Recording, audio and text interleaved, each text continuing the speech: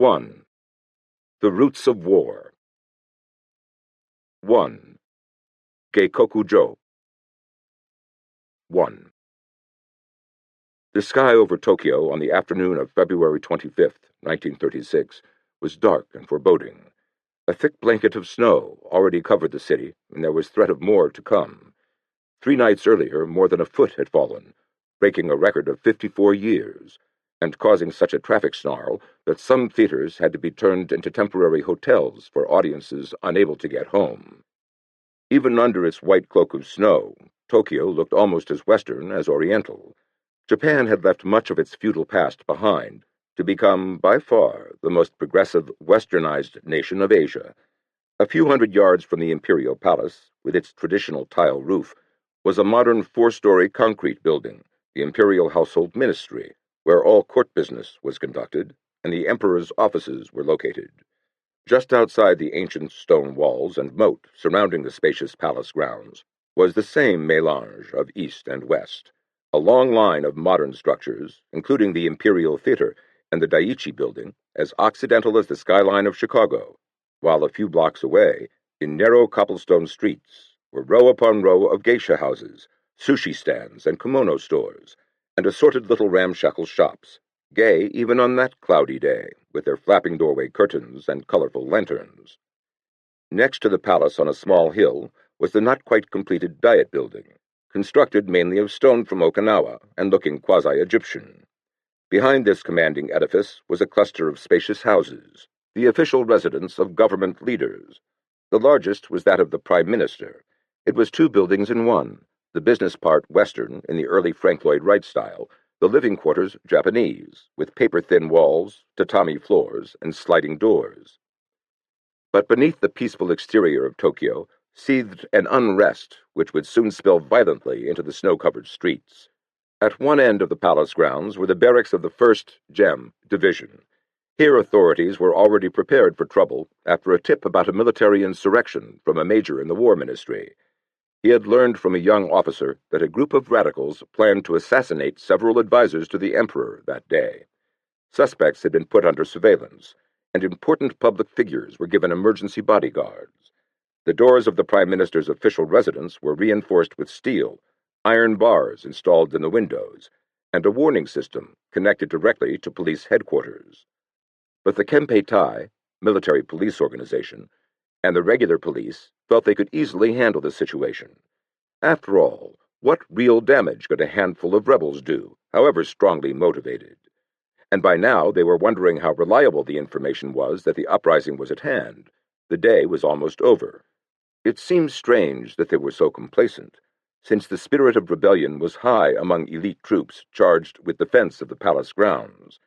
Their defiance was so apparent that they were on orders to be shipped out to Manchuria in a few days, and their contempt for authority so open that one unit, ostensibly on maneuvers, had urinated in cadence at Metropolitan Police Headquarters.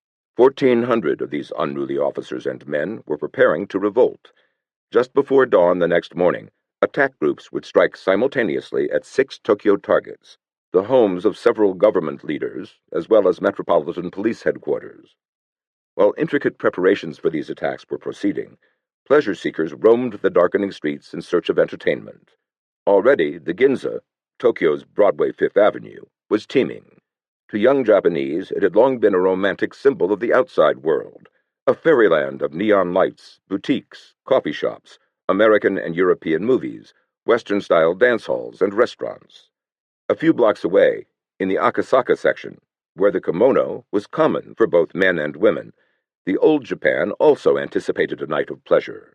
Geishas, looking like something out of antiquity in their theatrical makeup and resplendent costumes, were pulled in rickshaws through the winding willow-lined streets. Here the lights were more muted, and the traditional red lanterns carried by the police gave off a soft, nostalgic glow. It was a charming woodcut come alive. These insurrectionists were not motivated by personal ambition. Like half a dozen groups before them, all of which had failed, they were about to try once again to redress the social injustices in Japan through force and assassination. Tradition had legitimized such criminal action, and the Japanese had given it a special name, Geikokujo, insubordination, a term first used in the 15th century when rebellion was rampant on every level, with provincial lords refusing to obey the shogun, who in turn ignored the orders of the emperor. The shogun was the de facto ruler in feudal Japan, a sort of generalissimo. Under the reign of Meiji, the present ruler's grandfather, the emperor had for centuries been little more than a figurehead, a puppet of the shogun. The crumbling of autocracy in Europe after World War I, followed by the tide of democracy, socialism, and communism, had dramatic impact on the young people of Japan, and they too set up a cry for change. Political parties emerged, and a universal manhood suffrage bill was enacted in 1924. But it all happened too fast. Too many Japanese looked upon politics as a game, or a source of easy money, and there was a series of exposés: the Matsushima red light district scandal, the railway scandal, the Korean scandal. Charges of bribery and corruption resulted in mob brawls on the floor of the Diet. The population explosion which accompanied Japan's westernization added to the confusion. Hokkaido, Honshu, Kyushu, and Chukoku, her four main islands, comprising an area scarcely the size of California, already burst with 80 million people. The national economy could not absorb a population increase of almost 1 million a year. Farmers who were close to starvation following the plunge of produce prices began to organize in protest for the first time in Japanese history. Hundreds of thousands of city workers were thrown out of work. Out of all this came a wave of left-wing parties and unions. These movements were counteracted by nationalist organizations, whose most popular leader was Ikki Kita, a nationalist as well as a fiery revolutionary who managed to combine a program of socialism with imperialism. His tract on reform, a general outline of measures for the reconstruction of Japan, was devoured by radicals and worshippers of the emperor alike. His words appealed to all who yearned for reform. "The Japanese are following the destructive examples of the Western nations," he wrote. "The possessors of financial, political, and military power are striving to maintain their unjust interests under cover of the imperial power. 700 million brethren in India and China cannot gain their independence without our protection and leadership. The history of East and West is a record of the unification of feudal states after an era of civil wars. The only possible international peace, which will come after the present age of international wars, must be a feudal peace. This will be achieved through the emergence of the strongest country, which will dominate all other nations of the world." He called for the removal of the barriers between nation and emperor, that is, the Diet and the cabinet. Voting should be restricted to heads of families, and no one would be allowed to accumulate more than 1 million yen, about $500,000 at the time. Important industries should be nationalized, a dictatorship established, and women restricted to activities in the home, cultivating the ancient Japanese arts of flower arrangement and the tea ceremony. It was no wonder that millions of impressionable, idealistic young men, already disgusted by corruption in government and business, and poverty at home, were enthralled. They could battle all these wicked forces as well as communism, free the Orient of Occidental domination, and make Japan the leading country in the world. The song of Nikkyo, the All-Japan Council for the Joint Struggle of Patriots, indicated the peculiarly Japanese spirit of such young rebels. "Daily we submit to hypocrisy and lies, while national honor lingering dies. Arise ye, O patriots, arise! Onward we march, defying death. Come, prison bars! Come, gory death!" In the West, these young men could have found an outlet for action as unionists or political agitators, but in Japan, many, particularly those from small landowning and shopkeeping families, found they could serve best as Army and Navy officers. Once in the service, they gained an even more profound understanding of poverty from their men, who would be weeping over letters from home. With their sons away, the families were on the verge of starvation. The young officers blamed their own superiors, politicians, court officials. They joined secret organizations, of which some, like Tenkento, called for direct action and assassination, while others, like Sakurakai, the Cherry Society, demanded territorial expansion as well as internal reforms. By 1928, this ferment came to a head, but it took two extraordinary men operating within the military framework to put it into action. One was Lieutenant Colonel Kanji Ishihara, and the other a colonel, Seishiro Itagaki. The first was brilliant, inspired, flamboyant, a fountain of ideas. The second was cool, thoughtful, a master organizer. They made a perfect team. What Ishihara envisioned, Itagaki could bring to pass. Both were staff officers in the Kwantung Army, which had originally, in 1905, been sent to Manchuria to guard Japanese interests in a wild territory larger than California, Oregon, and Washington combined. The two officers felt that Manchuria was the only answer to poverty in Japan. It could be transformed from a wilderness into a civilized, prosperous area, alleviating unemployment at home and providing an outlet for the overpopulated homeland, where more than two-thirds of all farms were smaller than 2¼ acres. Manchuria could also supply Japan with what she so desperately needed to remain an industrial state, a guaranteed source of raw materials and a market for finished goods. But all this could not come about, Ishihara and Itagaki reasoned, until the Japanese gained complete control of Manchuria, which was loosely governed by a Chinese warlord, Marshal Jiang Tso-lin. At the time, Japan had only the right to station troops along railroads and to engage in mining, farming, and business activities. There had been a struggle over the vast territory north of China for several hundred years, with the Chinese occupying Manchuria and Korea, and the Russians taking over Maritime Province, the coastal region of Siberia, from Bering Strait to Vladivostok. For centuries, Japan had cut herself off from the outside world and did not join this scramble for territory until 1853. In that year, an American commodore, Matthew C. Perry, sailed into Edo, Tokyo, Bay, and at Cannon Point, opened up a medieval Japan to modern life. The Japanese took to it with a will. They assiduously copied the latest techniques of mass production and even added original procedures.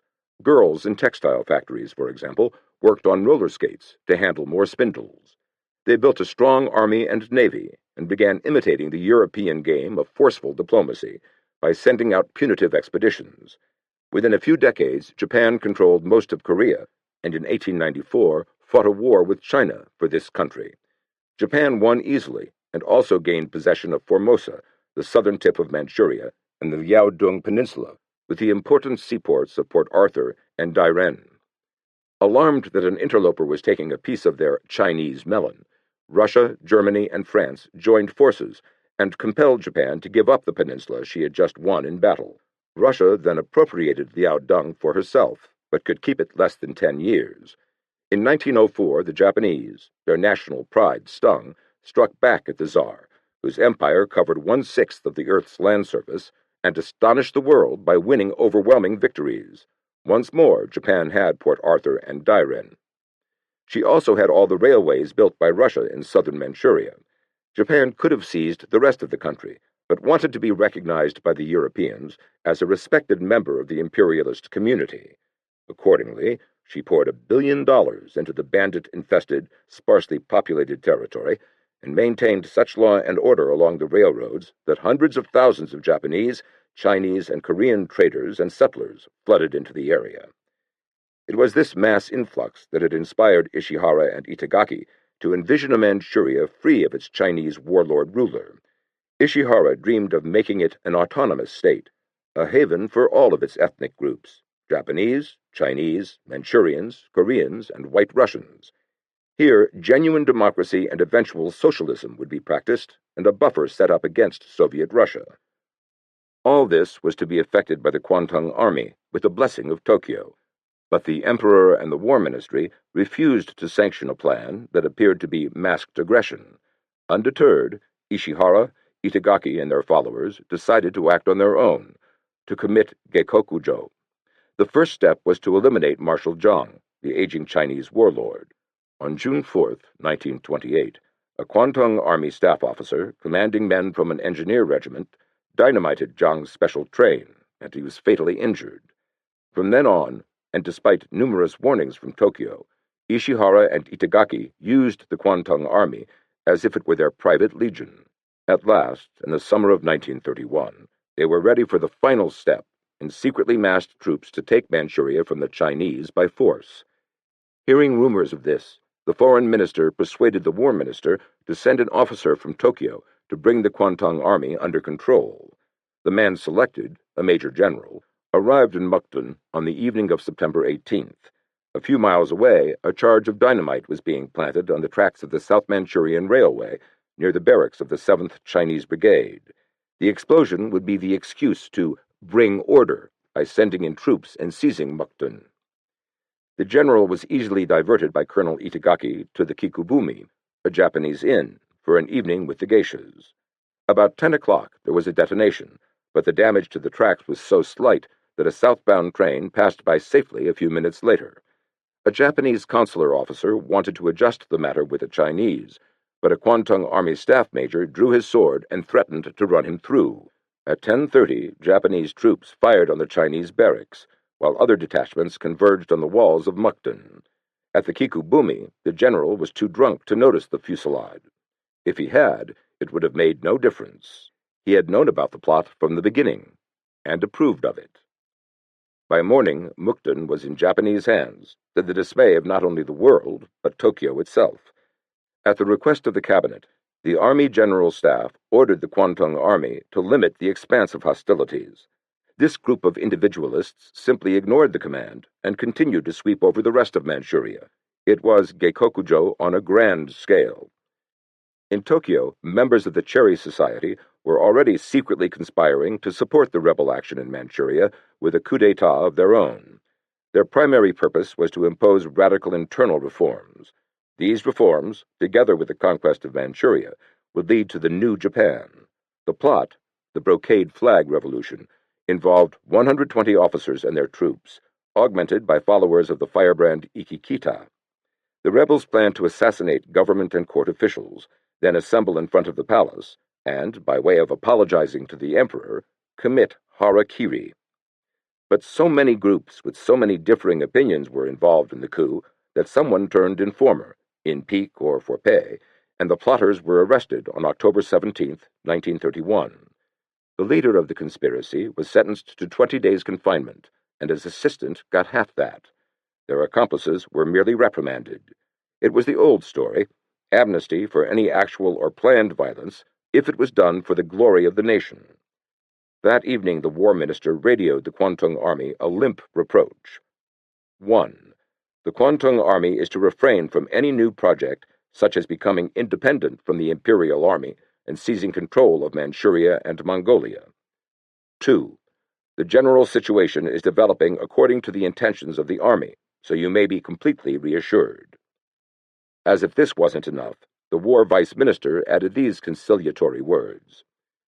We have been united in making desperate efforts to solve the existing difficulty. Trust our zeal, act with great prudence, guard against impetuous acts, such as declaring the independence of the Kwantung Army, and wait for a favorable turn of events on our side.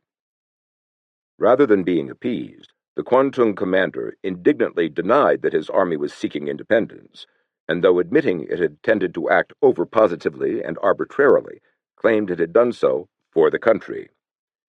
The abortive Brocade Flag Revolution did achieve one of its purposes. In the next few years, it assured the success of the Manchurian adventure. It also convinced many Japanese that politics and business were so corrupt that a military-led reform had to be supported. At the same time, it engendered such bitterness that the two wings of the reform movement began to split. One, nicknamed the Control Clique by newsmen, believed it was not enough to take Manchuria, since security against a possible attack by the Soviet Union could be forestalled only by control of China itself.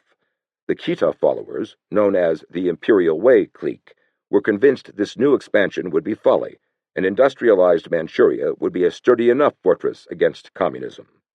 The younger, more idealistic officers belonged to the latter faction, while field-grade officers, as well as key men in the War Ministry, supported the Control Clique. The more radical nationalists turned immediately to assassination. Each member of the Blood Brotherhood, for example, was pledged to kill at least one corrupt political or financial leader on or about February 11, 1932, the 2,592nd celebration of the ascension to the throne of Jinmu, the first human emperor of Japan, the fifth in line of descent from the sun goddess, according to legend. Those marked for death included Finance Minister Junosuke Inoue, a forthright man who often opposed the mounting army appropriation. The conspirator assigned to kill Inoue practiced shooting on a deserted beach, and 4 days ahead of schedule, put 3 bullets into Inoue right on the sidewalk. Less than a month later, the second murder took place under similar circumstances. As Baron Takuma Dan, president of Mitsui, stepped out of his car, a young assassin jabbed a pistol in his back and pulled the trigger. Once again, the trials provided the citizens of Japan with melodrama and propaganda. The assassin in Japanese history had often been a more sympathetic figure than the victim. Wasn't there some lack of virtue in a man who let himself be killed? And wasn't an assassin who murdered for lofty purposes merely defending the common people against tyranny? Overwhelming evidence of guilt notwithstanding, the 2 killers were not executed but given life imprisonment, from which it was obvious they would be paroled in a few years. On Sunday, May 15th, only 2 months after the death of Dan, a pair of taxis pulled up at the side entrance to the Yakusuni Shrine in Tokyo, a Shinto temple dedicated to all who have died in Japan's wars. 9 Navy and Army officers alighted from the cabs and bowed toward the sun goddess. Then, armed with charms bought from a priest, returned to the taxis and headed for the Prime Minister's official residence. Here they forced their way past a police sergeant and into the room of Prime Minister Tsuyoshi Inukai, a diminutive man of 75 with a goatee. The old man calmly led the would-be assassins to a Japanese-style room, where they politely removed their shoes and sat down. At that moment, a comrade who had got lost in the corridors entered, dagger in hand, and cried out, "No use talking! Fire!" Everyone began shooting at the courageous little man who had opposed the conquest of Manchuria and steadfastly refused to recognize the puppet government of the province now going under the manufactured name of Manchukuo, State of Manchu. The assassins left by taxi for police headquarters to launch an attack, but it was Sunday, and except for a few duty officers, there was no one to fight. Before surrendering, they heaved a grenade at the Bank of Japan. Other conspirators scattered handbills in the streets and threw bombs which shattered a few windows. The coup itself, named the 5/15 May 15th incident, had fizzled out, but it brought forth even more sensational trials. There were 3 in all, 1 for civilians, 1 each for Army and Navy personnel. As usual, a large segment of the public sympathized with the assassins, and there was general applause when one defendant declared that he and his comrades only wanted to sound an alarm to awaken the nation. The people had heard so much about corruption that little sympathy was shown the memory of gallant little Inukai. His death was a warning to politicians. Feeling ran so high that 110,000 petitions for clemency, signed or written entirely in blood, inundated officials of the trial. 9 young men from Niigata asked to take the place of those on trial, and to show their good faith, enclosed their own 9 little fingers, pickled in a jar of alcohol. One of Inukai's assassins did express regret, but said that the Prime Minister had to be sacrificed on the altar of national reformation.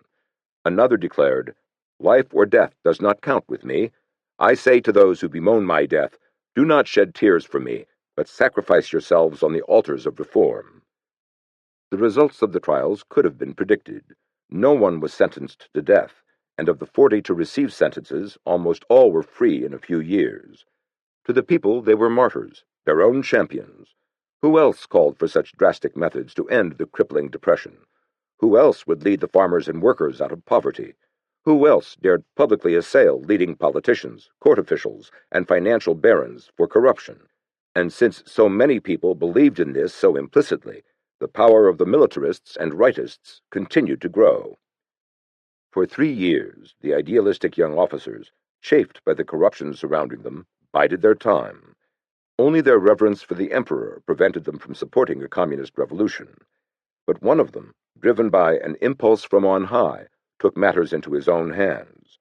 It was a bloody and bizarre action, even for a country with 1 foot planted in feudalism.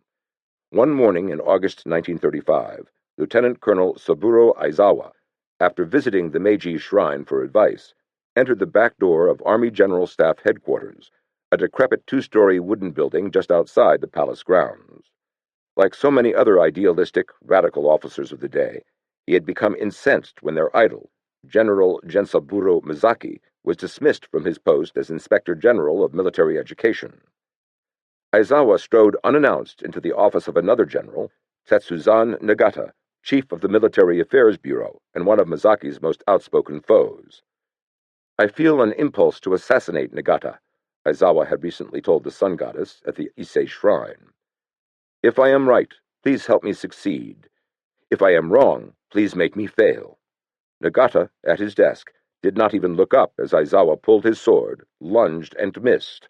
Slightly wounded on the second thrust, the general lurched for an exit, but Aizawa stabbed him through the back, pinning him momentarily to the door. Aizawa slashed his neck twice, then walked to the office of a friend to say he had just carried out heaven's judgment, and went off to buy a cap. He'd lost his in the fracas. When a military policeman arrested him, Aizawa thought he'd be examined briefly and allowed to return to duty. Instead, he found himself the star of a sensational trial that was shaking the foundations of the army, and became the rallying point of all the young super-patriots who wanted to reform the nation overnight. At his trial, Aizawa was treated gingerly by the 5 judges and was allowed to use the witness stand to attack statesmen, politicians, and the zaibatsu, family business combines such as Mitsui and Mitsubishi, for corruption. Pleading guilty to the charge of murder, he claimed he had only done his duty as an honorable soldier of the emperor. The country was in a deplorable state. The farmers were impoverished, officials were involved in scandals, diplomacy was weak, and the prerogative of the Supreme Command had been violated by the naval limitation agreements, he declared in the stilted prose of reform. His last charge referred to the Naval Disarmament Conference held in Washington, 1922, which adopted a 5-5-3 ratio as to capital ships belonging to America, Britain, and Japan. The Japanese, particularly the young radicals, were still incensed at the big power curtailment of their naval strength. The lower ratio for Japan implied a stigma of national inferiority. "I came to realize," Aizawa continued, "that the senior statesmen, those close to the throne, powerful financiers and bureaucrats, were attempting gradually to corrupt the government and the army for their own selfish interests. These conditions had inspired him to murder, to commit gekokujo. If the court fails to understand the spirit which guided Colonel Aizawa," his defense counsel said ominously, "a second Aizawa and even a third will appear." 2. These prophetic words were uttered on February 25, 1936, in snowbound Tokyo, even as the leaders of the most ambitious coup in the history of modern Japan were ready to strike. Their principal target, the following morning, would be Prime Minister Keisuke Okada, a retired admiral. Okada was hosting a banquet at his official residence on the evening of the 25th, in celebration of the victory of the government party, Minseto, in the general election for the House of Representatives 5 days earlier. He was a politician by request, not choice. The previous fall, the emperor had asked him to form a new cabinet after a scandal involving finance ministry officials forced the resignation of his predecessor, Viscount Makoto Saito, also a retired admiral. While Okada's guests toasted the election results as a resounding triumph for the admiral's policies and a blow to fascism and militarism, his private wish was that he could resign. He was weary from the struggle, and it seemed to him that despite the victory at the polls, the militarists and chauvinists were as strong as ever. 2 other men marked for assassination were at a party several blocks away at the American Embassy, where Ambassador Joseph C. Grew was giving a dinner for 36 in honor of the recently cashiered Prime Minister, who had been made Lord Keeper of the Privy Seal. Among the guests was still another retired admiral, Kantaro Suzuki, Grand Chamberlain to the Emperor. Grew was a tall, courtly man with black bushy eyebrows, mustache, and gray-white hair. Born in Boston's Back Bay, as was his great-grandfather, he had attended Groton and Harvard with Franklin D. Roosevelt. An aristocrat with democratic instincts, he had already distinguished himself as a diplomat in Europe. He was particularly qualified to serve in Tokyo, since he had a rare understanding and affection for Japan, and all things Japanese, as well as a wife who had previously lived in the country, spoke the language, and was a descendant of Commodore Perry. That evening Grew had gone to the trouble of providing special entertainment for his guest of honor, a private showing of Naughty Marietta, starring Jeanette MacDonald and Nelson Eddy. He had chosen the film because it was full of lovely old Victor Herbert music, beautiful scenes, a pretty romantic story, and no vulgarity whatever. After dinner, he escorted former Prime Minister Saito to a comfortable armchair in the salon. Grew knew the old gentleman had never attended a sound movie, and if he was bored, he could take a nap. But Viscount Saito was too enraptured to sleep, and though it was his custom to leave parties promptly at 10 o'clock, not only did he stay for refreshments at the end of the first half of the film, but remained until the end. The other guests must also have been moved by the romantic story, for when the lights went on, the eyes of all the Japanese ladies were distinctly red. It was 11:30 when the Privy Seal and his wife got up to leave. The Grews saw them to the door, pleased that the Admiral had enjoyed himself so much. Scattered flakes of snow drifted down gently as the Saito car drove off. At 4 o'clock in the morning on February 26th, Captain Kayosada Koda and the other rebel leaders routed out their enlisted men, who still knew nothing of the plot. They thought they were going out on another night maneuver. A few were told there would be killing that night. "I want you to die with me," Lieutenant Kurihara told PFC Kuritomo. Completely taken by surprise, Kuritomo nevertheless answered immediately, "Yes, sir, I'll die." A superior officer's order was absolute, never to be disobeyed. This, Kuritomo later recalled, was the first time I realized something very serious was taking place. Snow was now falling steadily in huge flakes, and it reminded several of the insurgent officers of the incident of the 47 Ronin. In the 17th century, a provincial lord was so disgraced by Kira, the chief minister of the shogun, that he committed suicide. Oishi, a samurai warrior serving the dishonored man, vowed to avenge his death, and for the next 7 years he pretended, in the tradition of samurai sacrifice, to be a dissolute drunk while secretly planning revenge. Early one morning, in a snowstorm, the 47 Ronin, samurai who had lost their master and were forced to become wanderers, they might be compared to America's drifting cowboy heroes, raided the Kira home, not far from the imperial palace. They assassinated the chief minister, cut off his head, and brought it to the temple where their master's ashes were enshrined. Then, in true Bushido style, all 47 committed harakiri. A factual story, it represented an ideal of samurai behavior and was a favorite theme in Japanese movies and the kabuki theater. The groups headed for their various destinations. One, led by Koda himself, would seize the war minister's official residence and force high-ranking officers to support them. Another would occupy police headquarters. 4 other groups would assassinate the Prime Minister, the Finance Minister, the Lord Keeper of the Privy Seal, and the Grand Chamberlain. The killers of the Privy Seal would then proceed to the suburban home of the Inspector General of Military Education and murder him, while 2 other units raced out of town as well, to kill Count Nobuaki Makino, former Privy Seal and counselor to the Emperor, and the 87-year-old Prince Kinmochi Saionji, the Emperor's closest advisor, the nation's most honored elder statesman, the last Genro. The Genro were important statesmen who had helped Emperor Meiji draw up the imperial constitution in 1889, and afterward became advisors to the emperor. In 1916, Saionji had been added to the group, and by 1936, he was the only surviving Genro. Lieutenant Kurihara and a military police officer approached the front gate to the Prime Minister's official residence. A police officer on guard inside the gate asked what was going on. The Kempei said, "Open the gate quick." The guard didn't think anything of it because they were a colleague and an army officer. As they came closer to the gate, Lieutenant Kurihara's hand grabbed the police guard and, poking his pistol at him with the other hand, ordered, "Open up." Kurihara and other officers broke in ahead of their men and disarmed the sleeping policemen in the guardhouse by the gate. Kurihara pushed past them into the residence, which was in total darkness. He turned on the hall light, got his bearings, and snapped it off. Suddenly, the corridors reverberated with deafening gunfire.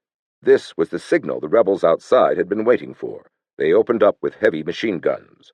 The chandelier in the hall shattered and plummeted to the floor.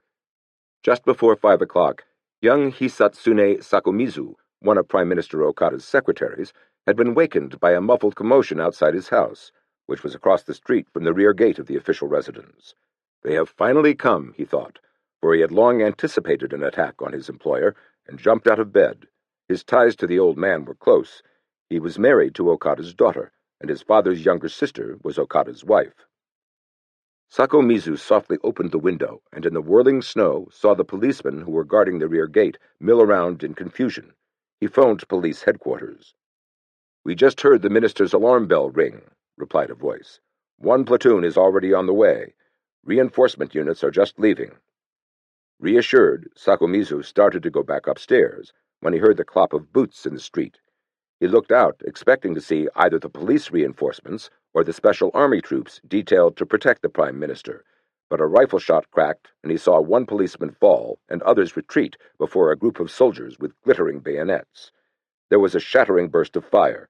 It sounded like rifles and machine guns, and the secretary finally realized that army troops were attacking the residence. He hastily dressed so he could help the admiral. As he rushed into the street, he could hear shots inside the Japanese section of the ministry.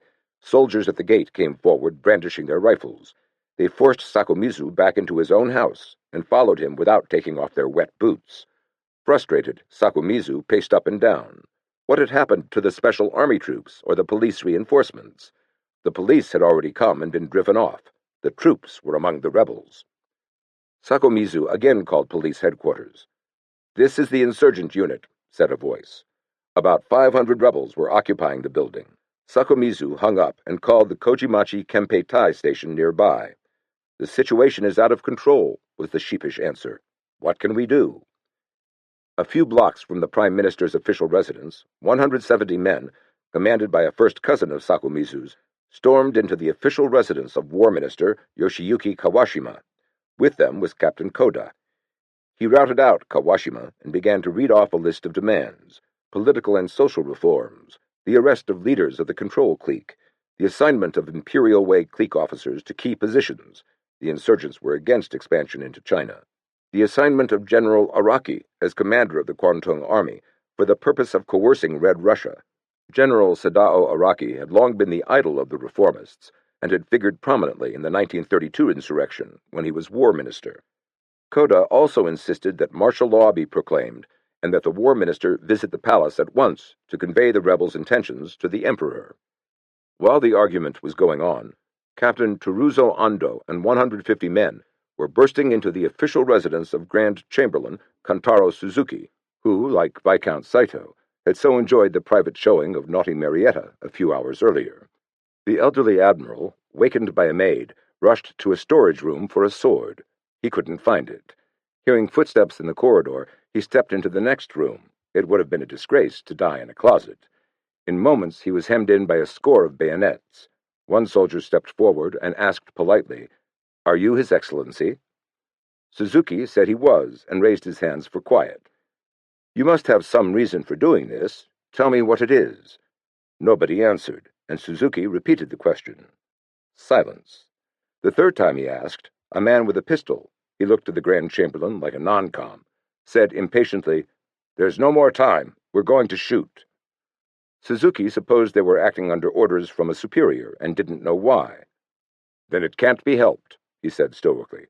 "Go ahead and shoot." He drew himself erect as if facing a firing squad. Just behind him hung the pictures of his parents. 3 pistols erupted.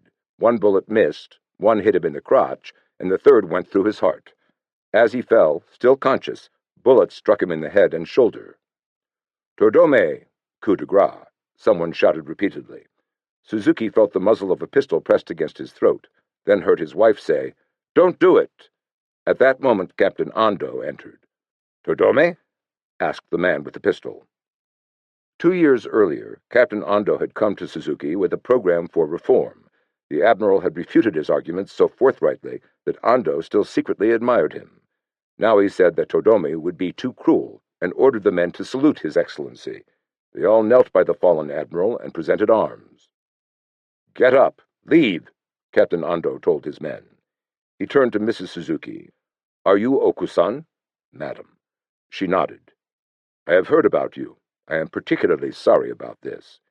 He said they had no ill feeling toward the admiral, but our views on how to bring about reformation in Japan differ from His Excellency's, and so we had to come to this. The captain left, burdened by a sense of guilt, and certain Suzuki was dying. One of the maids heard him say that he was going to commit suicide. But, miraculously, Suzuki would survive to play a leading role in Japan's last days as an empire. A lieutenant led his men to the large sprawling home of Finance Minister Korekiyo Takahashi. They broke down the door of the inner entrance, and while one group seized half a dozen police guards and servants, the rest roamed through the house, kicking down the doors of room after room, looking for their victim. Minister Takahashi was alone in a spacious 10-mat bedroom.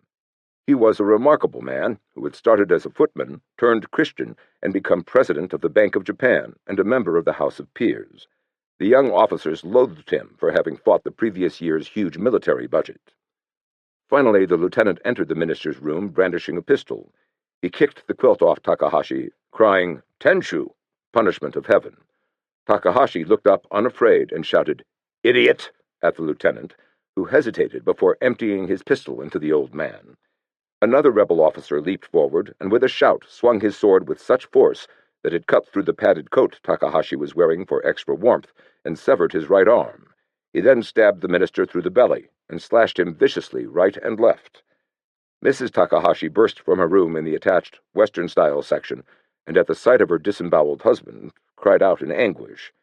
As the lieutenant shouldered through the crowd of servants gathered horrified in the corridors, he said, "Excuse me for the annoyance I have caused." Prime Minister Okada had been awakened by the sound of the alarm bell just before 5 o'clock, and moments later his brother-in-law, Denzo Matsuo, a retired colonel, pushed into the bedroom with 2 police officers. "They finally come," said Okada, adding fatalistically that there was nothing anyone could do about it. "It's no time to talk like that," shouted the 61-year-old Matsuo. An energetic, dogmatic man, he had insisted on serving his brother-in-law, whether Okada liked it or not, as unofficial factotum without pay. He pulled the reluctant Okada, clad in a thin nightgown, across the corridor toward a secret exit, but on hearing the rebels break down doors, one of the policemen shoved Okada and Matsuo into a bathroom which was used primarily as a storeroom, and closed the door. A moment later they heard shouts from the corridor, several shots, a scuffle, then silence. "Stay here," said the impetuous Matsuo, and left. The Prime Minister tried to follow, but in the darkness bumped into a shelf, knocking down several sake bottles. He stiffened with fear. Silence. Okada moved again, this time stumbling noisily over the sake bottles. "Don't come out yet," one of the policemen called weakly from the corridor. So Okada quickly returned to the bathroom. When he heard a voice shouting, "There's someone in the courtyard," he looked through the window and saw his brother-in-law standing pressed against the building, and half a dozen soldiers watching him from inside. "Shoot him!" yelled their leader, but the soldiers hesitated. "You men will be in Manchuria soon. What are you going to do if you can't kill a man or 2 now?" Reluctantly, the men stuck their rifles through the windows and fired into the courtyard. "Tenno haka banzai! Long live His Majesty the Emperor!"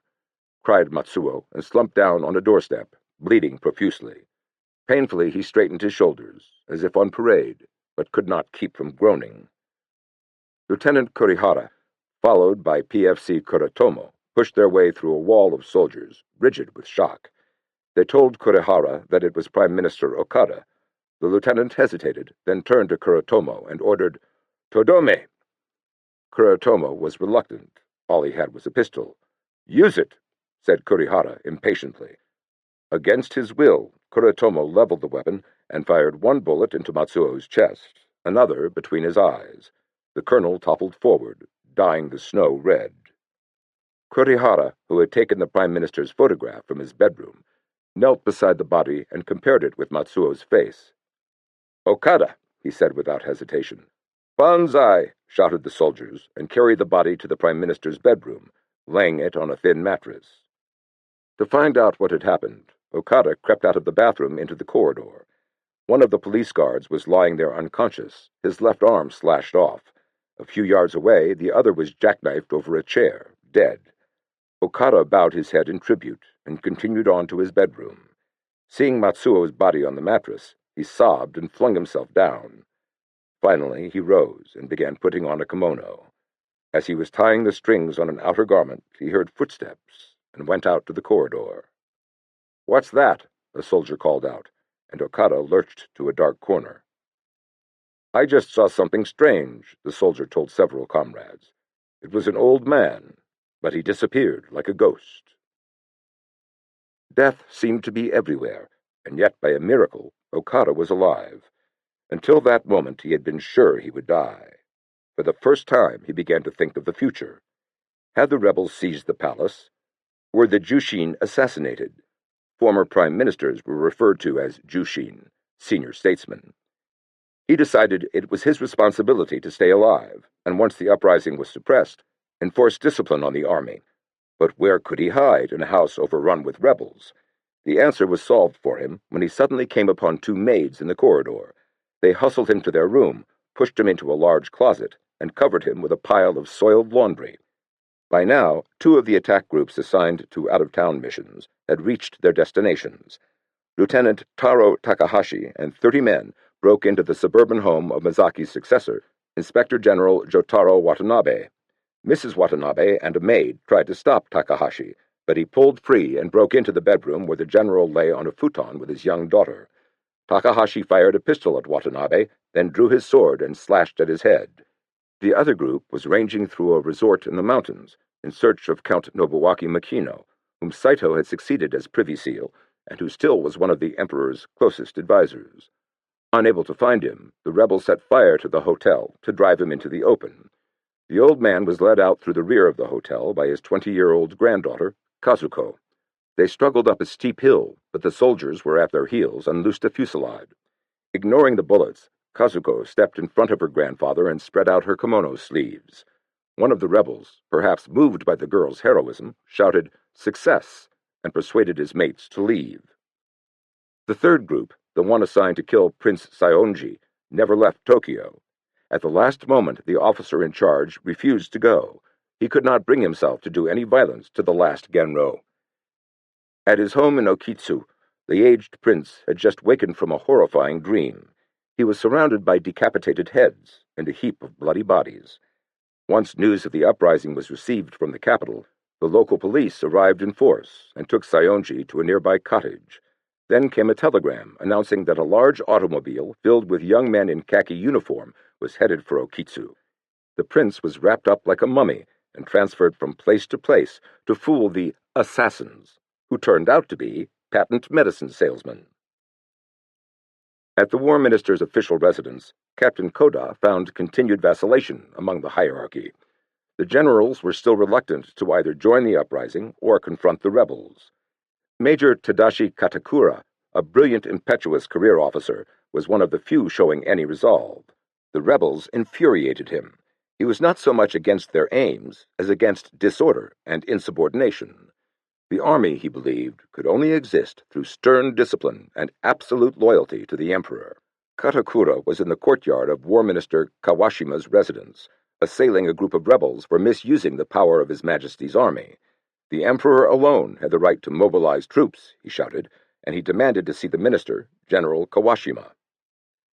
The Showa restoration is what we are all thinking of, he told a crowd that gathered around him. I feel as you do about the reforms. But we must continue to revere the emperor and honor the supreme command. Don't make private use of the troops. The present ruler, Hirohito, had named his reign Showa, enlightened peace. On Japanese calendars, the current year, 1936, was Showa 11, the 11th year of his reign. Only after his death, however, will he be referred to as Emperor Showa. His father, Yoshihito, took the name of Taisho, Great Righteousness. His grandfather, Mutsuhito, chose Meiji, enlightened rule. His era saw the greatest reforms and development in Japanese history, and was known as the Meiji Restoration. The young reformers of the moment wanted to emulate the achievements of their fathers with the Showa Restoration. A rebel commander emerged from the building. "We cannot let you in to see the minister," he said. "Did the minister himself tell you that?" "No, Captain Koda gave the order. The minister is just getting ready to go to the imperial palace. Please wait a while. The situation will soon clear up."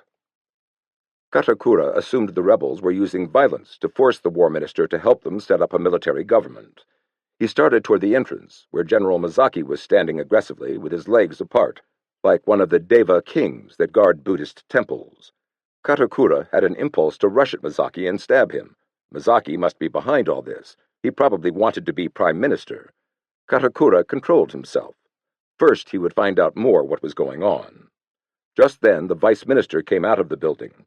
Katakura accosted him and asked to have a few words. As the other put him off, the war minister himself came out of the door, buckling on his sword. Something crashed against Katakura's head, and he noticed a peculiar odor. He instantly put his left hand to his head. "You don't have to shoot," he yelled. A pale-faced captain, it was Seinichi Isoba, another of the leaders of the uprising, advanced with drawn sword. "We can talk! Sheathe your sword!" Katakura cried out. Isobe slid it back in its scabbard, then changed his mind and pulled it out again. "You must be Captain Koda," Katakura continued. "You can't mobilize troops unless you get an imperial order." Faintly he heard someone, perhaps Misaki, say, "We must not shed blood like this." He staggered, and several officers helped him to the war minister's car. As it was passing through the main gate, he dimly saw several kempei. "Get the kempei in the car," he exclaimed. They did. Someone suggested they take him to the Army Hospital or the Army Medical College, and again he forced himself to speak. No, some private hospital in the city. He didn't want to be assassinated in bed. 3. William Henry Chamberlain, chief Far Eastern correspondent for the Christian Science Monitor, first heard of the rebellion from a Japanese news agency. In town, he encountered a rash of conflicting rumors. The Ministry of Foreign Affairs was open and unoccupied by rebels, but no one was there to tell the foreign correspondents what was going on. Troops were posted at the main crossings in the center of Tokyo. Chamberlain didn't know whose side they were on. Was any government in existence? The office workers throughout the city had no idea this was anything but an ordinary day, until police detoured their buses around the Imperial Palace and government offices. By now, the violence was over. The rebels occupied a square mile of central Tokyo, the Diet Building, and the entire area around the Prime Minister's residence, and were using the Sano Hotel as a temporary headquarters. They commandeered tablecloths from the Peers Club dining room, paid for them, and made them into banners reading in black ink, "Revere the Emperor, Restoration Army," and hoisted them over the Prime Minister's residence. When General Rokuro Iwasa, head of the Kempeitai, learned of the revolt, he got out of bed, half paralyzed from palsy, and drove for the rebel area. Here he was stopped by guards. "Is this the Emperor's army?" he asked, and wept in mortification. The rebels were distributing their manifesto to all newspapers and news agencies.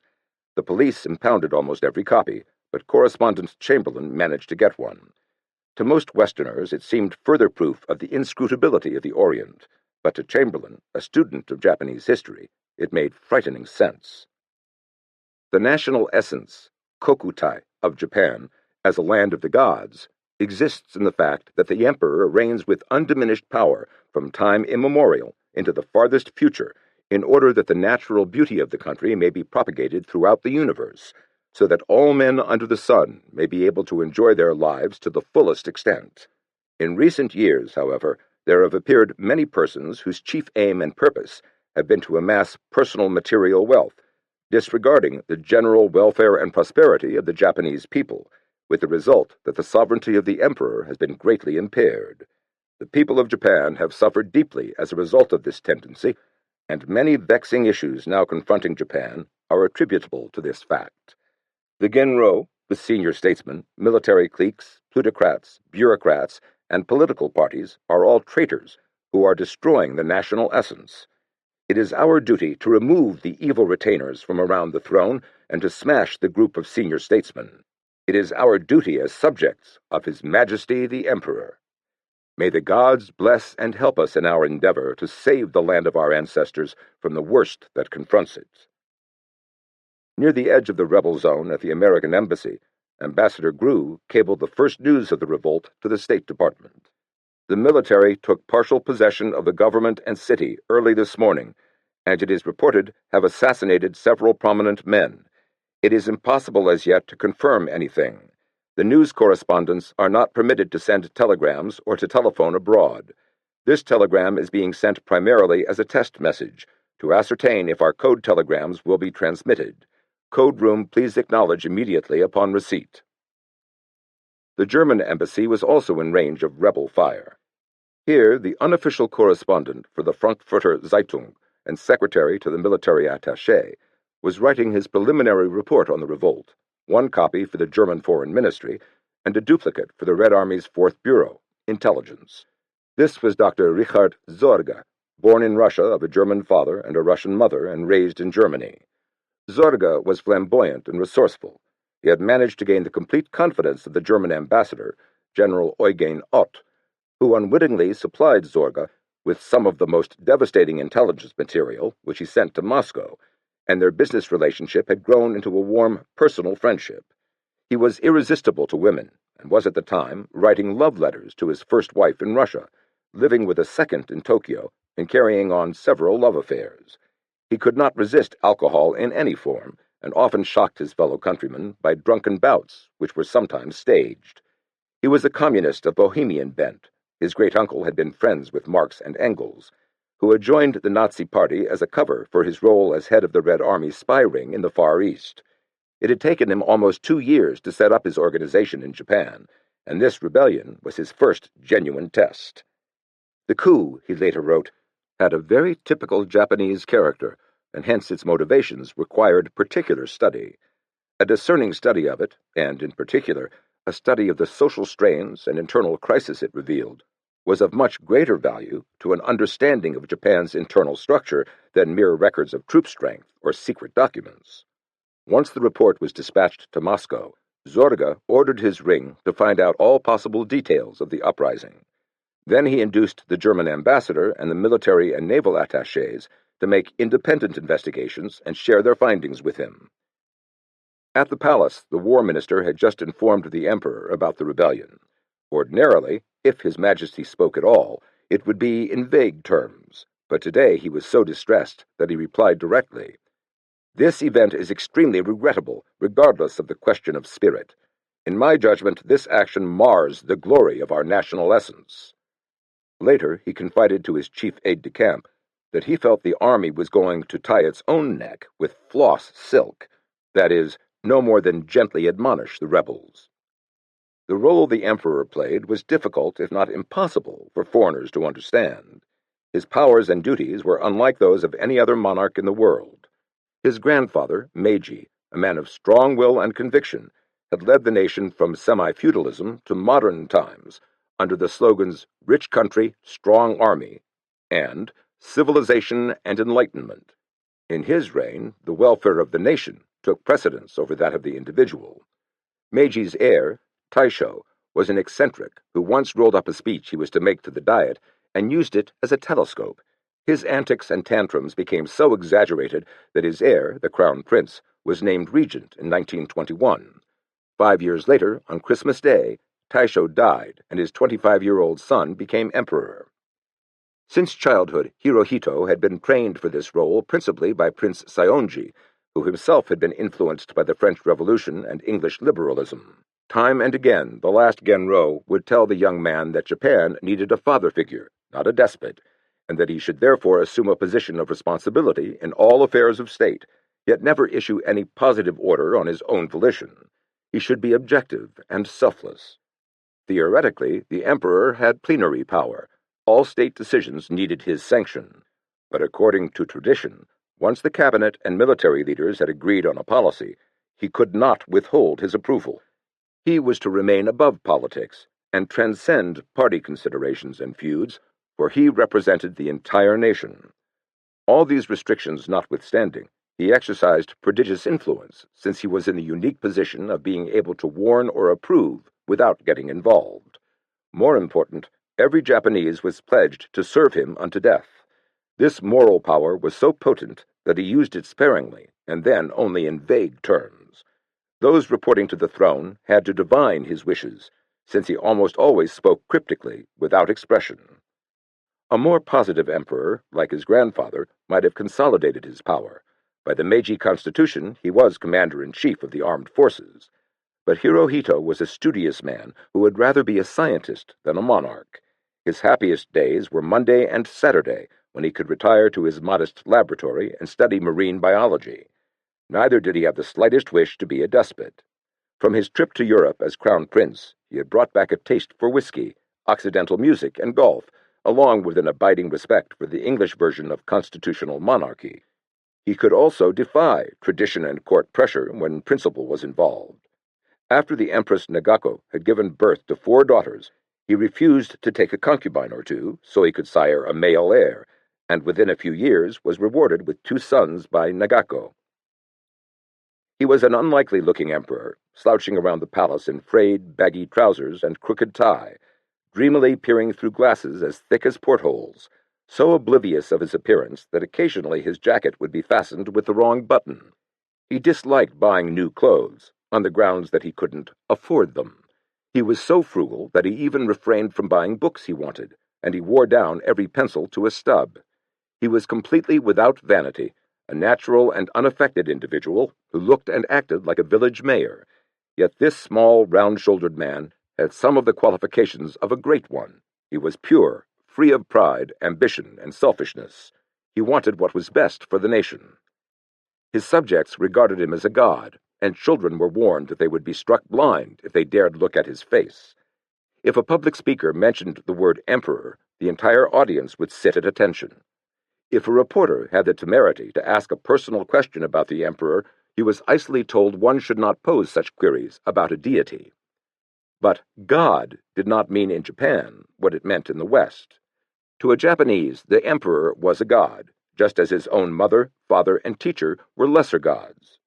His reverence for the monarch was not only a feeling of awe, but also of affection and obligation, and no matter how low his station, each subject felt a family kinship to the emperor, who was the father of them all.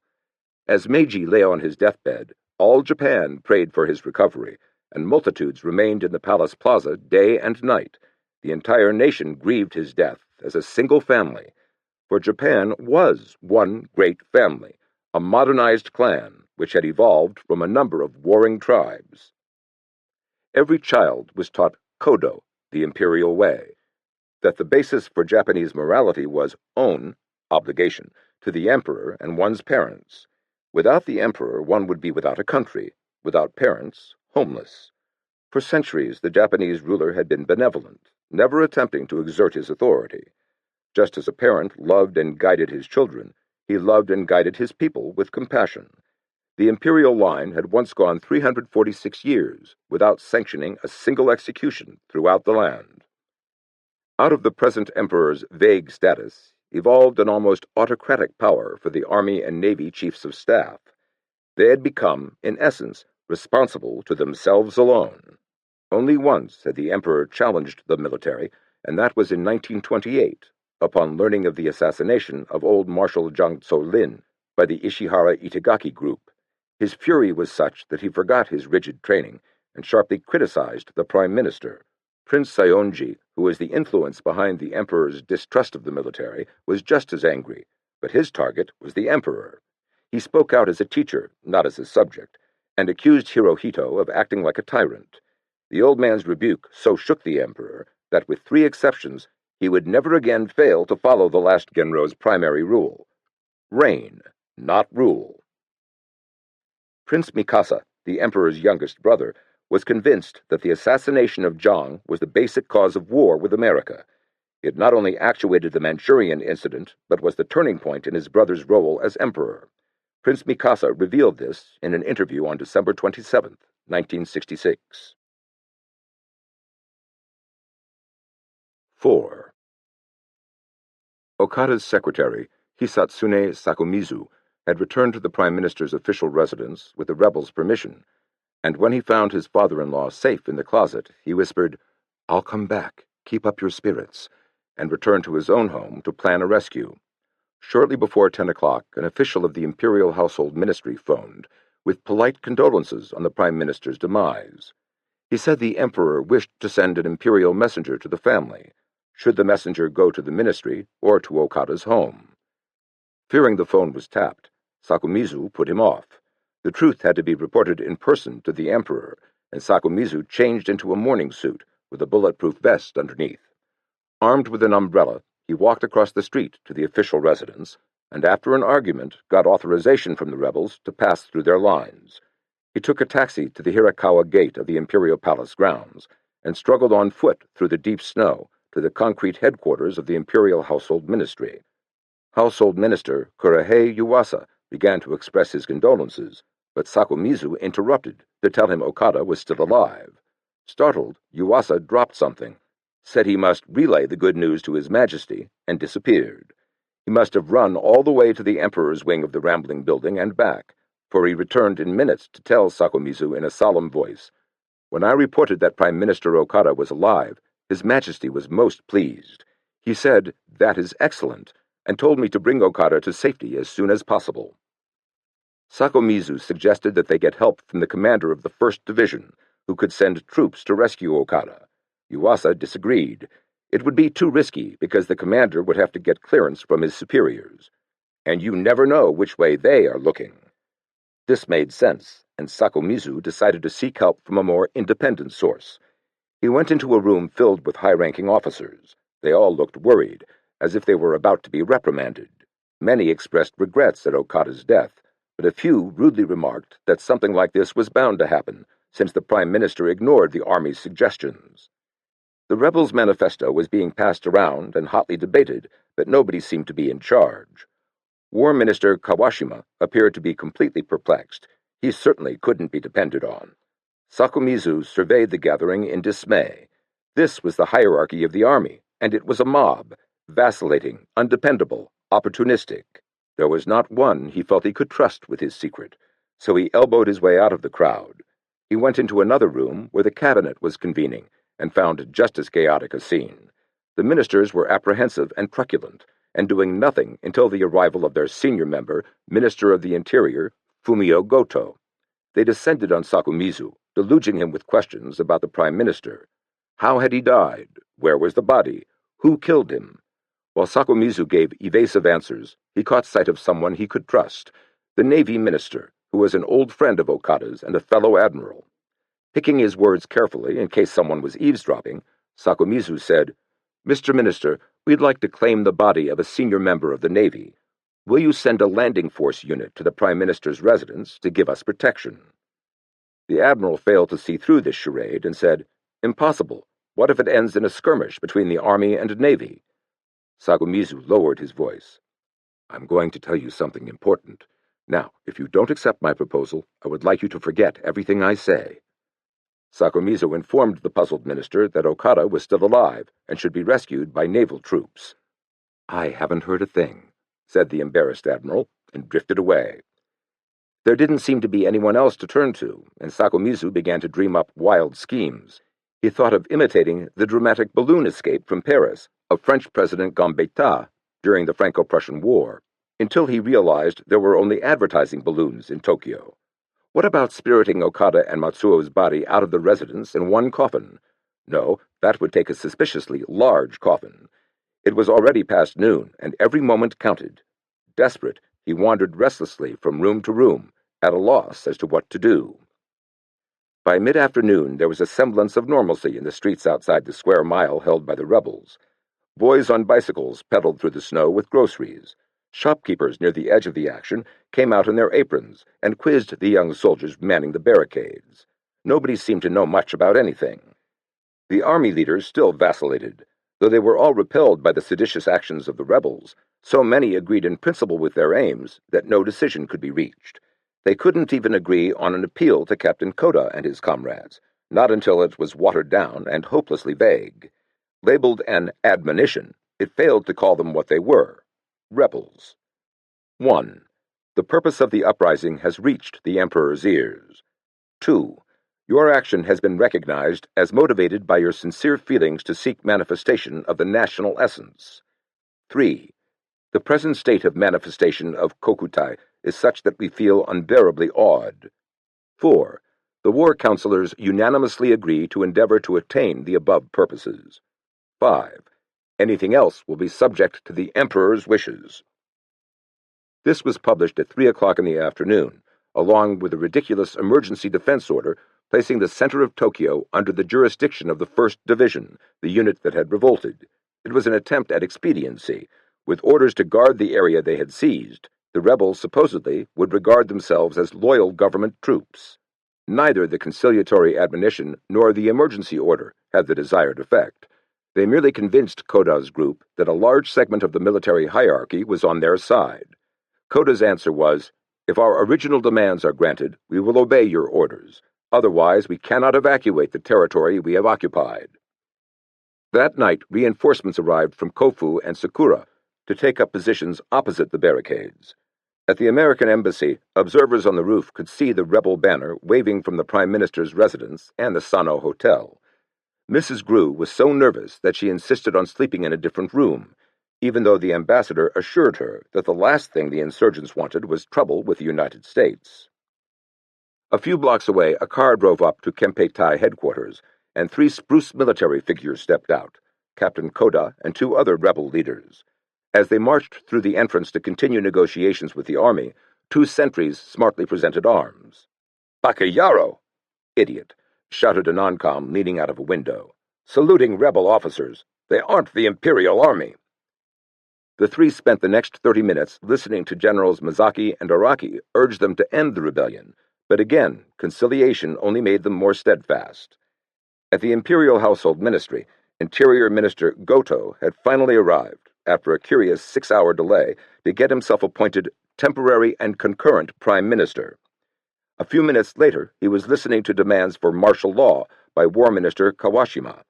Goto and the other civilians in the cabinet feared this might degenerate into a military dictatorship, and argued that since this was strictly an army insurrection which had nothing to do with the public, it should be settled within the army itself. Kawashima replied that there must have been instigators from the outside, and it was therefore necessary to take extraordinary measures to ensure the nation's safety. Feeble as this retort was, it swayed the undecided members, and at a meeting held at midnight in the presence of the emperor, it was agreed that martial law should be declared at once. By this time, a Kempei sergeant had been told of Okada's whereabouts. One of his men, permitted to bring out the dead and wounded police officers, had chanced to open the closet where the Prime Minister was sitting, resigned like a Buddha. The startling news about Okada was reported to their commander, who decided not to relay the information to his own superiors. If it was a mistake, he'd be ridiculed, and if true, some Kempei, sympathetic to the rebels, would tell them, and Okada would be killed. But to the sergeant, Keisuke Kosaka, this was dereliction of duty. On his own initiative, he and 2 volunteers stole through the rebel lines late that night, and just before dawn of February 27th, boldly marched into the Prime Minister's residence.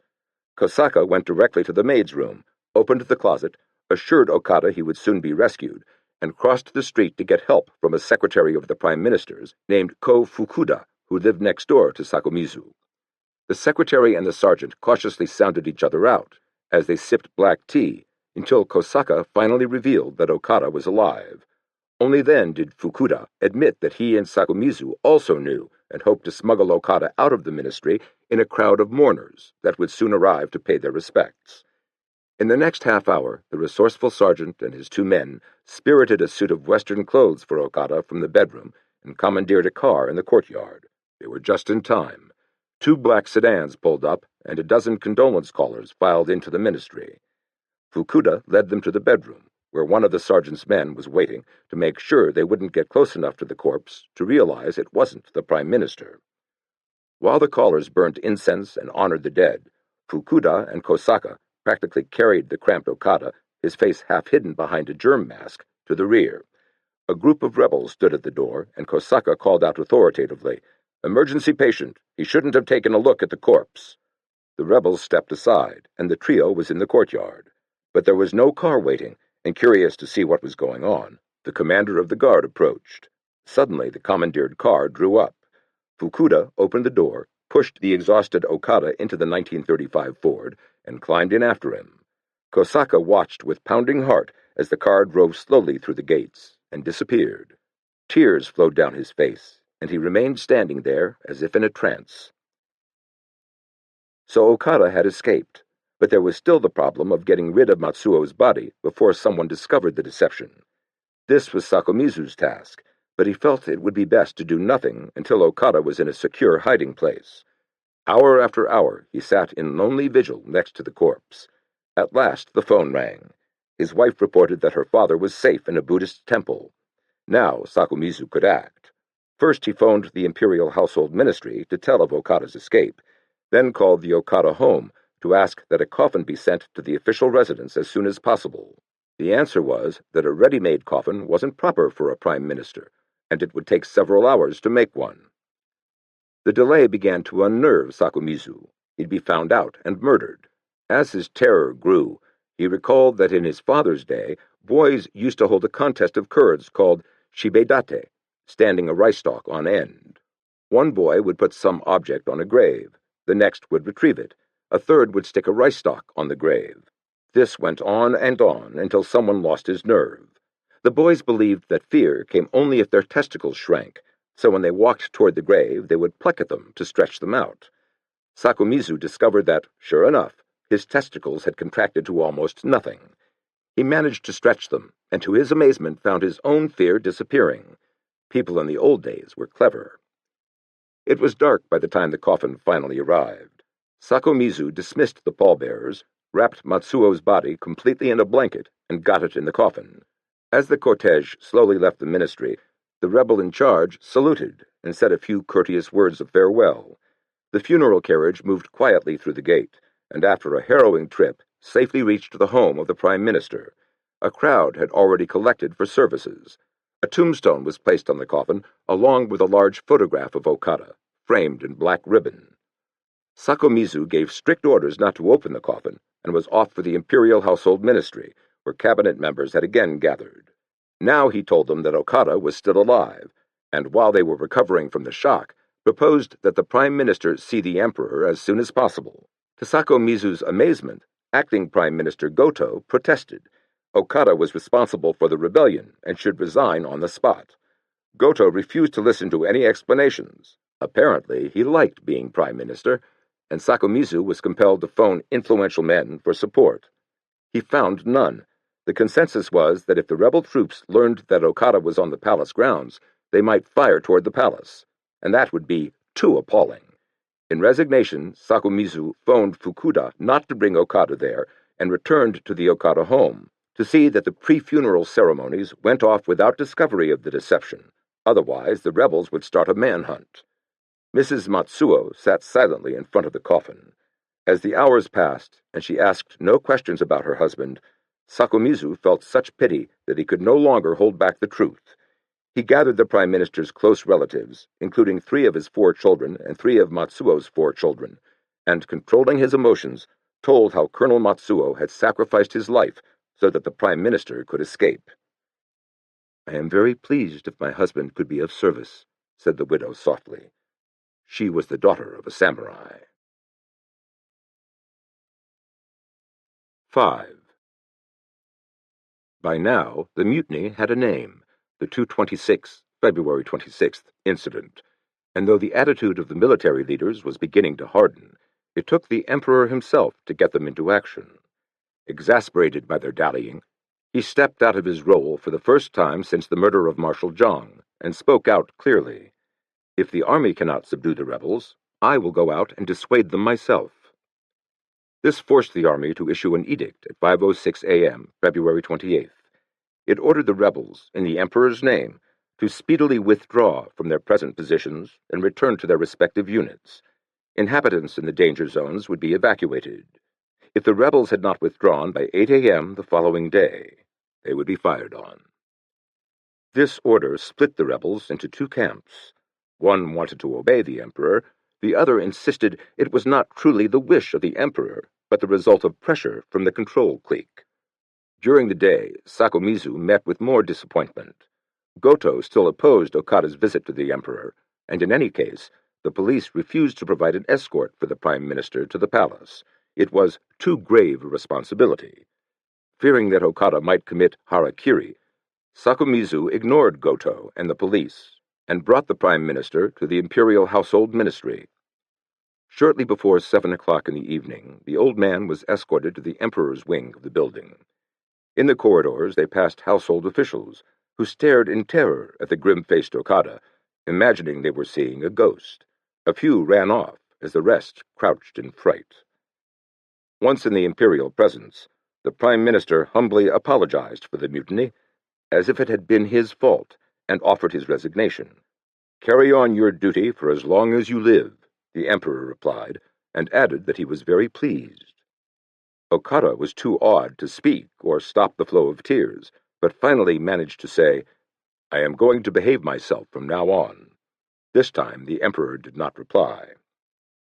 Okada slept that night in the household ministry, but Sakomizu returned to the Prime Minister's home, which was still crowded with mourners. A group of irate admirals hemmed him in. "As a samurai, how dared you surrender the castle?" one shouted. "Even with the Prime Minister dead, you should have stayed to protect his body and defend the official residence to the death. How can you be so irresponsible as to run off to the imperial household ministry? For what business, I don't know." They were disgusted with the way Sakomizu was handling the funeral arrangements, and said they were taking the body to the Navy Officers Club the next day for a proper service. Sakomizu begged them to be patient, but was immediately set upon by yet another admiral. "Your father was a fine military man. I arranged your marriage for you, because, since you are his son, I thought you'd be a reliable man. But you've proven by this case to be a miserable fellow, a weak-kneed man, unable even to manage a funeral. Okada must be weeping for having given his daughter to such a fellow. Your father is weeping too. Pull yourself together." Despite the emperor's edict, all but a few of the rebels refused to withdraw. As more army reinforcements invested Tokyo from outlying cities, the combined fleet steamed into Tokyo Bay, and landing forces took positions outside the Navy Ministry and other naval installations. The younger men were itching for action and revenge. 3 of their senior officers, Admirals Saito, Suzuki, and Okada, had been assassinated or gravely wounded by the army. One young officer, whose ship's main guns were trained on the Diet Building, was tempted by an impulse to blow off the tower, but controlled himself. At 6 o'clock in the morning on February 29th, it was a leap year, the army announced, "We are positively going to suppress the rebels who caused disturbances in the neighborhood of Kojimachi in the imperial capital." For the first time, the word rebels was officially used. It was a cloudy day with a threat of more snow. Except for soldiers, it was a dead city. Schools were closed. There were no streetcars or trains. It was impossible to make a phone call or send a telegram. Tokyo was isolated.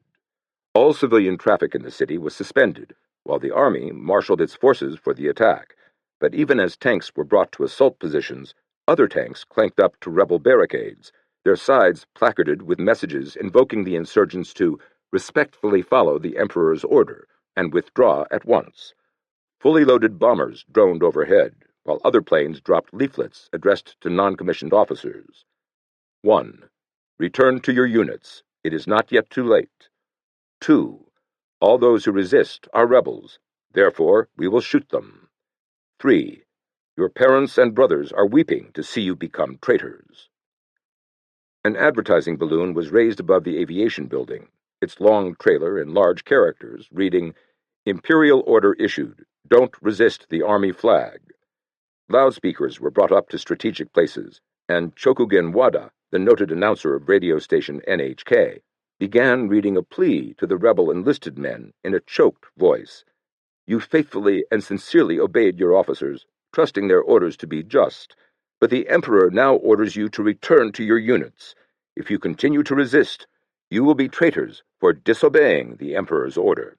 You believed you were doing the right thing, but now that you realize you were wrong, you must not continue to revolt against His Majesty and inflict upon yourselves eternal disgrace as traitors. It is not too late. Your past crime will be forgiven. Your fathers and brothers, as well as the entire nation, sincerely pray that you do this. Immediately leave your present positions and come back." The rebellious soldiers began to look at one another questioningly. Still, each waited for the other to act first. By mid-morning, the solidarity of the ranks began to crack. 30 non-coms and soldiers walked away from their positions with rifles and machine guns. By noon, almost all enlisted men had returned to their units, except for small detachments at the Prime Minister's official residence and the Sano Hotel. At 2 o'clock, the banner flying over the Prime Minister's residence came down, and an hour later, Army headquarters announced by radio that the rebels had surrendered without a shot being fired. The leaders of the insurrection were still at the War Ministry and the Sano Hotel, but the loyal troops made no attempt to capture them. They were giving the rebels a chance to act like samurai. General Araki, who admired their spirit and sympathized with their motives, asked them to commit harakiri, since they had performed an outrageous, reckless act that grieved the emperor. The young officers considered mass suicide, but finally decided to submit to a court-martial, where, like Aizawa, they could alert the nation to the corruption besetting Japan. One officer, however, refused to surrender. Captain Shiro Nonaka went off by himself and wrote a final statement regretting that his division hadn't seen action for over 30 years, while other units were shedding their blood in glory. In recent years, the sins of the traitors at home have been redeemed by the blood of our comrades in Manchuria and Shanghai.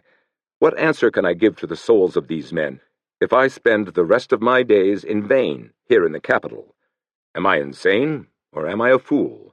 There is but one road for me to take. He signed the declaration, then took the road. Harakiri.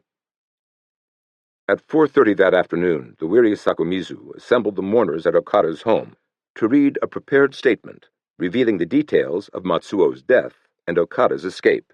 The listeners were stunned to silence. Finally, someone shouted, "Banzai!" All the others joined, and the news was spread throughout the neighborhood. The 226 incident was over. What violence there was had been incredibly bloody, yet only 7 people had been killed, and the mutineers had surrendered peacefully. The most outstanding feats of courage had been performed by women, and the vacillation by generals. To most foreigners, the mutiny was no more than another ultra-nationalist bloodbath, and few realized its significance. The Soviets did, largely because of Richard Sorge, who correctly guessed that this would lead to expansion into China. It was over, but like a stone tossed in a mill pond, its ripples were already spreading across the Pacific. 2. To the Marco Polo Bridge. 1. Uneasy relief hung over the 5 million people of Tokyo, as it had after the great earthquake of 1923. During the mutiny, they had shown little sympathy for the young rebels. For the first time, public condemnation of mutineers was almost unanimous, and there was criticism of the unruly streak running throughout the army. At the time of the 515 incident, the people had been confident that the militarists and nationalists would smash corrupt party politics and right social wrongs by direct acts of force. But corruption and social injustice had persisted, and now, after the past 4 wild days, the public had lost its blind faith in force and wanted a return to orderly ways, at almost any cost. And although every performance at the Kabuki theater of that paean to revenge, violence, and bloody self-sacrifice, the 47 Ronin, was still packed, there was increasing support for the group in the army that seemed the answer to chaos, the control clique. Its very name stood for the need of the hour, discipline, even though what it really advocated was control of China. Civilian leaders, swayed by this same desire for law and order, began a move to crush the Imperial Way clique, and, inadvertently, jarred open the door to the gradual weakening of their own power by the military. On the surface, it looked as if the civilians had won new power when a new cabinet was formed by Foreign Minister Koki Hirota. Ambassador Gru informed the State Department that Hirota would curb the dangerous tendencies of the army in China and Manchuria, and wrote in his diary that he was pleased at the choice because I believe that Hirota is a strong, safe man, and that while he will have to play ball with the army to a certain extent, I think that he will handle foreign affairs as wisely as they can be handled. Hirota made a promising start by selecting the openly pro-American diplomat Shigeru Yoshida as his foreign minister, but the army's protest was so violent that Hirota dropped him. This was only the first of a series of conciliatory moves, climaxed by the new prime minister's acceptance of a demand that all future war ministers be approved by the Big Three of the army. Apparently an innocent move, this return to the old system meant that the policies of the country were now at the mercy of the army. If the military disapproved of a cabinet, the war minister could resign, and the Big Three would simply refuse to approve anyone else, thereby bringing about the fall of the cabinet. The army could then refuse to provide a minister until a cabinet to their liking was selected. It meant the voluntary abandonment of one of the last civilian controls over the affairs of state. Although the army leaders were gaining political control, this was not their primary goal. They were striving above all to prevent another 226. They realized that no amount of discipline could control idealistic young officers passionately dedicated to wiping out poverty and corruption. The solution was to eradicate the causes of discontent, which could only be done by correcting what the insurgents considered to be the evils of free economy. Already, the settlers of Manchuria were demanding that their planned economy, which had brought such rapid material progress, be applied to the homeland. But who would carry out such a sweeping economic reform? The capitalists were busy defending their interests, and their servants, the politicians, were not only unsuited for the job, but had lost the confidence of the public. And since the army could not openly enter into politics without being corrupted itself, there was but one course left: to propel reform without too much involvement. To forestall public hostility, the army leaders placed Araki, Mizaki, and a dozen other generals sympathetic to the Imperial Way clique on the inactive list, and transferred many of the younger officers to unimportant posts. Martial law, invoked during the rebellion, continued month after month, with the press rigidly controlled and voices of dissent silenced. The mutineers were tried swiftly and in private. 13 officers and 4 civilians, including Ikikita, were sentenced to death. On July 12th, they were bound to racks, blindfolded, and their foreheads marked with bullseyes. Lieutenant Takahashi, who had helped assassinate General Watanabe, sang a song before remarking, "Indeed, indeed, I hope the privileged classes will reflect upon their conduct and be more prudent." One embittered young officer cried out, "Oh, people of Japan, don't trust the Imperial Army." Another shouted, "The people trust the army, don't let the Russians beat us." Almost all gave 3 banzai for His Majesty, just before the shots rang out. Even with the purge of Imperial Way officers, there was a small but influential group in Tokyo dedicated to their main principle, the end of expansion. Their leader was the man who had engineered the seizure of Manchuria, Kanji Ishihara. Now on the general staff, he had become appalled by the results of his own deed. He had dreamed of a democratic Manchuria comprised of 5 nationalities, all living in harmony, as well as providing a bulwark against Russian aggression. But this idealistic goal had degenerated into a determination by the army leadership to use Manchuria as a base for a takeover of North China. Soon after the execution of the mutineers, Ishihara secretly met with 11 other key officers from the War Ministry and the Army General Staff at the Takarate restaurant in Tokyo. These men shared his fear of expansion into China and had convened to discuss what should be done. Ishihara opened with a question: why risk war with China when the most dangerous enemy was their traditional foe, Russia? 2 wars at once would be suicidal to a Japan weak in heavy industries, he continued. Instead, the nation should concentrate all its energies on expanding its productive power until it could compete with that of the Soviet Union. To attain self-sufficiency in heavy industry, Japan would have to develop the resources of Manchuria in a series of 5-year programs, avoiding all conflicts with Russia and China. When Japanese industry reached its peak in 1952, then an all-out war could be waged with Russia, and won. This alone could save Japan, not the expansion policy of the control clique, which called for a push into China and perhaps Southeast Asia that had to result in war with Britain and America. If this happened, the only one to profit would be the real enemy, Russia. Ishihara added that the greatest danger to the nation lay not in Tokyo, with a hierarchy comprised of men open to reason and persuasion, but in Manchuria. In that country, influential radicals in the Kwantung Army were already organizing unauthorized forays into North China. Their leader was Major General Kenji Doihara, much like Ishihara with the same brilliance, flamboyance, and talent for intrigue. He had already been nicknamed the Lawrence of Manchuria by Western newsmen.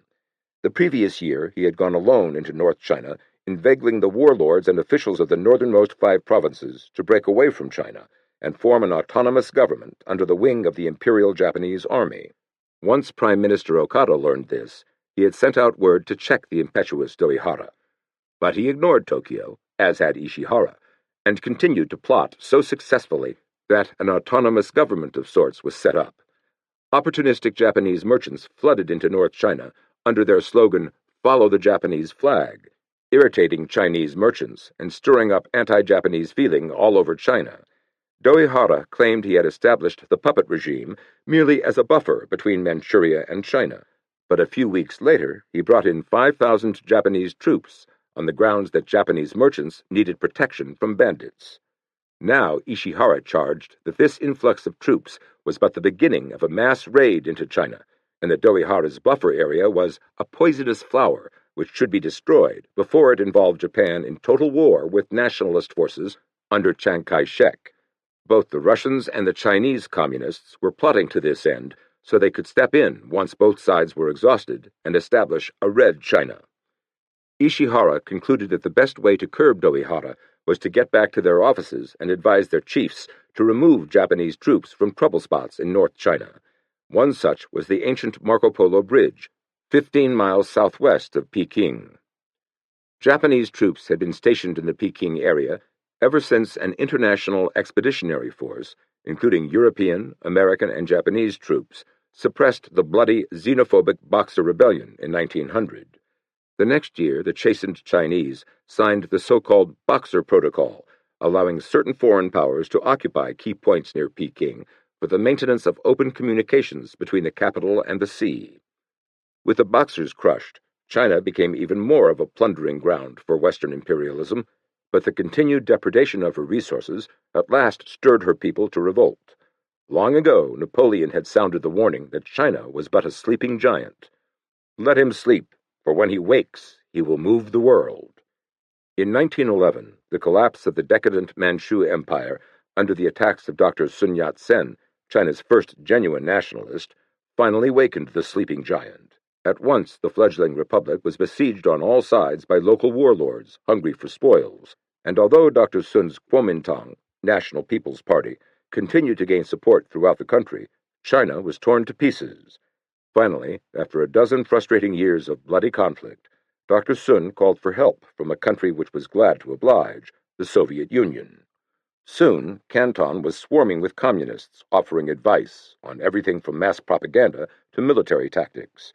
The moving spirit behind the Kuomintang armies called himself Galen, but was in truth a Soviet general named Blücher, and the chief political advisor was a colorful man who had taught in a Chicago business college and was one of the Kremlin's top political agitators, Michael Borodin. With their help, the Republic grew in power, and its armies, under an able young general, Chiang Kai-shek, crushed its warlord foes and pushed north, capturing Shanghai and Nanking. But success brought a much greater problem, the rising power of communism within the ranks of the Kuomintang itself. In 1927, Chiang, now Sun's successor, concluded that continued help from Russia would lead to a Red China. He outlawed the communists. From that day until the 226 incident, a triple war raged through China. On Monday, Kuomintang troops fought warlords. On Tuesday, the two would unite to fight one of the growing Red armies. And on Wednesday, warlords and communists would jointly fall upon Chiang Kai-shek. This constant turmoil, along with the relentless surge of international communism, alarmed Japanese military leaders. They were threatened from the north by Stalin's bombers in Vladivostok, less than 700 miles from Tokyo, and from the west by the burgeoning legions of the Chinese communists under a determined peasant named Mao Zedong. To the militarists, there was no choice but to consolidate Manchuria, which lay between the two threats, as a breakwater against communism. Those in the control clique further argued that Manchuria was not enough, and North China should also be seized. A state of anarchy existed throughout that area, and the considerable Japanese interests there needed protection. The claim of anarchy was somewhat justified. According to the survey by the Royal Institute of International Affairs, banditry was rampant, but communism itself had become an organized and effective political power, exercising exclusive administrative authority over large stretches of territory. There were also indications that the Chinese communists were in league with the Soviets. The possibility that Chinese and Russian communism might join hands was thus to be reckoned with if Chinese communism were communism in the Russian sense. Most of the world lived in terror of communism, and it was not remarkable that the control clique regarded its spread in China as Japan's principal danger. For the Chinese communists, unlike those in America and Europe, were not merely members of a party, but actual rivals of the national government, with their own laws and sphere of action. Already large sections of China had been Sovietized, and Shanghai itself was a fount of communist propaganda. At this time, Mao was declaring that his Red troops alone were fighting the Japanese, while Chiang was simply waging a war of extermination against communism. "I solemnly declare here, in the name of the Chinese Soviet government," he told Western newsmen, that if Chiang Kai-shek's army or any other army ceases hostilities against the Red Army, then the Chinese Soviet government will immediately order the Red Army to stop military action against them. If Chiang Kai-shek really means to take up the struggle against Japan, then obviously the Chinese Soviet government will extend to him the hand of friendship on the field of battle against Japan. This call for a united front, which had originated in Moscow, failed to move Chiang, but one of his most important field commanders, Chang Shui-liang, was not so adamant, and Mao decided to work through him. Chang was known as the Young Marshal, since his father was Old Marshal Chang Cao-lin, whose assassination had led to the Japanese occupation of Manchuria. Though the young marshal commanded the Northeastern Army, which had been ordered by the Kuomintang to wipe out all Red forces in North China, he had serious reservations about Chiang's course. He had come to believe that those he was fighting were also patriots, and perhaps both sides should unite against the Japanese. In the fall of 1936, Mao sent his most able negotiator, Zhou Enlai, to work out a truce with the young marshal. Zhou was mild-mannered, soft-spoken, almost effeminate-looking, but it was he who had directed the gory massacres of anti-communists in Shanghai in 1927. Like all good diplomats, he was blessed with endless patience. "No matter how angry I get," said an old school friend named Han, "he always smiles and goes back over the same ground covered in our argument, only in a different way, different enough to make you feel as though he were presenting a new point." He met with Chiang in a Catholic mission in Xi'an, a remote city in North China, and after admitting that Chiang Kai-shek was the logical leader against the Japanese, promised that the Red generals would serve under him. In return, Chiang would have to assure him that the Red troops get equal treatment with the nationalists. In addition, communists held in nationalist prisons would be released, and the Communist Party allowed to operate legally once Japan was defeated. They signed a document listing these conditions and shook hands to seal the bargain. "Young Marshal, now that it is all settled," said Zhou, "I am ready to take orders from you this very moment." Chiang replied coldly that they would both have to wait and take orders from Chiang Kai-shek. "If you still have any doubt about the determination of my party to join in a united front against Japan," said Zhou, "I will gladly stay here in Xi'an with you as a hostage." Chiang said this wouldn't be necessary, and that he was as determined as anyone to fight the Japanese. After all, he had a personal account to settle with them. Nevertheless, he was a soldier and must first attempt to persuade his superior, the Generalissimo, to accept the terms of the truce just signed. But before such a meeting could take place, another of Chiang's field commanders, General Yang Hucheng, an ex-bandit chief, convinced the young marshal that the Generalissimo could only be made to cooperate with the Reds if he were kidnapped. Chiang was already on his way to Xi'an to confront Chong with evidence that the young marshal was being influenced by leftists, and to warn him that, unless timely measures were taken, the situation could lead to rebellion. Although he had agreed to the kidnapping, the presence of Chiang Kai-shek in Xi'an weakened Chong's resolve. He continued to vacillate until General Yang took matters in his own hands on the morning of December 12th. He seized the Generalissimo and all troops in the area loyal to him. Chiang had been badly injured in a fall while trying to escape, but he was more composed than the young marshal when they came face to face. "Both for your own sake and for the sake of the nation, the only thing for you to do is to repent at once and send me back to Nanking," he said. "You must not fall into the trap set by the communists. Repent before it is too late." It took the sheepish Chang 2 days to get up his nerve to show his superior a proposed 8-point agreement similar to the one made with Zhou. Once it was signed, Chang promised, the Generalissimo would be escorted back to the nationalist capital. "So long as I am a captive, there can be no discussion," said Chiang. He dared the other to shoot him and went back to the Bible. The distressed Chang turned to the Reds for help. When Zhou arrived, he praised Chiang for his courage, scolded him for bungling the kidnapping, and went in to see the prisoner. They knew each other well. Zhou had once served under the Generalissimo at the Huampoa Military Academy, China's West Point. Here, with Chiang's approval, he had set up a political commissar system. What Chiang didn't realize until too late was that most of the commissars selected were communists. Chiang had since offered $80,000 for Zhou's head, and was understandably pale and apprehensive. But Zhou was all affability. He swore that the communists would not exploit the situation if Chiang joined them. All they wanted was an end to civil war and a joint effort against the Japanese. Hostile at first, Chiang listened with growing interest, but still refused to commit himself. Within a week, however, according to the communist version, Zhou persuaded him to lead the fight against the Japanese on his own terms. In any case, he was flown back to Nanking on Christmas Day. Surprisingly, the young marshal went along with him, and once there, the two went through a typically Oriental face-saving game. It was like a stylized duel in Chinese opera. First, Chiang abased himself, confessing that he was surly and unpolished, and had acted impudently and illegally. Blushing with shame, I have followed you to the capital in order to receive from you appropriate punishment. Whatever is best for the state, I will not evade, if I have to die 10,000 deaths. Then it was Chiang's turn. Due to my lack of virtue and defects in my training of subordinates, an unprecedented revolt broke out. Chiang was tried, sentenced to 10 years' imprisonment, and pardoned within 24 hours. At the same time, Chiang was publicly proclaiming that despite stories from Xi'an, he had been freed without having to accept any conditions. It was undoubtedly a version contrived to appease those in Nanking, much more violently opposed to any dealing with the Reds than he, because within weeks he was dickering with Mao.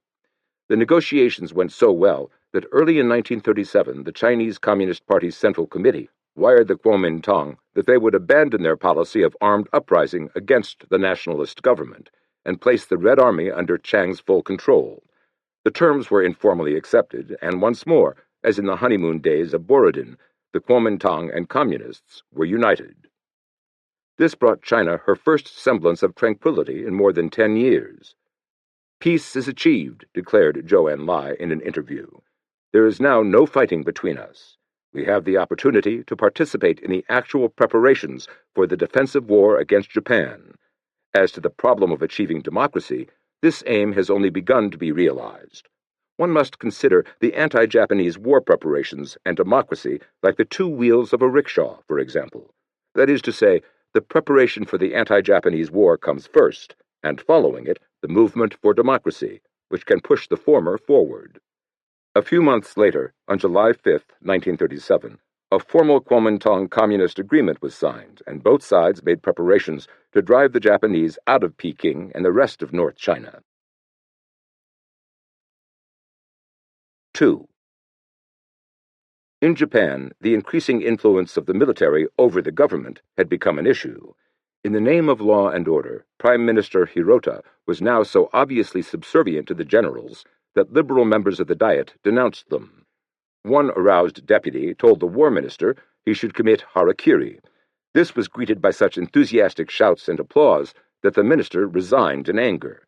And, of course, with his resignation, in February 1937, came the end of the Hirota cabinet. Without hesitation, Prince Saionji advised the emperor to name another general, Kazushige Ugaki, to succeed Hirota. This choice infuriated almost everyone in the army, since Ugaki was a moderate who had once reduced their number by 4 divisions. Consequently, the Big Three said they simply couldn't find anyone who would serve with Ugaki. He was compelled to report to the emperor that he was unable to form a cabinet, and gave vent to his indignation in a statement to the newspapers. "What I see is that only a few men in authoritative positions in the army have formed a group, the control clique, and are forcing their views on the authorities, propagandizing as if their action represents the general will of the army. The army belongs to the emperor. Whether their action during the last few days represents the general will of the army of the emperor or not is not too clear. The selection of a war minister by the Big Three of the army is too formal and lacks sincerity. I believe that Japan stands at the crossroads between fascism and parliamentary politics. I am partly responsible for the present condition in the army, which has become a political organization. I feel sorry for the emperor because of this state of affairs. Moreover, I greatly regret that the army, which I have loved so long, has been brought to such a pass." A general named Senjuro Hayashi, who was sympathetic to the control clique, was selected as prime minister, but he ran into such opposition from the Diet that his government, nicknamed the Eat and Run Cabinet, lasted just 4 months. Hayashi was succeeded by a civilian, Prince Fumimaro Konoye, a descendant of the Fujiwara family, which had ruled the land for several centuries. A disciple of Saionji's, He had long resisted the last Genro's efforts to get him involved in politics. In the harrowing days following the 226 incident, the old prince had concluded that Konoye alone could lead the new government and recommended him formally to the emperor. Konoye had refused. He preferred to remain as president of the House of Peers, and besides was in poor health, causing Sayonji's most embarrassing moment. But Konoye considered the present crisis so critical that he was persuaded to accept the position hitherto reserved for old men. At 46 years of age, he was a popular choice to lead the country, since the people had little confidence in politicians and feared a continuance of military rule. For their part, most military men trusted him because he was above political greed. The Zaibatsu counted on him to bring stability, the intellectuals to stem the tide of fascism. Ordinary people were impressed by his comparative youth and good looks, and his very reluctance to be prime minister. Any man with such an utter lack of ambition had to be sincere. Evolutionary reforms and progress within the Constitution must be our watchdogs, he promised upon assuming the premiership in June. But the country demands national reform, and the government, while neither socialist nor fascist, must listen to its call.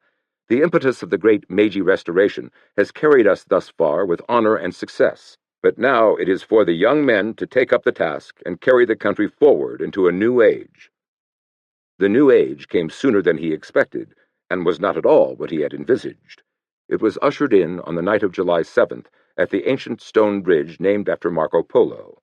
A Japanese company stationed near this historic landmark was holding night maneuvers about a mile from a large Chinese unit.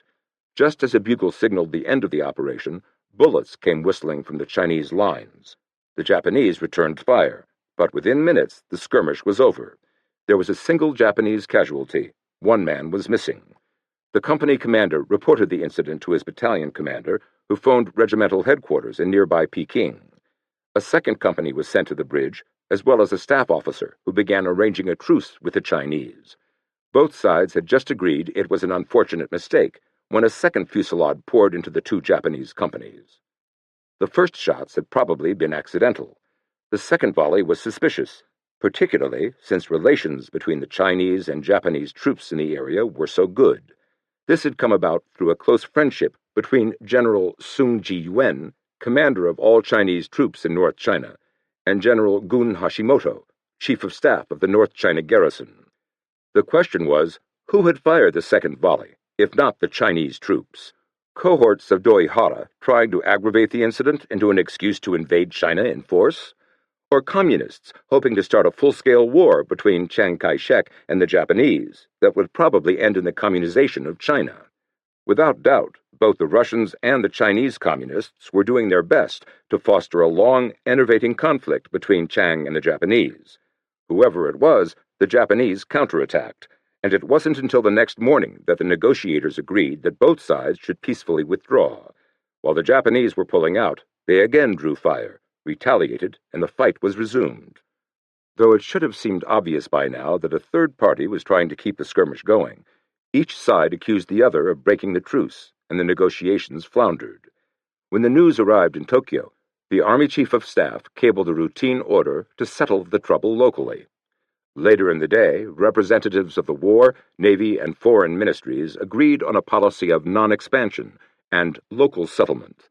This was approved by Prince Konoye and his cabinet, but at a special meeting of the Army General Staff, the expansionists argued that more troops should be sent into China to teach Chiang a lesson. Otherwise, he might use this incident as an excuse to retake Manchuria. This would endanger Japanese-controlled Korea and eventually put Japan at the mercy of Russian and Chinese communists. They promised to make the military action brief and come to a quick agreement with Chiang. Then all Japanese troops would be withdrawn into North China, which would be used purely as a buffer against Russia. The greatest opposition came from Kanji Ishihara, now a general and head of operations. He argued for hours, but finally had to admit that the poorly disciplined Chinese troops in North China were bound to start massacring the Japanese traders and settlers in the area. This would arouse the Japanese public and bring about what he feared and abhorred the most, an endless war of retribution. That was why the man who once said, "The first soldier marching into China will only do so over my dead body," approved the reinforcement of North China with 2 brigades from the Kwantung Army, 1 division from Korea, and 3 from the homeland. and on July 11th, Prince Kanoya, who had so recently pledged international integrity, gave his consent to the flood of troops into another country. But there was little else he could have done, according to his private secretary, Tomohiko Ushiba, in the face of the war minister's assurance that it was merely a troop movement to stop local fighting. At the Marco Polo Bridge, after hours of wrangling, the negotiators had just arranged another truce. But as both sides pulled back, a loud crackling like machine gun fire broke out. It turned out to be firecrackers, and the battle was on again. This time the two friendly generals, Sung Ji-yuen and Gun Hashimoto, personally stepped in, and before the day was over, a firm local agreement had been signed. In it, Sung apologized for the entire incident. He promised to punish the officers responsible, rigidly control any red elements in his forces, and withdraw troops from the bridge area. On his part, Hashimoto, acting for his dying commander, agreed to bring no more reinforcements into North China. Chiang Kai-shek ignored the truce and sent Sung orders to concentrate more forces in the troubled area. Instead, Sung kept his promise and began withdrawing troops. It looked as if the crisis was over, but unfortunately, communications were so bad that Tokyo had no idea the problem was being solved, and on July 17th, peremptorily demanded that the Chinese stop sending troops into North China and recognize the puppet government Doihara had helped set up. This so incensed Chiang that he issued a defiant proclamation from Nanking. If we allow one more inch of our territory to be lost or sovereign rights to be encroached upon, then we shall be guilty of committing an unpardonable crime against our Chinese race. China's sovereign rights cannot be sacrificed, even at the expense of war, and once war has begun, there is no looking back. The Japanese military attaché in Nanking, General Seiichi Kita, told his old friend, Chinese War Minister General Ho Ying-chin, himself a graduate of the Japanese Military Academy, that if Chinese troops were not withdrawn at once from North China, the situation might get out of hand.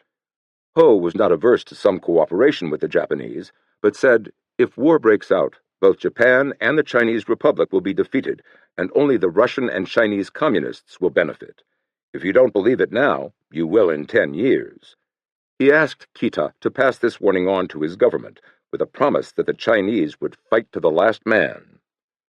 Already concerned by exaggerated reports of the large number of Chinese troops flowing up into North China, the Japanese public was indignant at Chiang's proclamation, and one paper, the Nichi, declared editorially that the Chinese reply left Japan no choice but to cross the Rubicon. Only then did the long-delayed information from Hashimoto reach Tokyo that all was quiet at the Marco Polo Bridge and that it was not necessary to send any reinforcements to North China. The transfer orders were canceled, and even the expansionists in the Army High Command were relieved that a crisis had been averted. It was assumed that Chiang would agree to the terms signed by Sung, and peace returned to China. Sung continued to do his part by removing all sandbag barricades from the streets of Peking and relaxing martial law. Passenger trains from the south at last began entering the ancient capital, but there was still no word of reconciliation from Chiang Kai-shek, and what the negotiators on both sides feared came about. Japanese and Chinese troops, at trigger's edge for almost 3 weeks, began firing at one another in earnest. It happened on the night of July 25th at the railroad station at Langfang, some 50 miles below Peking. Within an hour, a skirmish turned into a major conflict. Heavy Japanese reinforcements were dispatched to Langfang, and at dawn, 17 planes bombed a Chinese barracks. A few hours later, the city was occupied. The friendship between Sung and Hashimoto was now of little avail. The latter's commander had died, and a new one, Lieutenant General Kiyoshi Katsuki, had arrived. He was strictly a military man, who felt he had been sent to chastise the outrageous Chinese. He cabled Tokyo that he had done everything to bring about a peaceful settlement and asked for permission to use force wherever necessary to protect Japanese lives and property. The army leaders approved, and one division was ordered to Shanghai and another to Qingdao.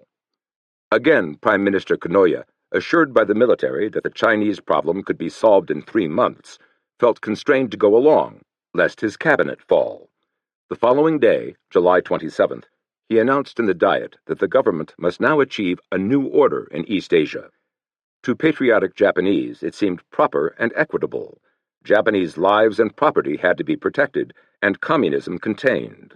It was time for firmness, not weakness. Nobody realized that it was a declaration of total war with China. The army leaders were truly convinced they could force Chiang to negotiate before fall. It bore no resemblance to the Manchurian coup. In 1931, the Kwantung Army had deliberately provoked the incident at Mukden, but in 1937, the North China Army neither sought nor organized the confrontation of the Marco Polo Bridge. In 1931, the Army General Staff sanctioned the seizure of Manchuria. In 1937, they did their utmost to forestall operations in North China. In 1931, Prime Minister Reijiro Wakatsuki's failure to execute a diplomatic settlement satisfactory to the control clique brought about the fall of his government. In 1937, there would be no change of cabinet. With approval from Tokyo in hand, General Katsuki issued a proclamation that he was going to launch a punitive expedition against the Chinese troops, who have been taking acts derogatory to the prestige of the Empire of Japan. Copies of this proclamation were dropped from planes at dawn on July 28th. Bombers struck at 3 cities and shelled others as ground troops attacked Chinese forces all over the Peking area, except in the city itself. The Rubicon had, in truth, been crossed. The rhetoric of the China conflict had evolved into action without benefit of credible strategic calculations, and Japan had taken the first giant step to war with America. 3. Crush the Chinese in 3 months, and they will sue for peace, War Minister Sugiyama predicted. As city after city fell, patriotic fervor swept through Japan, but almost the entire Western world condemned Japan's aggression, and even Germany, because she feared for her interests in China, was critical. China appealed to the League of Nations, and while the world awaited its report, a bold attack came from another quarter. On October 5, 1937, President Franklin D. Roosevelt made a forceful speech in Chicago, condemning all aggressors and equating the Japanese, by inference, with the Nazis and fascists. When an epidemic of physical disease starts to spread, the community approves and joins in a quarantine of the patients in order to protect the health of the community, he said, and explained that war was a contagion, whether declared or undeclared. We are adopting such measures as will minimize our risk of involvement, but we cannot have complete protection in a world of disorder in which confidence and security have broken down. There was no mistaking Roosevelt's meaning when on the following day, after the League of Nations had censured Japan, the United States, although not a member, quickly concurred. At Harvard in 1920, a Japanese student told Roosevelt in confidence about his nation's 100-year plan for conquest, drafted in 1889. It allegedly covered the annexation of Manchuria, the establishment of a protectorate in North China, the acquisition of American and British possessions in the Pacific, including Hawaii, as well as bases in Mexico and Peru. In 1934, Roosevelt informed his Secretary of State, Henry L. Stimson, of this plot, pointing out to him that many of its particulars had already been verified. At home, Roosevelt's action was largely applauded, but Secretary of State Cordell Hull was unhappy about the quarantine clause, feeling that it set back for at least 6 months our constant educational campaign intended to create and strengthen public opinion towards international cooperation. Ambassador Joseph Grew also felt it was a grievous mistake. No American interest in China justified risking a war with Japan, and it was futile to hurl moral thunderbolts at a country which respected force above all. It would create bitterness between the two countries and destroy the goodwill he had been building. Aware that his staff members shared his shock and resentment, he warned them 2 days later not to express their opinions outside the embassy. That night he wrote in his diary, "This was the day that I felt my carefully built castle tumbling about my ears, and we all wandered about the chancery, depressed, gloomy, and with not a smile in sight. That afternoon, Alice, Elsie, and I went to the cinema to see Captains Courageous, and then I sunk myself in Gone with the Wind, which is precisely the way I felt." Japanese reaction, of course, was quick and bitter. "Japan is expanding," retorted Yosuke Matsuoka, a diplomat whose sharp tongue and ready wit was winning him many followers. And what country in its expansion era has ever failed to be trying to its neighbors? Ask the American Indian or the Mexican how excruciatingly trying the young United States used to be once upon a time. Japan's expansion, like that of America's, was as natural as the growth of a child. Only one thing stops a child from growing: death. He declared that Japan was fighting for two goals: to prevent Asia from falling completely under the white man's domination, as in Africa, and to save China from communism. No treasure trove is in her eyes, only sacrifices upon sacrifices. No one realizes this more than she does. But her very life depends on it, as do those of her neighbors as well. The all-absorbing question before Japan today is, can she bear the cross? A few weeks later, on November 16th, Koki Hirota, now foreign minister, officially accused America of initiating an anti-Japanese front. An economic boycott against Japan, he told GRU, would not stop the fighting in China, but encouraged the Chinese to prolong the hostilities. Hirota said that until now the Japanese had felt America was the only country with genuine impartiality and would help bring about peace, as Theodore Roosevelt had done in the Russo-Japanese War. 3 days later, Japan took Soochow, and the roads to Nanking and Shanghai were open. On December 12th, the eve of the fall of Nanking, relations with America and Great Britain were almost shattered when Japanese naval aviators sank the gunboat Panay on the Yangtze River, though its American flag was clearly visible. A week earlier, an artillery regiment commanded by Colonel Kingoro Hashimoto, founder of the Cherry Society, had fired on the British gunboat Lady Bird, then seized it. These incidents revived President Roosevelt's hope of quarantining the aggressor. He summoned the British ambassador in Washington, Sir Ronald Lindsay, and suggested their two nations join in a naval blockade which would cut Japan off from raw materials. Lindsay protested that such a quarantine would lead to war. He cabled London that his horrified criticisms had made little impression upon the president. The next day, December 17th, Roosevelt sketched out his quarantine plan to the cabinet.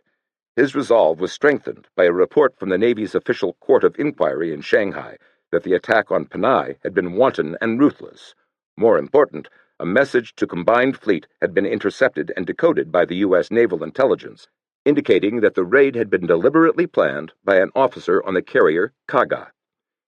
In Tokyo, the Konoye government was as aggrieved by the destruction of Panay and Lady Bird as the Americans and the British. Foreign Minister Hirota brought a note to Ambassador GRU expressing regrets and offering full restitution for the sinking of the Panay. Abjectly apologetic, Hirota said, "I am having a very difficult time. Things happen unexpectedly." The Japanese Navy High Command also showed its disapproval by dismissing the Kaga commander, who was responsible for the Panay bombing. "We have done this to suggest that the Army do likewise and remove Hashimoto from his command," said Admiral Isoroku Yamamoto, the Navy Vice Minister, who had no relish for doing battle with the U.S. fleet, since he had spent considerable time in America and was cognizant of her potentialities. The Japanese apology was officially accepted in Washington on Christmas Day. GRU observed that its arrival on Christmas Eve was a masterly arrangement, and the incident was apparently closed. Roosevelt was still intent on his quarantine. He sent Captain Royal Ingersoll, chief of the Navy's War Plans Division, to London with instructions to explore the implementation of a long-range naval blockade of Japan. The proposal that had horrified Ambassador Lindsay found approval in the British Admiralty. They told Ingersoll that they were prepared to stop all Japanese traffic crossing a line roughly from Singapore through the Dutch East Indies, New Guinea, New Hebrides, and around to the east of Australia and New Zealand. They considered that the United States could prevent all westbound trade to Japan by controlling by embargo or ships the entire Pacific coast from Alaska to Cape Horn. But 8 days later, on January 13, 1938, Prime Minister Neville Chamberlain abruptly rejected another proposal of Roosevelt's, calling for Britain to join an international conference to discuss essential principles of international law that would, incidentally, awaken American public opinion to the true nature of the bandit nations, as Roosevelt was privately calling them. At first, the president did not grasp the full implication of Chamberlain's unanticipated rejection, but within a week it was clear that the Prime Minister's refusal to join an international conference meant that his government would take no part in a quarantine of the aggressor, either in the Orient or in Europe. The above information, much of it based on notes of the Ingersoll talks recently uncovered in the archives of the United States Navy, indicates beyond argument that as early as 1938, President Roosevelt was prepared to do more than assail the bandit nations by words. If Chamberlain had joined him in the naval quarantine, further aggression in both Asia and Europe might have been stemmed. But Chamberlain's rebuff forced Roosevelt to abandon his vigorous foreign policy and allow his country to revert to isolation. Within 2 months, it was too late. On March 12th, Hitler's seizure of Austria started the world on the road to its most devastating war. Great Britain also gracefully accepted an apology for the attack on the Ladybird, despite the refusal of the Japanese army to follow Yamamoto's advice. Hashimoto was not even reprimanded. He had been allowed to proceed to Nanking with his troops.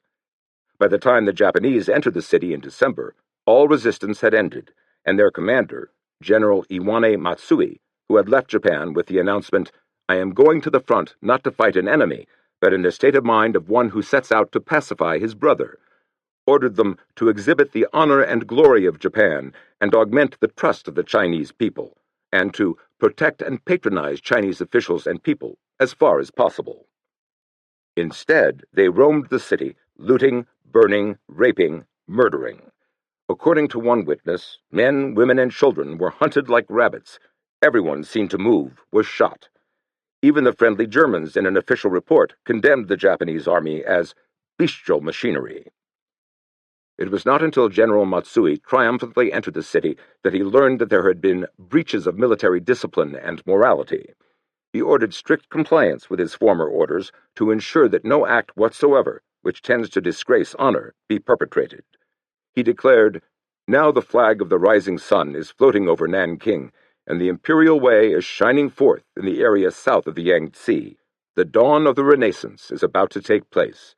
On this occasion, it is my earnest hope that the 400 million people of China will reconsider." Matsui returned to Shanghai, only to hear rumors a week later that illegal acts were still being committed. "Anyone guilty of misconduct must be severely punished," he wrote the Nanking commander. But the atrocities continued for another month. About 1/3 of the city was gutted by fire. More than 20,000 Chinese male civilians of military age were marched out of the city and massacred by bayoneting or machine gun fire. As many women and young girls were raped, murdered, and then mutilated. Numerous older civilians were robbed and shot. By the end of the month, at least 200,000, perhaps as many as 300,000 civilians had been slaughtered. Why was such savagery inflicted on a nation the Japanese regarded as their main source of cultural inspiration, their Rome and Greece? It is axiomatic that soldiers of any army get out of hand in a foreign land and act with a brutality they would never dare exhibit at home. But this could hardly account for the extent and intensity of the atrocities. They could only have been incited by some of the more radical officers, in the belief that the Chinese should be taught a lesson. Back home, Prime Minister Konoye knew less about the atrocities in Nanking than the Germans. He was aware, however, that with all the conquest of vast areas, the Japanese were no nearer to victory, but were sinking more deeply into a quagmire. Konoye was a unique individual, a prince by birth and a socialist at heart. He seemed soft, shy, and effete, if not weak. To those who knew him best, he was a man of almost painfully discriminating taste, of such wide interests and objectivity that he could listen with sympathy to those of all political beliefs. In fact, he listened with such sympathy that each in turn thought the prince agreed with him. It always took him an interminable time to make up his mind, since he first wanted to know all sides of a question, but once decision was made, almost nothing could make him change it. He was simply impregnable. His private secretary, Tomohiko Ushiba, recalled. Konoye had few idols, and one was Lord Balfour, considered not quite qualified for the job of prime minister, but decisive and effective once he took office. Undoubtedly, Konoye hoped to be the Japanese Balfour. Prince Konoye was the eldest son of Prince Atsumaro Konoye, and the first heir in 250 years in the Konoye family to be born of a lawful wife, an occasion which prompted his great-grandfather to write numerous poems expressing his joy. 8 days after his birth, his mother died of puerperal fever, but until he was an adolescent he believed that his father's second wife, his mother's sister, was his real mother. "When I learned that she wasn't," he later said, "I began to think that life was a tissue of lies." When he was still a young man, he was stricken with tuberculosis and spent 2 years doing little but staring at a ceiling and thinking. From this time, he had a feeling for the underdog. He disliked money, millionaires, and politicians, and wrote many radical essays. Some of these socialistic convictions clung to him as he matured, and even now he was against the privileged classes. To outsiders he gave the appearance of being democratic and treated all alike with courtesy. "Even beggars are guests," he once told Ushiba. But his innermost self remained aristocratic, far more so, Ushiba recently recalled, than you can possibly imagine. Almost everything about him seemed contradictory, but made sense. He felt ill at ease with Americans, yet sent his eldest son, Fumitaka, to Lawrenceville and Princeton. He was fond of kimonos and wore them with fastidious care, yet he was equally at ease in Western clothes. His marriage was a love match, but he treated his mistress, a geisha, with great affection. He had upset family tradition twice. First, by abolishing the system of having rooms in the main house for second, third, and fourth wives. It's pardonable to have just one mistress, don't you agree? And second, by discontinuing the family diary. How could I possibly write the truth if it were unfavorable to me? Only once did he seriously scold any of his 5 children, this in a stern letter to Fumitaka at Princeton, chastising him for drinking and neglecting his studies. Fumitaka replied that he was just following the American way of life, and the subject was closed. His own father, who died when Kanoya was 13, was so overprotective that Kanoya spent his childhood with a leash around his waist to keep him from falling. Kanoya showed affection to all his children, including the youngest, a daughter by his mistress. He would eat with them, singing and cavorting for their amusement, more like an American father than a Japanese. Product of an elegant society, with one foot in the past and one in the future, Prince Kanoya's considerable personal charm and polish hid to all but the discerning his profound sense of obligation to his country, and a cynicism so deep that he trusted no man, including himself. He seemed to be what he was not, and even his family rarely saw the man behind the facade. Ushiba, probably as close to him as anyone, did see beyond the overly fond father, the loving husband, the charming dilettante, the considerate employer, to a strange, cold man. He was self-restrained and refined, and sophisticated to such a degree that it was sometimes quite difficult to make out his real thinking. Once Ushiba asked him which Japanese historical figures he respected. "None," was the answer. "Not even General Nogi or Admiral Togo, heroes of the Russo-Japanese War?" "Certainly not." He treated the emperor, for whom he had a warm personal feeling, rather intimately. While others sat on the edge of their chairs like ramrods in His Majesty's presence, Kanoya would sprawl comfortably. He didn't do this as an insult, but because he felt so close to Hirohito. When he told someone on his way to an audience, "Oh, do remember me to the emperor," he was not being facetious, merely natural. He felt he came from just as good a family. As hope of a solution in China had faded with every month, Prince Kanoya looked desperately in another direction, a negotiated peace. He preferred England as mediator, but the army persuaded him to use the good offices of Germany, which was friendly with both parties. Hitler had sent Chiang Kai-shek arms and military advisers, and was bound, if tenuously, to Japan by the year-old Anti-Comintern Pact. The terms were so reasonable that when the strongly pro-Chinese German ambassador to China, Oskar Trautmann, presented them, Chiang Kai-shek seemed about to accept them. But those two banes of stability in Japan, Geikokujo and opportunism, again appeared. First, news came of another great triumph in China, and War Minister Sugiyama raised the price of negotiation. Then the commander of the North China garrison unexpectedly set up a puppet regime in Peking, against the specific orders of Kanoya and the general staff, though the latter, under the urging of Ishihara, still called for negotiations with Chiang Kai-shek. Trautmann labored in vain. After conversations in Washington between their ambassador and President Roosevelt, China insisted that the Japanese terms were too broad. The Japanese saw this as evasion, and being inflexible negotiators themselves, lost their patience. Concluding that Chiang Kai-shek really didn't want to negotiate, Kanoya decided to take a shortcut to peace and deal with those Chinese who shared Japan's ideals. On January 16, 1938, he announced that the imperial government shall cease to deal with the national government of China, and shall rely upon the establishment and growth of a new Chinese regime for cooperation. This brought sharp rebukes from intellectuals and a number of liberal Diet members. Ishihara also warned Konoya that it was a policy which would inevitably lead to endless trouble. Such criticism forced the Prime Minister to review his position, and he began to realize that his hasty act might have committed Japan to a rigid do-or-die policy, a settlement by full-scale war, the last thing he wanted. Assailed by self-doubts, he wondered if he should resign, but court officials persuaded him to remain in office. Otherwise, the Chinese would quite properly assume that failure to settle the China question had caused his resignation, and it would be more difficult than ever to achieve the solution they wanted. It was at last apparent to Konoya that the army itself didn't have a fixed policy on China and was drifting with the tide of events, but unable to get reliable information about Supreme Command matters. He could only watch in frustration as the situation in China worsened. In the name of national defense, the Army proposed a national mobilization law designed to take away the Diet's last vestiges of control over war measures and direct every aspect of national life toward an efficient war economy. Army spokesmen argued persuasively and not unreasonably that Japan was a small, overpopulated country with almost no natural resources. Surrounded as it was by enemies, Russians, Chinese, Americans, and British, total mobilization of the nation's strength was the sole solution. The law was passed in March 1938, the Diet, in effect, voting for its own capitulation to the Army. "Liberties lost to the Japanese Army," commented Sir Robert Craigie, the British ambassador in Tokyo, "were lost for good." The people were also being prepared psychologically for the crusade in East Asia, with two slogans borrowed from the past.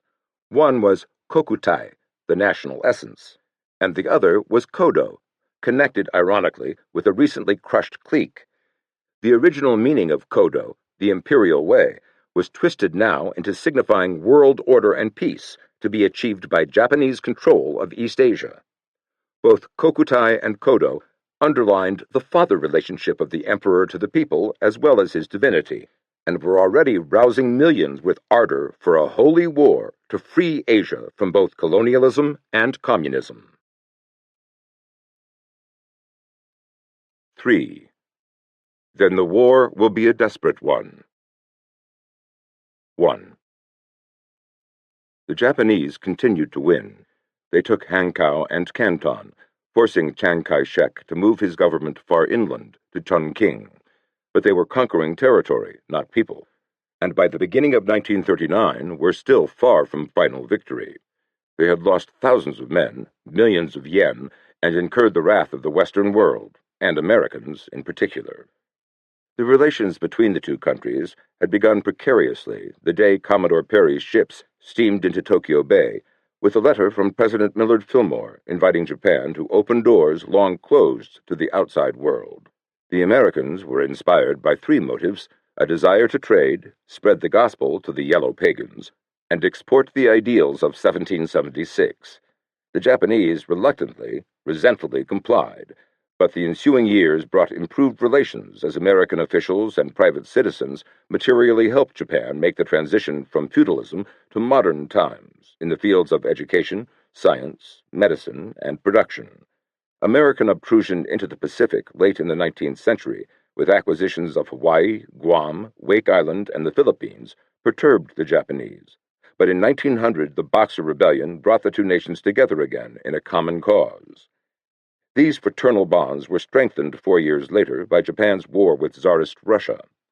American sympathies were overwhelmingly for the underdog. The New York Journal of Commerce declared that Japan stood as the champion of commercial rights, and cartoonists pictured the Japanese soldier as a heroic figure, a noble samurai confronting the Russian bear. Jacob Schiff, president of Kuhn, Loeb and Company, distressed by reports of Russian anti-Semitism, felt that the effort of Japan was not only her own cause, but the cause of the entire civilized world. Practicing what he preached, he made the resources of his company available to the Japanese war effort. Despite spectacular victories, Japan could not terminate the war and turned to President Theodore Roosevelt for help. He accomplished this with the Treaty of Portsmouth, New Hampshire, in 1905, achieving for Japan the best possible terms. In one of the perverse twists of history, this act of friendship ended the goodwill between the two nations. The Japanese, who were unaware that their country was close to bankruptcy, were incensed at a treaty which gave them no indemnity. Anti-American riots erupted throughout the land, and martial law had to be established in Tokyo. Still, not a word came from the Japanese government explaining that Roosevelt had saved the empire from embarrassment, perhaps disaster. The next year, the situation deteriorated. This time, America was to blame. An unreasonable fear that a resurgent Asia under Japanese leadership would engulf Western civilization gained force in the United States, particularly on the Pacific coast. The San Francisco Chronicle averred that it was a pressing worldwide issue as to whether the high-standard Caucasian races or the low-standard Oriental races would dominate the world. Caught up in the yellow peril hysteria, the San Francisco School Board ordered all Nisei children to attend a school in Chinatown. The Japanese government responded hotly that this was an act of discrimination, carrying with it a stigma and odium which is impossible to overlook. There was talk of war, and Roosevelt secretly warned his commander in the Philippines to prepare for a Japanese attack. The phrase yellow peril originated with Kaiser Wilhelm in 1895. He had a revelation of Oriental hordes overwhelming Europe and made a sketch of his vision, a Buddha riding upon a dragon above ruined cities. The caption read, Die gelbe Gefahr, the yellow peril. Several copies were made and presented to royal relatives all over Europe, as well as every embassy in Berlin. The crisis passed, but not the resentment, and antagonism reached a climax during World War I, even though the two countries were allies. Already President Woodrow Wilson was calling for territorial integrity and political independence throughout the world, and a return to China of land and rights lost to conquerors. This idealistic stance was a direct threat to the empire Japan had won in the past few decades, and it seemed inevitable to her military leaders that they were destined to fight America for supremacy of the Western Pacific and Asia. They gained popular support in 1924 when Congress passed the Exclusion Act, barring Japanese from immigration to the United States. It seemed like a deliberate challenge to the proud, sensitive Japanese, and even those with pro-American sympathies were discomposed. Japan felt as if her best friend had, of a sudden and without provocation, slapped her on the cheek, wrote a well-known Japanese scholar. Each year that passes without amendment or abrogation only strengthens our sense of injury, which is destined to show itself, in one form or another, in personal and public intercourse.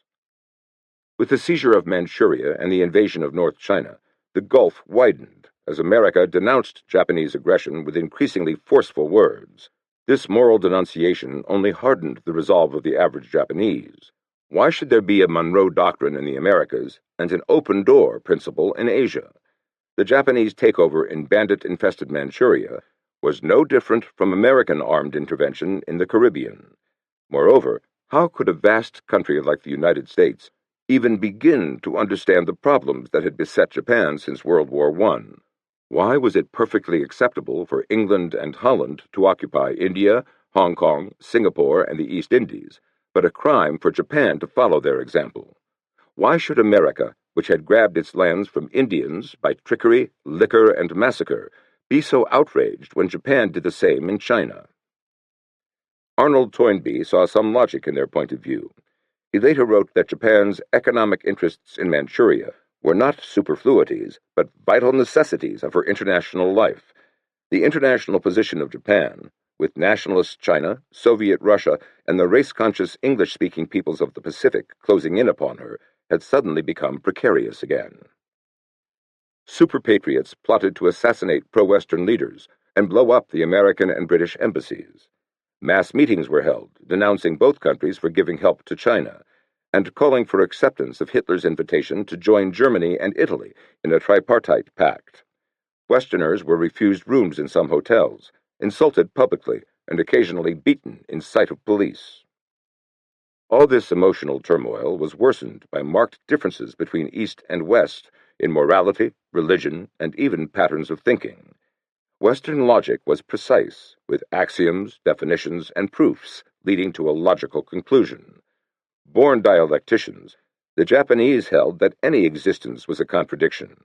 In everyday life, they instinctively practiced the concept of the contradiction of opposites and the means of harmonizing them. Right and wrong, spirit and matter, God and man. All these opposing elements were harmoniously united. That was why a thing could be good and bad at the same time. Unlike Westerners, who tended to think in terms of black and white, the Japanese had vaguer distinctions, which in international relations often resulted in policies and not principles, and seemed to Westerners to be conscienceless. Western logic was like a suitcase, defined and limited. Eastern logic was like the furoshiki, the cloth Japanese carry for wrapping objects. It could be large or small according to circumstances, and could be folded and put in the pocket when not needed. To Westerners, the Japanese were an incomprehensible contradiction, polite and barbarous, honest and treacherous, brave and cowardly, industrious and lazy, all at the same time. To the Japanese, these were not anomalies at all, but one united whole, and they could not understand why Westerners didn't comprehend it. To the Japanese, a man without contradictions could not be respected. He was just a simple person. The more numerous the contradictions in a man, the deeper he was. His existence was richer the more acutely he struggled with himself. This philosophy was derived mainly from Buddhism, a doctrine wherein all is absorbed in the spaceless, timeless abyss of non-difference. All is vanity, and nothing can be differentiated because nothing has entity or identity. I has no entity and is an illusion, appearing transitorily and momentarily on constantly floating relations of fallacious phenomena which come and go as the almighty wheel of causality moves on. Nobody knows or is responsible for the movements of change, since there is no creator or heavenly father or fate. Among the reasons for Japan's plunge into military adventures in Manchuria and China, this wheel of causality loomed significantly. Out of cowardice, or in some cases out of self-interest or simple indecision, a number of military and political leaders failed to curb the fanatic group of young officers who engineered these aggressions. But many on all levels just moved along with the tide, caught up in the wheel of causality. They lay down obediently and quietly, as it were, on the road of blind change, following the Buddhist belief that the wheel of causality went on eternally and absolutely non-teleologically. With characteristic flexibility, some sects believed that everyone could become a Buddha, or blessed one, after death. Others that the individual was nothing, and salvation lay only in the negation of self, that man was a bubble on the ocean of nothingness, who would eventually vanish in the boundless water where there was no birth, no death, no beginning, no end. Buddha himself was nothing more than a finger pointing at the moon. This was all expressed in the word sayonara. Saya, so, nara, if. That is, so be it. The Japanese said sayonara every moment to everything, for he felt each moment was a dream. Life was sayonara. Empires could rise or fall, the greatest heroes and philosophers crumble to dust, planets come and go, but change never changed, including change itself. This strong recognition of death gave the Japanese not only the strength to face disaster stoically, but an intense appreciation of each moment, which could be the last. This was not pessimism, but a calm determination to let nothing discourage or disappoint or elate, to accept the inevitable. The most admirable fish was the carp. He swam gallantly upstream, leaping the sheerest falls, but once caught and put on the cutting board, lay quiet, accepting serenely what must be. So be it. Sayonara. Understanding little or nothing of either the wheel of causality or the power wielded by the dedicated young rebels, informed Americans mistakenly assumed that the takeover in Manchuria and the foray into China were steps plotted by military leaders, who, like Hitler, wished to seize the world for themselves. Within the Japanese, metaphysical intuition and animalistic instinctive urges lay side by side. Thus philosophy was brutalized, and brutality was philosophized.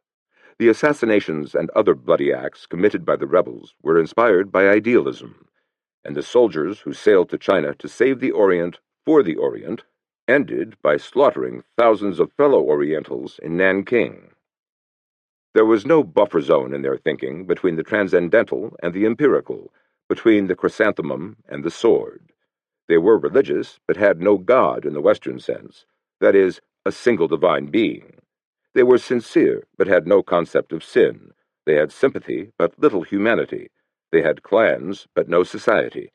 They had a rigid family system which gave security, but took away individuality. They were, in short, a great and energetic people, often driven by opposing forces, and often trying to go in opposite directions at the same time. Almost every Japanese household had two shrines, one Buddhist, one Shinto. Shinto, the way of the gods, was the national religion. It was based on awe inspired by any phenomenon of nature, more of a cult of ancestor worship and communion with the past than a religion per se. It had been revived in the 19th century and transformed into a nationalistic ideology. There were also numerous petty differences between East and West that needlessly aggravated matters. If a Westerner asked, "This isn't the road to Tokyo, is it?" the Japanese would reply, "Yes," meaning, "What you say is correct. It is not the road to Tokyo." Confusion also resulted when the Japanese agreed with the Westerner just to be agreeable, or to avoid embarrassment, or gave wrong information rather than admit his ignorance. To most Westerners, the Japanese was utterly inscrutable. The way he handled his tools was all wrong.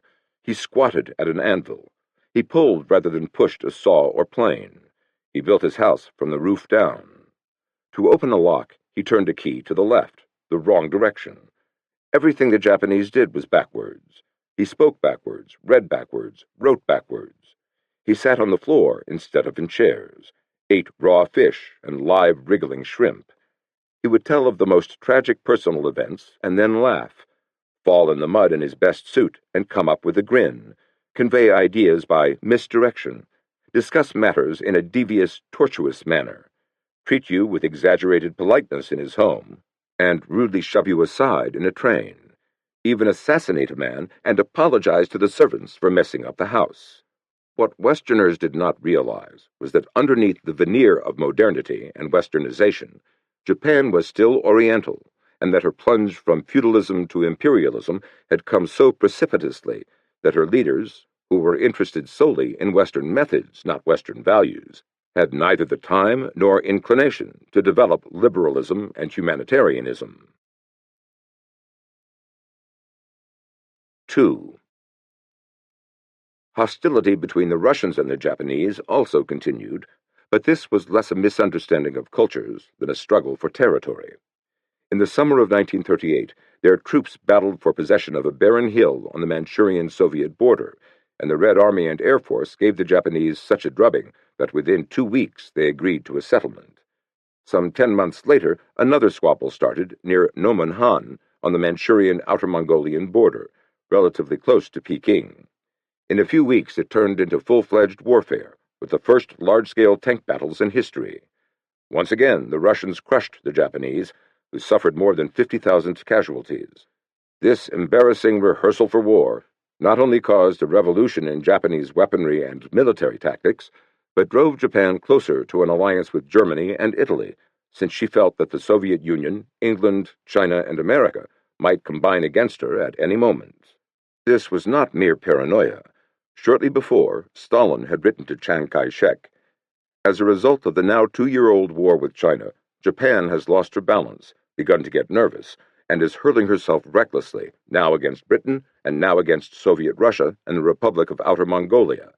This is a sign of Japanese weakness, and her conduct may unite all others against her." Before this border war could be settled, Stalin threw both the Chinese and the Japanese into turmoil by signing, on August 23, 1939, a pact with his bitterest enemy, Hitler. Prime Minister Kiichiro Hiranuma, who had succeeded Prince Kanoya in January, and whose cabinet had held more than 70 meetings in a futile effort to reach agreement on a tripartite pact, was so embarrassed and dismayed that he announced, "The cabinet herewith resigns because of complicated and inscrutable situations recently arising in Europe." Both Hitler and Stalin trumpeted to the world the clauses of their historic treaty, except for a secret protocol dividing up Eastern Europe, and 9 days later, on September 1st, 1.5 million German troops invaded Poland. World War II had begun. Though Poland, crushed between two massive forces, disintegrated in a few weeks, the Western Front remained so quiet that newsmen sardonically labeled the conflict the Phony War. As the fighting in China dragged on into 1940, the Japanese Army General Staff decided in secret that unless total victory was achieved within the year, forces would be gradually withdrawn, leaving only troops in the northern part of China as defense against communism. However, 6 weeks later, on May 10th, Hitler again changed the course of Japan by launching a blitzkrieg against the Western Front. At dusk, 4 days later, the Dutch commander surrendered. The next morning at 7:30, Britain's brand-new Prime Minister, Winston Churchill, was wakened by a phone call from Paris. "We have been defeated," exclaimed Premier Paul Renault. "We are beaten." 2 weeks later, King Leopold III surrendered, ignoring the advice of his government, and refused to seek refuge in England. "I have decided to stay," he said. "The cause of the Allies is lost." Within a month, France capitulated, and England herself appeared doomed. The Japanese military leaders, intoxicated by Hitler's easy victories, changed their minds about the war in China and adopted the slogan, "Don't miss the bus." With France defeated and Britain fighting for survival, the time had come to strike into Southeast Asia for oil and other sorely needed resources. On the morning of June 22nd, the Army General Staff and the War Ministry held a joint meeting, and those who had recently advocated a withdrawal from China recommended an immediate surprise attack on Singapore. Conservatives squashed this scheme, but the spirit of chance lingered in the air, and the virus of opportunism spread with each passing day. Reconciled to defeat in China a few months earlier, the Japanese were tempted by Hitler's sudden fortune in Europe to make a bid for the resources of Southeast Asia. Before the end of July, Prince Kanoya was persuaded to re-enter politics and form his second cabinet. Two of the key posts were filled by rising men, one a diplomat, the talkative, brilliant, quixotic Yosuke Matsuoka, who became foreign minister, and the other a soldier, Lieutenant General Hideki Tojo, who became war minister. Hard-working, hard-headed, and dedicated, Tojo had already earned the nickname the Razor. As simple as Kanoya was complicated, he enjoyed great prestige within the army, having ably executed a number of difficult assignments, including command of the Kempeitai in the Kwantung Army. He was incorruptible, a rigid disciplinarian who demanded and got absolute discipline, and he selected subordinates for their ability and experience alone. Unlike other generals who wavered during the 226 incident, he had acted with dispatch, proclaiming a state of emergency in Manchuria, thus crushing any sympathetic revolt. To his legalistic mind, Gegokujo was absolutely unpardonable, not to be tolerated. This brought him respect from conservative military circles, as well as from civilians who dreaded another bloody revolt, and it was undoubtedly the main reason Kanoya selected him. Foreign Minister Matsuoka, president of the South Manchurian Railway and a close associate of Tojo's while the general was in the Kwantung Army, was almost his opposite. He was equally strong-minded, but far more flamboyant, venturesome, and intuitive. Whereas Tojo was a man of few words, Matsuoka was an orator of extraordinary eloquence, who deserved his nicknames Mr. 50,000 Words and the Talking Machine. He good-naturedly denied he was loquacious. Being verbose means trying to cancel out or excuse what one has just said. I'd never do that. Therefore, I'm not verbose. I have never known anyone talk so much to say so little, observed Ambassador Craigie, who judged him also to be a stubborn and determined man with an acute mind. Matsuoka was small and swarthy, and his clipped bullet head, mustache, big tortoise-shell glasses, and flair for the dramatic had brought him world attention when he precipitously stalked out of the League of Nations Assembly during the debate on Manchuria. At the age of 13, he had gone to sea, and was dumped ashore in America by the captain, his uncle, and told to fend for himself. An American family in Portland, Oregon, gave him refuge, and he spent the next formative years working diligently as a laborer, in a law office, and even as a substitute minister while getting himself an education. After graduation from the University of Oregon, he worked for 3 more years before returning to Japan, where he rose to fame by brilliance and energy alone. Prince Kanoya listened to practically everybody, Matsuoka to practically nobody. He was too busy expounding the ideas that kept leaping to his agile mind. His mystifying statements confused many, and some thought he was insane. But subordinates in the foreign ministry, like Dr. Yoshie Saito and Toshikazu Kase, felt it was merely his paradoxical nature in action. An intellectual gymnast, he would often say something contrary to what he believed, and propose something he opposed in order to get his own way by default. A man of broad visions, he seldom explained these visions, or, if he did, talked at such cross purposes that it was no wonder he left a wake of confusion behind him. Even those who thought him one of the most brilliant men in Japan watched anxiously as he nimbly played his dangerous diplomatic games. He assured his associates over and over again that he was pro-American, yet talked insultingly about America. He distrusted Germany, yet courted Hitler. He was against the rise of militarism, yet spouted his arguments for war. In his home, he also played the paradox. He shouted at his 7 children, and let them ride on his back.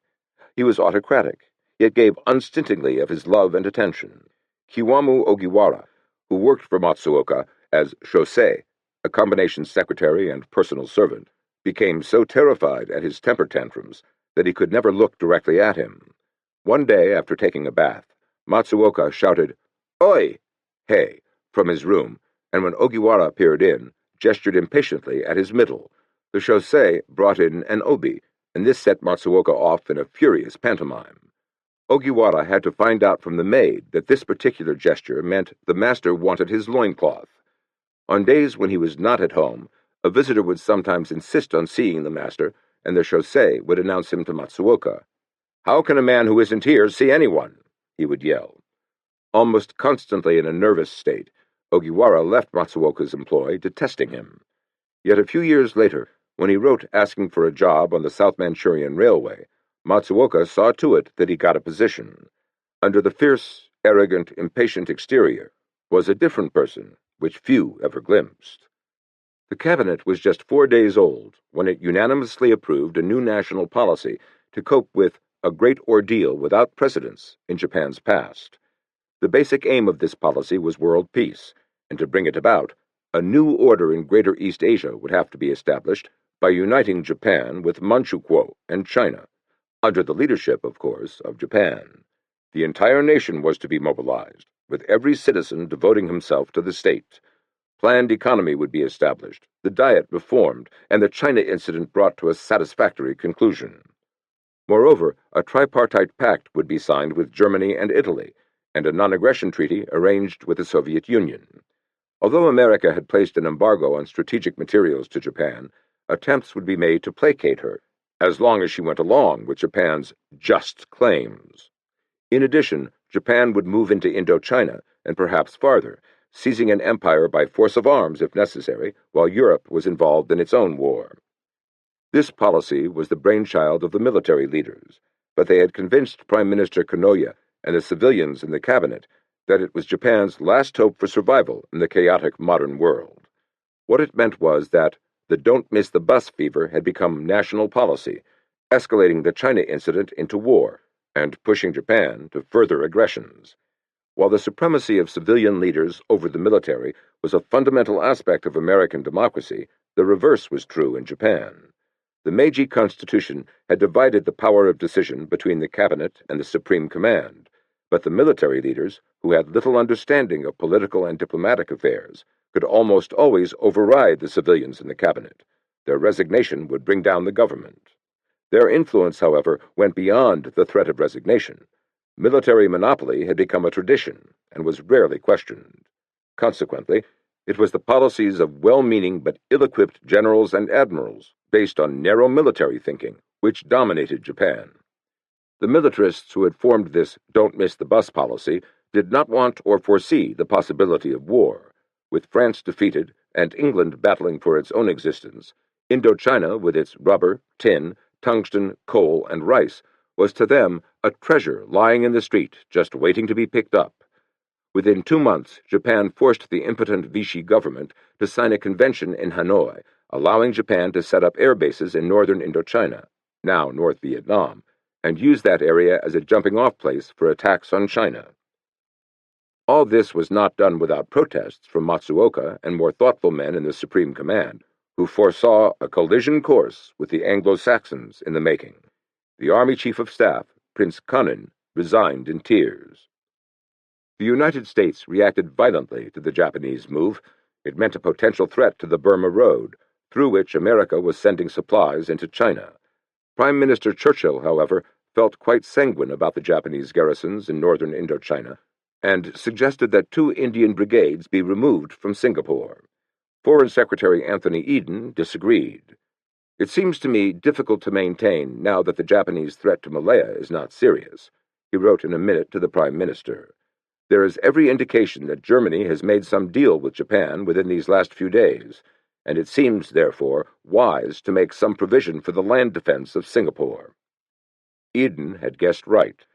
The long-discussed tripartite pact with Germany and Italy was near conclusion, even though the Navy still objected, fearing that such an agreement would require Japan's automatic entry into war under certain circumstances. Matsuoka countered this with persuasive and interminable rebuttals. The pact, he declared, would force the United States to act more prudently in carrying out her plans against Japan, and would prevent war between the two countries. Furthermore, if Germany did get into a fight with America, Japan would not be automatically obliged to come to her aid. Unable to withstand the onslaught of Matsuoka's arguments, and incidentally vociferous popular support for the alliance, the dissidents were won over. Konoye gave his grudging approval because he well knew he would again be forced to resign if he opposed the army. "My idea is to ride on the military away from war," he told his son-in-law. Like the Navy, the Emperor opposed the pact, and before affixing the official seal, he warned Konoye that he feared it would eventually lead to war with America and Britain. "You must, therefore," he added ominously, "share with me the joys and sorrows that will follow." On September 27, 1940, the pact was signed in Berlin. To British and Americans, this was further evidence that Japan was no better than Nazi Germany and Fascist Italy, and that the 3 gangster nations had joined forces to conquer the world. The United States retaliated immediately by adding scrap metal of every kind to the list of embargoes, such as strategic materials and aviation fuel, which had been announced in July. Not only the Anglo-Saxons were dismayed by the treaty, Pravda called it a further aggravation of the war and an expansion of its realm. German Foreign Minister Joachim von Ribbentrop assured Vyacheslav Molotov, his Russian counterpart, that it was directed exclusively against the American warmongers. The treaty, of course, does not pursue any aggressive aims against America. Its exclusive purpose is rather to bring the elements pressing for America's entry into the war to their senses, by conclusively demonstrating to them that if they enter the present struggle, they will automatically have to deal with the 3 great powers as adversaries. Why not join the pact, he suggested, and wrote a long letter to Stalin saying that it was the historical mission of the 4 powers, the Soviet Union, Italy, Japan, and Germany, to adopt a long-range policy and to direct the future developments of their people into the right channel by delimitation of their interests on a worldwide scale. At this time, Hitler did not want war with Japan and the Anglo-Saxons, and felt, like Matsuoka, that the pact obviated such a conflict. He wrote Mussolini that a close cooperation with Japan is the best way either to keep America entirely out of the picture or to render her entry into the war ineffective. Almost as soon as the pact was signed, the Führer changed his mind about keeping peace in the Far East. He decided that Japan had to become involved in the war as soon as possible, and the German ambassador in Tokyo was ordered to inveigle Japan into attacking Singapore at the risk of provoking the United States.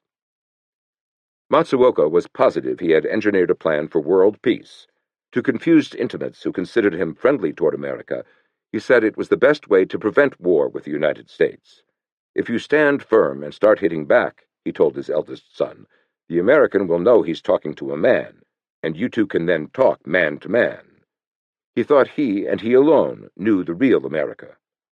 "It is my America and my American people that really exist," he once said. "There is no other America. There are no other American people." "I admit people will call all this a tricky business," he told Dr. Saito, but he had allied with Hitler to check the Army's aggressive policy and to keep American warmongers from joining the war in Europe. And after that we can shake hands with the United States.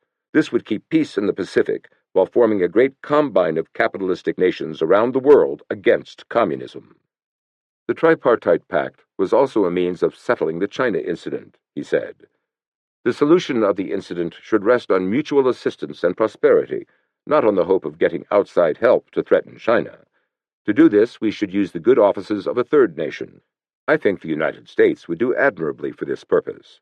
But here the question is, what concessions will Japan, or rather the Army, make? Japan should agree to a complete withdrawal of her troops from China. The devious Matsuoka concluded that his aims could best be accomplished by supporting Ribbentrop's plan for a grand quadruple alliance uniting Germany, Italy, and Japan with their common enemy, Russia, and requested permission to go to Europe so he could personally bring this to pass. After lengthy debate, the military chiefs approved the trip, but rejected his request to bring along a gift for Hitler, promise of a Japanese attack on Singapore. On March 12, 1941, a large crowd gathered at Tokyo Station to bid Matsuoka farewell.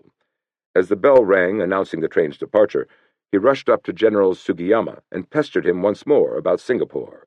When was he going to take the city? "I cannot tell you now," the general replied stiffly, thinking to himself, what a troublesome fellow this Matsuoka is. That he was became evident when, on the long trip across Siberia, he said privately to Colonel Yatsuji Nagai, sent along by the army to see that he would make no rash promises about Singapore, "Nagai-san, you try to stir up some trouble along the border. I'm going to try to close a Japanese-Soviet neutrality pact." In Berlin, he first saw Hitler, and even in these discussions it was Matsuoka who, as usual, dominated the conversation. In fact, Hitler rarely talked, and when he did, he usually railed against England, exclaiming, "She must be beaten." Both Ribbentrop and Hitler, as well as high officials of the Reich, did their best to convince Matsuoka that seizure of Singapore would be advantageous to Japan.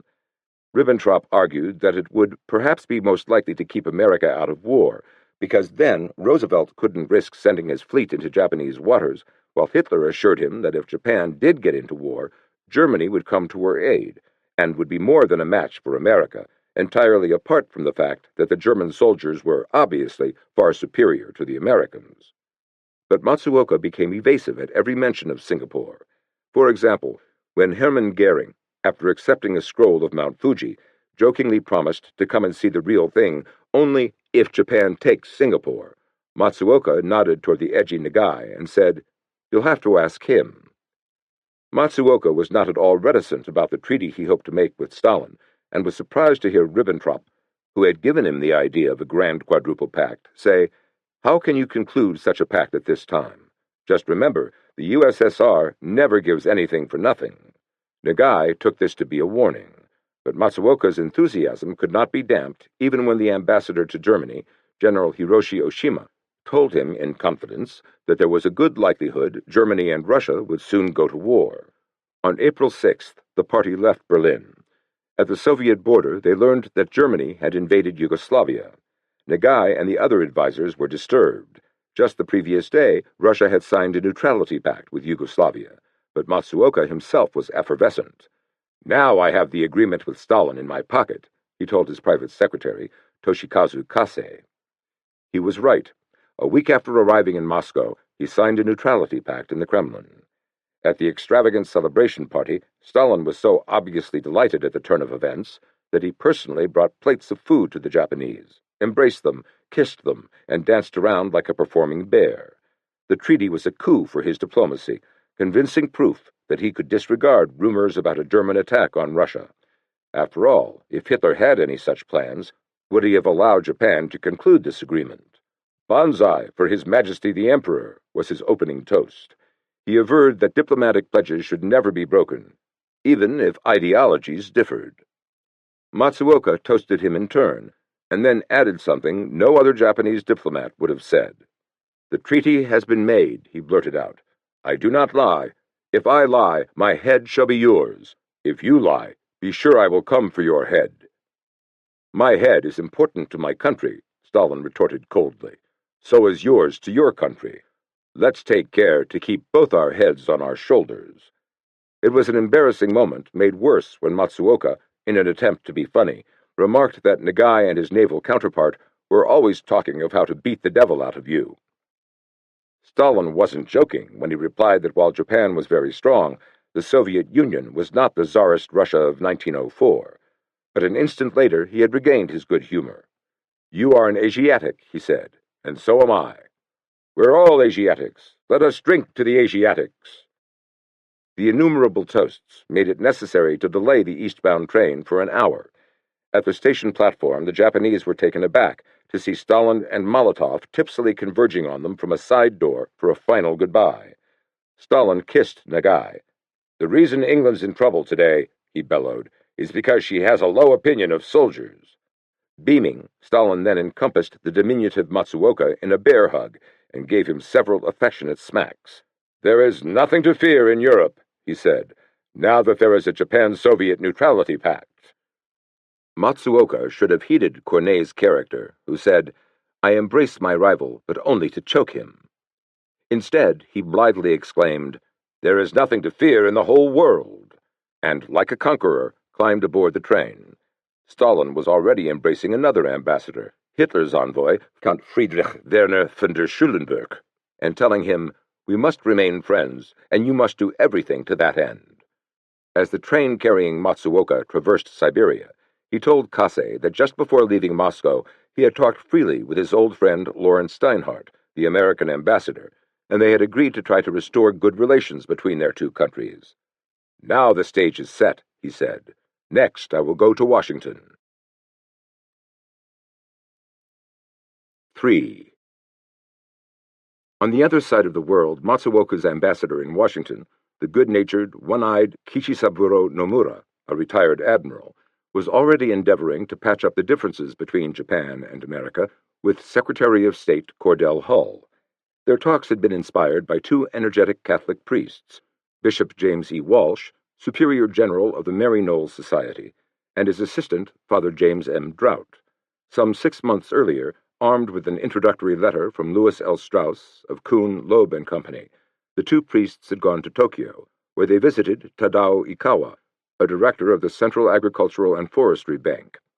They persuaded him that men of goodwill in both Japan and America could help bring about a peaceful settlement, and showed Ikawa a memorandum calling for a Japanese Far Eastern Monroe Doctrine and a stand against communism, which is not a political form of government, but a corroding social disease that becomes epidemic. Ikawa was impressed by the memorandum and felt sure any reasonable Japanese would agree to its terms. During several years' service in the United States as an official of the Finance Ministry, he had made numerous friends in New York banking circles and acquired an American wife. He assumed that the proposal had the backing of President Roosevelt, since Father Drought had mentioned he was acting with the approval of top personnel in the U.S. government, and, fired with enthusiasm, introduced the clergyman to Prime Minister Konoye and Matsuoka. The former suggested that Ikawa sound out the army in the person of an influential colonel in the War Ministry named Hideo Iwakuro. He was a unique combination of idealism and intrigue, and was just the man to put the priest's project into action. He ardently believed that peace with America was Japan's salvation, and plotting was a way of life with him. Behind his impish smile was one of the most agile brains in the army. An espionage and intelligence expert, he had founded the prestigious Nakano School for Spies, which was at the time sending out groups of well-trained agents throughout Asia, imbued with his own idealistic views of a free amalgamation of Asian nations. It was he, too, who had dreamed up the idea for wrecking the Chinese economy by flooding that country with $1.5 billion worth of counterfeit yen. He had also succeeded in getting refuge in Manchuria for some 5,000 wandering Jews who had fled Hitler, by persuading the Kwantung army leaders on grounds that no true Japanese could deny. A debt was owed the Jews. The Jewish firm of Kuhn, Loeb and Company had helped finance the Russo-Japanese War.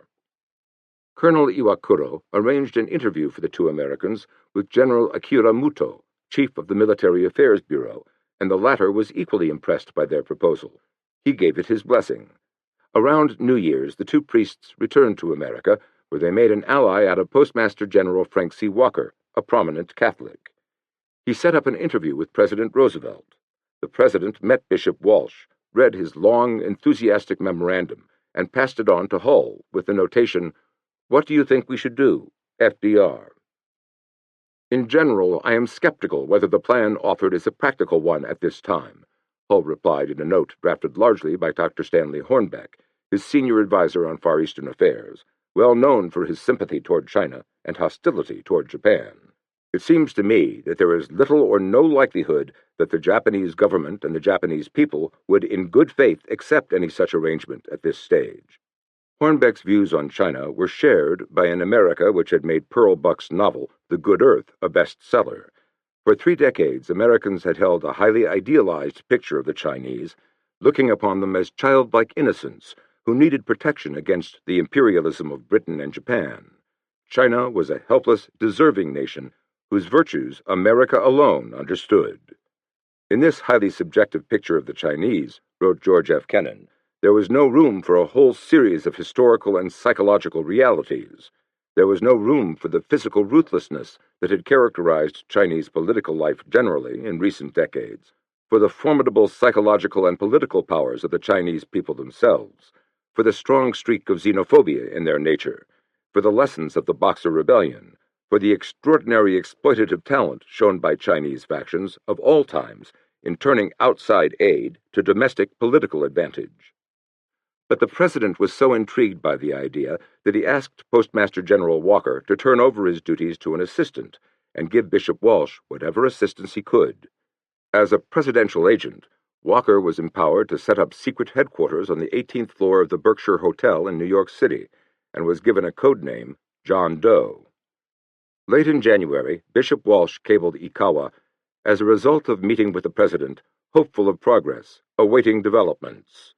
Ikawa wondered if he should go to Washington as well, to help the priests and Ambassador Nomura, who was about to sail for the United States, find a formula for coexistence. The admiral was a straightforward, honest man of goodwill and good nature, with many American friends, including President Roosevelt, but unfortunately had no Foreign Office experience and little aptitude for diplomacy. Ikawa went to Colonel Iwakuro for advice.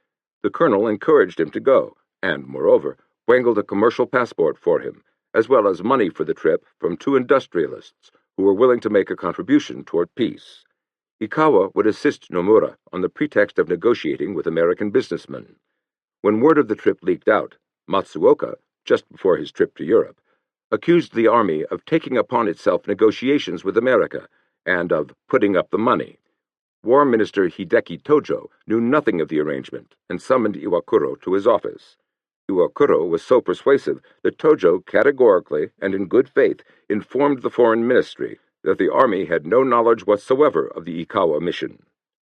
It was a dangerous game, but Iwakuro felt that friendly relations with America were well worth it, and playing dangerous games was his hobby. He thought this ended his part in the matter, but it had just begun, for Tojo had become so impressed with Iwakuro's grasp of the situation that he was ordered to proceed to America to help Nomura in his mission. To prepare himself for the assignment, Iwakuro consulted with those who called for war, as well as those who wanted peace. One night at a party in the Ginza, Nisho Inoue, leader of the Blood Brotherhood, urged him to become a spy. "We are going to fight against Britain and the United States, since they are blockading us, and your duty in America is to find out when we should start the war."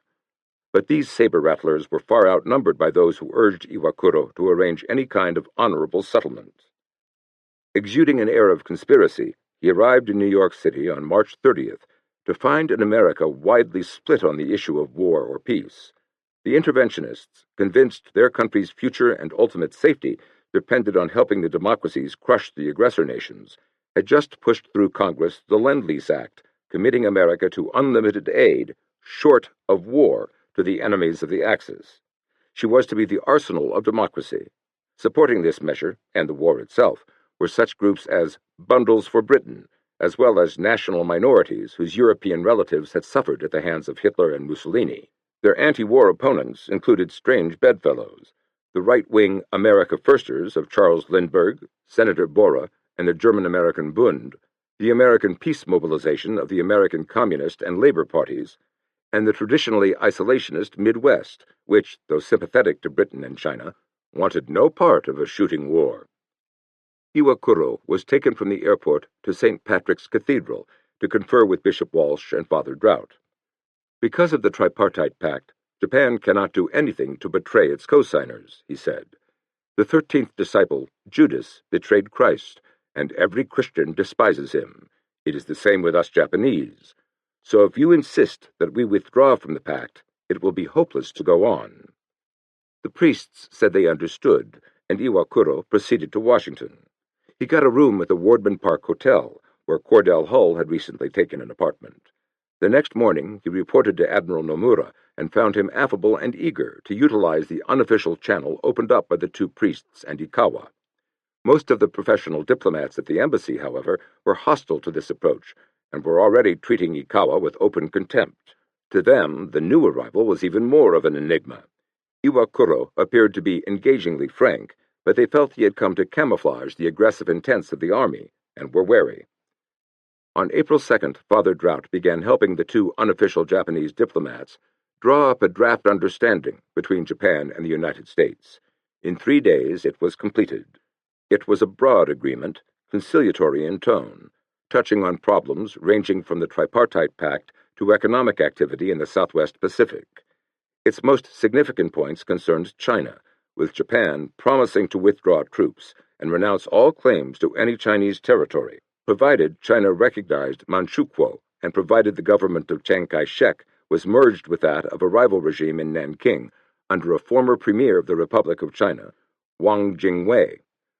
What Wang wanted primarily was peace with Japan for the good of the Chinese people, and if he had succeeded, he would have become a national hero.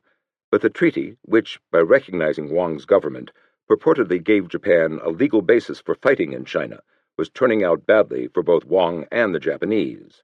It ruined any chance there was for Japan to make peace with Chiang Kai-shek and made the Nanking government a puppet of Japan. As a result, Wang had already become the symbol of treachery in China.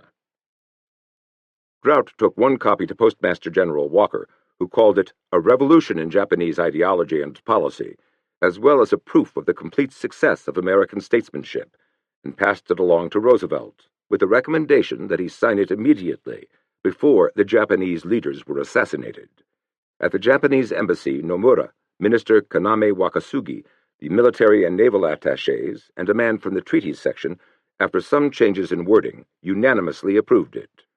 The draft understanding was carefully examined at the State Department by the Far Eastern experts. They concluded that most of its provisions were all that the ardent Japanese imperialists could want. Hull concurred, but felt that however objectionable some of the points might be, there were others that could be accepted as they stood, and still others that could be agreed to if modified. On April 14th, Ikawa told Nomura that he had arranged a private meeting with Hull at the Wardman Park Hotel that evening. Nomura was to go to Hull's apartment by a rear corridor and knock on the door at 8 o'clock. Nomura did this, but he was afraid it was a practical joke. To his surprise, Hull opened the door. His was a sad, thoughtful face, and he spoke slowly and gently, except, as Nomura was to learn, when aroused. He came from Tennessee, land of mountain feuds, and was himself a man of implacable hatreds. Nomura announced cryptically that he knew all about a certain draft understanding, and though he hadn't yet forwarded it to Tokyo, thought his government would be favorably disposed toward it. Hull raised objections to some of the points in the agreement, but said that once these had been worked out, Nomura could send the revised document to Tokyo to ascertain whether the imperial government would take it as a basis for negotiations. The inexperienced Nomura inferred from this that a revised draft understanding would be acceptable to the United States. But the admiral was seriously mistaken. Hull had unwittingly misled Nomura, since he did not regard the proposals as a solid basis for negotiations. Perhaps the misunderstanding was a result of Nomura's faulty English, or perhaps Nomura's great desire for a settlement had influenced his interpretation of Hull's vague phraseology. Nevertheless, it was largely Hull's fault. He should have known he was giving some encouragement to Nomura when he had no such intentions. He had committed a tactical error. The two diplomats met again 2 days later at Hull's apartment. The one paramount preliminary question about which my government is concerned, Hull began in his slow, circuitous manner, is a definite assurance in advance that the Japanese government has the willingness and ability to go forward with a plan in relation to the problems of a settlement, to abandon its present doctrine of military conquest by force, and adopt the principles which this government has been proclaiming and practicing as embodying the foundation on which all relations between nations should properly rest. He handed over a piece of paper listing these 4 principles. 1. Respect for the territorial integrity and the sovereignty of each and all nations. 2. Support of the principle of non-interference in the internal affairs of other countries. 3. Support of the principle of equality, including equality of commercial opportunity. 4. Non-disturbance of the status quo in the Pacific, except as the status quo may be altered by peaceful means. Wondering if his earlier optimism had been well-founded, Nomura asked if Hull would to a fairly full extent approve the proposals contained in the draft understanding. Some would be readily approved, Hull replied, while others would have to be changed or eliminated. But if your government is in real earnest about changing its course, he continued, I can see no good reason why ways could not be found to reach a fairly mutually satisfactory settlement of all the essential questions and problems presented.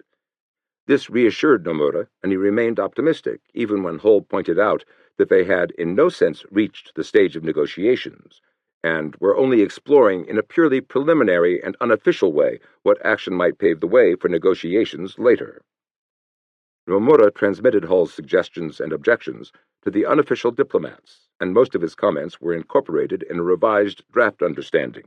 The document was enciphered and dispatched to Tokyo, accompanied by a strong recommendation from Nomura for a favorable response. He added that Hull had, on the whole, no objections to the draft understanding, which Hull had said in so many words, and was willing to use it as a basis for negotiations, which he had no intention of doing. It was now Nomura's turn to commit a diplomatic blunder as serious as Hull's. He failed to relay the Secretary of State's 4 basic principles to Tokyo. Certainly, this information would have cooled some of Prime Minister Kanoya's enthusiasm for the draft understanding. As it was, the Prime Minister was so encouraged by the way things seemed to be working out that he convened an emergency meeting of government and military leaders. They were just as enthused, including the military, and agreed that the American proposal, for that is what they thought the draft understanding was, should be promptly accepted in principle. One of War Minister Tojo's most trusted advisers, Colonel Kenryo Sato, was astounded that America would make such concessions. It was all too good to be true, he felt, and passed along his suspicions to Tojo. But the War Minister was willing to do almost anything to settle the war in China honorably, and went along with the rest of the cabinet. Matsuoka's deputy protested. They should wait for a few days, until the foreign minister returned from Moscow. Kanoya wanted no collision with the troublesome Matsuoka, and acquiesced. On April 21st, he learned that Matsuoka had at last arrived at Dairen, not far from the battlefields of the Russo-Japanese War, and told him over the phone to come home at once to consider an important proposal from Washington. Matsuoka assumed this was a result of his talk in Moscow with U.S. Ambassador Lawrence Steinhardt, and triumphantly told his secretary that he would soon be heading for America to complete his plan for world peace. The next afternoon, Matsuoka's plane landed at Tachikawa Air Base, and he stepped out, warmed by the cheers of the waiting crowd. Prime Minister Kanoya was on hand, even though he was suffering so intensely from piles that he had to sit on an inflated circular tube. He offered to take Matsuoka to the Prime Minister's official residence, where other cabinet ministers were waiting. He would brief the foreign minister on the negotiations with America en route. Matsuoka mentioned that he wanted to stop briefly at the plaza outside the palace moat to pay his respects to the emperor. To Kanoya, it was pretentious and in bad taste to bow deeply while newsmen took pictures, and he could not stand to the side while Matsuoka went through the ceremony, or he'd be accused of insolence to the emperor. Since Matsuoka insisted on having his own way, and Kanoya was too proud to join him, the two left the airport in separate cars. On the drive to the palace, Matsuoka learned from his vice minister that the proposal for a peaceful settlement was not his own doing, but the work of a couple of amateur diplomats. He was mortified, and that night was late for a conference at the Prime Minister's official residence, convened to discuss the draft understanding. He avoided not only Kanoya, but the subject of the meeting as well, talking incessantly of Hitler-san and Stalin-san, as if they were his closest friends. Piqued at first, he became spirited and expansive as he boasted of how he had told Steinhardt that Roosevelt was quite a gambler, and that the United States was keeping both the China incident and the war going with her aid. I told him the peace-loving President of the United States should cooperate with Japan, which is also peace-loving, and that he should inveigle Chiang to make peace with us. He also related that Ribbentrop had told him that Germany had signed the pact with Russia only because of unavoidable circumstances, and that if it came to war, Germany would probably be able to defeat Stalin in 3 or 4 months. But the business of the conference could not be avoided indefinitely. When the draft understanding was finally brought up, Matsuoka burst out stridently, "I cannot agree to this, whatever you Army and Navy people say. First of all, what about our treaty with Germany and Italy? In the last war, the United States made use of Japan through the Ishii-Lansing Agreement, and when the war was over, the United States broke it. This is an old trick of theirs." Suddenly, he announced that he felt very tired and needed a month's rest to think things over, and went home. His arrogant manner had not been of a kind to bring reassurance, and as the meeting continued far into the night, both Tojo and General Muto recommended that the draft understanding be approved without further delay. The following day, Konoye summoned his foreign minister. Matsuoka had calmed down, but about all he would say was, "I wish you would give me time to forget all about my European trip. Then I'll consider the present case." A week passed without any action from Matsuoka, and pressure began to build in the Army and Navy for his removal. Whether he was so offended that negotiations had been initiated without him that he was deliberately sabotaging them, or was merely being properly cautious for fear that an amateur attempt at peace might lead to disaster, it was difficult to tell. The reason Matsuoka himself gave was that the draft understanding was merely a plot of the Army, and Colonel Iwakuro was making a cat's paw out of him. So he did nothing, while the Army and Navy fumed, and the negotiators in Washington wondered what had gone wrong. It was hardest on the impetuous Iwakuro. Finally, on April 29th, the Emperor's birthday, he could restrain himself no longer and suggested telephoning Matsuoka. It was indiscreet, but indiscretion was Iwakuro's creed, and his associates were persuaded by his enthusiasm. It was decided that he and Ikawa should make the call from Postmaster General Walker's secret headquarters in New York City. By the evening, they were in room 1812 at the Berkshire Hotel and began toasting the Emperor in port. The colonel had a small tolerance for wine, and after 2 glasses he was feeling lightheaded. At 8 o'clock, it was 10 o'clock the next morning in Japan, he put in the call to Matsuoka's home in Sendagaya. "Congratulations on your trip to Europe," Iwakuro began. "About the fish I sent you the other day. How did you find it? Please have it cooked as soon as possible. Otherwise it will go bad. Nomura and all the others are expecting to have your reply soon." I know, said Matsuoka curtly. "Tell him not to be so active." Iwakuro wished he could have slapped Matsuoka for answering so rudely. "Please find out how others think about it. If you keep the fish around too long, it will surely go bad. Please be careful. Otherwise, people will hold you responsible for everything." "I know," was the blunt answer. Iwakuro hung up, muttered something incomprehensible, and, to Ikawa's consternation, abruptly passed out. The following day, the 2 men called on former President Herbert Hoover, who welcomed them warmly, but observed that since the Republicans were not in power, they could be of little help in the negotiations. "If war comes, civilization will be set back 500 years, he said, and added somberly, "The negotiations should be completed before summer, or they will fail." In Tokyo, Matsuoka was still delaying the reply to Hull. He had informed Hitler of the draft understanding and was waiting for his comments. Matsuoka also promised the German ambassador, General Eugen Ott, who expressed fears that the negotiations in Washington would negate the tripartite pact, that if the United States entered the war, Japan would definitely get in it. Notwithstanding, Hitler was suspicious of Matsuoka and told Mussolini that Matsuoka was a Catholic who also sacrificed to pagan gods, and one must conclude that he was combining the hypocrisy of an American Bible missionary with the craftiness of a Japanese Asiatic. To those who pressed for action, Matsuoka repeated that before approving the draft understanding, Japan should ask America to sign a neutrality treaty, which would be in effect even if Japan and Britain went to war. Nomura was told to sound out Hull on such a treaty. Naturally, Hull rejected the proposal peremptorily. This irritated Matsuoka no end. He told the Emperor on May 8th that if the United States entered the war in Europe, Japan should back their Axis allies and attack Singapore. He predicted that the talks in Washington would come to nothing, and that if they did succeed, it would only mean that America had been placated at the expense of Germany and Italy. If that happens, I am afraid I cannot remain in the cabinet. When Prince Kanoya heard this, from the Emperor himself, who expressed his astonishment and grave concern, he secretly met with his War and Navy ministers, General Tojo and Admiral Koshiro Oikawa, and they agreed to force the fractious foreign minister to act.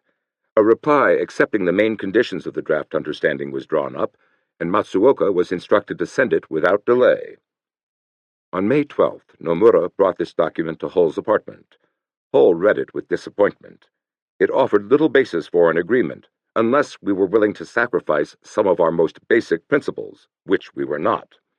Still, it was a formal proposition, and he decided to go forward on the basis of the Japanese proposals and seek to argue Japan into modifying here, eliminating there, and inserting elsewhere, until we might reach an accord we both could sign with mutual goodwill. The problem, already beset by language difficulties, stubbornness, rigidity, and confusion, was further aggravated by American intercepts of Japanese messages. Diplomatic codes, supposedly unbreakable, had been cracked by American experts, and messages from the Japanese government to its diplomats overseas were being intercepted and deciphered under the cover name of Operation Magic. Consequently, Hull usually knew what was on Nomura's mind before he walked into a conference. But since many of the decoded messages were not considered worthy of Hull's attention, a naval officer made this decision on his own, and since messages were translated by men not fluent in the stylized and difficult language of Japanese diplomacy, Hull was occasionally misled. The judge from Tennessee, moreover, was constantly annoyed at the perpetual frozen smiles of the Japanese, and either ridiculed or made fun of their bowing and hissing. Snakes and cats hiss by expelling breath. Japanese do just the opposite, sucking in at times of cogitation, uncertainty, or embarrassment. As a result, it was easy for his chief adviser, Dr. Hornbeck, to persuade him that the Japanese were not to be trusted, and that any compromise with Japan would be a betrayal of American democratic principles.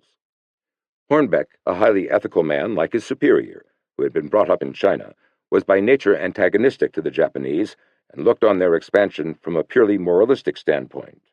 Hornbeck's associate in the State Department, J. Pierpont Moffat, described him as regarding Japan as the sun around which her satellites, Germany and Italy, were revolving.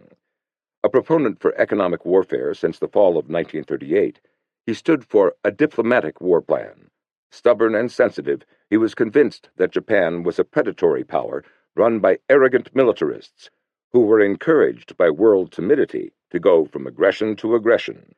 He had always felt they could only be blocked by a series of retaliations, ending, if need be, in economic sanctions. This program should be put into effect even if it ended in war. Bowing to the militarists' demands would eventually end in war anyway.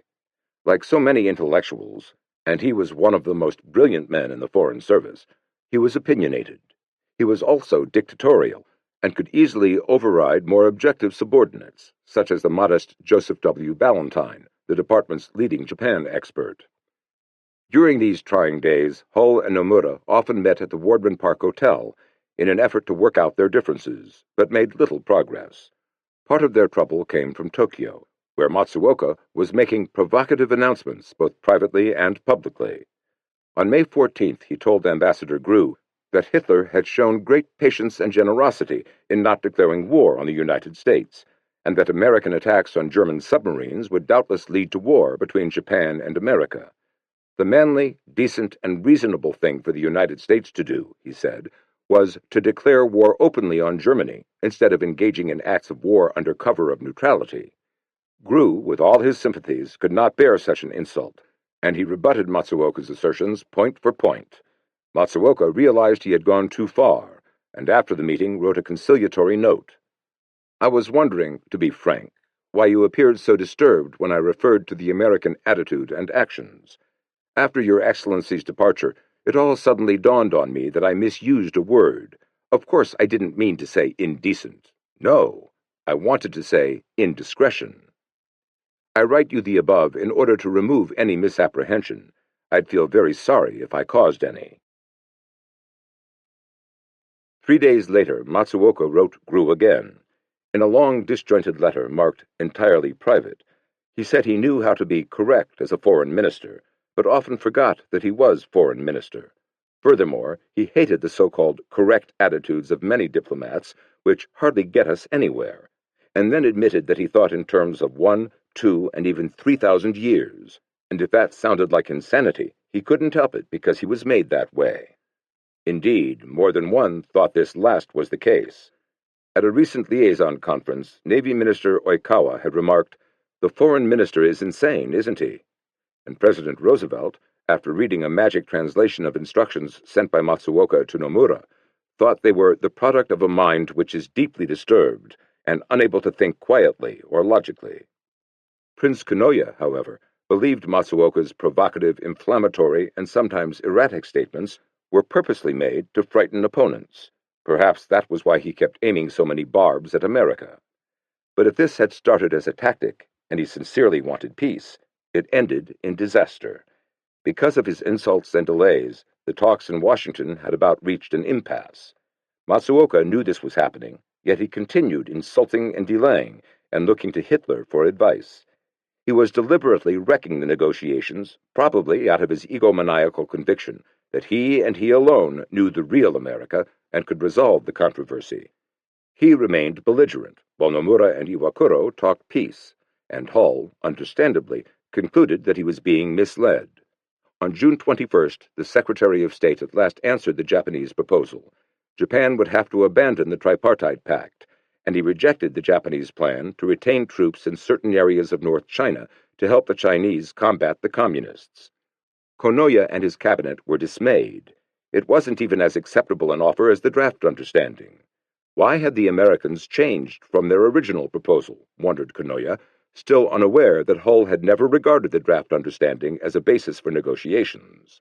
What infuriated Matsuoka was an oral statement that accompanied Hull's answer, to the effect that recent public statements by certain Japanese officials, and it was obvious he meant Matsuoka, seemed to be an unsurmountable roadblock to the negotiations. The foreign minister took this as a personal insult, and cause for breaking off the talks in Washington altogether. This concern and confusion was eclipsed the next day, Sunday, June 22nd, when Hitler invaded Russia. The Japanese were taken by surprise, although Ambassador Oshima, after talks with Hitler and Ribbentrop, had cabled 16 days earlier that war between Germany and Russia was imminent. It also came as a blow to Stalin, despite 180 German violations of Soviet airspace, including penetrations as deep as 400 miles in the previous 2 months. There were also unheeded warnings of an impending attack from official Washington and London, and Stalin's own secret agent in Tokyo, Richard Zorga, who had correctly predicted in the spring of 1939 that Germany would march into Poland on September 1st. Zorga not only dispatched photocopies of telegrams from Ribbentrop informing his ambassador in Tokyo, General Eugen Ott, that the Wehrmacht would invade the Soviet Union in the second half of June. He also sent a last-minute message on June 14th. War begins June 22nd. In the first few hours, the Luftwaffe wiped out 66 Soviet airfields and destroyed 1,200 planes, while ground forces swept forward, capturing almost 2,000 big guns, 3,000 tanks, and 2,000 truckloads of ammunition. The news of the attack reached Tokyo a little before 4 o'clock on Sunday afternoon. Within minutes, Matsuoka phoned the Lord Privy Seal, Marquis Koichi Kido, and asked for an audience with the Emperor. Kido was a small, neatly compact man of 52, with a trimmed mustache, and had, like Konoya, been a protege of Prince Saionji's. The liberal political philosophy and logical reasoning which characterized the last Genro, he had died the previous year at the age of 91, had always made a deep impression on him, particularly Saionji's repeated warnings that Japan's policy must be based on cooperation with Britain and America. Accordingly, Kido had actively opposed the seizure of Manchuria, the push into China, and the Tripartite Pact.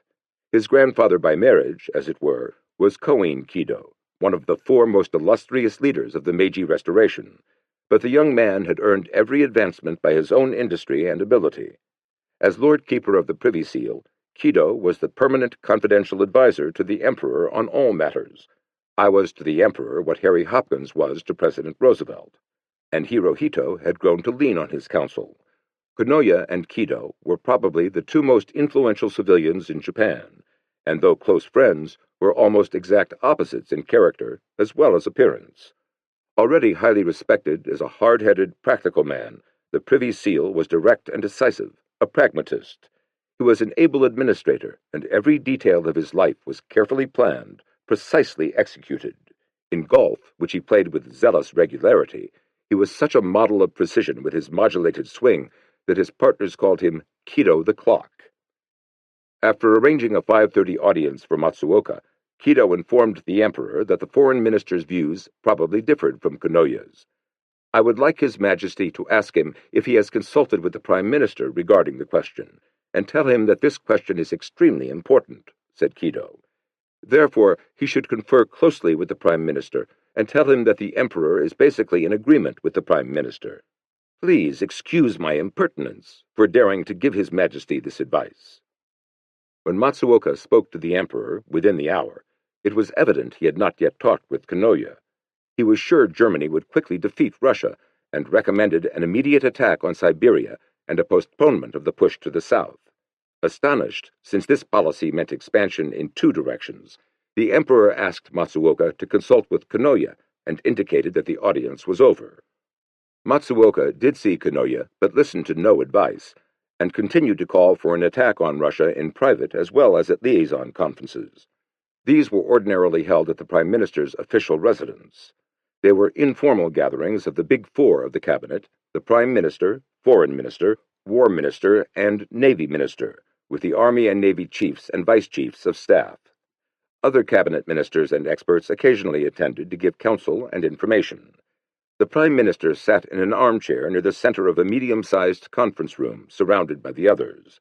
3 secretaries, the Chief Secretary of the Cabinet, the Chief of the Military Affairs Bureau of the War Ministry, and the Chief of the Naval Affairs Bureau of the Navy Ministry, sat near the entrance. The conferences were lively. There was no presiding officer, no strict protocol, and arguments were common.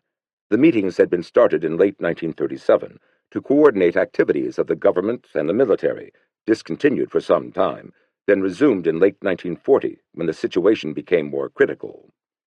3 days after Matsuoka's audience with the Emperor, he met direct opposition from the military, who were not eager for a simultaneous fight with the Soviet Union and America. Naval operations against both these countries, said Navy Minister Oikawa, would be too difficult. To avoid this kind of situation, don't tell us to attack the USSR and at the same time push south. The Navy doesn't want the Soviet Union provoked. When Germany wipes out the Soviet Union, we can't simply share in the spoils of victory unless we've done something, said Matsuoka, and then uttered words which were strange, coming from a foreign minister. We must either shed our blood or embark on diplomacy, and it's better to shed blood. The following day he pressed his argument. What was more important, the North or the South, he asked. Of equal import, replied Army Chief of Staff Sugiyama. We're waiting to see how the situation develops. He did not reveal that if Moscow fell before the end of August, the Army would attack Siberia. It all depends on the situation, said Army Vice Chief of Staff Ko Tsukada, a bright, short-tempered man. We can't go both ways simultaneously. After the conference, Colonel Kenryo Sato continued the debate with Tojo, who felt Matsuoka had made several good points. We gain nothing in the north, said Sato. At least we get oil and other resources in the south. He was as brilliant and impulsive as General Ishihara and Colonel Iwakuro, and often served as the official spokesman for Army policy. He was already notorious throughout the country for having yelled, "Shut up!" at a Diet member who kept interrupting his speech. Wary as he was of Sato's quixotic behavior, Tojo had come to depend on advice from the "shut up" colonel. Sato's logic made him wonder, if we declare war on the Russians, would the United States back them up and declare war on us? It's not impossible. America and the Soviet Union have different systems, but you never can tell in war. The following day, Tojo gave Matsuoka no support at all, but the foreign minister was undaunted. He argued that reports from Ambassador Oshima indicated that the war in Russia would soon be over, and that England would capitulate before the end of the year. If we start discussing the Soviet problem after the Germans beat the Soviets, we'll get nowhere diplomatically. If we hit the Soviets without delay, the United States won't enter the war. He was confident, he said, that he could hold off the United States for 3 or 4 months with his diplomacy. But if we just wait around to see how things will turn out, as the Supreme Command suggests, we'll be encircled by Britain, the United States, and Russia. We must first strike north, then south. He went on, almost compulsively, until he saw that his words were having no effect. Then, in an attempt to force the issue, he said, "I would like a decision to attack the Soviet Union." "No," said Sugiyama, who spoke for all the military. Matsuoka's strongest ally was in Berlin, but Hitler himself had yet to come out with a flat request to attack Russia. He did this 3 days later, in the form of a telegram from Ribbentrop to his ambassador in Tokyo. On the morning of June 30th, General Ott transmitted this request to Matsuoka, who used it as a principal argument at the liaison conference that afternoon. Germany, he announced, was now formally asking Japan to come into the war. He became so fervent in his appeal for an attack on Russia that one listener likened it to a vomit of fire. "My predictions have always come true," Matsuoka boasted. "Now I predict that if war starts in the South, America and Britain will join it." He suggested postponing the drive south, and was so persuasive that Oikawa turned to Sugiyama and said, "Well, how about postponing it for 6 months?" It looked as if Matsuoka had abruptly turned things around by his oratory. A Navy man leaned over and whispered to Army Vice Chief of Staff Tsukada that perhaps they should consider the postponement, but Tsukada could not be swayed. With a few impassioned words of his own, he brought Oikawa and Sugiyama back to their original position. At this point, Prince Kanoya, who had been almost silent until then, said that he would have to go along with the Supreme Command. There was no more to say. The long debate was over, and the decision was made to go south. The final step was to get formal approval from the Emperor. This would come automatically at a ceremony held at the Imperial Palace, an imperial conference. At these meetings, the Emperor traditionally did nothing but sit silent and listen to explanations of the policy in question. Afterward, he would indicate his approval with a stamp of his seal. The members were comprised of those who attended liaison conferences, an expert or two, and the president of the Privy Council, a civilian who represented the throne in a sense by occasionally asking questions the Emperor himself could not. The conference to approve the move south was convened on July 2nd. The members sat stiffly on both sides of 2 long tables, covered with brocade, but the minute the Emperor entered the room, they shot to their feet. His skin, like that of his 3 brothers, was smooth as porcelain and of unique coloring. His army uniform did not make him look a bit martial. He stepped up to the dais and sat down before a gold screen, facing south, the direction to be honored according to court etiquette. He seemed detached, as if above worldly affairs. Below, the members sat down at right angles to His Majesty and stared woodenly at each other, hands on knees. Then the ceremony began.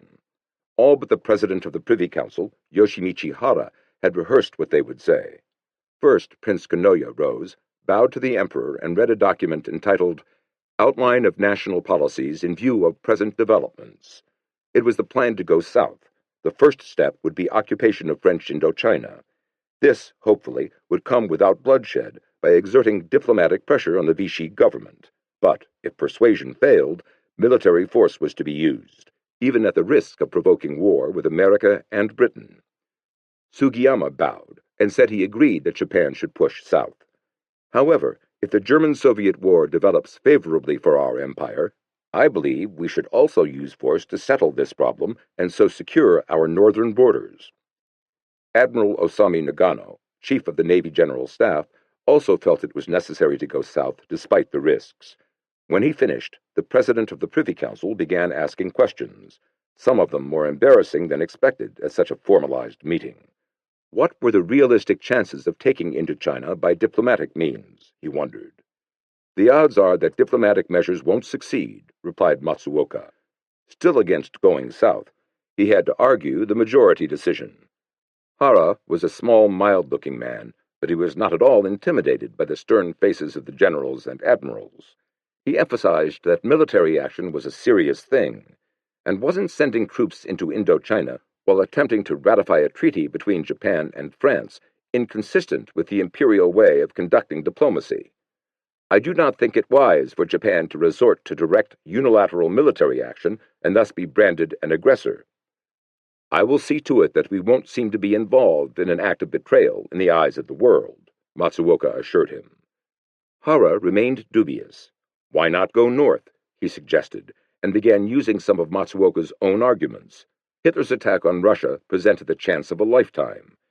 The Soviet Union is spreading communism all over the world, and we will have to fight her sooner or later. The people are really eager to fight her. What was supposed to be a formality threatened to turn into a debate. I want to avoid war with the United States. I don't think they would retaliate if we attacked the Soviet Union. On the other hand, Hara feared a move into Indochina would bring war with the Anglo-Saxons.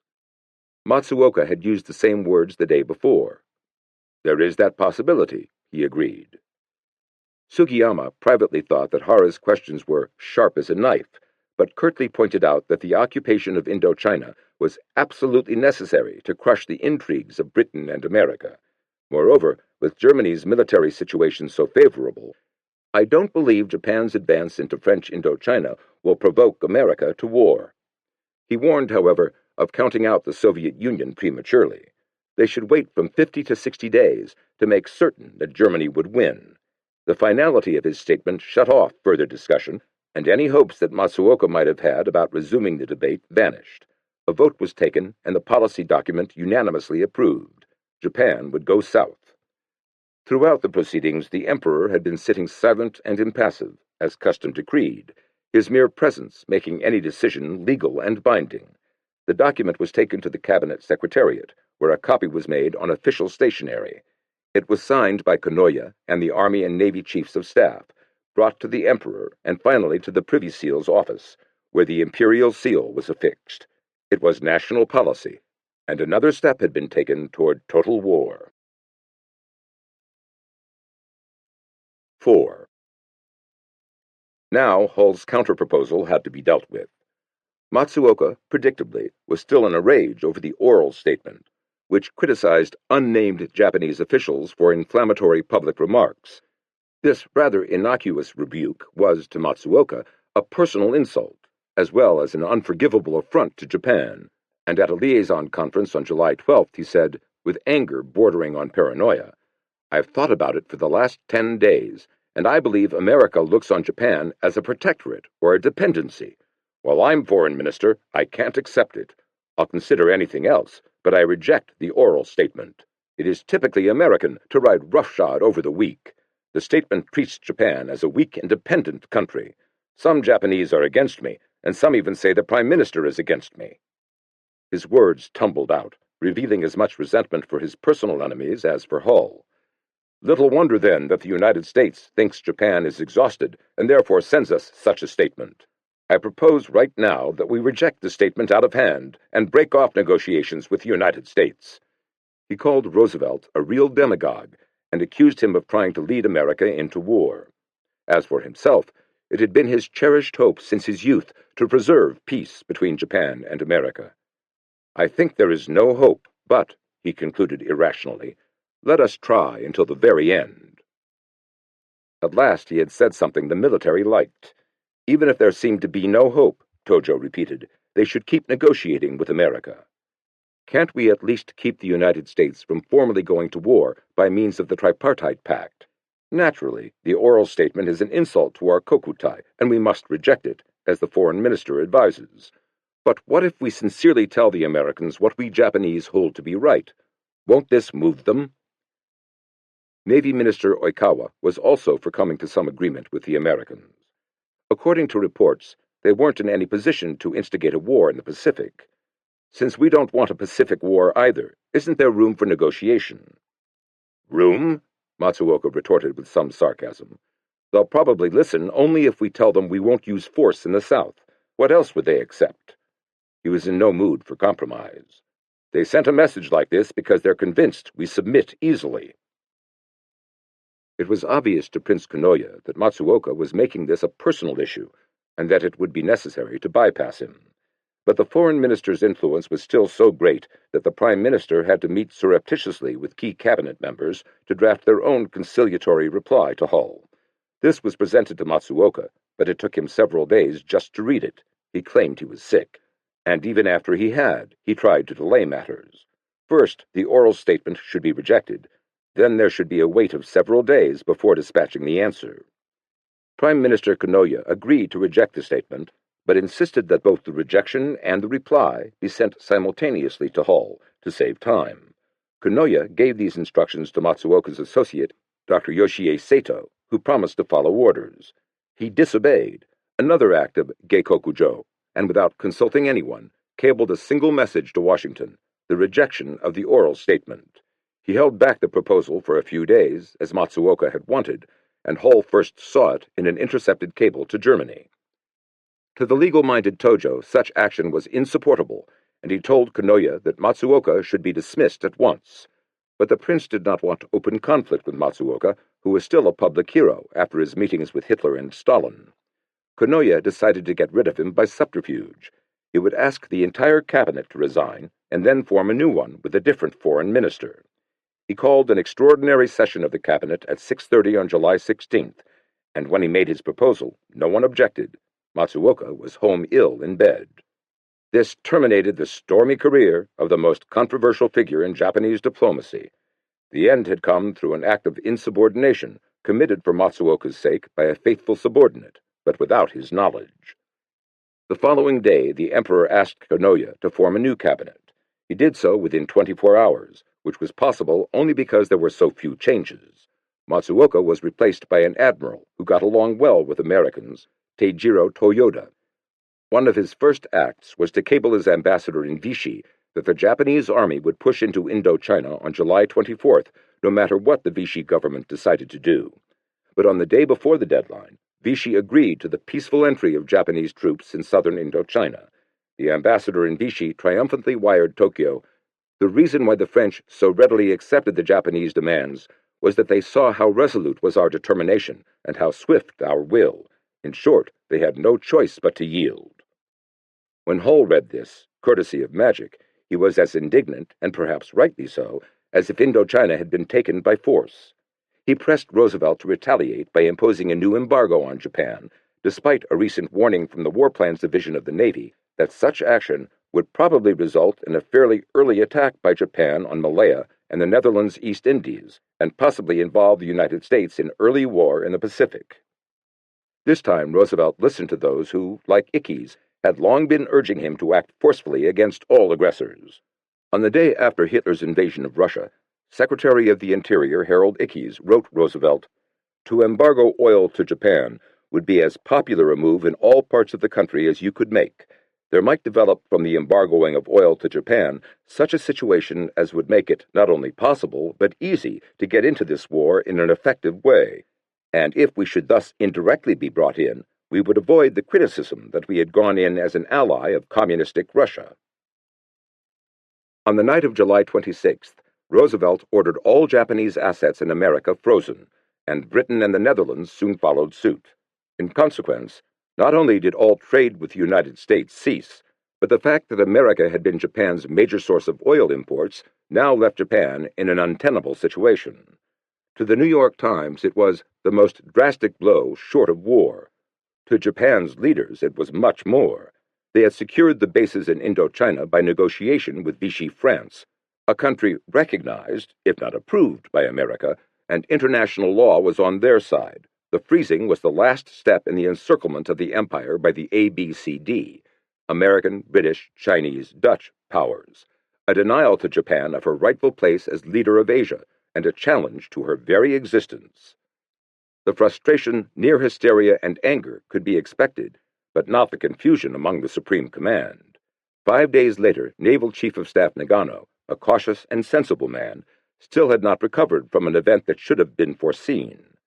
In an audience with the Emperor, he first said he wanted to avoid war, and that this could be done by revoking the Tripartite Pact, which the Navy had always maintained was a stumbling block to peace with America.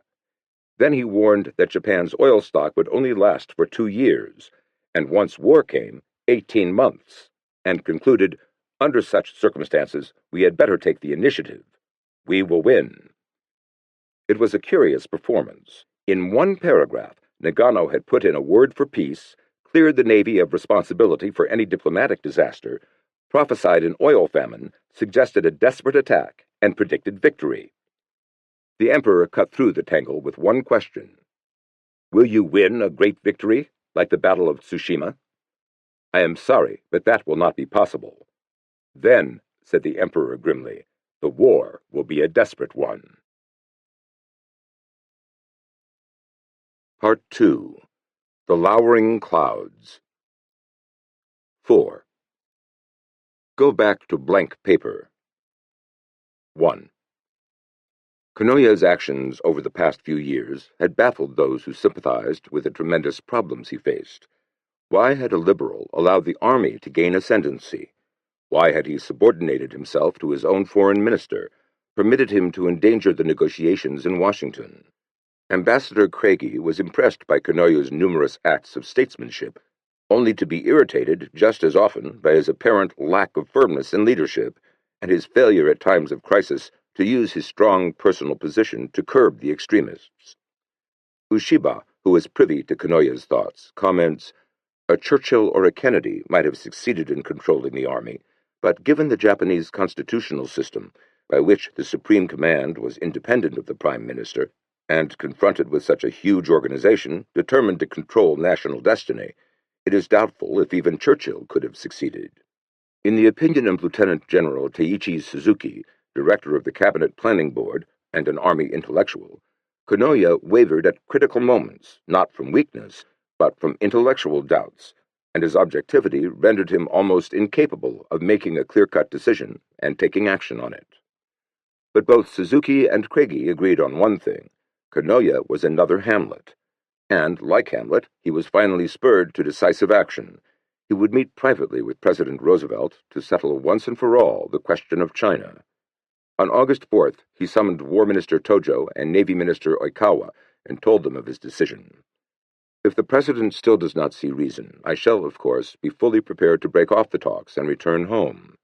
Both Japan and America would have to make concessions, but he felt agreement could be reached if the high-level talks were carried out with broad-mindedness. He promised that he would neither be too anxious or hasty to come to terms, nor assume a supercilious manner or act submissively. Tojo and Oikawa refused to commit themselves without consulting their colleagues. Within hours, the admiral reported back that the Navy was in complete accord and, moreover, anticipated the success of the conference. But Tojo found Army opinion divided. He wrote the Prime Minister that it was feared the summit meeting would weaken Japan's current policy, which was based on the Tripartite Pact, as well as cause repercussions at home. Nevertheless, the Army had no objections to the meeting, so long as Kanoya promised to lead the war against America if Roosevelt refused to appreciate Japan's position. He concluded the letter with a pessimistic observation that the probability of failure of this meeting is 8 to 10. Kanoya himself had no doubts, and over lunch told his close friend Shigeharu Matsumoto, editor-in-chief of the Domei news agency, about the proposed meeting with Roosevelt. On the morning of August 6th, the prince advised the Emperor of his intentions. "You had better see Roosevelt at once," said His Majesty, recalling what Admiral Nagano had told him about the dwindling oil stockpile. The following morning, a message was sent to Secretary of State Hull, suggesting that Kanoya and Roosevelt meet in Honolulu to discuss means of adjusting the differences between the two countries. But Hull was dubious of Kanoya's proposal. It had the same hand-to-heart touch used by Hitler on Chamberlain at Munich.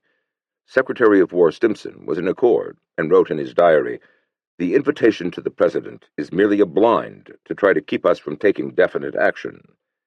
After 2 days, the Secretary of State saw Ambassador Nomura, who wanted a definite reply. But Hull, mixing accusations with moral observations, contended that it was now clear that those in Japan who favored peace had lost control.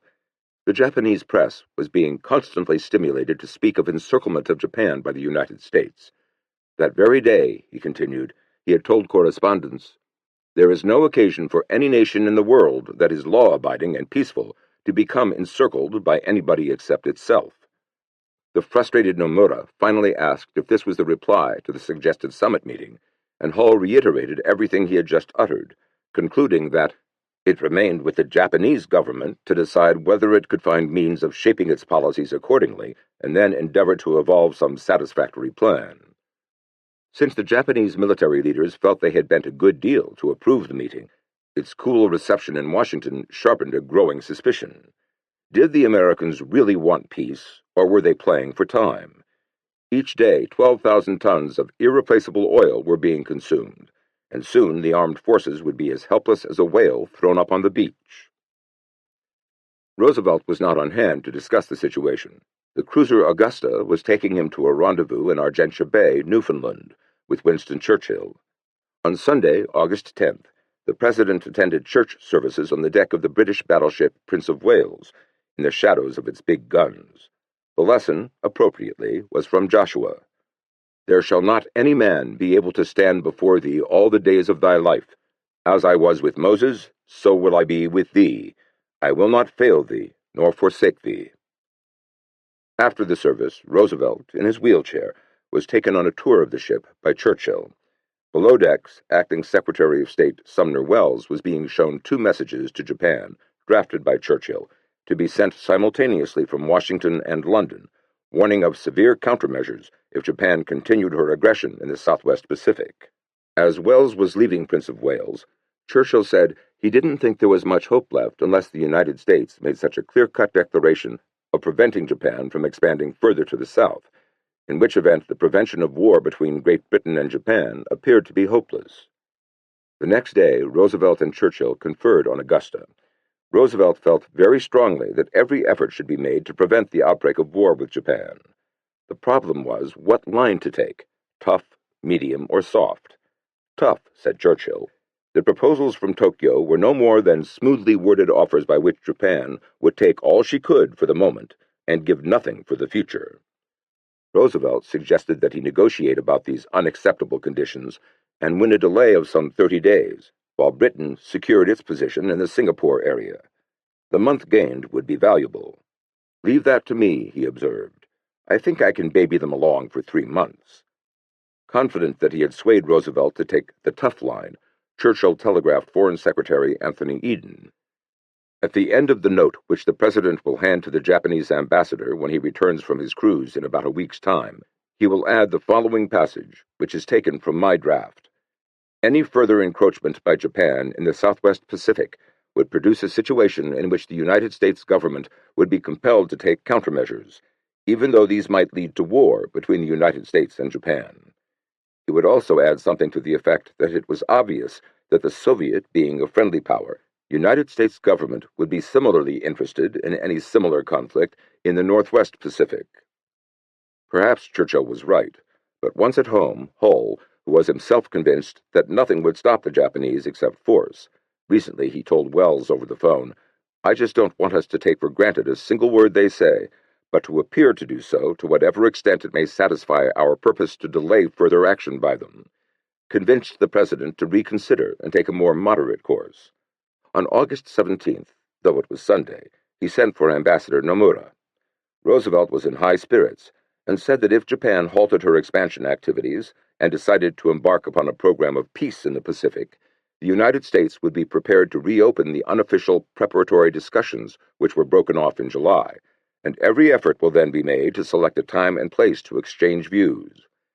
He was intrigued by the idea of a secret meeting, and even suggested that it take place in Juneau, Alaska, around the middle of October. Nomura immediately cabled Tokyo. A reply should be made before this opportunity is lost. The following afternoon, August 18th, Ambassador Grew was summoned by Foreign Minister Teijiro Toyoda. The admiral, a sympathetic and very human type, according to Grew, said he wanted to speak frankly, as a naval officer and not as a diplomat. Japan had gone into Indochina to solve the China affair, and not because of pressure from Germany.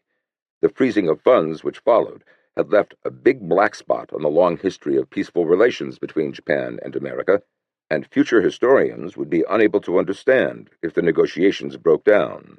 The solution was a meeting between the 2 leaders of both countries, in which the problems could be settled in a calm and friendly atmosphere on an equal basis. Grew, who had not been informed by the State Department of the proposed Kanoya-Roosevelt meeting was taken by the novel idea. Both leaders were gentlemen from distinguished families, and they could reach an honorable settlement. Moreover, he would be in attendance, and it could be the crowning moment of his own career. With the heat so oppressive in the ministry, the admiral ordered iced drinks and cold wet towels, and suggested that they remove their coats. As they swabbed themselves with the towels, Grew said, "Admiral, you have often stood on the bridge of a battleship, and have seen bad storms which lasted for several days. But ever since you took over the bridge of the Foreign Office, you have undergone one long, continuous storm, without any rest. You and I will have to pour some oil on those angry waves." The meeting lasted for an hour and a half, and as soon as Grew returned to the embassy, he sent an extraordinary message to Hull. The ambassador, Grew, urges with all the force at his command, for the sake of avoiding the obviously growing possibility of an utterly futile war between Japan and the United States, that this Japanese proposal not be turned aside without very prayerful consideration. Not only is the proposal unprecedented in Japanese history, but it is an indication that Japanese intransigence is not crystallized completely, owing to the fact that the proposal has the approval of the emperor and the highest authorities in the land. The good which may flow from a meeting between Prince Kanoya and President Roosevelt is incalculable. The opportunity is here presented, the ambassador ventures to believe, for an act of the highest statesmanship, such as the recent meeting of President Roosevelt with Prime Minister Churchill at sea, with the possible overcoming thereby of apparently insurmountable obstacles to peace hereafter in the Pacific. A few weeks before, Colonel Iwakuro and Ikawa, who had labored so diligently on the draft understanding, realized that their attempt at independent diplomacy had failed. On the last day of July, they had left Washington, arriving home 2 weeks later. Iwakuro was struck by the warlike atmosphere in Tokyo on all levels. There was growing hatred of America and Britain, and a general feeling that the ABCD encirclement was strangling the nation. In America, the predominant mood, though anti-Axis, seemed one of peace. Anti-war groups were picketing the White House, and the isolationists' opposition to Roosevelt's aid to China and Britain was widespread and vocal. A bill extending the service of draftees had passed with a margin of 1 vote, and in army camps the word Ohio was given a cryptic meaning, over the hill in October. Iwakuro made dozens of speeches to top-level military, political, and industrial groups, urging that the negotiations be continued. America's potential was far superior to Japan's, and a conflict would end in disaster. But the staff officers were far more interested in talking about an advance to the south, and at naval headquarters one said, "Japan is blockaded by the ABCD line. We cannot afford to lose time. We have only one course now, to fight." Iwakuro remembered that several months before, the Navy had been almost solidly aligned for a peaceful settlement with America, and sadly concluded that the die was cast. Nevertheless, he refused to give up and went pleading from ministry to ministry, but his words had no more effect than hitting a nail into rice bran. During the last week in August, he attended a liaison conference where he contrasted the alarming differences between American and Japanese war potential. In steel, he said, the ratio was 20-1, oil more than 100-1, coal 10-1, planes 5-1, shipping 2-1, labor force 5-1. The overall potential was 10-1. At such odds, Japan could not possibly win, despite Yamato Damashii, the spirit of Japan. For once his listeners were impressed, and Tojo ordered Iwakuro to make a written report of everything he had just said. The following day, Iwakuro arrived at the War Minister's office to discuss the report, but was summarily told by Tojo that he was being transferred to a unit in Cambodia. "You need not submit the notes in writing I requested yesterday." As Iwakuro was boarding the train for the first leg of the trip south, he told his friends, "So many of you have come to bid me farewell, but when I return to Tokyo, if I survive, I'm afraid I shall find myself alone in the ruins of Tokyo Station." Iwakuro's missionary zeal may have caused his banishment, but he was not alone in his views, and they brought about a dramatic policy reversal. The military leaders had finally agreed, after long arguments, to avoid war with the United States, even at the cost of major concessions. On the day of Iwakuro's departure, it was August 28th, 2 messages were on their way to Franklin Roosevelt. One was a letter from Konoya, again requesting a meeting, and the other an official proposal to withdraw all Japanese troops from Indochina once the China incident was settled, or a just peace was established in East Asia. Japan further promised to make no military advances into neighboring countries and to take no military action against the Soviet Union, as long as Russia remained faithful to the Soviet-Japanese Neutrality Treaty and did not menace Japan or Manchukuo. Far more important, the Japanese consented to abide by Hull's Basic Four Principles, which had by now arrived in an official U.S. missive.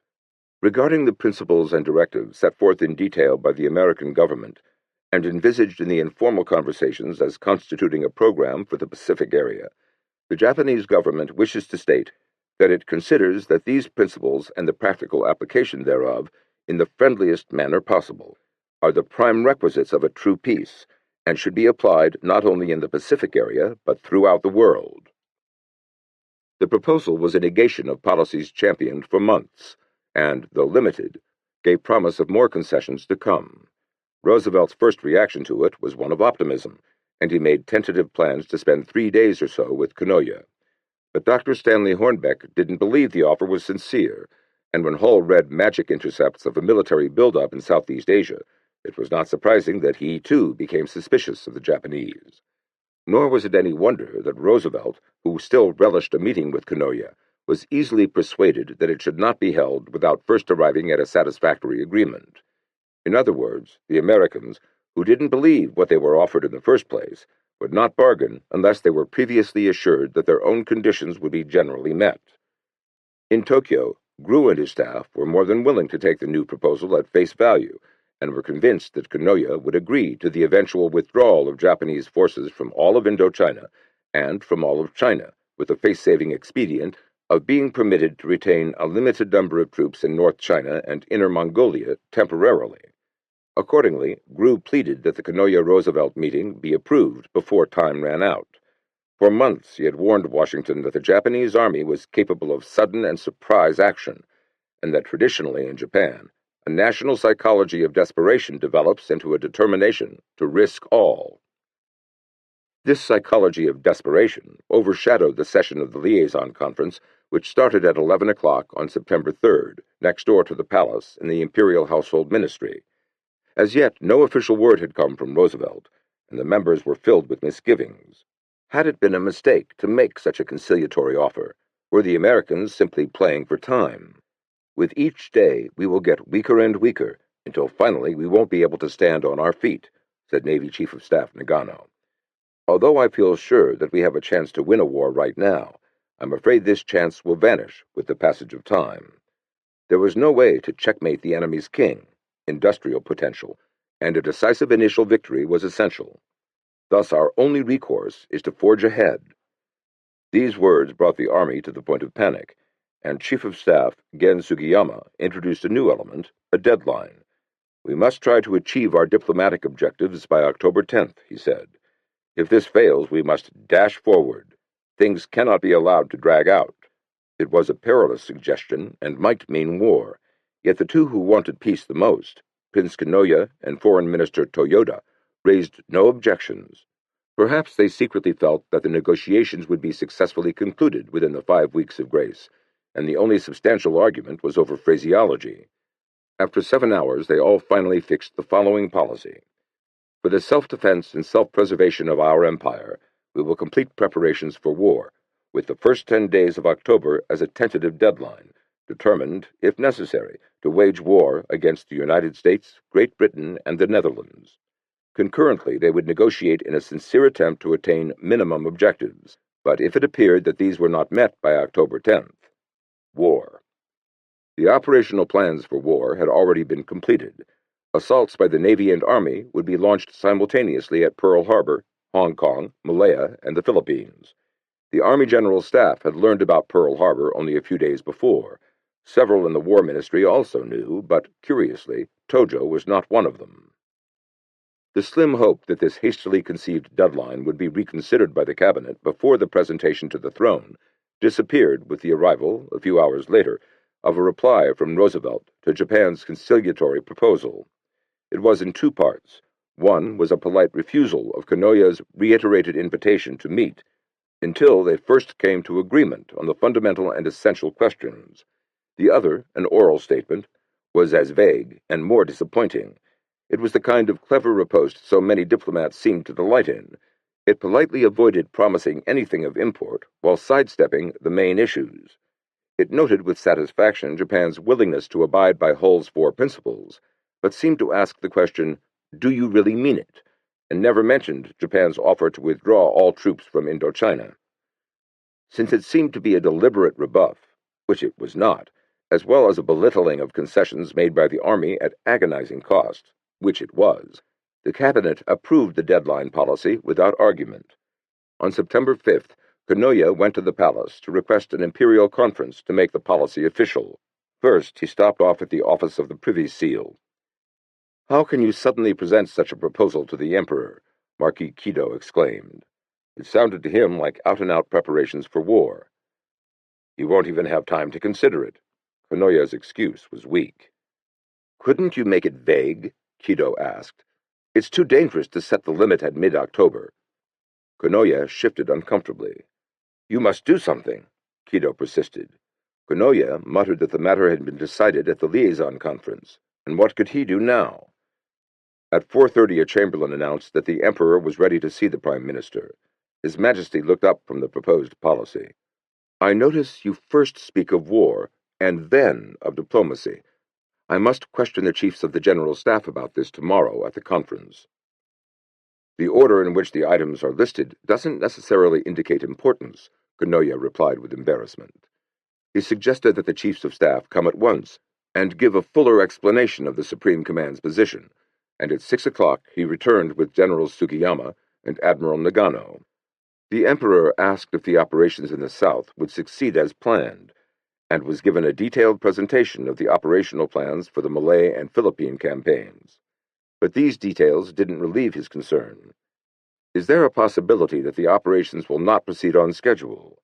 You say 5 months, but isn't it possible it won't work out that way?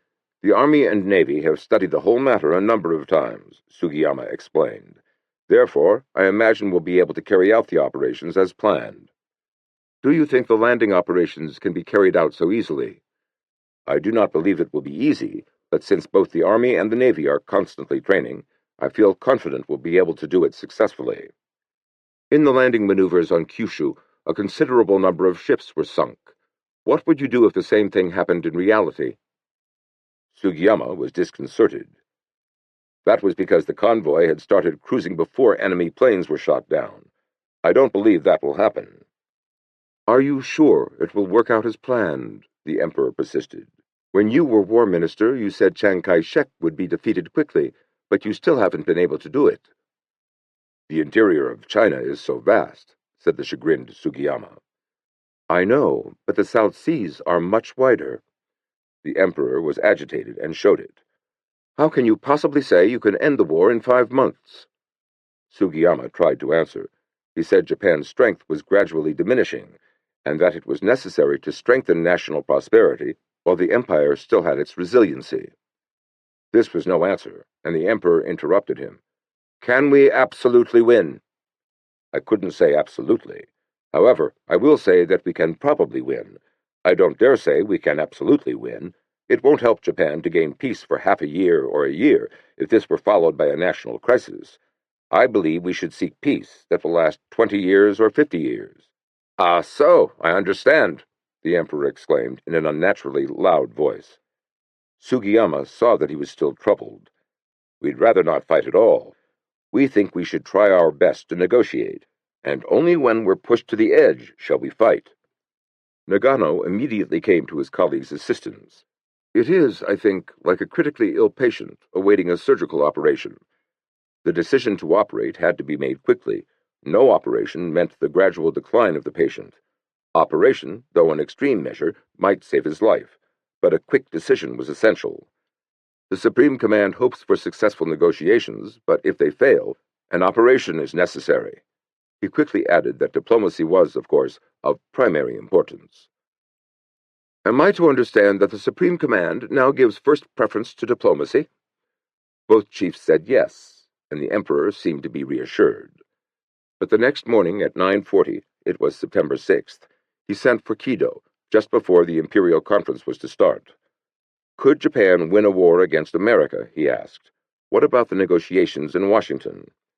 Kido advised the emperor to remain silent at first and leave the questions to Privy Council President Hara. He had already instructed Hara what these should be. But once the discussion was over, the emperor should break precedence. He should cease to reign, that is, and momentarily rule. Instruct the chiefs of staff to cooperate with the government in making the negotiations successful. Only through such a dramatic break in tradition could the disastrous deadline policy be reversed. As members filed into the conference room, Kanoya took aside General Teiichi Suzuki, who had been brought in as an expert on resources, and showed him the new policy. A glance convinced Suzuki that it should not be presented to the emperor.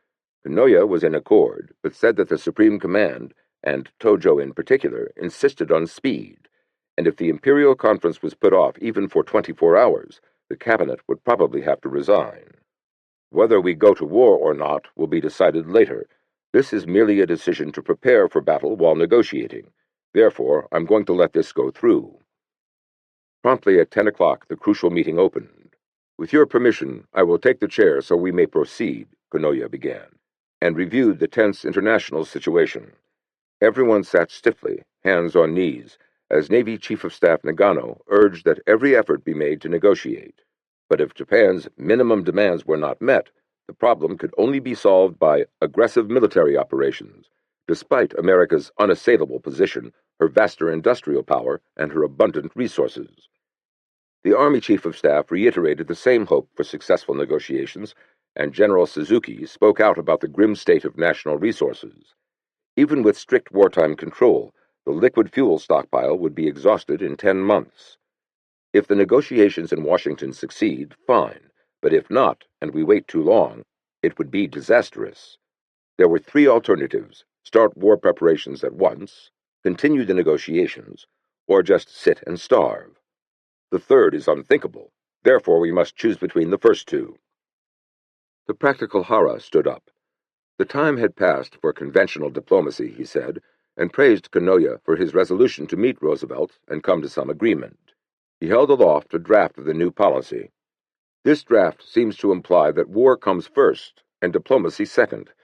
But can't I interpret this to mean that we'll do our utmost in diplomacy and go to war only when there is no other recourse? President Hara's interpretation and my intentions when I composed the draft are exactly the same, said Navy Minister Oikawa. But the more the military explained, the more it bothered Hara.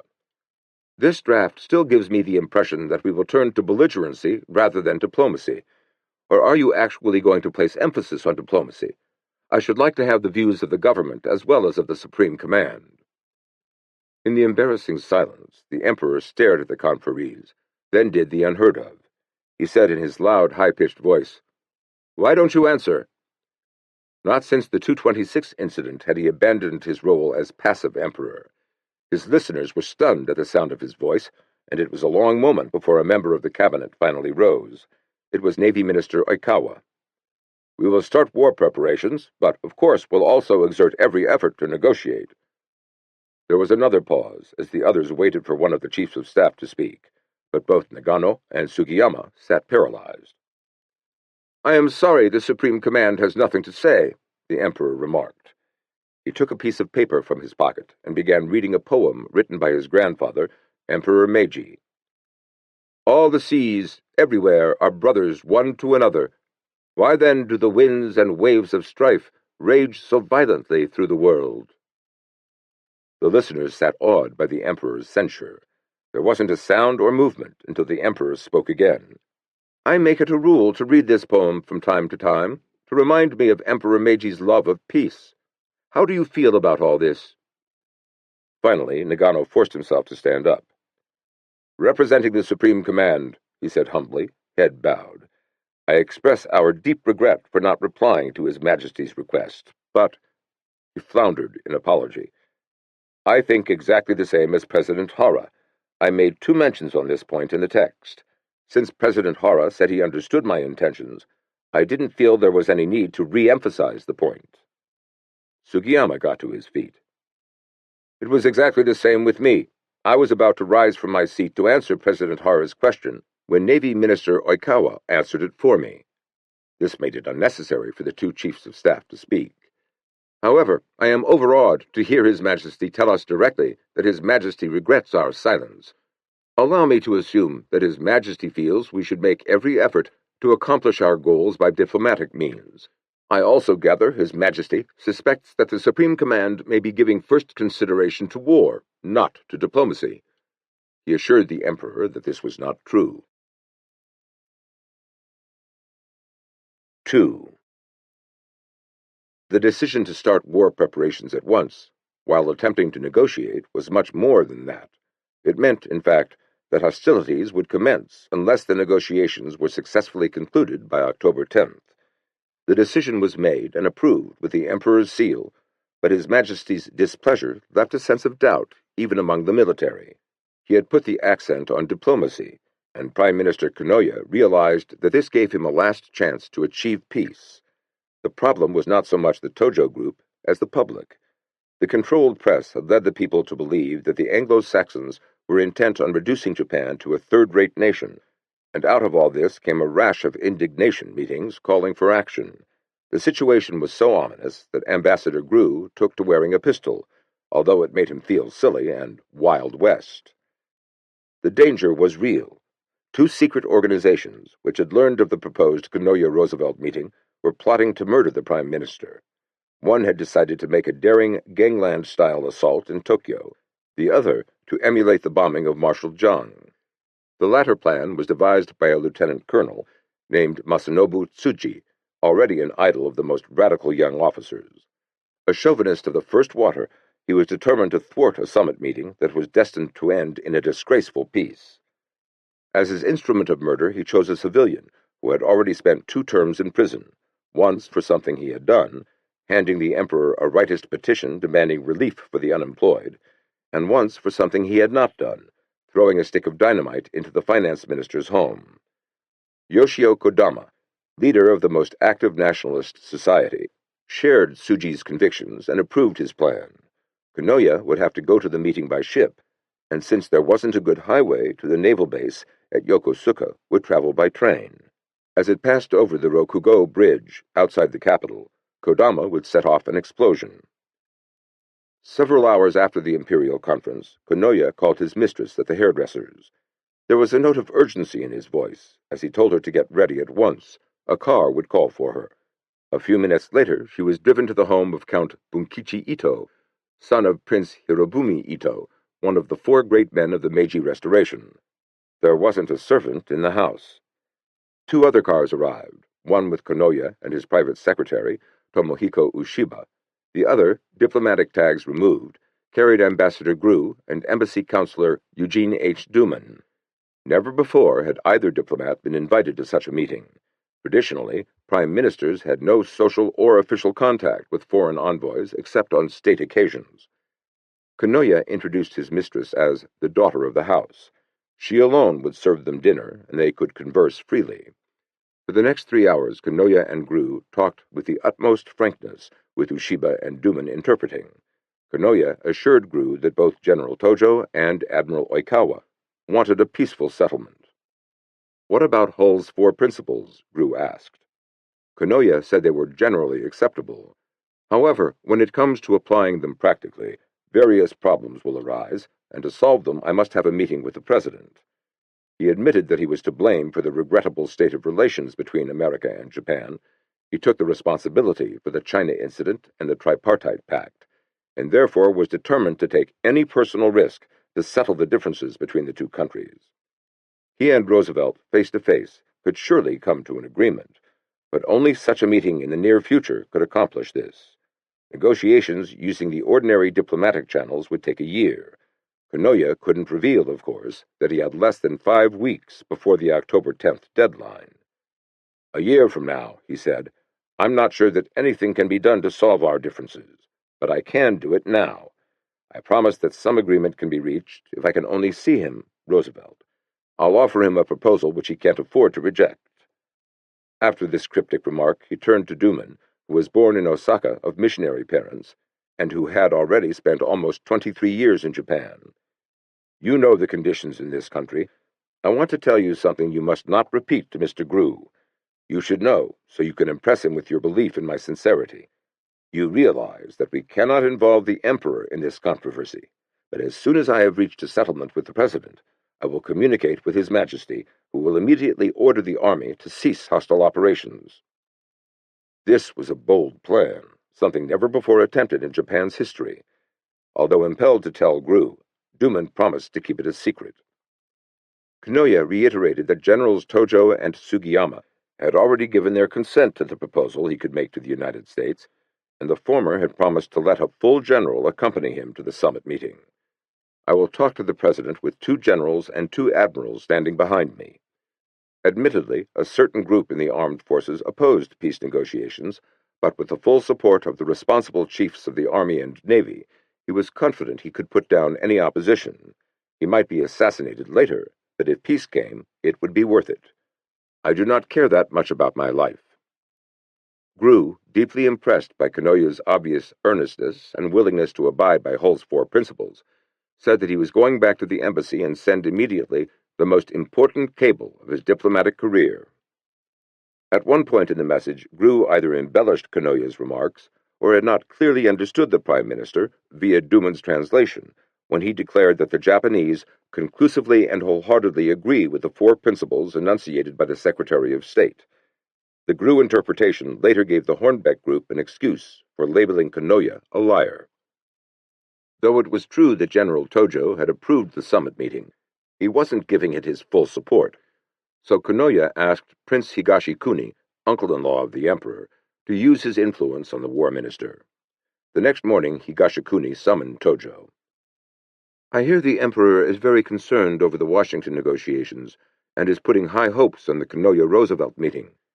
As war minister, Tojo should respect His Majesty's feelings and take a more positive view of this meeting as well as of Japan's problems with America.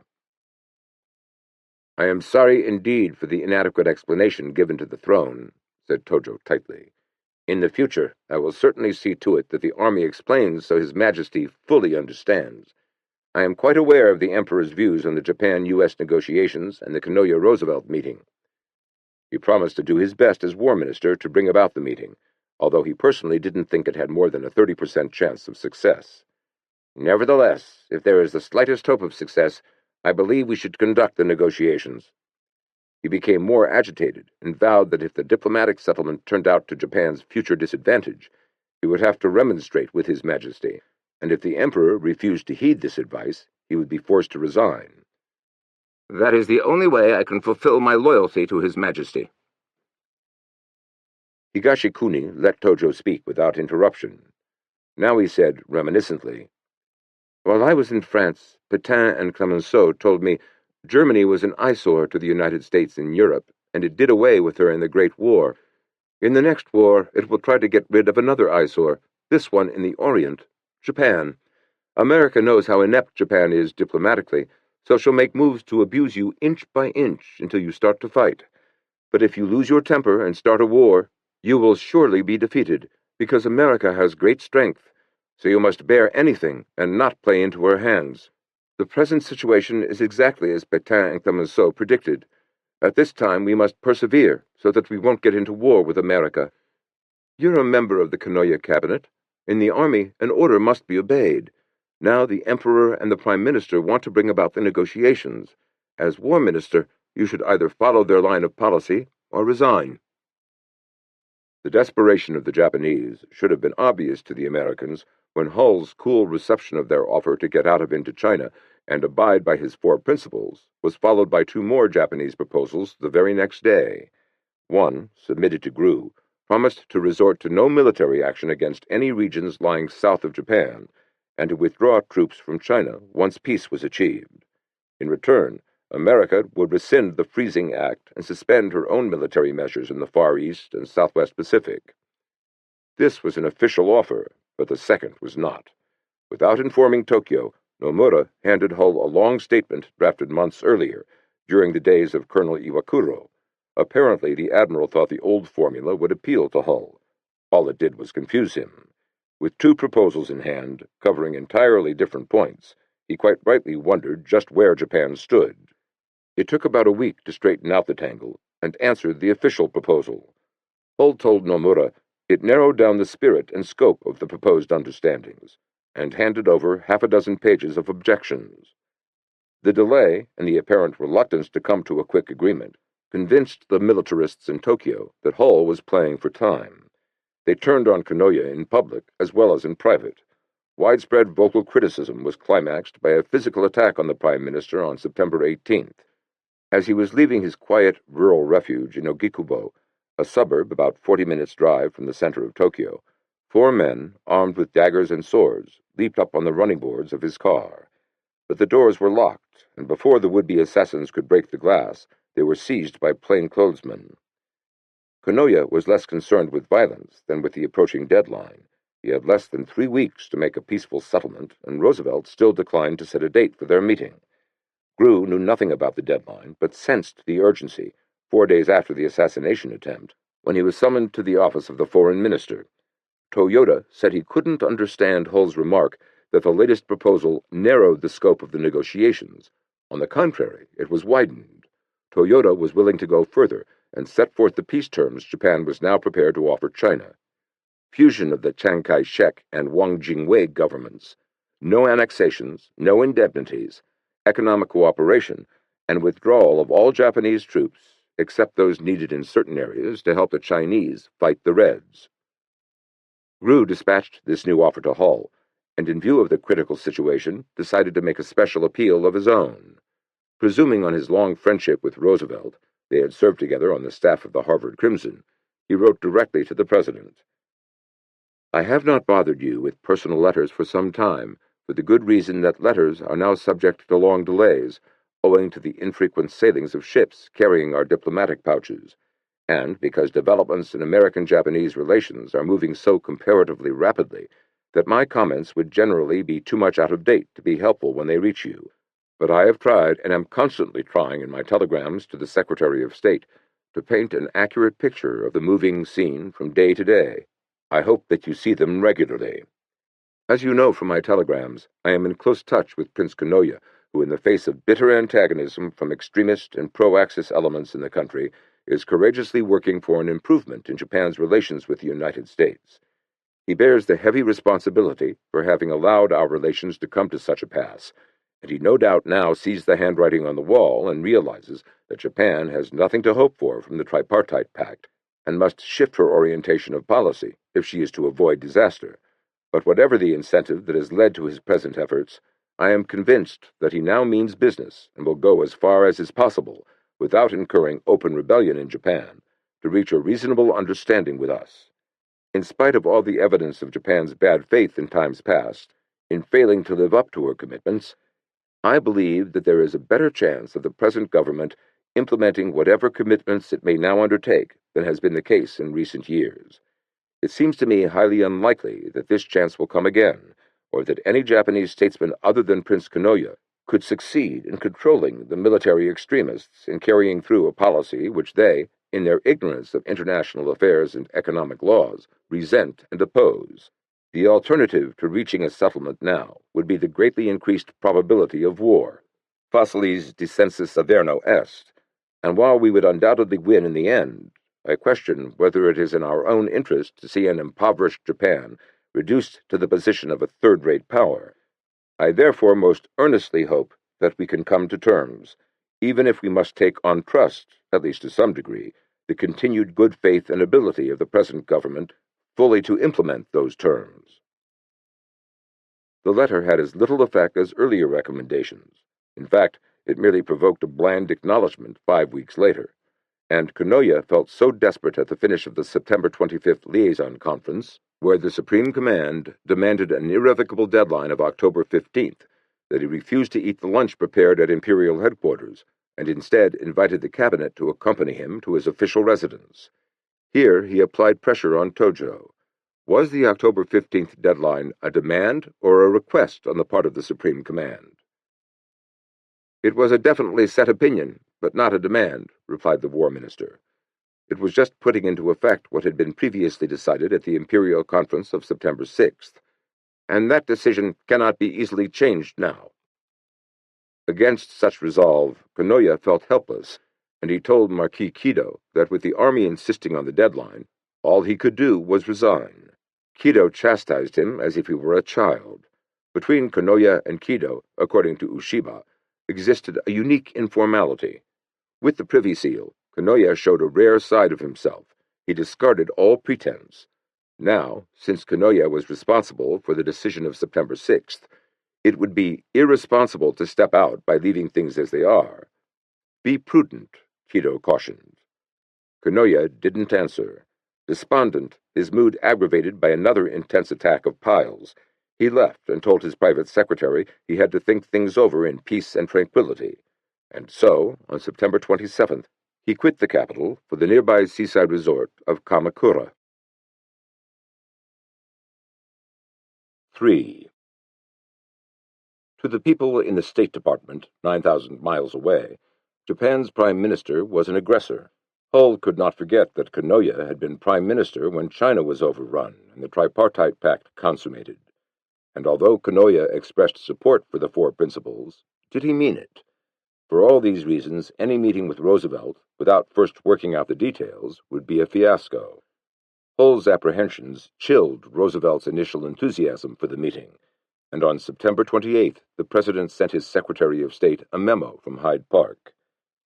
I wholly agree with your penciled note to recite the more liberal original attitude of the Japanese when they first sought the meeting, point out their much narrowed position now, earnestly ask if they cannot go back to their original attitude, start discussions again on agreement in principle, and re-emphasize my hope for a meeting. In Tokyo, however, Ambassador Grew had not yet given up hope, and he was so certain that those in Washington lacked insight into the problems faced by Kanoya that the following day he sent another report to Hull. It was as much a warning as an appeal. The ambassador, Grew, recalls his statements in the past that in Japan the pendulum always swings between moderate and extremist policies, that it was not then possible, under the existing circumstances, for any Japanese leader or group to reverse the program of expansion and expect to survive, that the permanent digging in by Japanese in China and the pushing of the Japanese advance to the south could be prevented only by insuperable obstacles. The ambassador stresses the importance of understanding Japanese psychology, fundamentally unlike that of any Western nation. Japanese reactions to any particular set of circumstances cannot be measured, nor can Japanese actions be predicted by any Western measuring rod. Should the United States expect or await agreement by the Japanese government in the present preliminary conversations to clear-cut commitments which will satisfy the United States government, both as to principle and as to concrete detail, almost certainly the conversations will drag along indefinitely and unproductively until the Kanoya cabinet and its supporting elements desiring rapprochement with the United States will come to the conclusion that the outlook for an agreement is hopeless and that the United States government is only playing for time. This will result in the Kanoya governments being discredited and in a revulsion of anti-American feeling, and this may and probably will lead to unbridled acts. He ended with the observation that unless America placed a reasonable amount of confidence in Kanoya and his supporters to remold Japan, it was the end to the hope that ultimate war may be avoided in the Pacific. The next day, Grew wrote in his diary that he had done his level best to paint to our government an accurate picture of the situation in Japan. He was upset by receipt from Hornbeck of a batch of recommendations he himself had earlier made to be firm with Japan. I don't quite know just what was in Stanley Hornbeck's mind in sending me those excerpts, unless it was in the belief, and with the purpose of calling attention to that belief, that I am now advocating so-called appeasement, in contradistinction to my former recommendations for a strong policy. In the first place, appeasement, through association with Munich and umbrellas, has become an unfortunate, ill-used, and misinterpreted term. It is not appeasement that I now advocate, but constructive conciliation. That word constructive is important. It connotes building, and no one is going to be foolish enough to try to build any structure, if it is to be a permanent structure, on an insecure foundation. What the eventual outcome will be, I do not know. Nobody knows. But defeatism is not within my philosophy. Hornbeck was right about Grew to a certain extent. Perhaps he was too trustful of the Japanese. Nor was he intellectual or even particularly keen. He did have three great assets: a sensitive wife with a rare sympathy for Japan, an advisor, Duman, born in Japan with an equally rare understanding of that country's flaws and virtues, and finally his own overriding sense of honor and duty. Moreover, his beliefs and convictions were shared by a canny British colleague, Ambassador Craigie. At 4:20 the next morning, he telegraphed Foreign Secretary Anthony Eden, "I do not question the view that Japan's motives may be mixed, but is this in itself a reason for doing nothing to encourage Japan along the new path on which the present government have now entered? Even assuming Japanese policy to be actuated solely by the idea that identical ambitions can, for the moment, best be served by a change of technique, a view to which I do not altogether subscribe, there is no chance of Japan's expansionist aims being realized in the immediate post-war future, once Germany has been defeated. For this reason, and because to keep Japan neutral will contribute to the defeat of Germany, I venture the opinion that post-mortem on our horizon." This telegram was in code, and a few words in the copy made available to the author were not decoded. Horizon probably meant part. "May legitimately be bounded by limits of war." Since Matsuoka's departure, a radical change had occurred in the political situation, and there was now a steady swing from the Axis. The all-important question at the moment is the discussion now proceeding between the United States and the Japanese government. The main difficulty appears to be that, while the Japanese want speed and cannot yet afford to go beyond generalizations, the Americans seem to be playing for time, and to demand the utmost precision in definition before agreeing to any contract for a step of rapprochement. If persisted in, it bids fair to wreck the best chance of bringing about a just settlement of Far Eastern issues, which has occurred since my arrival in Japan.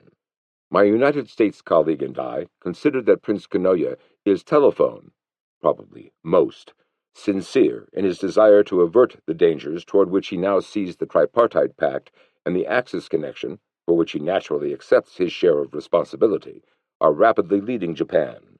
Despite the Emperor's strong backing, I doubt if he and his government, British consular officer, probably can, survive if the discussions prove abortive or drag on unduly. He admitted that any agreement might make Chiang Kai-shek suspicious and discouraged, and that America's interest in the Far East was not wholly identical with Britain's. But the risks must be faced, either repaired, probably in any case, and my United States colleague and I are firmly of the opinion that on balance, this is a chance which it would be illegible, probably inexcusable, folly to let slip. Caution must be exercised, but an excessive cynicism brings stagnation. It was not until October 2nd that Hull finally gave some definite answers to the questions the Japanese had long been awaiting. He welcomed a summit meeting and found Kanoya's acceptance of the four principles gratifying, but the proposals themselves were unacceptable, particularly those on China. All Japanese troops had to be withdrawn without delay. Therefore, the meeting would have to be postponed until there was a meeting of minds on essential points. "We have no desire whatever to cause any delay," he hastened to assure Nomura. It was a deception that must have been repugnant to such an honorable man. Surely Hull had not forgotten the reiterated pleas of General George C. Marshall, the Army Chief of Staff, and Admiral Harold R. Stark, Chief of Naval Operations, for more time to reinforce the Pacific. Ironically, it was giving them less by accelerating Japan's necessity to make a decision for war. At 11 o'clock on October 5th, the Army Division and Bureau Chiefs met in Tojo's office and concluded, "There is no possibility to settle the matter by diplomatic negotiations. We must therefore petition the Emperor to hold an imperial conference and decide upon war." Kanoya returned from his holiday more discouraged than ever. His associates were just as disheartened. Marquis Kido alone had not given up hope for peace. "Judging the situation both at home and abroad, it is difficult to predict the outcome of a war between Japan and America," he told the prince. "We should, therefore, re-examine the situation. Instead of making an immediate decision to declare war on the United States, The government should make clear that its first consideration is to bring the China incident to a successful conclusion. The people should be told flatly that we now face 10 to 15 years of Gashin Shotan, to endure a life of patience and austerity, until someday our national strength burgeoned and we would rise again. It was a disagreeable solution, but realistic, and Kunoya decided to pursue it. On the morning of October 12th, he summoned the War, Navy, and Foreign Ministers and General Suzuki of the Cabinet Planning Board to his villa in Ogikubo. It was a fine Sunday, his 50th birthday. Kunoya's private home was a comfortable but far from ostentatious Japanese structure, located on spacious grounds at the edge of the suburb. Just before the conference was to start, Chief Cabinet Secretary Kanji Tomita arrived with a note for Kunoya from the Chief of the Naval Affairs Bureau, Admiral Takasumi Oka. The Navy does not want the Japanese-American negotiations stopped and wishes to avoid war if at all possible, but we cannot see our way to expressing this openly at the meeting. Tojo somehow learned of the note, and by the time he reached Okikubo, he had resolved to make Navy Minister Oikawa speak out plainly. It was cowardly of the Navy to Seikinin o Natsure Tsukeru, transfer their responsibility. Tojo was so nettled that he was scarcely civil to Oikawa as they sat down at a table to begin the conference. Then he blurted out impetuously, "There is no point in continuing the talks in Washington." His adamant stand forced the Navy to do what Oka had written they could not do, speak with candor. "We are now at the crossroads, war or peace," said Oikawa. "If we are to continue with diplomacy, we must give up war preparations and go in completely for talks. To negotiate for months and then suddenly change our tack won't do. The Navy is willing to leave the decision entirely up to the Prime Minister." "Whatever the choice, it had to be made at once," said Kunoya. "It's risky either way. The question is, which is riskier? If we have to make a decision here and now, I will be in favor of negotiations." Tojo turned to Admiral Toyoda. "Mr. Foreign Minister, have you any confidence in negotiations?" he asked with more than a touch of sarcasm. "I'm afraid you can't persuade the Army General Staff, judging from what you've already said. I would like to hear if you have any confidence." Weighing both sides, Kunoya replied in his stead, "I still choose negotiations." "That's only from your own subjective point of view," said Tojo sharply. "You can't prevail on the Army General Staff." Oikawa said he concurred, but this only irked Tojo. He asked Kunoya not to reach a hasty conclusion. "I want to hear the opinion of the Foreign Minister." "That depends on the conditions," said Toyoda. "I think the thorniest issue today is the presence of troops in China, and if the Army won't concede a thing to the United States, then there's no point in continuing the talks. But if the Army can see its way clear to making some slight compromise, it may not be impossible." "The stationing of troops is a matter of life and death to the Army," Tojo burst out. "No concession in that direction." "Japan had already agreed in principle to the withdrawal of all troops from China," he continued. "That in itself was a tremendous concession. Now it was obvious that America was demanding that Japan withdraw all troops at once. This was impossible. 1 million Japanese were still locked in battle in China. Japan could not withdraw completely until order was restored in China. The interior was a hotbed of communists and bandits, and only the presence of Japanese troops in certain areas could guarantee law and order and the successful economic growth of that whole part of the continent. Total withdrawal before the aims of war had been accomplished would not be in keeping with the dignity of the Army, and the entire General Staff, as well as the troops abroad, agreed with him. "Don't you think now is the time to forget glory and reap the fruits?" Kunoya remarked. "Why not give in to America in form? That is, agree in principle to withdraw all troops, yet make an arrangement with China to retain some troops in unstable areas." "Unthinkable," said Tojo. "If they made a pledge, they would have to honor it scrupulously, and once they bowed to the American demand, the Chinese would show contempt. They were always most to be feared when contemptuous. Withdrawal would lead to a complete loss of face and the rise of communism. It would be like a run on the bank, and Korea, as well as North China, would be lost." It was Tojo against the other four, but he stuck obstinately to his opinion. The Army has no intention of changing the decision of the Imperial Conference, which was held the other day, September 6th. If there is hope of success in negotiation before the deadline set by the Supreme Command, then the talks should continue. The Navy Minister said the decision for war or peace rests with the Prime Minister. I don't agree at all. The decision for war should be made jointly by the government and the Supreme Command, and I don't think there is any possible way to settle the problem by diplomacy at this stage. I'm not confident of victory in war, Kanoya retorted. I think there is no way to overcome the present difficulties except by diplomatic negotiations. As for war, I will leave that to a person who is confident of victory. He turned to Tojo. If you keep insisting on war, I cannot hold myself responsible for that. Haven't we decided to go to war if diplomacy fails? Tojo was exasperated. Of course, you were present at that conference. I don't see why you can't assume responsibility for that. That decision was really nai-nai, said Kanoya, meaning only among ourselves. That is, it was a secret decision, and with the Emperor's approval, could be reconsidered. Tojo took this literally to mean of an unofficial nature, an insult to the Emperor, and he was so visibly agitated that Kanoya tried to elaborate. Since I have greater confidence in negotiations, why should I hold myself responsible? That's all I meant. We must consider the decision for war as final only when there is no prospect of carrying on negotiations, and there is still a chance for success. Just suppose we do abandon war preparations, said Suzuki, envisaging another 226 incident. How can we control the army? If that is the case, said Tojo, controlling the army won't be difficult. The argument continued through the afternoon, and finally ended in compromise.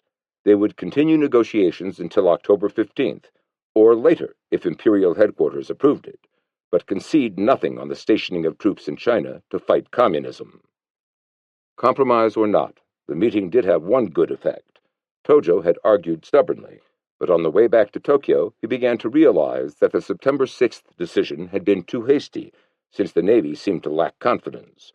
War under such circumstances could be a great mistake. Once back at the War Ministry, he summoned Kenryo Sato, who was now chief of the Military Affairs Section, and told him the Navy still seemed to be wavering. Mr. Minister, said Colonel Sato, I will arrange a conference for you with the Navy Minister and the 2 Chiefs of Staff. Why don't you make it a private meeting over sake at a machiai, restaurant where geisha girls entertain? You can say, is the Navy confident or not about this war? The main role in such a war would be played by the Navy. If you men really don't believe in it, we must not fight this war. In that case, I promise never to say we're not fighting because the Navy lacks confidence. Instead, I will take full responsibility and say, I, the War Minister, will not fight. Tojo's face flushed and he began to sputter. Do you mean to tell me that responsible men like the Navy Minister and the Chiefs of Staff would say at a machiai what they won't talk about at an Imperial conference? He refused to be party to such shameful subterfuge. Out of the inconclusive meeting at Gokikubo came rumors of a cabinet crisis and a possible declaration of war. Kanoya was already regretting the compromise. With no further concessions on China, it would be impossible to conclude a settlement with America. He wondered what he could possibly do before time ran out, then decided to speak to Tojo informally. He phoned the War Minister early in the morning of October 14th and arranged to see him just before the 10 o'clock cabinet meeting.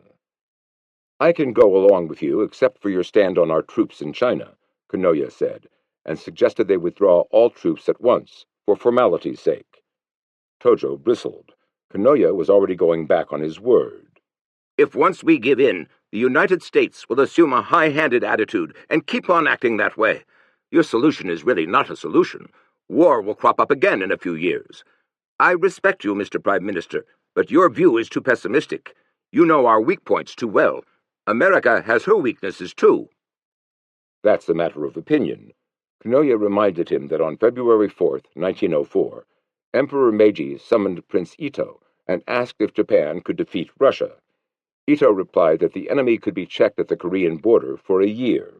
In the meantime, America would be asked to mediate a peace. Relieved, Emperor Meiji had sanctioned a declaration of war. In the present case, however, there was no third party to mediate. Therefore, they must proceed with great caution, particularly since America has such tremendous superiority in material resources. Tojo stiffened at the word caution. There are times when we must have the courage to do extraordinary things, like jumping with eyes closed off the veranda of the Kiyomizu temple. Konoya said that was possible only for a private individual. People in responsible positions should not think that way. Tojo looked at him with scorn and said, "Oh, this is a matter of difference in our personalities, isn't it?" He thought, this man is too weak to be prime minister at such a critical time. He can't even keep a promise.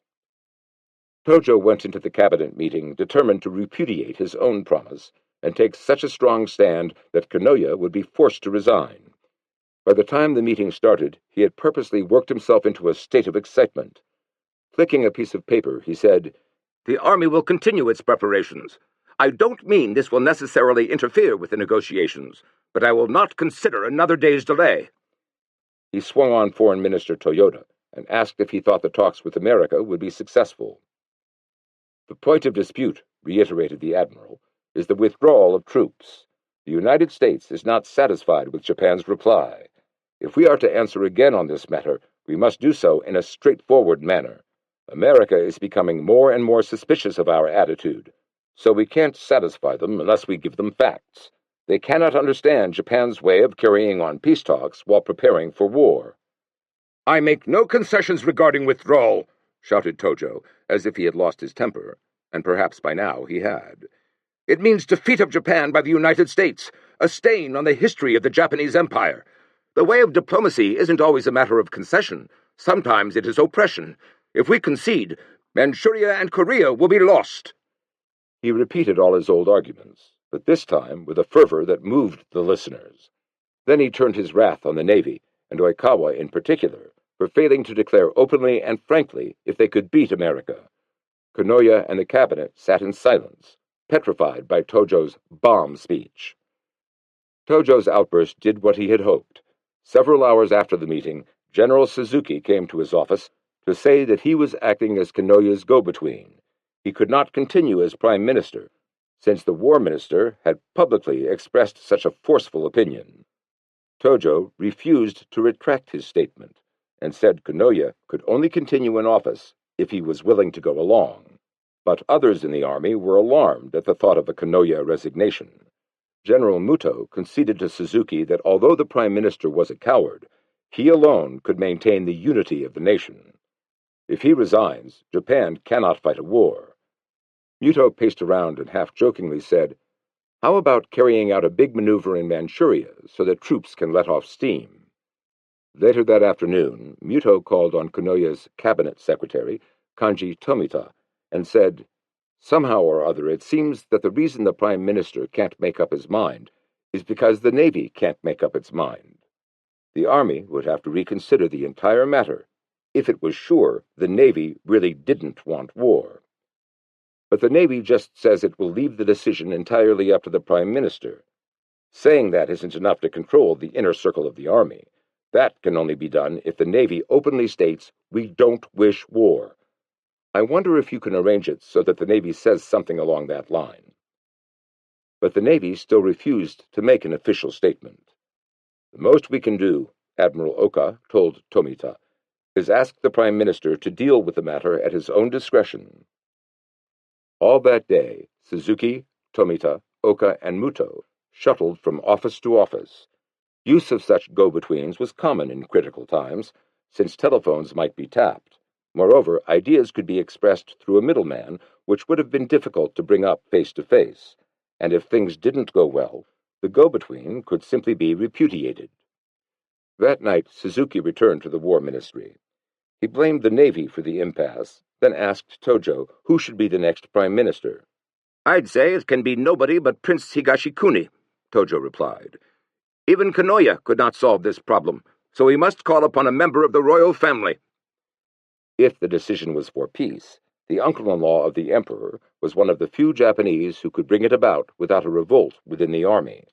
He could summon both chiefs of staff and tell them he decided against war.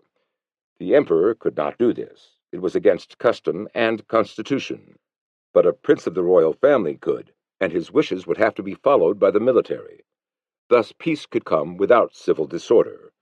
Before they parted, Tojo said he didn't think he ought to meet again with Kanoya, or he might lose his temper. Suzuki went directly to Kanoya's village in the suburbs and told him about Higashikuni as the war minister's choice. Kanoya was in accord. Prince Higashikuni is a very good man. I know him well. He is against war. I will tell this to the Emperor when I see him tomorrow. The next day was October 15th, the deadline for peace, and Suzuki was busier than usual. In the morning he told Marquis Kido about the recommendation of Higashikuni for prime minister, but the Privy Seal showed no enthusiasm. The prince was talented, but lacked political experience and training. More important, a member of the imperial family should not bear the responsibility in case war broke out. At noon, Suzuki heard from Kanoya. He'd spoken to the emperor, who, unlike Kido, considered Higashikuni a suitable candidate for prime minister. Kanoya asked Suzuki to sound out the prince himself for his reaction. "We in the army are not all for war," Suzuki told Higashikuni. "I, too, believe you can control the situation." He added that Tojo himself felt Higashikuni alone could go directly to the emperor and find out exactly what he wanted, and then control the army whatever the decision, war or peace. "This is a very grave matter," said the prince. "I want some time to think it over. I'd like to talk with the War and Navy ministers before making up my mind." That evening, Kanoya phoned Kido for advice. Should he talk to Prince Higashikuni informally? "Too soon," said Kido. "But as long as the government takes the responsibility, I have no objection." Despite this lukewarm endorsement, Kanoya secretly went at once to Higashikuni and said the negotiations could not succeed unless the army agreed to withdraw all troops from China, and only a new cabinet, led by the prince, could resolve the matter and unite the army and the navy. "This is too sudden and too difficult a question to decide on the spur of the moment," said the prince. "I'm against a prime minister from the royal family, but in case you organize a new cabinet and still can't come to an agreement with the army, I might take office as a last resort, even at the risk of my life." He was far more enthusiastic about Kanoya as prime minister, and suggested that he form the new cabinet with a war minister who would be more open to peace than Tojo. He promised to use his considerable influence to bring this about. Kanoya left the man he had come to proselyte, determined to succeed himself as prime minister. His chief antagonist, Tojo, had also made a resolution. He was impatient for action. The deadline had come, and none was being taken. Though torn by doubts, he made up his mind to force the issue by placing the question before the emperor, and the following afternoon went to the man who could arrange an interview, Privy Seal Kido. "The time has come to act upon the decision of September 6th, he demanded. Kido said that decision had been made too abruptly, without sufficient deliberation. It must be reconsidered. There was reason in this reply, but Tojo brushed it off with a, "Yes, I know," and took a new tack. "How about a cabinet formed by a member of the royal family?" Kido said it would not do to pick Higashikuni. The royal family should join the government only in times of peace. There was also reason in this reply, but it wasn't what Tojo wanted to hear. He paused to find a rejoinder, and finding none, reverted to the September 6th decision. It had to be carried out, he said stubbornly. "If we do, what will happen to Japan?" "What do you think?" "I think," said Kido, "that Japan will become a third or fourth-class nation." It was a conversation that left Tojo dejected and Kido hopeful. He sensed Tojo's doubts, and was satisfied that he could be dealt with once Kanoya could be persuaded to exert himself a little harder in the quest for peace. By coincidence, he was called to the phone. It was Kanoya. "I am going to resign," he said abruptly. What Kido had feared had come with unsettling suddenness, and now he faced a task made more difficult by the times. The new cabinet would be Japan's most critical, and the burden of choice was his own. Since the death of Prince Saionji in 1940, he, as Privy Seal, had taken over the last Genro's major task because the vacuum had to be filled, and because he was one who never shirked responsibility, nor made a show of it. The very anonymity of his personality had left this assumption of power unchallenged. The new cabinet would lead the nation to war or peace, and it was up to him to see that it was peace. The man who would help make the choice was the one who had made it necessary. Just before dusk, Prince Kanoya appeared, worn by weeks of anxiety. "The September 6th decision should be cancelled. It is a cancer," said Kido. "It should then be reconsidered under someone who is familiar with the situation. The new prime minister could not be an outsider. He must be someone of stature who had participated in the arguments of the past few months. This limited the choice to two men, Admiral Oikawa and Tojo. Since Tojo had precipitated the present crisis, perhaps Oikawa, who had expressed some doubts about the outcome of a war, should be chosen. But Oikawa might not be acceptable to the young officers who actually ran the army. They might resist, or even revolt. The quiet, scholarly Oikawa would, of course, give a better impression on the international scene. But if we appoint him, Kido told Kanoya, the army wouldn't select a war minister. Therefore, Tojo was the sole choice. He could control the fiery elements in the military in case the decision was peace. He was a man of character with no political ambitions. He was too direct to scheme, and had shown, since his appointment as war minister, that he would do whatever His Majesty wished. It was typical of Kanoya that his immediate reaction was positive. Perhaps he was overreacting to his own antipathy to Tojo. They had reached the point where they could no longer meet face to face, yet Kanoya began listing arguments, or were these rationalizations, in his favor. Not only could he control the army, but he had recently assumed a rather humble manner. He appeared to be reconciled to renewed negotiations with America. Tojo told me the other day that since the Navy's attitude still wasn't clear, we should look into the matter thoroughly and reconsider the whole situation. So I don't think he will push for war on assuming the premiership, and he will be still more cautious if he gets words of counsel from the throne. Kido assured Kanoya that the emperor would surely ask Tojo to reconsider the decision. It was a scheme that no one but a pragmatist could have devised, to select a cabinet primarily because it could control the situation, and then force it to think in terms of peace by an extraordinary act of the emperor.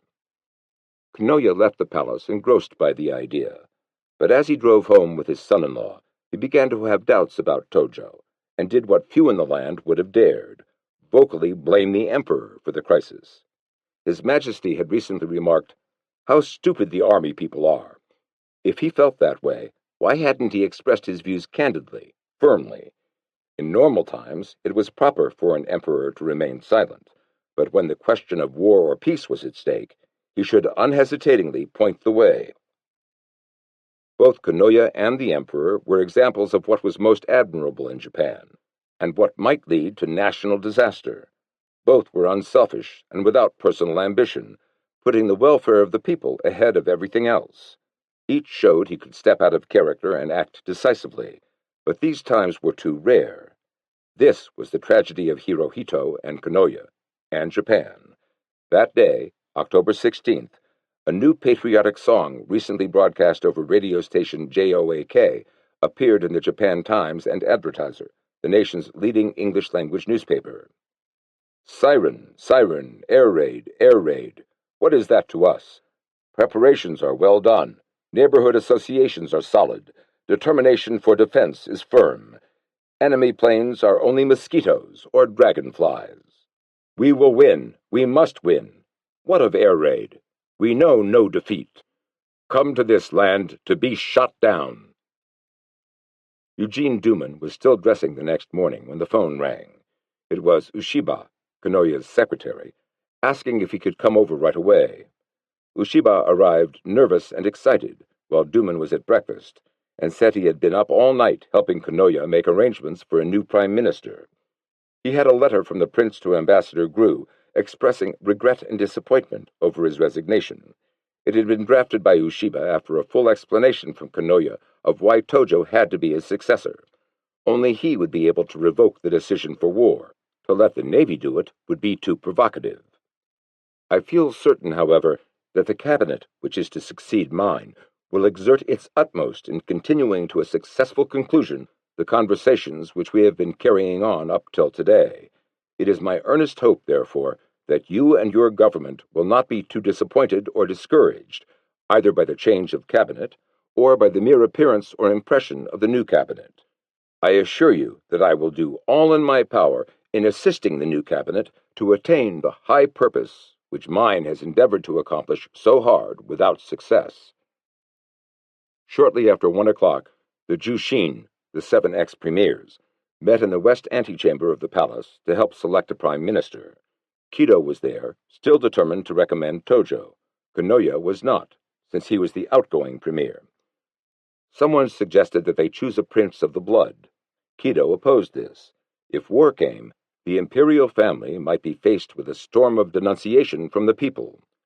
He suggested Tojo. He was fully acquainted with the development of the situation and could effect real cooperation between the Army and the Navy. He also understood the need of re-examining the September 6th decision. One Navy man, Admiral Okada, who as Prime Minister had so miraculously escaped assassination by the 226 rebels, disapproved someone like the War Minister. Hadn't the Army hierarchy Tojo represented proved it was tough and uncompromising? To quote the Privy Seal, "In the past, the Army used to shoot rifles at us from the rear. I hope they don't start using cannon." The man just quoted agreed that this was certainly a matter of concern. Yet who but Tojo had the position, prestige, and strength to control the young officers and rightists? Some Navy man? "In my opinion, the Navy should absolutely not step in at this time," said Okada, and recommended his liberal friend, General Ugaki, who had favored a reduction of the armed forces back in the 20s. Resistance to Tojo continued until 3:30. Then Yoshimichi Hara, present in his capacity as president of the Privy Council, agreed to go along, provided Tojo would follow the policy laid down by the Emperor, that is, reconsider the September 6th decision. Koki Hirota, the civilian prime minister who had succumbed to army pressure after the 226 incident, asked if Tojo was also to retain his position as war minister. "Yes," Kido replied. "In that case, fine. That would give Tojo control of the army radicals." The other Jushin gave their consent, but Hara spoke for all of them when he remarked, "I don't think the Privy Seal's choice is very satisfactory, but since it's the only specific one, we have nothing to do but give it a try." Kido had got his way. Tojo was packing. He was concerned about a possible reprimand from the Emperor for his part in the fall of Konoya, and wondered where he would be assigned. At about 3:30, the Grand Chamberlain phoned and asked him to report to the palace at once. Tojo hastily stuffed into a briefcase some papers which might support his position. He had gone to the palace to be admonished, and was confounded to hear the Emperor say, "We order you to form a cabinet. Observe the provisions of the Constitution. We believe that the nation is facing an extremely grave situation. Bear in mind that the Army and Navy should, at this time, work in even closer cooperation. We will later summon the Navy Minister to tell him the same." Tojo requested time to consider and went into the waiting room. He was joined a few minutes later by Admiral Oikawa, who had just been instructed by the Emperor to work in closer cooperation with the Army. Kido approached them. "I assume the Emperor has just talked to you both about Army-Navy cooperation," he said, and explained what His Majesty could only imply. "With regard to the decision on our kokutai, national essence, it is the Emperor's wish that you make an exhaustive study of domestic and foreign conditions, without regard to the decision of the September 6th Imperial Conference. I convey this to you as an order of the Emperor." It was unprecedented in Japanese history. No emperor had ever before rescinded a decision of the Imperial Conference. Tojo was ordered to go back to blank paper, that is, start with a clean slate and negotiate with America for peace. Tojo could not fully comprehend what had occurred. He managed to tell Kido that he accepted the responsibility thrust on him by the Emperor. At the Yasukuni Shrine, where the souls of Japan's war dead were enshrined, he bowed his head in prayer. Appropriately, 1,000 dead warriors were just being enrolled in a mass ceremony. Tojo realized that he faced a completely new life. From now on, he had to think as a civilian, not as a soldier. It was a disruptive turnabout, but he forced himself to examine the problems ahead. He must at once form a cabinet based solely on merit and experience, and embracing all segments of Japanese life. His would not be a military, but a national cabinet, and he should, above all, scrupulously follow the wishes of the emperor. He vowed to live by a new motto, to have the emperor as the mirror of my judgment. He would take every decision to the emperor. If His Majesty's mirror was clean, Tojo would go ahead. If it was even slightly clouded, he would reconsider. What better criterion was there? The emperor was born to be fair, belonged to no class, and reflected the interests of the people exclusively. He returned to find the War Ministry in ferment.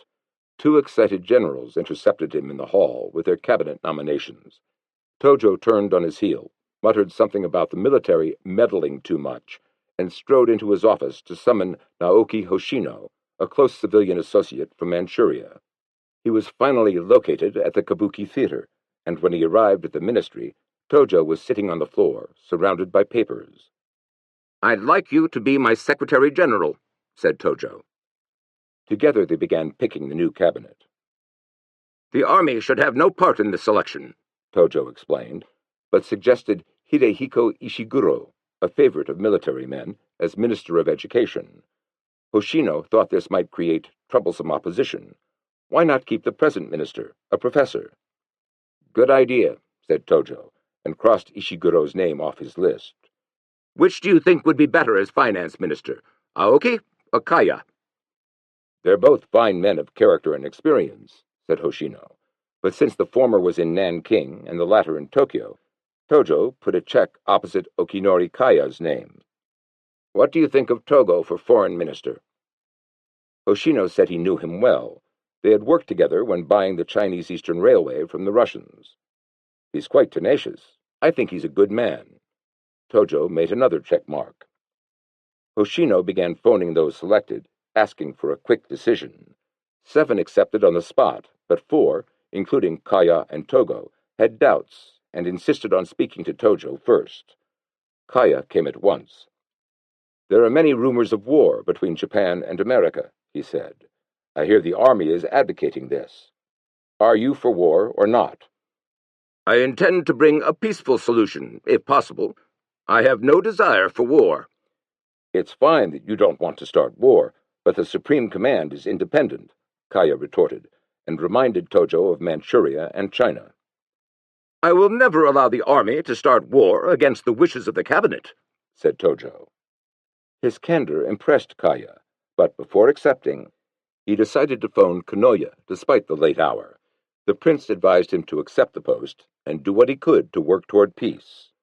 Shigenori Togo, who came from a samurai family but was no relation of the famous admiral, arrived soon after Kaya. He was a heavy-set, thoughtful man who talked deliberately in a heavy Kyushu accent that was harsh to Tokyo ears. To Gru, he was grim and ultra-reserved.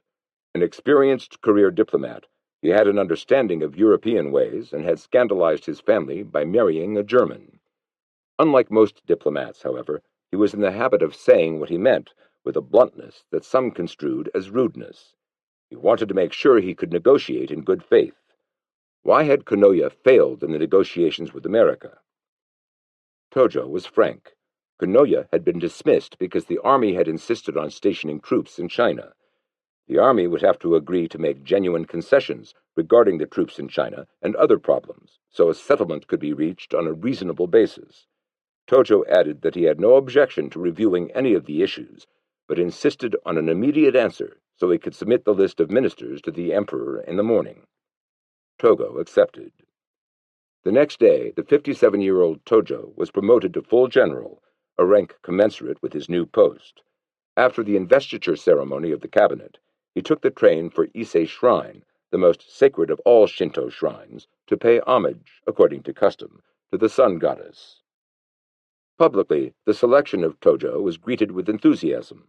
One newspaper, the Yomiuri, declared it should inspire the nation to rise to the occasion and administer a great shock to the anti-Axis powers. But privately, a few like Higashikuni were concerned. The prince wondered how Kido could possibly have recommended Tojo, since he was so war-minded, and how could the emperor have accepted him? American opinion was divided as well. Otto Talicius, the Tokyo correspondent of the New York Times, after discussing the matter with Embassy Counselor Duman, wrote, "It would be premature to assume that the new government will necessarily be dominated by the extremists, whose belligerent pronouncements heralded the fall of Konoya. Tojo himself is a certain guarantee against this.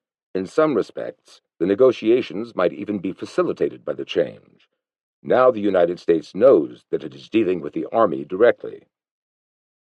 But the one whose opinions would carry the most weight in the negotiations, Cordell Hull, characterized the new prime minister as a typical Japanese officer with a small-bore, straight-laced, one-track mind who was rather stupid. He had expected little good from Konoya. From Tojo, he expected even less. 5. The Fatal Note. 1. Even though the Russians didn't yet know the results of the Imperial Conference of July 2nd, one of their agents, Hatsumi Ozaki, had just heard a rumor of the decision to go south instead of attacking Siberia. For confirmation, his chief, Richard Zorga, sent him to Manchuria, where he discovered that the Kwantung Army's secret order for 3,000 railroad workers to help mount an attack on the Red Army had inexplicably been reduced to practically nothing. On October 4th, Zorga radioed this information to Moscow, along with the latest diplomatic developments. According to information obtained from various Japanese official sources, if no satisfactory reply is received from the U.S. to Japan's request for negotiations by the 15th or 16th of this month, there will either be a general resignation or a drastic reorganization of the Japanese government. In either event, there will be war with the U.S. this month or next month. The sole hope of the Japanese authorities is that Ambassador Grew will present some sort of 11th-hour proposal through which negotiations can be opened. With respect to the Soviet Union, top-ranking elements are generally agreed that if Germany wins, Japan can take over her gains in the Far East in the future, and that therefore it is unnecessary for Japan to fight Russia. They feel that if Germany proves unable to destroy the Soviet government and force it out of Moscow, Japan should bide her time until next spring. In any event, the American issue and the question of the advance to the south are far more important than the northern problem. This remarkably accurate information, which helped influence the Red Army to transfer most of its troops from Manchuria to the Western Front, was the last sent by Zorga. A week later, a member of his ring, Yotoku Miyagi, a 38-year-old artist with tuberculosis, was arrested by chance when a woman who had been picked up in a general anti-communist drive by the Toko, thought police, revealed that she had known him in America, where both had been members of the Communist Party. Miyagi had become a communist out of resentment for the inhuman discrimination practiced against the Asiatic races in the United States. He had in his possession a study of Japan's oil stock level in Manchuria and other top-secret material, but refused to talk for a day. During a lunch break, in a unique try at suicide for a Japanese, Miyagi suddenly dived out a third-story window. A detective instinctively plunged after him. Both landed in a tree, and Miyagi suffered a broken leg. After that, he told everything he knew about Zorga's setup. This resulted in Ozaki's arrest 3 days later. Both he and Miyagi were supposed to rendezvous with their chief that night, and when they failed to appear, Zorga suspected that they had been caught. As he gloomily drank cup after cup of sake, he became more certain than ever that his mission in Japan was over. Recently he had drafted a message to Moscow requesting that he be sent to Russia or Germany to embark on new activities.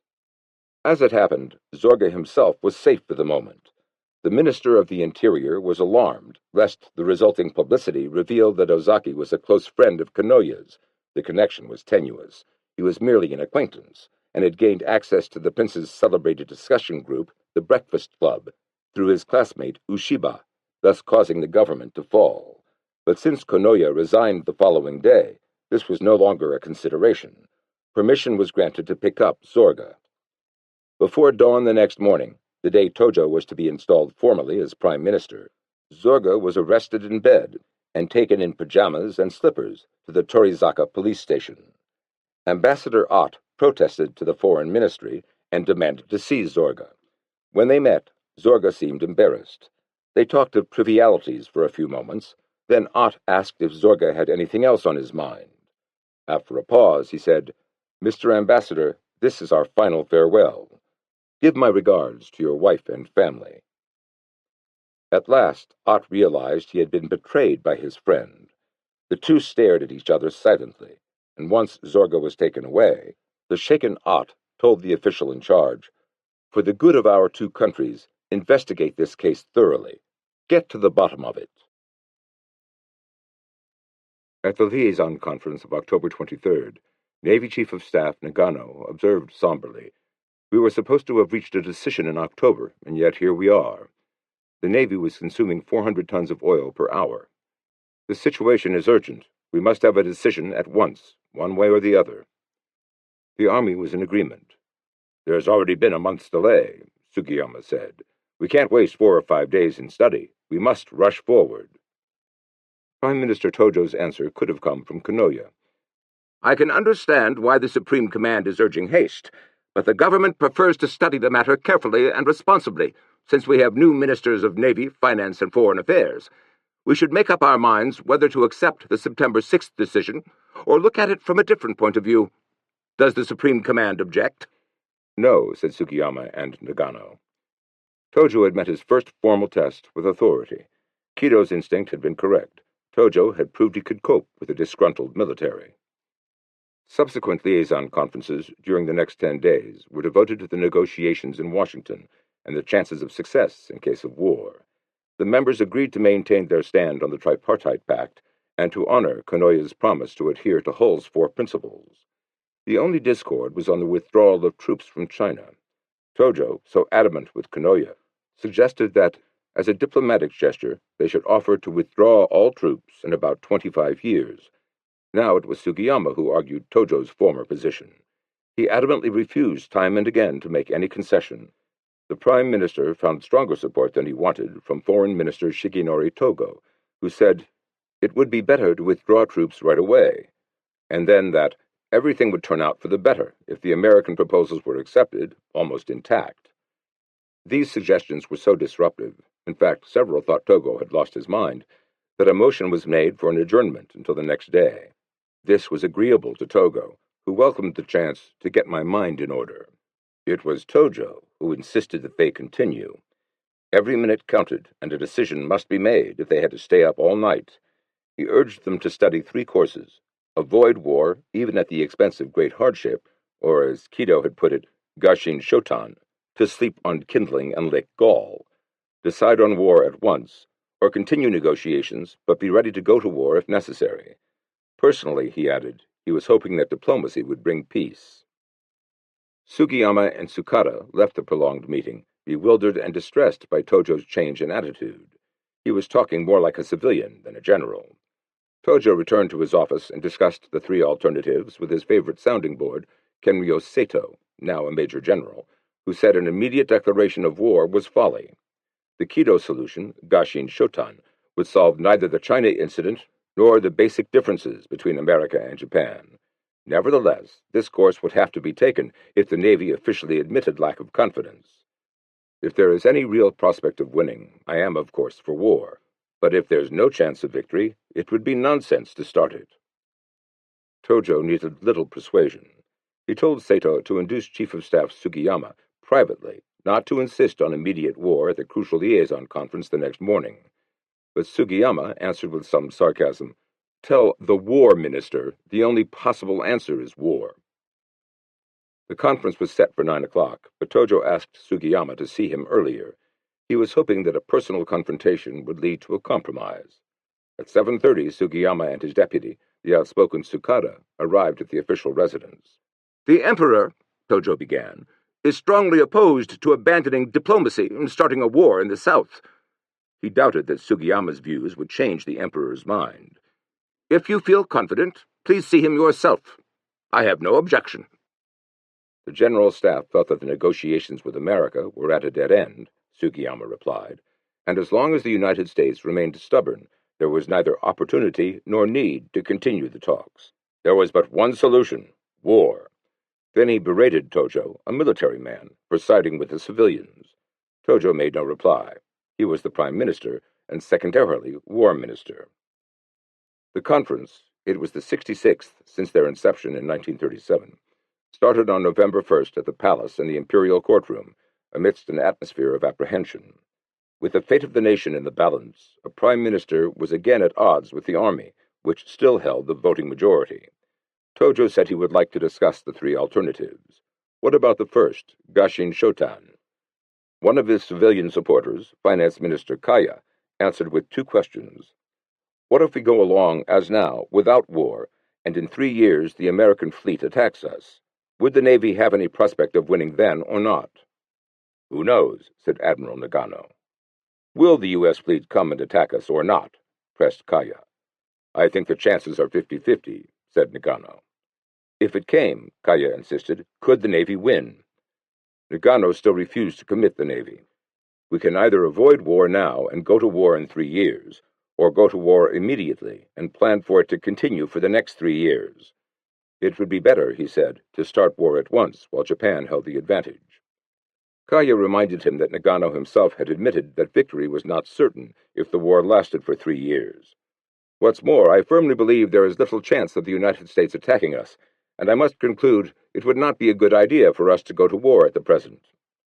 Another civilian, Foreign Minister Togo, supported him on both counts. Remember the old saying, don't count on what won't happen, said Nagano. The future is a question mark, and anything can happen. Within 3 years, America would be strong in Southeast Asia. All right, so when can we go to war and win it? Kaya goaded him. At once, Nagano replied emphatically. An opportune time for war will not come later. The conflict should be started at the beginning of December, said Sugiyama, but negotiations with America should be carried on to give Japan a military advantage. To Kaya, this was totally repugnant. We have come to a great turning point in our 2,600-year history. The fate of our country hangs in the balance. It's simply outrageous for us to resort to diplomatic trickery. We can't do such a thing, Togo protested. The Navy Vice Chief of Staff ignored their outbursts. Speaking for the Navy, you can negotiate until November 20th, Tokyo time. The Army was not willing to wait that long. Their deadline was November 13th. Togo was indignant. I can't carry on diplomacy as foreign minister unless there is a chance of success. I simply cannot accept deadlines or conditions that will hinder hope of success. It's obvious you'll have to give up the idea of starting a war. Prime Minister Tojo somehow remained calm, backing Togo and Kaya as often as he did the military. Gradually, the army began concentrating on Togo, and even tried to pressure him during the breaks. He was told, if the foreign minister opposes war, all we have to do is replace him. After lunch, which was served at the conference table, Togo continued to berate the army. November 13th is too outrageous, he said. The Navy puts it at November 20th. Until November 13th at the latest, said Tsukada. A delay would create confusion among operational units. It was an admiral who objected to such rigid thinking. Navy Minister Shigetaro Shimada didn't see why negotiations couldn't continue until November 29th. Keep quiet, please, exclaimed General Tsukada. Your suggestion is out of order. He turned to Togo. What deadline would you like? The discussion got out of hand. Tojo called a break. During the 20-minute recess, the Army conferred and concluded that negotiations could continue, if necessary, until November 30th. When the meeting reconvened, Prime Minister Tojo tried for one more concession. Can't we make the deadline December 1st? He said. Psychologically, it might give the diplomats much more time. Can't you let negotiations go on just one more day? Absolutely not, said Tsukada. We absolutely cannot go beyond November 30th. Tsukada-san, Admiral Shimada asked, until exactly what time on November 30th? Till midnight? This would, in effect, put the deadline where Tojo wanted it, December 1st. All right, Tsukada conceded, until midnight. With the deadline for negotiations tentatively agreed upon, the burden of convincing the Americans to come to agreement would rest on Foreign Minister Togo. He said he had drawn up 2 proposals to be sent to America. Proposal A was a somewhat watered-down version of their previous offers. In it, the Army agreed to withdraw all troops from China, including those left as defense against communism, by 1966. Proposal B was to be used in case Secretary of State Hull turned down the first, and constituted a modus vivendi, a temporary arrangement pending a final settlement, to be used as a last resort. It was designed to allay Hull's suspicions about the drive into Indochina and assure him that Japan was abandoning any idea of a military conquest of Southeast Asia. In Proposal B, Japan promised not to make any more aggressive moves south, and once peace was restored with China, or a general peace in the Pacific established, all troops would be pulled out of China. In the meantime, Japan would at once move all troops in South Indochina to the north of that country. In return, America was to sell Japan 1 million tons of aviation gasoline. Proposal B was unacceptable. Stationing troops in French Indochina keeps China under control, and also enables us to get raw materials in the south on a 50-50 basis, said Sugiyama. Moreover, it places us in a stronger position strategically toward the United States, as well as in settling the China incident. Coming to an agreement with the United States doesn't mean they will give us materials. We're against Proposal B. Such stubborn opposition forced Togo to come out in the open and say he really didn't think A would have much chance in Washington with such a short time left to negotiate. The only realistic hope of salvaging peace was to narrow the negotiations to the south.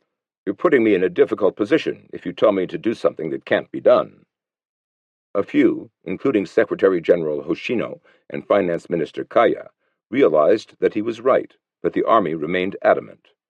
"We absolutely cannot pull out our troops from southern Indochina," Sukata exclaimed, and repeated Sugiyama's arguments. Besides, withdrawal of these troops would place our supply routes for all materials from the south at the mercy of the Americans, who could cut them off whenever they wanted.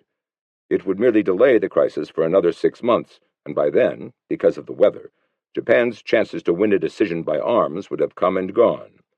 Therefore, Proposal B is out. Just present Proposal A.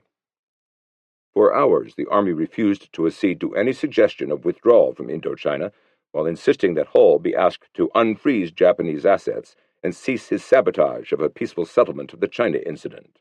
It was a ridiculous proposition, and Togo thought he could not possibly negotiate on such terms. In desperation, he burst out, "We can't carry on diplomacy, but we still shouldn't start a war." "That's why we should go ahead with Proposal A," Sukata shouted back. "Yes," said Nagano. "We should just go ahead and negotiate with Proposal A." In addition to sending considerable supplies to China, America was now providing manpower. Claire Chennault, a former U.S. Army Air Corps colonel, and his Flying Tigers were openly training in Burma for air battle with the Japanese. On April 15, 1941, President Roosevelt had signed an unpublicized executive order authorizing reserve officers and enlisted men to resign from the Army Air Corps, the Naval and Marine Air Services, so they could join Chennault's American Volunteer Group. Since the United States was not at war with Japan and could not deal openly with China, all arrangements had to be made with an unofficial agency to ensure secrecy.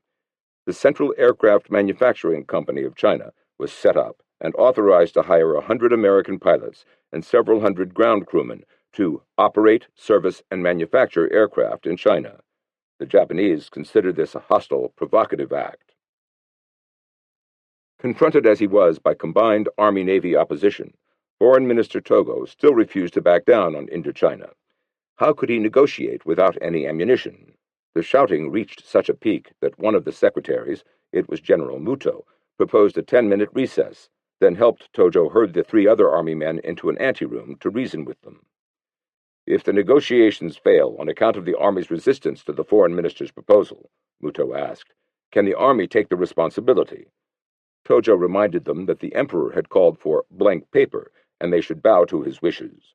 Finally, Sugiyama reluctantly acquiesced, but only if Proposal A failed. He was still concerned about how the radicals in the army might be kept from rebelling when they learned that Japan had made such a humiliating concession. "I can handle that," said Tojo. The discussion simply could not go on and on. It was already after midnight. The rest of the group was out in the Imperial Garden, recovering from the smoke and the heat of the argument. Admiral Nagano tapped Togo on the shoulder.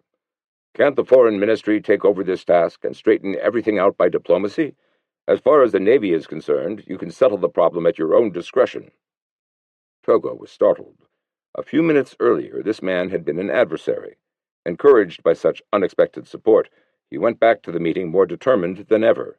But once the discussion resumed, Nagano was back recommending war. It was another example of the Navy talking peace in private and war in public to save face and get their share of military appropriations. Of course, we may lose, he said, but if we don't fight, we just have to bow to the United States. If we fight, there's a chance we can win. If we don't fight, wouldn't that be the same as losing the war? Nagano's words irked Tsukada, who found them cautious and vague. It seemed as if Nagano was set on going to war. Why didn't he speak out, like Sugiyama? All of us wonder if there isn't some way to achieve peace, he said urgently, but no one is willing to say, don't worry, I'll assume all responsibility, even if the war is a long one. However, we just can't maintain the status quo, so there is only one conclusion. We must go to war. I, Tsukada, believe we cannot avoid war. This is the moment. If we don't go to war now, we'll have to next year or the year after. This is the moment. The moral spirit of Japan, the land of the gods, will shine on our enterprise. Japan's drive south would probably help Germany and Italy beat Russia and force China to surrender. The capture of Southeast Asia would be a mighty blow to America's resources. We will build an iron wall, and inside it we will crush, one by one, our Asian enemies. We will also crush America and Britain. Tsukada's urgent call for battle was rebutted from an unlikely source, his own commander. Sugiyama said, with extreme reluctance, that he would have to acquiesce to Togo's proposal to withdraw troops from southern Indochina. The abrupt shift came like an electric shock to all except Sugiyama's army colleagues, who had heard his concession in private. It was a considerable compromise, one that everyone knew would cause tremendous resentment throughout the ranks of the army. In return, the military expected an end to civilian resistance and called for an immediate formal adoption of the deadline proposal. But Finance Minister Kaya refused to be rushed. I cannot agree to a decision involving the destiny of Japan so suddenly, he said.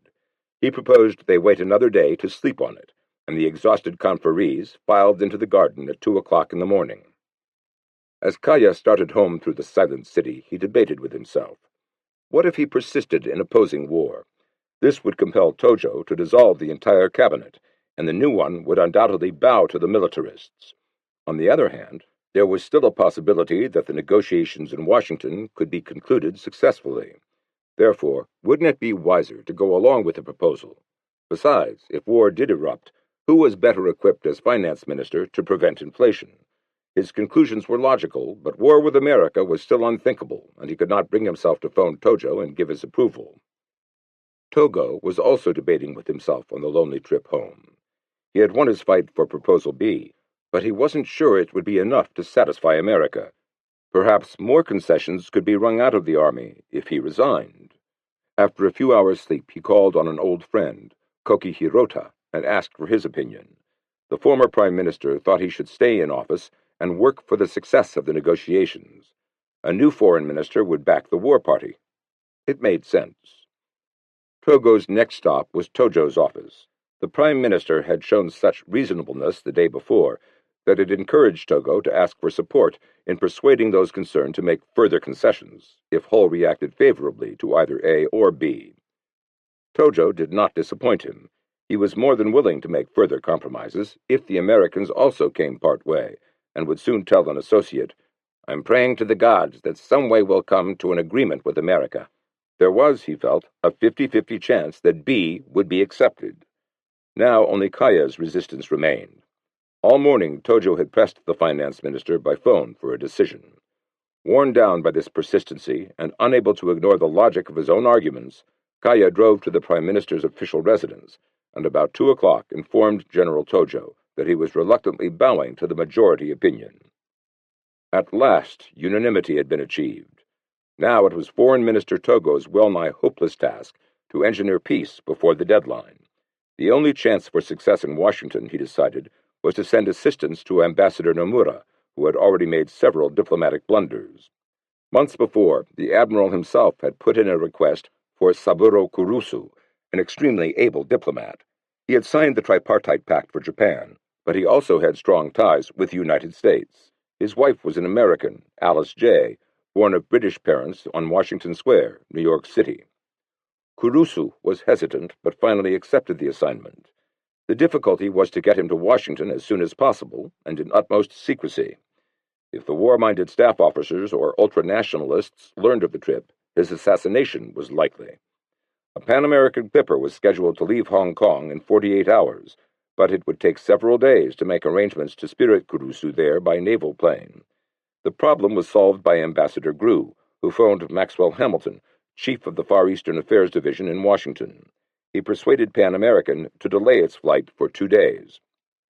On the afternoon of November 4th, Kurusu bade goodbye to Tojo, who said, "The American people are against war, and their supply of rubber and tin is dwindling," and added that he had thought the chances of Kurusu's success were 30%.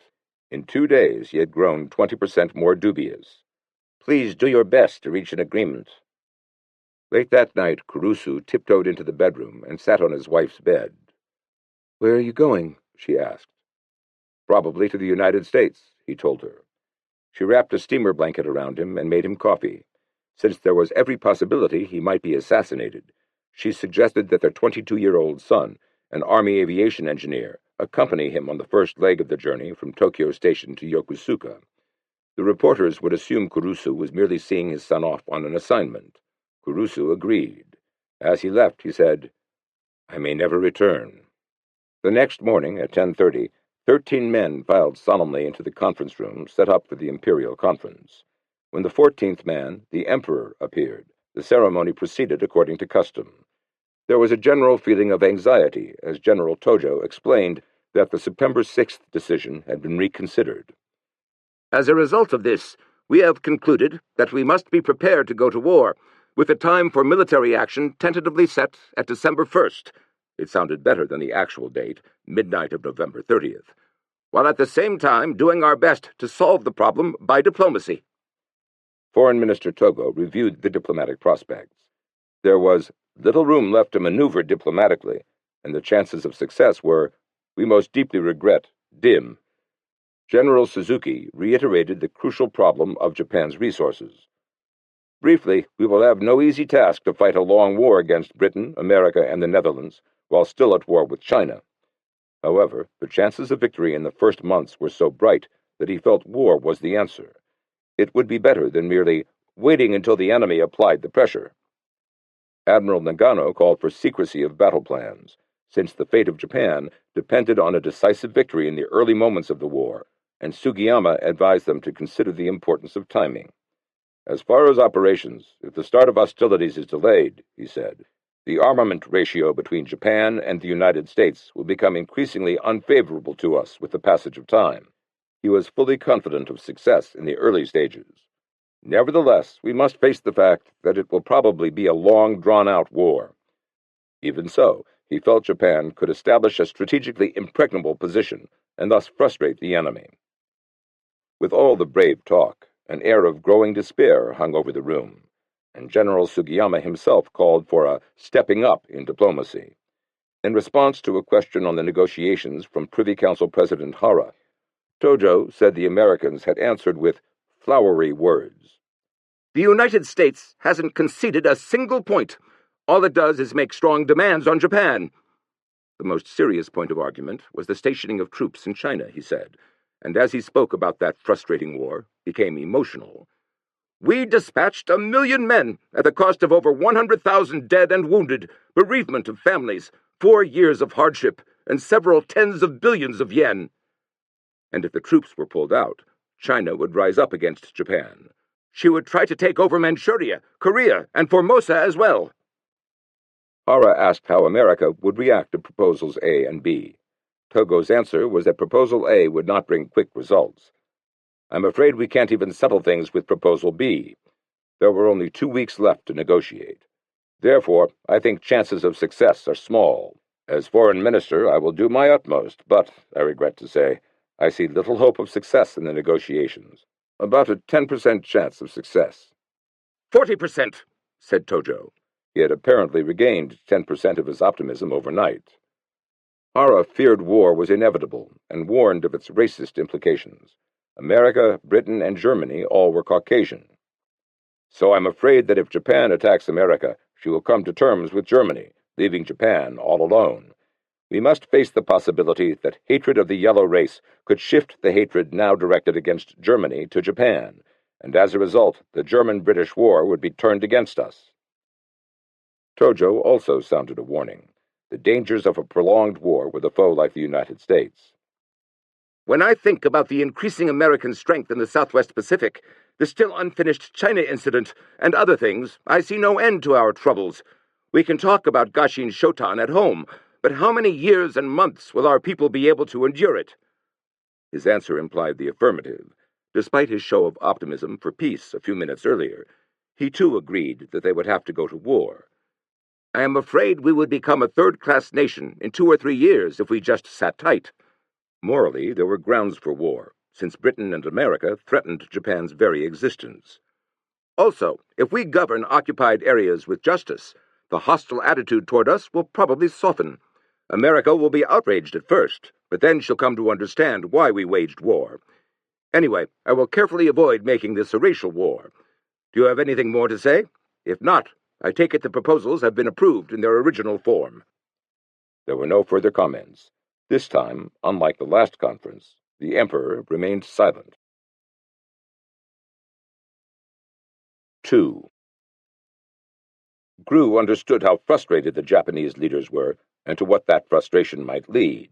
Several days before the historic Imperial Conference of November 5th, he had written in his diary, "Japan is obviously preparing a program of war, to be carried out if her alternative program of peace should fail. Resort to the former may come with dramatic and dangerous suddenness." In this mood, he sent Hull an ominous cable, once more recommending a reconciliation. If these efforts fail, the ambassador, Gru, foresees a probable swing of the pendulum in Japan, once more back to the former Japanese position or even farther. This would lead to what he has described as an all-out do-or-die attempt, actually risking national harakiri to make Japan impervious to economic embargoes abroad, rather than to yield to foreign pressure. It is realized by observers who feel Japanese national temper and psychology from day to day that, beyond peradventure, this contingency not only is possible, but is probable.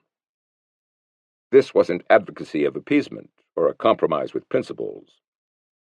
The ambassador's purpose is only to ensure against the United States becoming involved in war with Japan, because of any possible misconception of Japan's capacity to rush headlong into a suicidal struggle with the United States. While national sanity dictates against such action, Japanese sanity cannot be measured by American standards of logic. Action by Japan which might render unavoidable an armed conflict with the United States may come with dangerous and dramatic suddenness. He prayed for understanding in Washington. "The trouble with you Anglo-Saxons," a Japanese friend had told him, "is that you regard and deal with the Japanese as grown-up people, whereas the Japanese are but children and should be treated as children." Gru's message, however, was as usual ignored in the State Department. Stanley Hornbeck regarded the ambassador as old-fashioned and honorable but gullible. He was too influenced by Duman, who had lived too long in the Orient, to deal with the Japanese objectively. His pro-Japanese sympathy obviously colored every dispatch from Tokyo. The magic intercepts had convinced Hornbeck of Japanese duplicity. How could you trust a nation that played the two-faced game of talking peace while preparing for war? Moreover, he was so convinced that Japan was bluffing and would not dare fight America that he advised Hull to ignore Gru's latest warning. Ironically, it was the two military chiefs, General Marshall and Admiral Stark, who were making a joint appeal to Roosevelt to do nothing that might force a crisis. The defeat of Germany, after all, was the major strategic objective. If Japan be defeated and Germany remains undefeated, decision will still not have been reached, they said, and warned the president that war with Japan could cripple the Allied struggle against the most dangerous enemy, Germany. They wanted no ultimatum issued to the Japanese for 3 or 4 months, until the Philippines and Singapore were strengthened. Roosevelt began searching for a way that would, as he told Stimson, give us further time, but even as he looked, received information that the crisis could not be avoided. It came in an intercepted message from Foreign Minister Togo to Ambassador Nomura, a long cable containing proposals A and B, along with secret instructions. The cable was decoded, translated, and rushed to Hull. The opening sentence of the instructions gave the impression that the Japanese had given up on the negotiations. "Well, the relations between Japan and the United States have reached the edge, and our people are losing confidence in the possibility of ever adjusting them. Such pessimism was not in the original, for Togo had written, "Strenuous efforts are being made day and night to adjust Japanese-American relations, which are on the verge of rupture." Many Japanese are convinced that this and other diplomatic messages were purposely mistranslated. No evidence could be found of this. It is far more likely that the inaccuracies came from ignorance of the stylized Japanese used by diplomats. It is also possible that the hastily trained translators wanted to make their copy more readable and interesting. The translation of the second paragraph was even more misleading. Conditions both within and without our empire are so tense that no longer is procrastination possible. Yet, in our sincerity to maintain pacific relationships between the Empire of Japan and the United States of America, we have decided as a result of these deliberations to gamble once more on the continuance of the parleys, but this is our last effort. The original was responsible in tone. The situation both within and outside the country is extremely pressing, and we cannot afford any procrastination. Out of the sincere intention to maintain peaceful relations with the United States, the imperial government continues the negotiations after thorough deliberations. The present negotiations are our final effort. The translation then stated that unless these proposals succeeded, relations between the two nations would be ruptured. In fact, we gambled the fate of our land on the throw of this die. Togo's actual words were, "and the security of the empire depends on it." Where Hull read, "This time we are showing the limit of our friendship.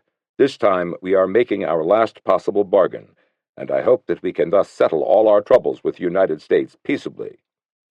Togo had written, "Now that we make the utmost concession in a spirit of complete friendliness for the sake of peaceful solution, we hope earnestly that the United States will, on entering the final stage of the negotiations, reconsider the matter and approach this crisis in a proper spirit with a view to preserving Japanese-American relations."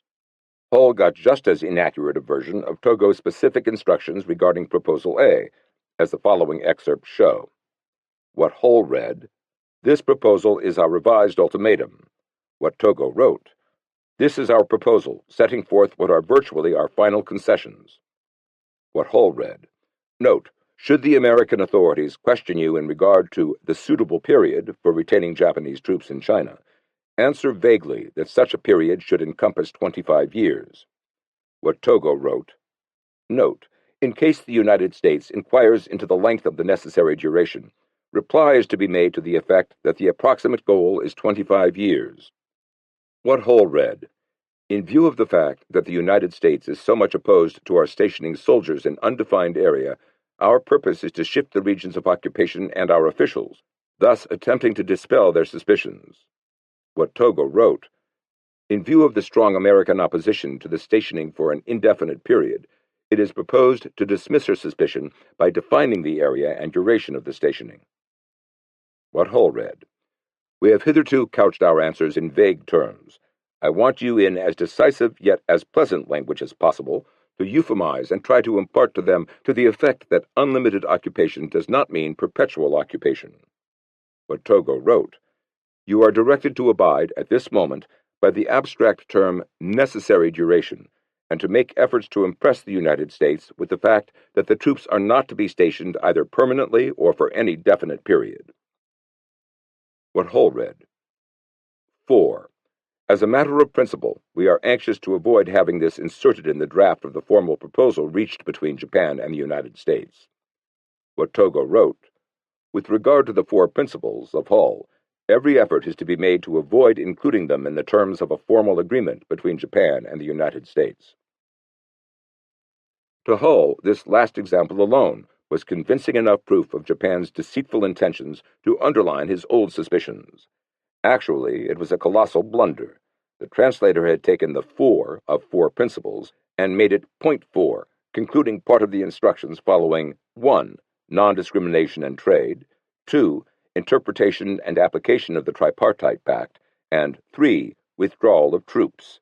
By making this excerpt appear to be one of the main divisions of the message and changing "with regard to the 4 principles" into 4 as a matter of principle, and arbitrarily inserting the word anxious, The translator had misled Hull into believing that the Japanese were trying to avoid committing themselves to a formal agreement on any of the proposed points. On the evening of November 7th, Nomura arrived at Hull's apartment with Proposal A. Hull glanced through it rapidly. He already knew all about it, or thought he did, and was convinced that it contained no real concessions. His attitude was so obvious that Nomura asked for an appointment with the president. Every day was precious, and the admiral was desperate. He was being pressed for a quick decision at the urging of the Japanese chiefs of staff. Hull was holding up the decision because the American chiefs of staff wanted time. This maneuvering at cross purposes, unfortunately, was contributing to the deterioration of the negotiations. When Nomura finally got to see the president 3 days later, he pointed out the considerable concessions made by Japan and reiterated the need for haste. Roosevelt must also have been mindful of Marshall and Stark's plea for time in his reply, that nations must think 100 years ahead, especially during the age through which the world is passing. A mere 6 months had been spent in the negotiations. It was necessary to be patient. He didn't want a temporary agreement. Nomura cabled Togo that the United States was not entirely unreceptive to Proposal A. The wishful-thinking admiral was ready to grab at any straw of hope. So was Bishop James Walsh. Just back from another trip to the Far East, he made one more attempt to bring Japan and America together in the form of a long memorandum delivered to Hull on November 15th. In reading it, Hornbeck added a number of sarcastic notes for Hull, which revealed his own strong bias. Where the bishop explained that the emperor's sanction of any policy was regarded by all Japanese as the final seal that makes it the irrevocable policy of the nation, Hornbeck noted in pencil, "If a policy sanctioned by the emperor is irrevocable, then the alliance with the Axis is irrevocable." And to a long plea for understanding between the two countries, he put down, "naive." It is perhaps worthwhile to recall, Walsh observed, that the Chinese were well on the way to actual collaboration with Japan when the Manchurian incident rudely arrested the movement and turned the Chinese radically in the other direction. Opposite this, Hornbeck penciled, "He speaks as though the Chinese had started the Manchurian incident." And when Walsh noted that there is no real peace anywhere in the Far East today, Hornbeck wrote down, "And for that fact, who are responsible? The Japanese and the Germans." That very day, Special Envoy Saburo Kurusu arrived in Washington after a tiring trip across the country, and 2 days later, Ambassador Nomura brought him to Hull's office. One glance at the diminutive, bespectacled man with a neat mustache who had signed the Tripartite Pact was enough for the Secretary of State to conclude that he was not to be trusted. Neither his appearance nor his attitude commanded confidence or respect, Hull wrote in his memoirs. "I felt from the start that he was deceitful. His only recommendation in my eyes was that he spoke excellent English, having married his American secretary." Convinced that Kurusu was privy to his government's trickery and would try to lull us with talk until the moment Japan got ready to strike, Hull escorted the two Japanese the few hundred yards to the White House. Roosevelt put himself out to be affable. As Bryan said, "There is no last word between friends." Kurusu replied that a way must be found to avoid war. The Pacific was like a powder keg. Roosevelt agreed that a broad understanding should be reached. As for the Tripartite Pact, Kurusu said he didn't see why America, which has been a strong advocate of observance of international commitments, would request Japan to violate one. Japanese leaders had already assured the Americans that the pact would not automatically lead to war. That would require an independent decision. Moreover, an understanding between Japan and America would naturally outshine the Tripartite Pact, and American apprehension over the problem of application of the pact would consequently be dissipated. It was a step toward actual abrogation of the treaty, but Hull didn't believe a word Kurusu said. It was merely some specious attempt to explain away the pact. Roosevelt remained friendly and reaffirmed that there was no difference of interest between our two countries and no occasion, therefore, for serious differences, and even offered to act as introducer between China and Japan. 3. That same day, Prime Minister Tojo made a speech in the Diet, which was also broadcast to the nation. It dealt with the negotiations in Washington, and he pointed out that their success would depend on 3 things. America must not interfere with Japan's solution of the China incident. She must refrain from presenting a direct military menace to our empire and call off the economic blockade, and exert efforts to prevent the extension of the European war to East Asia. There was thunderous applause, whereas excellent speeches ordinarily failed to get much of a response. In the diplomatic box of the U.S. Embassy, the naval attaché leaned over and whispered to his companions. An Asahi Shimbun reporter noticed this and wrote, "The 4 staff members of the American embassy suddenly went into a huddle and conversed with each other, and then all vigorously shook their heads, although no one knows what they meant by this. All others in the visitors' gallery looked at them with fixed attention." What the naval attaché whispered was, well, he didn't declare war anyway. Among the leaders of Japan, hope dwindled as each day passed with no definite word from Washington on Proposal A. America's attitude seemed to be stiffening on the major issues. All that remained was the last resort, and Togo cabled Nomura to present B. On November 20th, the admiral read it to Hull, who took it as an ultimatum, and in his memoirs described the conditions as of so preposterous a character that no American official could ever have dreamed of accepting them. But he hid his feelings to avoid giving the Japanese any pretext to walk out of the conversations, and said he would give the proposal sympathetic study. His reaction was unfortunate and uncalled for. Only one of Proposal B's 5 conditions, the one to stop giving aid to China, was unreasonable. This paragraph aroused him so much that he made it the most vital issue. In a fit of temper, he burst out, "In the minds of the American people, there is a partnership between Hitler and Japan, aimed at enabling Hitler to take charge of one half the world and Japan the other half." The Tripartite Pact strengthened the public in this belief, he added, and began to assail it vigorously. Nomura turned to Kurusu helplessly. Little more than a week before, Hull had admitted that the pact was not a major problem. Yet 3 times in the past few days he had declared that as long as Japan clung to it, a peace settlement could not be taken seriously. Why was the pact being elevated again to importance? It was almost as if nothing had changed in Japanese-American relations since the days of Matsuoka. Hull's subordinates also had a similarly curious reaction to Proposal B. The man most sympathetic to Japan, Joseph Ballantyne, feared its acceptance would mean condonement by the United States of Japan's aggressions, assent by the United States to unlimited courses of conquest by Japan in the future, betrayal by the United States of China, and a most serious threat to American national security. Such talk of aggression made little sense. The proposal adequately covered Southeast Asia and the Southwest Pacific and offered peace in China. Japan could not have committed further aggression without breaking her own proposal, and if the Americans had wanted a definite pledge to stop military expansion, they probably could have gotten it. It was not really a question of Proposal B itself, but of State Department refusal to accept it at face value. What the Japanese army considered a major concession, and had accepted only after bitter arguments, withdrawal of troops from southern Indochina to the north, was scorned by Ballantyne.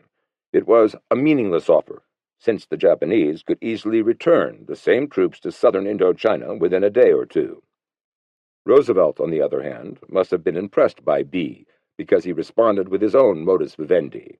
He wrote it out in pencil and sent it on to Hull. 6 months. 1. U.S. to resume economic relations. Some oil and rice now, more later. 2. Japan to send no more troops to Indochina or Manchurian border or any place south, Dutch, British, or Siam. 3.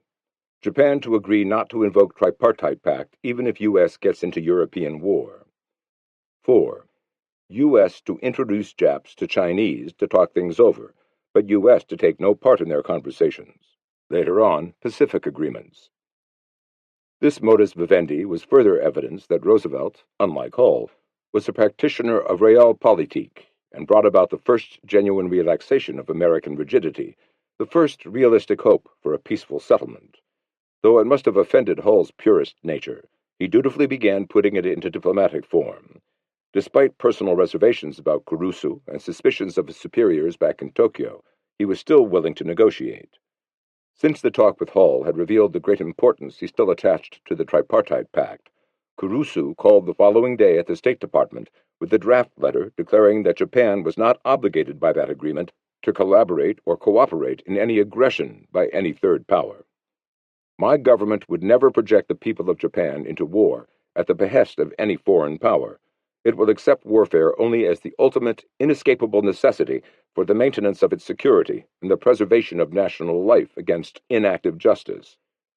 I hope that the above statement will assist you in removing entirely the popular suspicion which Your Excellency has repeatedly referred to. I have to add that, when a complete understanding is reached between us, Your Excellency may feel perfectly free to publish the present communication. Neither the indirect negation of the Tripartite Pact nor the offer to publish it allayed Hull's suspicions, which were confirmed a day later in an intercept from Tokyo to Nomura, extending the deadline of negotiations to November 29th, Washington time. This time we mean it, that the deadline absolutely cannot be changed. After that, things are automatically going to happen.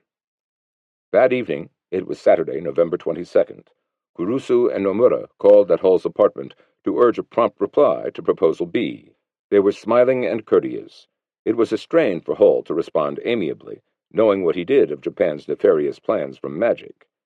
There they sat, bowing agreeably, Nomura sometimes giggling, Kurusu often showing his teeth in a grin, while through their minds must have raced again and again the thought that, if we did not say yes to Japan's demands, their government in a few days would launch new aggressions that sooner or later would inevitably bring war with the United States and death to thousands or millions of men. Hull said, "It's a pity that Japan cannot do just a few peaceful things to help tide over the situation." Nomura was just as ill at ease. He reiterated the need for haste and pressed for an item-by-item answer. "There is no reason why any demand should be made on us," was the testy reply. "I am quite disappointed that despite all my efforts you are still trying to railroad through your demand for our reply." Hull could see no reason why Tokyo couldn't wait for a few days, but did promise to get an answer as soon as possible. This would be Monday at the earliest, since he had to consult several friendly governments with interests in the Far East. The answer Hull had in mind was his version of Roosevelt's hastily scribbled modus vivendi. On Monday, November 24th, Hull invited representatives of England, China, Australia, and Holland to his office and passed around copies of the latest draft of the Roosevelt Plan. Dr. Hu Shur, the Chinese ambassador, was troubled. Why should 5,000 Japanese be allowed to remain in Indochina? Hull replied that in General Marshall's opinion, even 25,000 troops wouldn't be a menace. "While my government does not recognize the right of Japan to keep a single soldier in Indochina," he explained, "we are striving to reach this proposed temporary agreement primarily because the heads of our Army and Navy often emphasize to me that time is the all-important question for them, and that they must be fully prepared to deal effectively with a possible outbreak by Japan." The Dutch minister, Dr. Alexander Loudon, forthrightly declared that his country would support the modus vivendi, but the other three had to wait for instructions. Irked and impatient, Hull said, "Each of your governments has a more direct interest in the defense of that area of the world than this country, but your governments, through some preoccupation in other directions, do not seem to know anything about this matter under discussion. I am definitely disappointed at this unexpected development, at their lack of interest and lack of disposition to cooperate." The next day, Dr. Hu apologetically handed Hull a note from his foreign minister, stating that Chiang Kai-shek had had a rather strong reaction to the modus vivendi and felt that America was inclined to appease Japan at the expense of China. Exasperated, Hull said America could of course kill the modus vivendi, but if so, she was not to be charged with failure to send our fleet into the area near Indochina and into Japanese waters, if by any chance Japan makes a military drive southward. Although it was dark by the time Dr. Hu left, Hull called together his staff for further discussion. He himself was strongly in favor of sending the modus vivendi to the Japanese, despite the slender chance of acceptance. If nothing else, it would underline for all time to come that we were doing everything we could to avoid war, and a Japanese rejection would serve more fully to expose their predetermined plan for conquest of the Orient. Later that night, a cable for Roosevelt arrived from Churchill. "Of course, it is for you to handle this business, and we certainly do not want an additional war. There is only one point that disquiets us. What about Chiang Kai-shek? Is he not having a very thin diet? Our anxiety is about China. If they collapse, our joint dangers would enormously increase." Obviously, Chiang Kai-shek had carried his complaints to London, and this subtle rebuff wore out Hull's last patience. Magic had assured him that Proposal B was the last offer Japan would make, and that the negotiations would definitely be terminated at the end of the month. That Tojo was prepared to make still further concessions in a sincere attempt for peace he did not know, nor would he have believed it if he had. Ever since midsummer, he had been well satisfied that the Japanese were determined to continue with their course of expansion by force. That was why Chiang's objection and Churchill's half-hearted endorsement, coupled with his own doubts and exhaustion from months of negotiating, caused him at this moment to shelve the modus vivendi. Instead, he would offer the Japanese a suggested program of collaboration along peaceful and mutually beneficial progressive lines. His assistants began putting this new proposal into draft form. At Sugamo Prison, after the war, Tojo told Kenryo Sato that if he had received the Roosevelt modus vivendi, the course of history would probably have changed. I didn't tell you at the time, but I had already prepared a proposal with new compromises in it. I wanted somehow to carry out the Emperor's wishes and avoid war. Then he heaved a big sigh. If we had only received that modus vivendi. Stimson was making an entry in his diary. He described a meeting that noon of the so-called War Cabinet at the White House. Roosevelt brought up the event that we were likely to be attacked perhaps next Monday, December 1st, but the Japanese are notorious for making an attack without warning, and the question was what we should do. The question was how we should maneuver them into the position of firing the first shot without allowing too much danger to ourselves. It was a difficult proposition. Hull laid out his general broad propositions on which the thing should be rested: the freedom of the seas, and the fact that Japan was in alliance with Hitler and was carrying out his policy of world aggression. The others brought out the fact that any such expedition to the south as the Japanese were likely to take would be an encirclement of our interests in the Philippines and cutting into our vital supply of rubber from Malaysia. I pointed out to the President that he had already taken the first steps toward an ultimatum in notifying Japan way back last summer that if she crossed the border into Thailand, she was violating our safety, and that therefore he had only to point out to Japan that to follow any such expedition was a violation of a warning we had already given. This entry was later used by revisionist historians, such as Charles Beard, to bolster their claim that President Roosevelt purposely maneuvered Japan into an attack on American territory. But a study of the records of the discussions between the President and his advisers in the last days of November make it evident that they were expecting an onslaught on Singapore, Thailand, or some other part of the Southeast Asian continent. They certainly did not appear to anticipate an initial attack on any American territory, such as the Philippines or Guam, much less Hawaii. The following day, November 26th, Secretary of the Treasury Henry Morgenthau, Jr., arrived at the White House just as Roosevelt was starting his breakfast. The phone rang before the President could eat his kippered herring. It was Hull, who told of the Chinese protests to the modus vivendi. "I will quiet them down," Roosevelt said, and went back to his breakfast. By now it was cold, so he pushed it aside, inspiring Morgenthau to jot down in his notes, "I don't think the President ought to see me or anybody else until he has finished his breakfast." Hull was already on the phone with Stimson, telling him that he had about made up his mind not to give the proposition, the modus vivendi, to the Japanese, but to kick the whole thing over, to tell them that he has no other proposition at all. This prompted Stimson to check with Roosevelt by phone to find out if the paper he had sent the night before about the new Japanese expedition from Shanghai into Indochina had been received.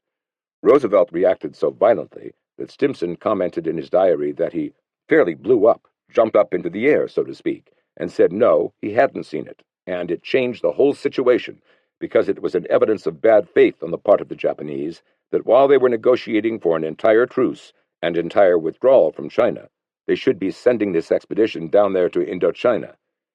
Not much later, Hull appeared in person.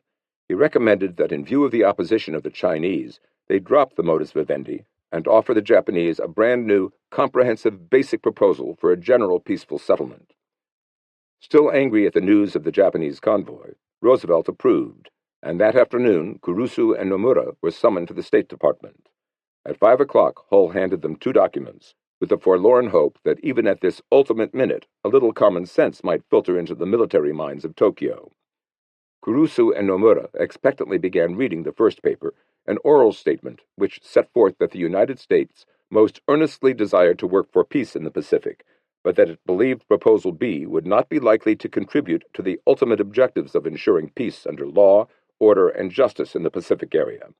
In place of Proposal B, Hull offered a new solution, and it was embodied in the second paper marked strictly confidential, tentative, and without commitment. Kurusu read its 10 conditions with dismay. It peremptorily called for Japan to withdraw all military, naval, air, and police forces from China and Indochina, to support no other government or regime in China except Chiang Kai-shek's, and, in effect, to abrogate the Tripartite Pact. It was far harsher than the American proposal made on June 21st, and Hull had drawn it up without consulting General Marshall or Admiral Stark, who happened to be in the act of drafting still another memorandum to Roosevelt, begging for more time to reinforce the Philippines. Hull's proposal again raised the dead issue of the Tripartite Pact, though Kurusu had already given written assurance it had little significance, and introduced a new proposal calling for a multilateral non-aggression pact among the British Empire, China, Japan, the Netherlands, the Soviet Union, and Thailand and the United States. Kurusu knew this would complicate an already complicated situation and cause more delay. When Nomura sat down, too stunned to talk, Kurusu asked if this was the American reply to Proposal B. It was, said Hull, and pointed out the economic advantages to Japan if she accepted: an offer to unfreeze Japanese funds, make a trade agreement based upon reciprocal most favored nation treatment, stabilize the dollar-yen rate, reduce trade barriers, and grant other considerable economic concessions. Kurusu foresaw that in Tokyo this would be regarded as an insult, as a bribe, and began taking exception to the conditions. He didn't see how his government could possibly agree to the immediate and unconditional withdrawal of all troops from China and Indochina, and if the United States expected Japan to take off its hat to Chiang Kai-shek and apologize to him, no agreement was possible. He requested that they informally discuss the proposal at greater length before sending it on to Tokyo. "It's as far as we can go," said Hull. Public feeling was running so high that he might almost be lynched if he let oil go freely into Japan. Kurusu observed with mordant humor that at times all statesmen of firm conviction failed to find public sympathy. Wise men alone could see far ahead, and they sometimes became martyrs. But life was short, and one could only do his duty. Dejected, he added that Hull's note just about meant the end, and asked if they were not interested in a modus vivendi. The phrase had become an unpleasant one to Hull. "We explored that," he said curtly. "Was it because the other powers wouldn't agree?" Kurusu asked. It was uncomfortably close to the truth. "I did my best in the way of exploration," said Hull. 4. The first news of Hull's reply reached Tokyo late in the morning on November 27th. It came in a message from the military attaché in Washington to Imperial headquarters, which began by announcing that the United States had replied in writing to Proposal B, but that there was no gleam of hope in negotiations. Staff officers huddled around the communications room, anxiously waiting while the rest of the message, containing the gist of Hull's proposal, was being decoded. The message was sent at once to the palace, where a liaison conference was in session. It arrived just as the meeting adjourned for lunch, and Tojo read it aloud. There was dumbfounded silence until someone said, "This is an ultimatum." Even Togo, who had held forth slight hope of success, never expected this. Overpowered by despair, he said something in such a stutter that no one could understand him. The whole note stuck in the craw. His distress was intensified when he saw that several army men were pleased, as if to say, "Didn't we tell you so?" But to one Navy man, Admiral Shimada, it was a jarring blow. Hull's reply was unyielding and unbending, and didn't so much as recognize the fact that Japan had made significant concessions. The demands were equally outrageous to a peacemaker like Kaya. Hull obviously knew that Japan would have to refuse them. He was rejecting an immediate accommodation and seemed to be wanting endless discussions instead. It was just a stall for time. America had made up her mind to go to war, to attack Japan. That Japan had already offered to withdraw troops from southern Indochina at once wasn't enough. Hull wanted all troops withdrawn at once from Indochina and China, an impossibility. What particularly infuriated every man in the room was the categoric demand to quit all of China. Manchuria had been won at the cost of considerable sweat and blood. Its loss would mean economic disaster. What right did the wealthy Americans have to make such a demand? What nation with any honor would submit? Hull's proposal was the result of impatience and indignation, but the passage that most incensed the Japanese had been tragically misunderstood. To Hull, the word China did not include Manchuria, and he had no intention of demanding that the Japanese pull out of that territory. Back in April, he had assured Nomura that there was no need to discuss recognition of Manchukuo until a basic agreement had been reached, and he imagined that the issue was disposed of. To the Japanese, however, the whole note had to be taken at face value. After all, the Americans had hardened their position on a number of issues since the days of the draft understanding. The American reply should have been clear on this point. At the very least, the Japanese reaction would have been far less bitter. The exception of Manchuria would not have made the whole note acceptable as it stood, but it might have enabled Togo to persuade the militarists that negotiations should be continued. It could very well have forced a postponement of the November 30th deadline. All of the men at the liaison conference, from Tojo to Togo, believed that Hull's reference to China included Manchuria. In 1967, a number of Tojo's close associates were asked what might have happened if Hull had clarified that point. Kenryo Sato, learning the truth for the first time, slapped his forehead and said, "If we had only known, if you had said you recognized Manchukuo, we'd have accepted." At least, said Suzuki, Pearl Harbor would have been prevented. Thus it was that two great nations who shared a fear of a communist-dominated Asia were set on a collision course. Who was to blame, the United States or Japan? The latter was almost solely responsible for bringing herself to the road of war with America through the seizure of Manchuria, the invasion of China, the atrocities committed against the Chinese people, and the drive to the south. But this course of aggression had been the inevitable result of the West's efforts to eliminate Japan as an economic rival after World War I, the Great Depression, her population explosion, and the necessity to find new resources and markets to continue as a first-rate power. Added to all this were the unique and undefined position of the emperor, the explosive role of Geikokujo, and the threat of communism from both Russia and Mao Zedong, which had developed into paranoid fear. Americans, too, suffered from paranoid fear, theirs of the Yellow Peril, and yet, oddly, they had no apprehensions about Japan as a military foe and reveled in stories of Nipponese ineptitude. According to one story going around Washington, the British had built warships for Japan so top-heavy that they would capsize in the first battle. The Japanese Air Force was also generally ridiculed, its pilots regarded as bespectacled bunglers, more to be laughed at than dreaded.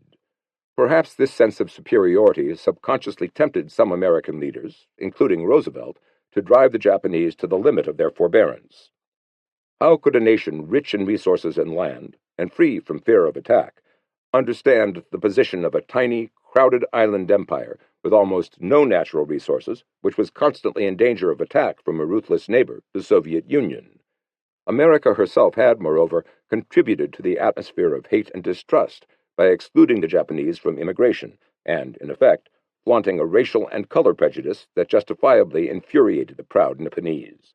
America should also have perceived and admitted the hypocrisy of taking such a moral stand on the four principles. Her ally, Britain, certainly did not observe them in India or Burma, nor did she herself in Central America, where gunboat diplomacy was still upholding the Monroe Doctrine.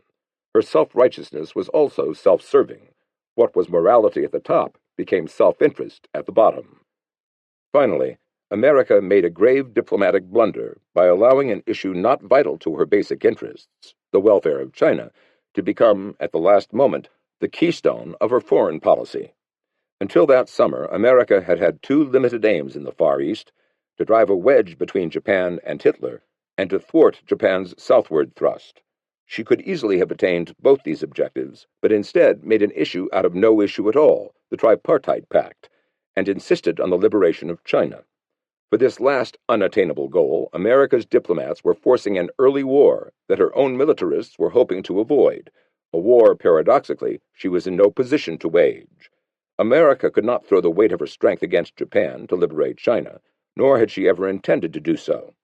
Her major enemy was Hitler. Instead of frankly informing Chiang Kai-shek of this, she had yielded to his urgings and pressed the policy that led to war in the Far East and the virtual abandonment of China. More important, by equating Japan with Nazi Germany, her diplomats had maneuvered their nation into two completely different wars, one in Europe against fascism, and one in the Orient that was linked with the aspirations of all Asians for freedom from the white man's bondage. There were no heroes or villains on either side. Roosevelt, for all his shortcomings, was a man of broad vision and humanity. The Emperor was a man of honor and peace. Both were limited, one by the bulky machinery of a great democracy, and the other by training, custom, and the restrictions of his rule. Caught up in a medieval system, the Japanese militarists were driven primarily by dedication to their country. They wanted power for it, not war profits for themselves. Tojo himself lived on a modest scale. Prince Kanoya's weaknesses came largely from the vulnerable position of a premier in Japan, but by the end of his second cabinet, he had transformed his natural tendency for indecisiveness into a show of purpose and courage, which continued until his downfall. Even Matsuoka was no villain. Despite his vanity and eccentricities, this man of ability sincerely thought he was working for the peace of the world when he saddled Japan with a tripartite pact, and he wrecked the negotiations in Washington out of egotism, not malice. Nor were Stimson and Hull villains, though the latter, with his all-or-nothing attitude, had committed one of the most fatal mistakes a diplomat could make, driven his opponents into a corner with no chance to save face, and given them no option to capitulation but war. The villain was the times. Japan and America would never have come to the brink of war except for the social and economic eruption of Europe after World War I and the rise of two great revolutionary ideologies, communism and fascism. These two sweeping forces, working sometimes in tandem and sometimes at odds, ultimately brought about the tragedy of November 26th.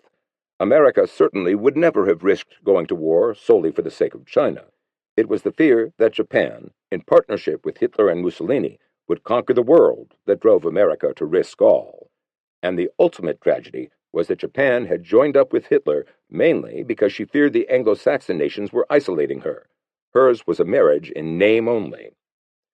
A war that need not have been fought was about to be fought because of mutual misunderstanding, language difficulties, and mistranslations, as well as Japanese opportunism, geikokujo, irrationality, honor, pride, and fear, and American racial prejudice, distrust, ignorance of the Orient, rigidity, self-righteousness, honor, national pride, and fear. Perhaps these were essentially the answer to Handel's question, why do the nations so furiously rage together?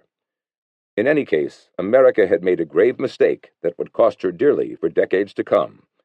If Hull had sent a conciliatory answer to Proposal B, the Japanese, according to surviving cabinet members, would have either come to some agreement with America or, at the least, been forced to spend several weeks in debate. And this hiatus would in turn have compelled postponement of their deadline for attack until the spring of 1942 because of weather conditions. By this time, it would have been obvious that Moscow would stand, and the Japanese would have been eager to make almost any concessions to avoid going into a desperate war with an ally which now faced inevitable defeat. If no agreement had been reached, America would have gained precious time to strengthen the Philippines with more bombers and reinforcements. Nor would there have been such a debacle at Pearl Harbor. There is little likelihood that the implausible series of chances and coincidences that brought about the December 7th disaster could have been repeated. 6. Operation Z. 1. In early summer of 1939, when the Army was urging closer ties with Germany and Italy, Navy Minister Mitsumasa Yanai and his deputy had opposed any pact. The Army was sure that by conquering all Europe, Hitler would be in a position to help Japan settle the China incident. But Admiral Yanai and his deputy were convinced that a war between England and Germany would be a prolonged affair. Eventually, America would get into it. Germany would wind up the loser, and if Japan had a treaty with Hitler, she would find herself fighting the United States all alone. The Navy Vice Minister was even more outspoken than his chief, publicly predicting that Japan would be defeated in any war with the United States. He was only 5 feet 3 inches tall, the exact height of the legendary Admiral Togo, but gave an impression of size with his broad shoulders and barreled chest. He was Admiral Yamamoto, and his first name, Isoroku, meaning 56, was the age of his schoolmaster father at the time he was born. He had enlisted in the Navy so I could return Admiral Perry's visit, and subsequently lived in America, at Harvard as a student and in Washington as naval attaché. Consequently, he had sounded the warning of her industrial strength so often and so persuasively that Yanai, fearing that Yamamoto might be assassinated by ultranationalists, sent him to sea in August 1939 as commander of Combined Fleet. The basic strategical plans of Japan's admirals in the 30s had been to let her enemy, America, sortie from Pearl Harbor to make the initial attack. As the Americans proceeded, they would be harassed by submarines, while the Japanese fleet simply waited in their own territory. By the time the forces met in Japanese waters, the Americans would be so weakened by losses that they could be defeated in one great surface battle somewhere west of Iwo Jima and Saipan. Once Yamamoto assumed command of the fleet, however, he extended the theoretical battle line to the Marshall Islands, which, together with the Carolines, had been turned over to Japan as mandates after World War I, and constituted her possessions farthest east in the Pacific. Then, in 1940, while witnessing the remarkable achievements of carrier-based planes in the Spring Fleet maneuvers, he turned to his chief of staff, Rear Admiral Shigeru Fukudome, as they paced the deck of the flagship Nagato, and said, "I think an attack on Hawaii may be possible, now that our air training has turned out so successfully." In one sudden, crushing blow, the American fleet at Pearl Harbor would be crippled, and before it could be rebuilt, Japan would have seized Southeast Asia with all its resources. In 1921, a book entitled Sea Power in the Pacific was published in the United States, written by Hector C. Bywater, naval correspondent for the London Daily Telegraph.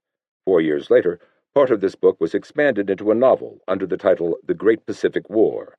In it, Bywater described a Japanese surprise attack on the U.S. Asiatic Fleet in Pearl Harbor, with simultaneous assaults on Guam and the Philippines, and with landings on Luzon, at Lingayen Gulf, and Lamon Bay.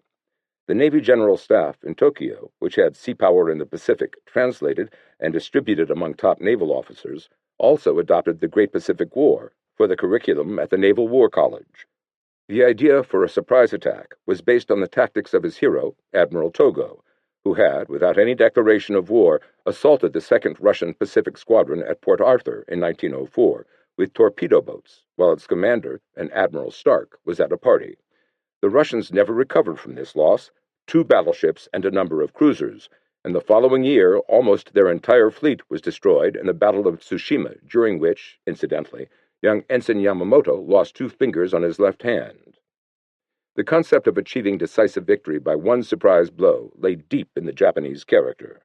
Their favorite literary form was the haiku, a poem combining sensual imagery and intuitive evocation in a brief 17 syllables, a rapier thrust that expressed, with discipline, the illumination sought in the Japanese form of Buddhism.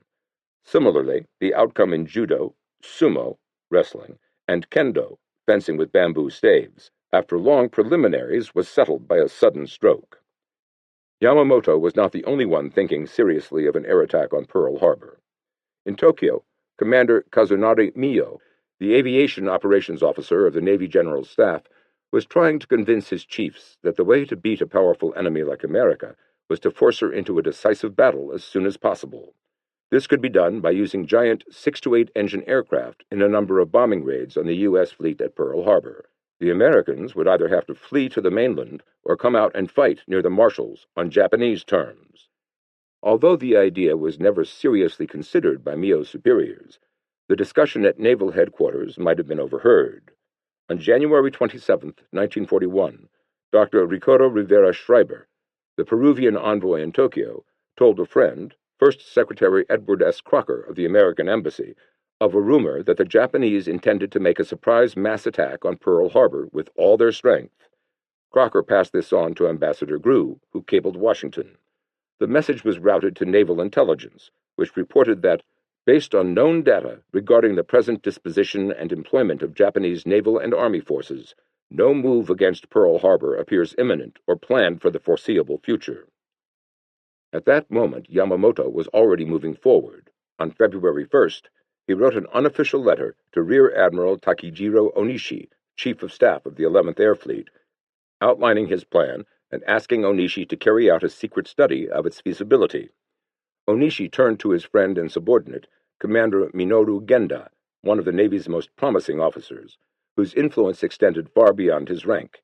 In China, his brilliant innovations in mass long-range fighter operations had won him fame. Now he was asked to study the Yamamoto plan. After 10 days, he presented his conclusions. The attack on Pearl Harbor would be difficult to mount and risky, but contained a reasonable chance of success. Onishi forwarded this report to Yamamoto, along with his own deductions. The admiral was by then discussing the attack with his own operations officer, Captain Kameto Kuroshima, a brilliant eccentric who could absent-mindedly roam the flagship in kimono, leaving a trail of cigarette ashes behind him. Orderlies referred to him as the foggy staff officer. Kuroshima closeted himself in his cabin for several days, and finally emerged in a cloud of garlic, incense, and cigarette smoke with a detailed plan entitled Operation Kuroshima.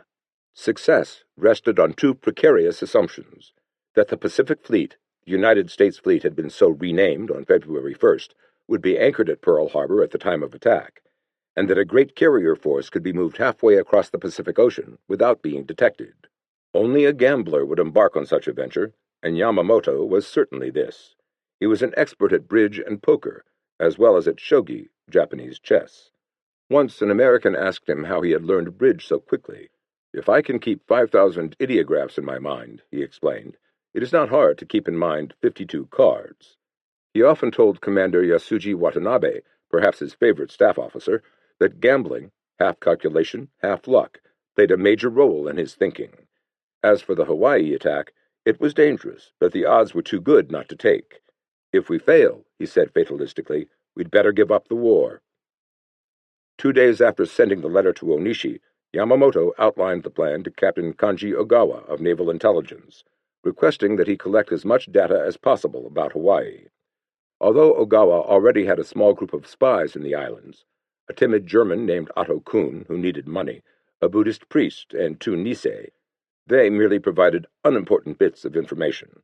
He decided to send in a naval intelligence expert who had already been selected and prepared for such a mission, even though an amputated finger made him readily identifiable. Takeo Yoshikawa was a 29-year-old ensign from Section 5, the American desk. He was slender, good-looking, and appeared younger than his years. Yoshikawa had attended the Naval Academy at Etajima, where he was a swimming champion. Before graduating, every cadet was required to swim the 10 miles of cold, jellyfish-ridden waters from the famed shrine at Miyajima to Etajima, and won 4th rank at Kendo. He was a unique scholar. While his mates crammed for exams, he studied Zen Buddhism to attain spiritual discipline. Even so, he graduated on schedule, and after a term as code officer on a cruiser, attended torpedo, gunnery, and aviation schools. Heavy drinking, however, led to stomach trouble and temporary retirement from the service. He returned as a reserve officer in naval intelligence. At first he served in the British section, then was transferred to the American section, where he sifted through a mountain of material that had accumulated, familiarized himself with ship movements, and memorized various types of naval equipment. In the spring of 1940, he was asked by his section chief, Captain Takeuchi, if he would volunteer to serve in Hawaii as a secret agent. He would get no espionage training, not even a single manual, and would, in effect, be on his own. Yoshikawa accepted and turned into a civilian, assuming the cover name of Tadashi Morimura. In preparation for his role as consular official, he let his hair grow and began to study international law and English at Nippon University. He passed the diplomatic exams and divided his time between the Foreign Ministry, where he did research on American politics and economy, and Section 5. By the time Admiral Yamamoto made his request for additional Hawaiian intelligence, it was spring of 1941, and Yoshikawa was ready. On March 20th, he boarded the liner Nitamaru at Yokohama. A week later, he arrived in Honolulu, keyed up at the thought of pitting himself against the U.S. Navy. Consul General Nagao Kita greeted him cordially, and the following night took him to the Shunchoro, a Japanese restaurant located on a hill overlooking Pearl Harbor. The proprietress, Namiko Fujiwara, came from Yoshikawa's own prefecture, Ehime. She told him she had 5 geishas trained in Japan. The assignment would not be a dull one. Yoshikawa got a salary of $150 a month, as well as $600 for 6 months' expenses. He began operations, improvising his own methods. First, he made a grand tour of all the main islands, followed by 2 auto trips around Oahu, and then an air junket over Oahu, wearing a loud aloha shirt like any other tourist, and accompanied by a pretty geisha. After a second tour of the islands, he was sure there were no naval ships except at Pearl Harbor, and decided to concentrate on Oahu. Twice a week, he took a 6-hour drive around the island and visited the Pearl Harbor area every day. As a rule, he would simply gaze at it from the crest of a hill, but several times he got inside the gates. Once, armed with a lunchbox, he followed a group of laborers and spent the day wandering around without being questioned. He tapped a big oil tank to see how much was inside, and discovered that full tanks usually leaked and could easily be detected from outside the fence. Another time, he persuaded a hostess at an officers' club to hire him as a kitchen helper at a big party, but all he learned was how Americans wash dishes. The large Japanese community was no help at all. Yoshikawa sounded out many individuals, usually over drinks at the consulate, but discovered that almost all considered themselves loyal Americans. To Yoshikawa, it didn't make sense to be American while worshipping at Buddhist temples and Shinto shrines, and contributing generously to the Imperial Army's relief fund. One old man did promise to set fire to a sugarcane field in case of war, and talked freely of all the guns he'd seen, but Yoshikawa discounted the man's reports when he began describing one on top of Diamond Head as big as a temple bell. Gossiping with American sailors was just as fruitless. They talked a lot without saying a thing. What information he got was by simple, unexciting methods. He sat on a tatami in the shunchoro with the geishas, sometimes shimeko, sometimes merichio, and drew diagrams of the ships in the sprawling harbor below. On his regular drives, he usually took a girl, a geisha or one of the maids at the consulate, because guards stopped him if he was alone. Once he taxied up to Hickam Field, the big Army Air Corps bomber base near Pearl Harbor. At the gate, he told the guard he was meeting an American officer and was waved on. As the cab slowly cruised around the base, Yoshikawa made mental notes of the number of hangars and planes and the length of the two main runways. He also attended an air show at Wheeler Field, a fighter air base in the center of Oahu. He sat on the grass with other spectators, watching P-40 fighter pilots do aerobatics. Several swooped through an open hangar. He made no notes, but memorized the number of planes and pilots, hangars, barracks, and soldiers. He never photographed anything, depending instead on his camera eyes. Once a week, he submitted a report to Kita, who sent his chauffeur with the coded messages to the McKay cable office in Honolulu. Within a month, Yoshikawa was sure he was being tailed by the FBI in a black car with radio antenna. Kita warned him to be more careful, but Yoshikawa stubbornly continued his routine. Before long, the two men found themselves quarreling almost every day. 2. By April, the Pearl Harbor Plan had a new name, Operation Z, in honor of the famed Z signal given by Admiral Togo at Tsushima. On this one battle rests the fate of our nation. Let every man do his utmost. Now it was time to turn it over to those who would have to put it into effect, the First Air Fleet. On April 10th, Rear Admiral Ryunosuke Kusaka was made Chief of Staff of the First Air Fleet. He was sturdy and energetic, with a candid face. His father had been a business executive, but young Kusaka's calling was the sea. After graduation from the Naval Academy in 1913, he spent most of his time in naval aviation, once crossing the Pacific in the Graf Zeppelin as an observer. He captained two carriers, Hosho and Akagi, and before coming to Tokyo, commanded the 24th Air Squadron in Palau. After reporting to the Navy General Staff, the 48-year-old admiral was brought to the office of a former classmate at the Naval War College, Admiral Shigeru Fukudome, the then chief of the Operations Bureau. "Take a look at this," Fukudome told his colleague, and held out a sheaf of papers written in pen. A glance through the pages made it clear to Kusaka that the writing was Onishi's. "This is supposed to be an operational plan," he said, "but we can't use it in a real fight. This is merely a proposal. Nothing has been decided yet. In case of war, we need a practicable plan from you. Make it work." Kusaka took a train south to Hiroshima, where he reported to his new chief, Vice Admiral Shuichi Nagumo, on board the flagship Akagi. Nagumo was short, slight. A torpedo expert, he knew little of aviation, and told Kusaka he would have to be responsible for Operation Z. Kusaka was no flyer either. He considered himself an aviation broker. The details would have to be drawn up by men with intimate knowledge of flying, so he summoned the senior staff officer, Commander Tomotsu Oishi, and the aviation staff officer, Commander Minoru Genda.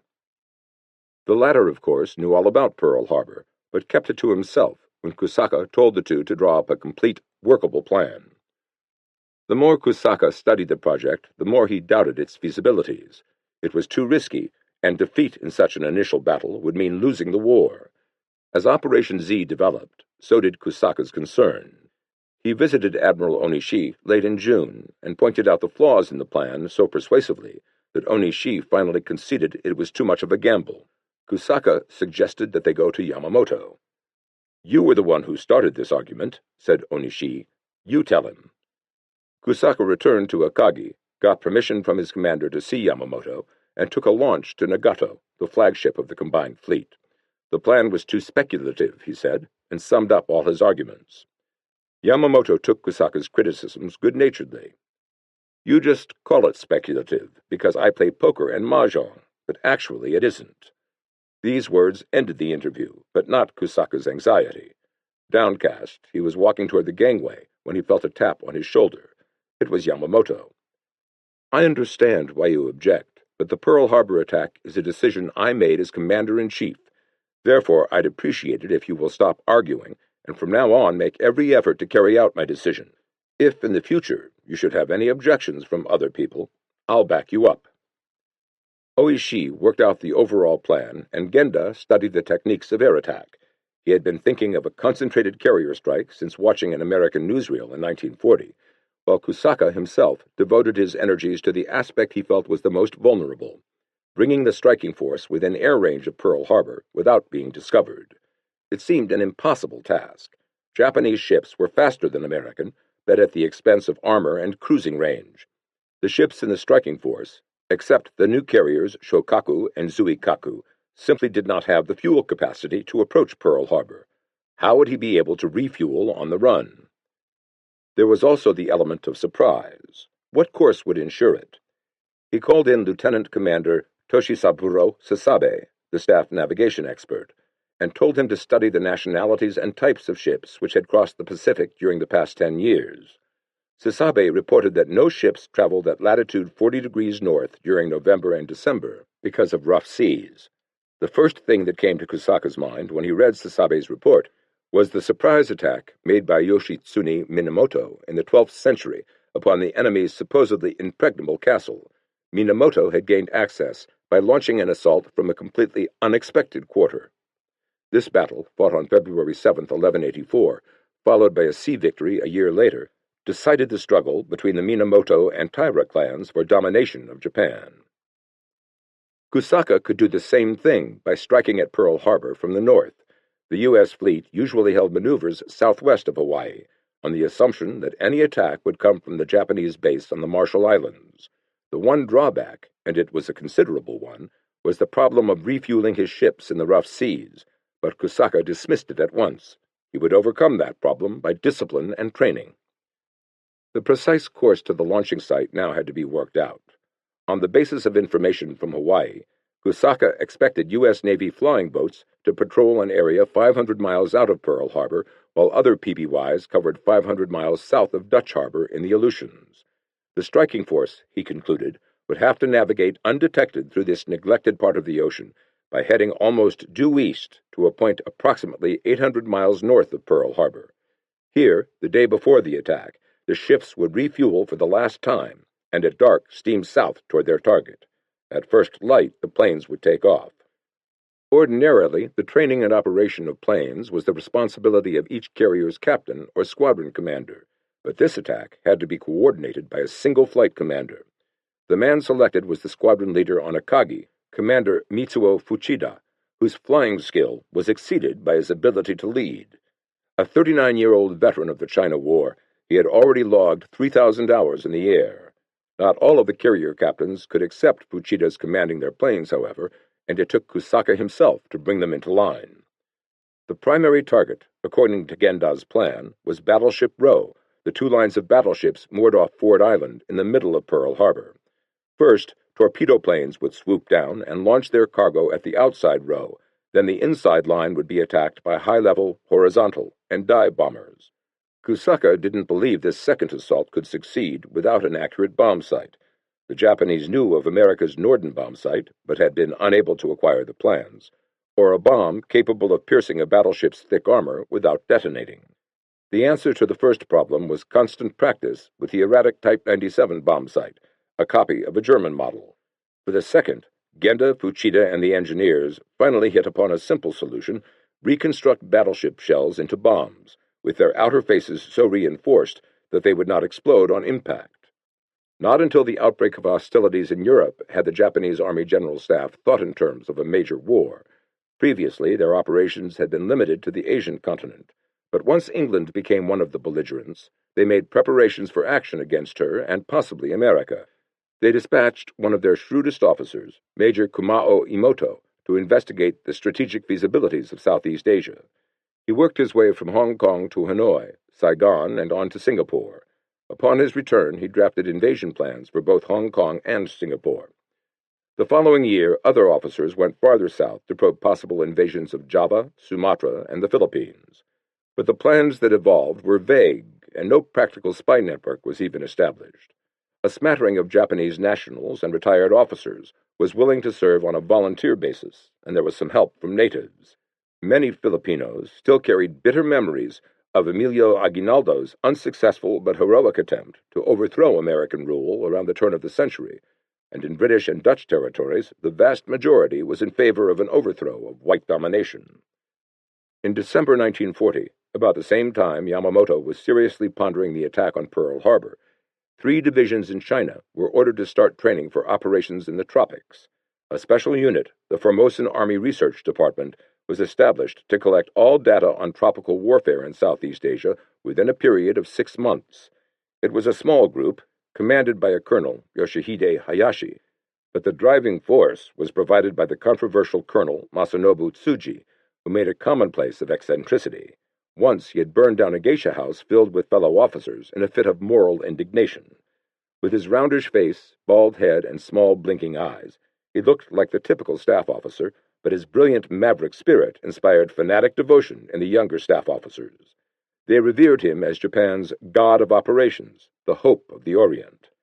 Some of his superiors, however, had grave reservations. General Hitoshi Imamura, one of the most respected figures in the army, saw the genius in Tsuji, but also the madman. A number of his peers, such as Colonel Takeo Imai, regarded him as a clever, fanatic idealist with a one-track mind who thought, like the legendary Kanji Ishihara, that he alone was right. Tsuji was, in fact, a protege of Ishihara's. He, too, was determined to make Manchuria into a Buddhist paradise of 5 nationalities living in harmony, but he wanted to go much further. He dreamed of making Asia one great brotherhood, an Asia for the Asians. Yoshio Kodama, who would be inveigled by Tsuji to plan to assassinate Prince Kanoya by dynamite, first met him at the Nanking Army headquarters. He had a letter to Tsuji from Ishihara, and was told by Colonel Imai, "Oh, that crazy man lives in a filthy little room behind the stable." Kodama asked Tsuji why he lived alone in such squalor. "These headquarters officers are all rotten," Tsuji answered with disgust. "They are only working for their medals. Every night they go to parties and play with geishas. Since the China incident, all the military have gone bad. They hate me because I know all this and speak out." He did more than speak. He turned one fellow staff officer over to the Kempeitai for corruption, who then committed suicide. On January 1st, 1941, this colorful figure found himself in Formosa, exiled there, according to rumor, by Tojo, who had always opposed Ishihara, and involved in a seemingly useless project. Instead of feeling sorry for himself, he threw himself wholeheartedly into his personal assignment, the Malayan campaign. Within 2 months, through various sources, he learned that the island of Singapore, connected to the tip end of the Malay Peninsula by a 1,100-yard-long causeway, was a fortress impregnable from the sea, but practically defenseless from an attack in the rear. One of Tsuji's chief assistants was a fellow eccentric, Captain Shigeharu Asaeda, an agile, muscular 6-footer of 29. He had always wanted to be an engineer, but since his father was poor, he had drifted into the military academy because it was free. After graduating from the War College, he fought in China so recklessly that Tsuji sought him out. The two took to each other at once, for both burned with the same idealism and spirit of adventure. When Asaeda was transferred to a desk job in the War Ministry, he became so bored that he abandoned not only the army, but his wife and family as well.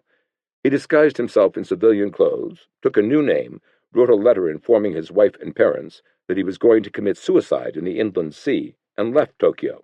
He was actually off to join the Indonesian fight against Dutch colonialism. On his way south, he asked Tsuji for help. Though Tsuji promised to keep his friend's whereabouts a secret, within hours a disgruntled Asaeda was on his way back to Japan under guard. He expected to be court-martialed, but the army, which did not want the public treated to a scandal, simply retired him from the service.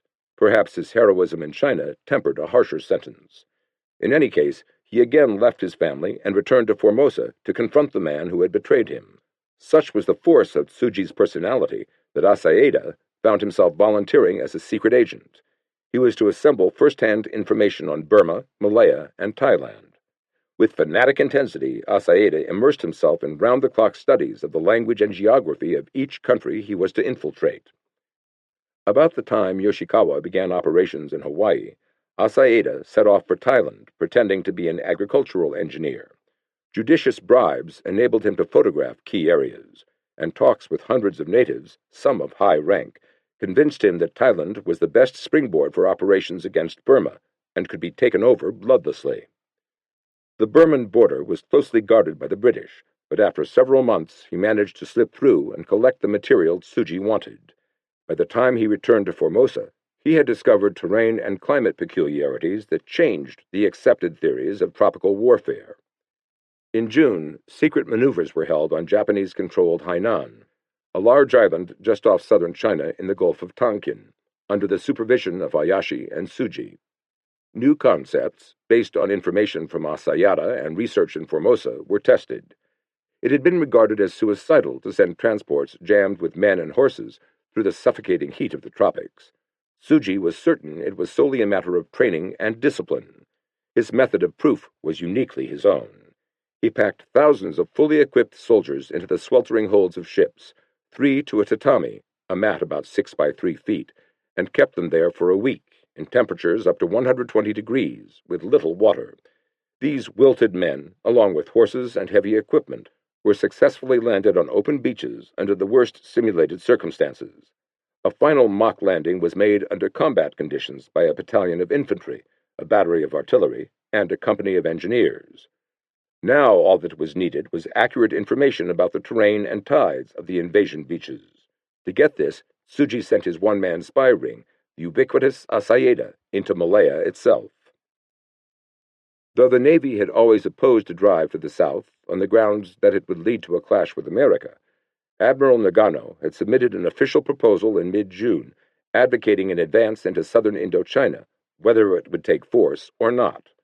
As it happened, no force was needed against the Vichy government, but the act led to the freezing of Japan's assets in the United States and made war against the West appear inevitable.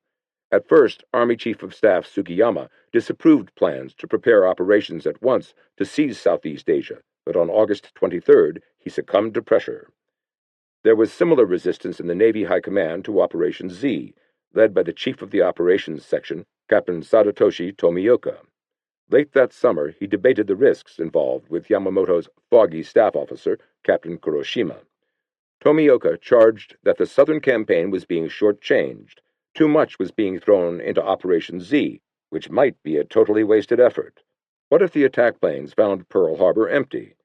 His blood was as hot as Kuroshima's, and their differences almost led to a fistfight, but they parted friends, with the latter beginning to doubt his own arguments.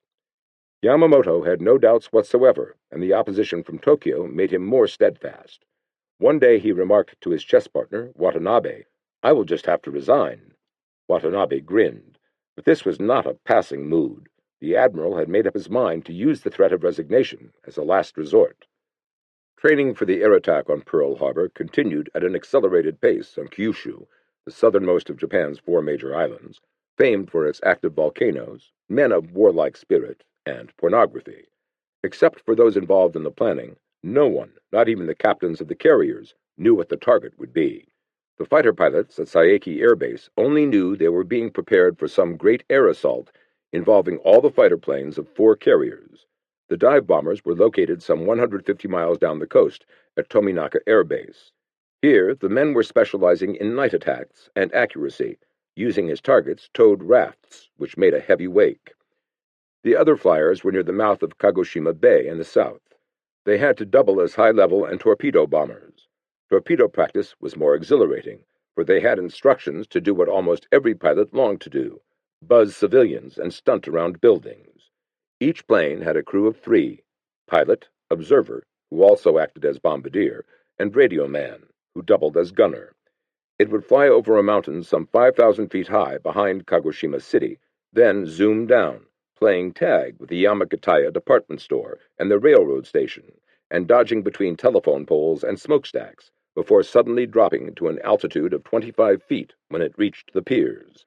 Here, the observer pulled the toggle, which supposedly launched a torpedo at a breakwater, Battleship Row, about 300 yards away.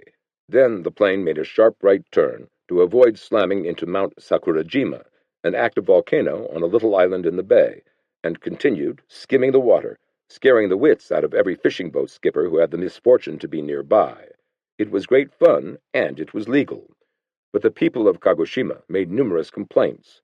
Couldn't the Navy control its young hotheads, who were practically tearing the roof off the Hirano restaurant just to impress the geishas? Takamori Saigo, the prototype of the Japanese man of action, led the Satsumu Rebellion in 1877 against the Meiji government. Though one of Japan's great heroes, the people failed to respond to his call for revolt. His statue, standing in Kagoshima, is still a shrine of Japanese seishin, spirit.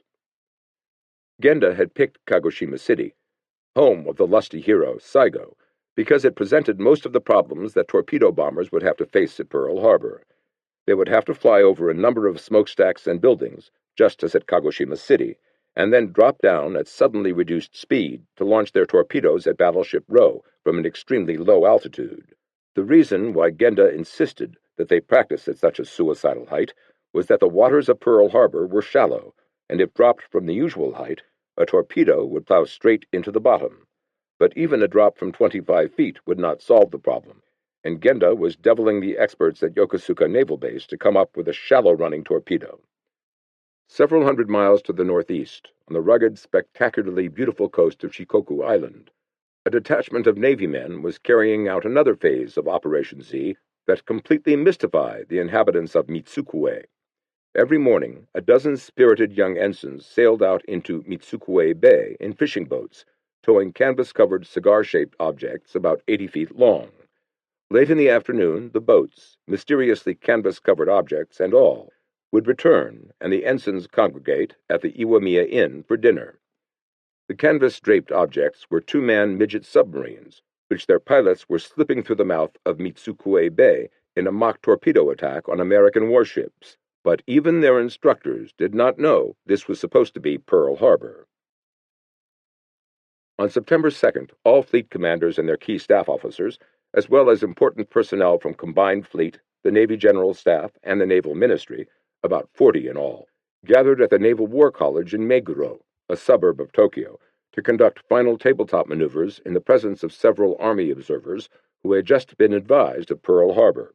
There were 2 general problems to be solved. First, to work out final details for a successful surprise attack on Pearl Harbor, and second, to make a detailed schedule, from the naval point of view, for occupying Malaya, Burma, the Dutch East Indies, the Philippines, the Solomons, and the Central Pacific Islands, including, ultimately, Hawaii. Umpires were selected from the Navy General Staff and Navy Ministry, and the rest were divided into 3 teams. Yamamoto himself led the N team, Nippon. Vice Admiral Nobutake Kondo of the Second Fleet led the E team, England, and Vice Admiral Ibo Takahashi the A team, America. On September 5th, the day before the Emperor recited his grandfather's poem, the war games got underway. Yamamoto set his striking force on its way to Hawaii over the huge game board, but before the carriers reached launching position, Takahashi's American search planes from Pearl Harbor had discovered them. With the surprise element gone, a third of Yamamoto's planes were shot down and 2 carriers sunk. Despite these losses, Yamamoto's plan was not dropped lest he make good his threat to resign, and because Hitler's attack on Russia had made the Japanese position in Manchuria more secure. Within a week, the Navy planners completed a staff study setting November 16th as X-Day, their D-Day. An officer handed over about 100 mimeographed copies of the 40-page study to Yeoman Second Class Mitsuharu Noda, a staff clerk on Nagato, and simply told him to take them to the flagship anchored off Kure. Each copy was in a black manila folder. Curious, Noda glanced through one. It opened with the words, "Japan is declaring war on the United States, Great Britain, and the Netherlands." Fascinated, he read the details of an attack on Pearl Harbor, complete with charts and codes. Noda and an assistant wrapped the studies into 4 bundles and clambered aboard a train at Tokyo Station. They spent that night on a third-class sleeper to Kure, using the bundles as head and footrests. The study called for 4 carriers, and this brought protests from every staff officer in combined fleet and the striking force. At least 6 carriers were needed. Kusaka alone, however, was willing to do more than register a formal request for another 2 ships. He flew to Tokyo to fight for his convictions. After a day of frustrating argument with the Navy General Staff, he sent a telegram direct to Yamamoto, without consulting anyone, complaining about the lack of support from combined fleet. Kusaka's efforts were in vain, and, moreover, his was the painful task of deciding which 2 carriers to leave behind. He selected the 2 smallest, Soryu and Hiryu. Their commander was an old friend, Taimon Yamaguchi, whose temper was only matched by his courage. Kusaka asked Genda to transmit the unwelcome information in person, but he showed such reluctance that the admiral summoned Yamaguchi to Akagi. The volatile Yamaguchi, a Princeton man, seemed to accept the decision and sought solace in sake. He downed 6 shots, and then, before Kusaka could stop him, charged into Admiral Nagumo's private office with a bellow.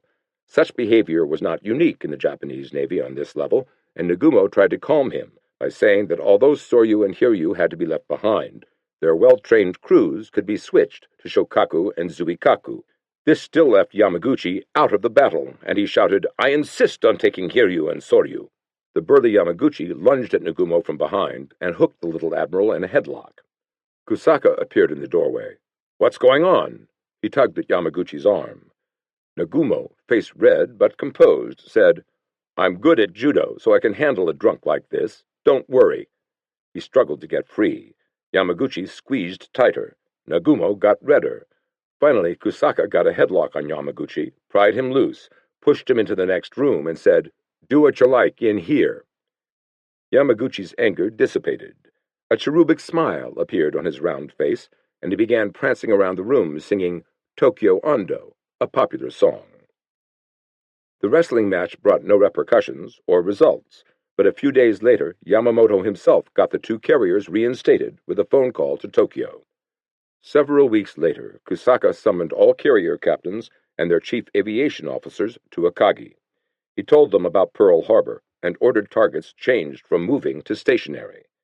At Tominaka Air Base, a large rock 15 feet in diameter was painted white, replacing the towed raft as a target. Lieutenant Heijiro Abe, who commanded 10 high-level bombers, made an outline in lime of a battleship on a beach at Kagoshima Bay and told his men to drop their dummy bombs on it. Only he knew it was the outline of the battleship California. Thanks to all the weeks of arduous practice, the bombing results were remarkable, with scores as high as 80%, but they had been achieved at a price. Chickens were refusing to lay eggs because of the almost constant roar of planes. 3.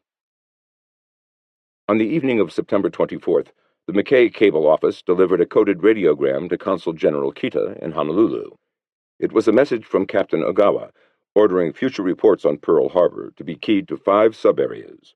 Area A, the waters between Ford Island and the Arsenal. Area B, waters adjacent to but south and west of Ford Island. Area C, East Lock. Area D, Middle Lock. Area E, West Lock and the Channel.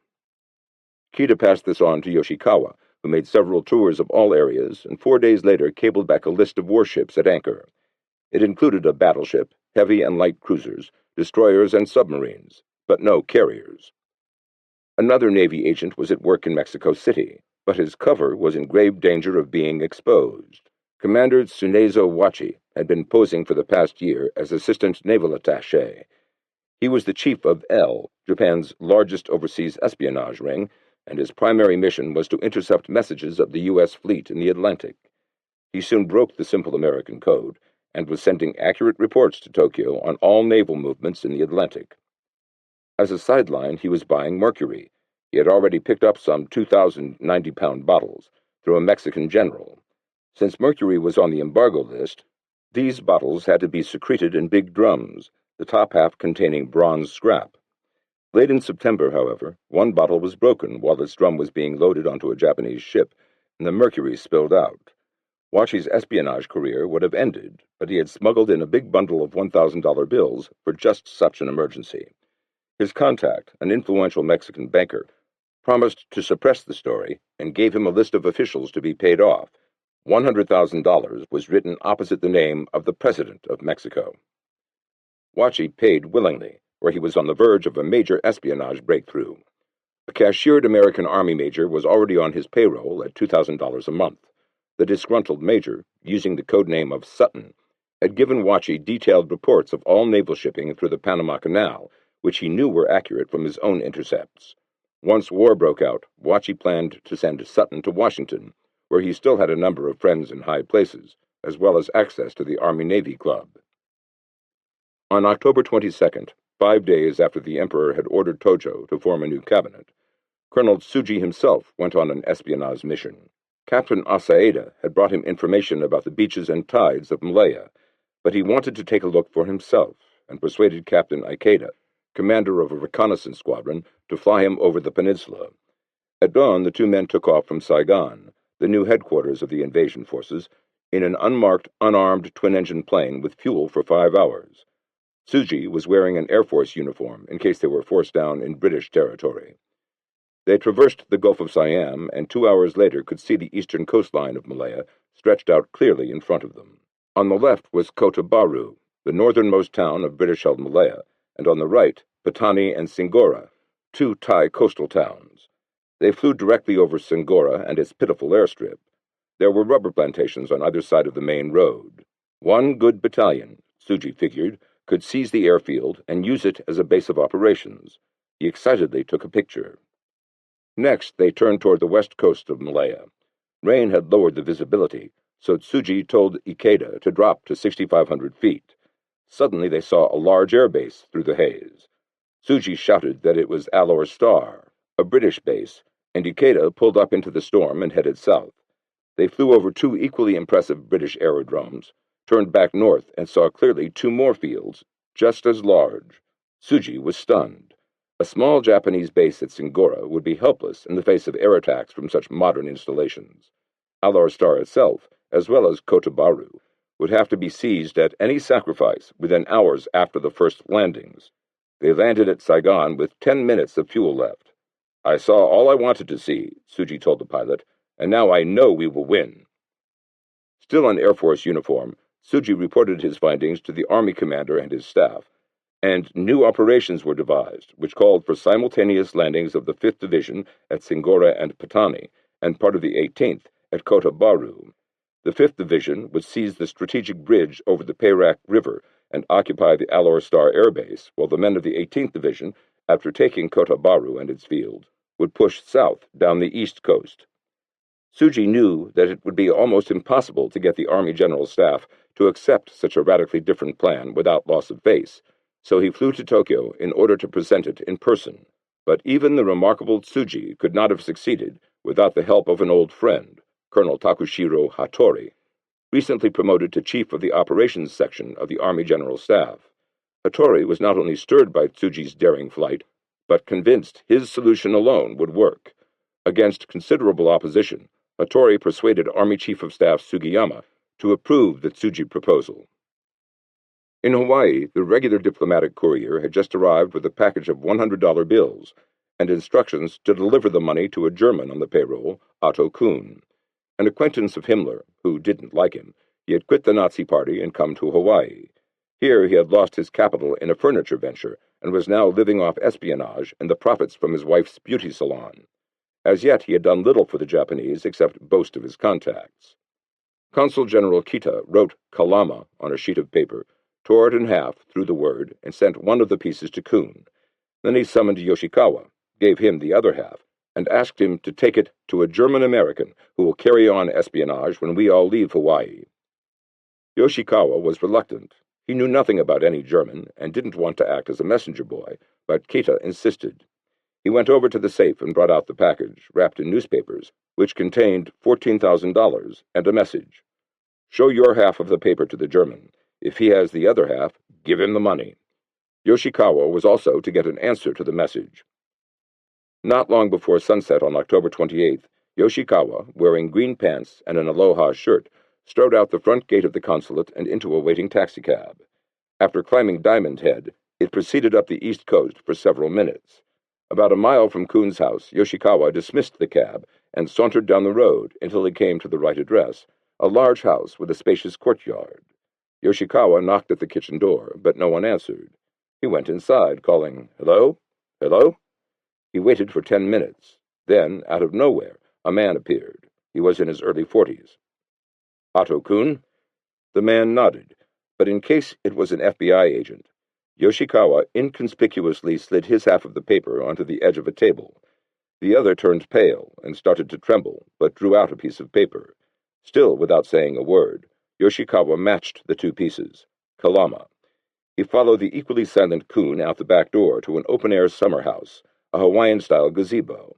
Here he handed over the bundle and told Kuhn there was a message inside. Kuhn fumbled with the package until he found unsigned instructions, requesting a test with a shortwave transmitter. Using the call letter EXEX on frequency 11980, Kuhn was to get in touch with station JHP at 0100 Pacific Standard Time on November 3rd and at 0530 on November 5th. Yoshikawa asked for a reply, and for the first time Kuhn spoke. "I'll give the Consul General an answer in 2 or 3 days," he said in a high, shaky, almost inaudible voice, then wrote down on a piece of paper that he could not make the test. He sealed the note in an envelope and handed it to Yoshikawa. It was dusk by the time Yoshikawa reached the highway, half expecting some FBI man to jump out at him. He caught a taxi and, with relief, headed back for the consulate. 2 more secret agents were on their way to Oahu aboard the liner Taiyo Maru. One was Commander Toshihide Maijima, a submarine expert, disguised as a ship doctor. The other was the assistant purser, Takao Suzuki. Only the ship's captain and purser knew he was Suguru Suzuki, the youngest lieutenant commander in the Navy and an aviation expert. He was the son of a general and nephew of a famous admiral, the Grand Chamberlain Kantaro Suzuki, who had escaped assassination so narrowly during the 226 incident. His primary mission was to determine the exact positions of the targets, what types of bombs should be used, a possible emergency landing site, and, most important, whether the Lahaina harbor on the island of Maui was still a base for U.S. naval ships. If so, a large number of planes would have to be diverted from the attack on Pearl Harbor, and he had been told to study sea and weather conditions on the trip to Honolulu. Taiyo Maru was going out of its way to track the exact course that Nagumo's striking force was scheduled to take. The American passengers aboard were comfortable in spite of the heavy seas, but most of them, like Carl Sippel and his wife, felt ill at ease. The Sippels had left Japan with their 2 small children because of the growing international tension. Their uneasiness increased as day after day passed without an announcement of the ship's position. Considering how windy and cold it was, and how low the sun stood above the horizon, they guessed they were far north of the usual shipping lane, and there was no trace of other vessels.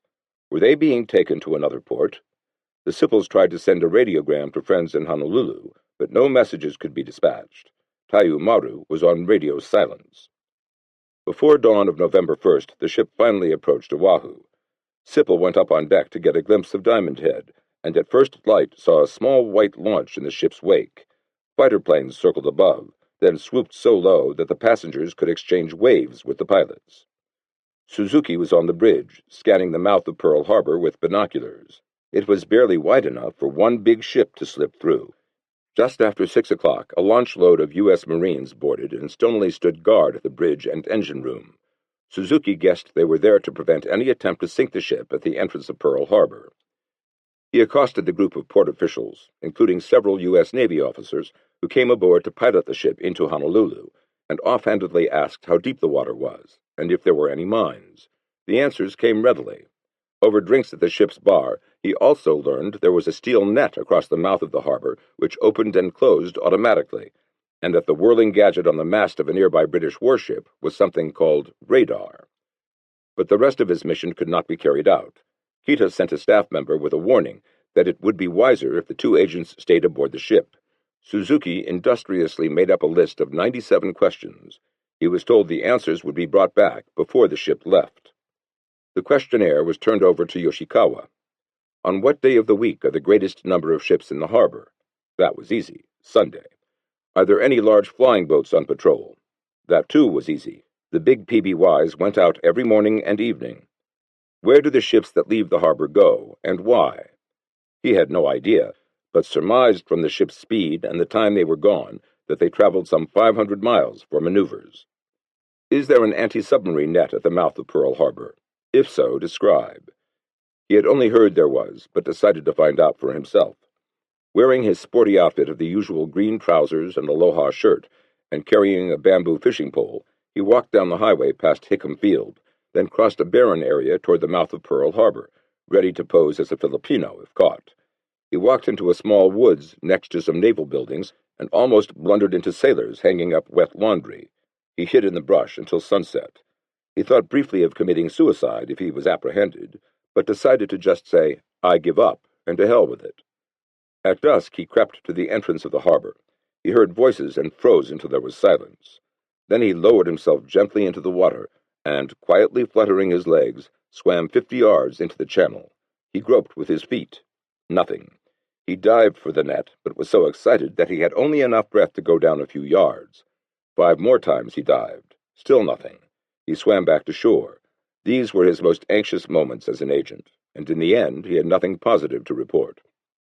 On Tayo Maru, Suzuki spent hours observing and taking pictures of the Pearl Harbor entrance and the adjoining Hickam Field. During the next few days, various consular employees carrying newspapers walked past the Marines guarding Tayo Maru.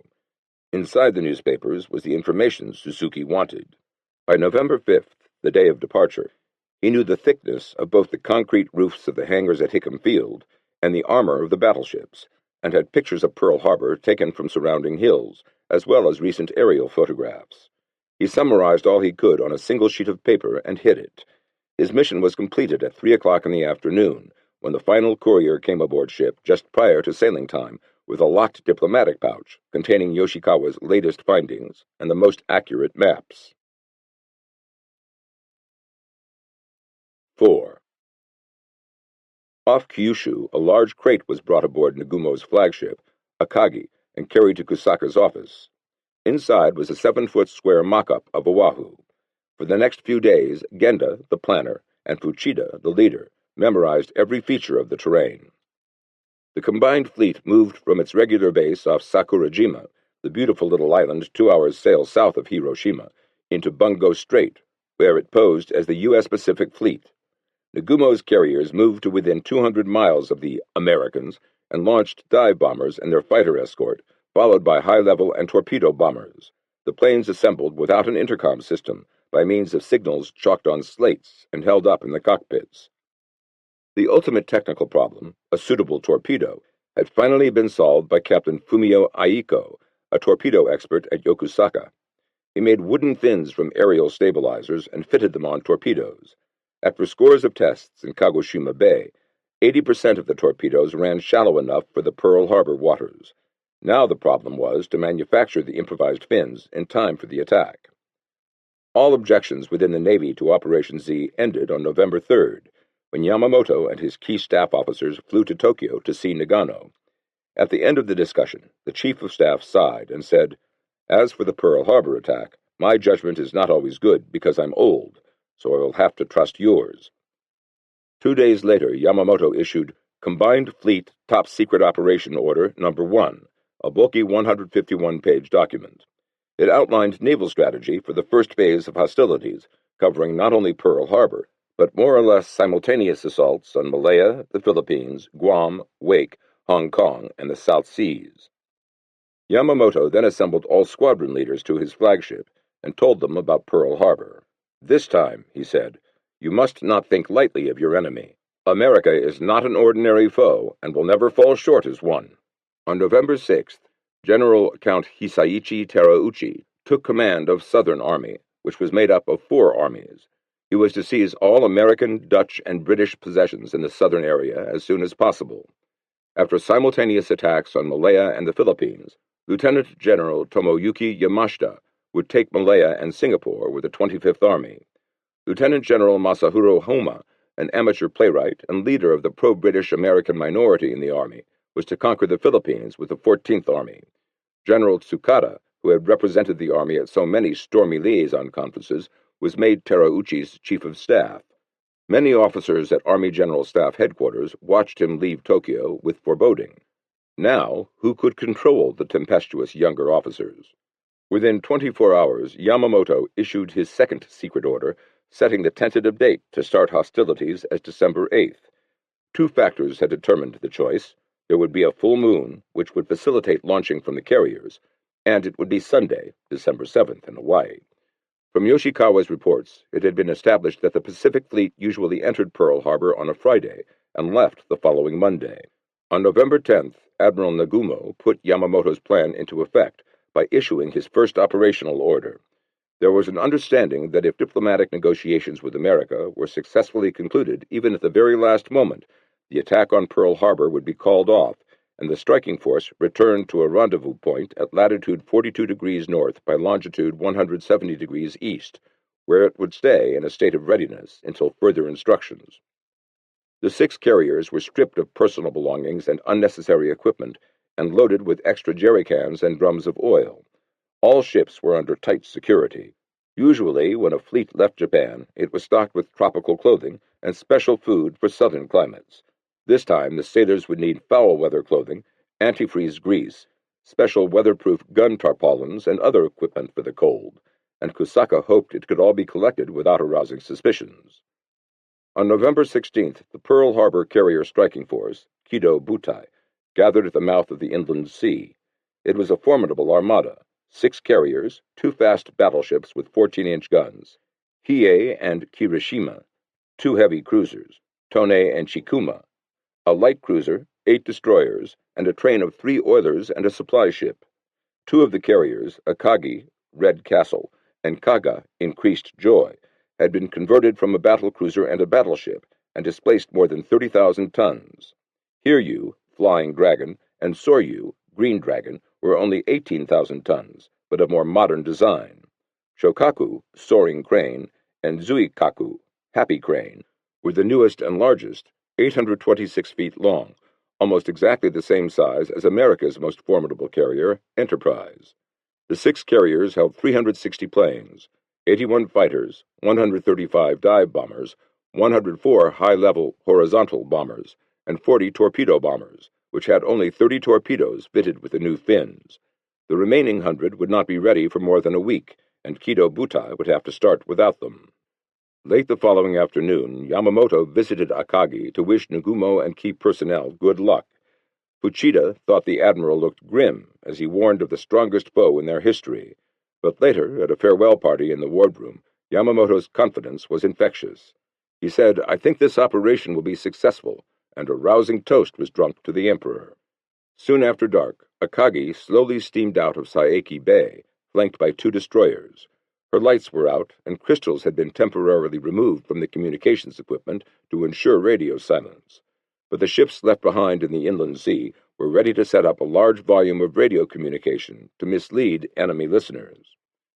On the quarterdeck of Nagato, hands behind his back, Yamamoto paced back and forth, stopping every so often to stare at the dim shape of the departing carrier.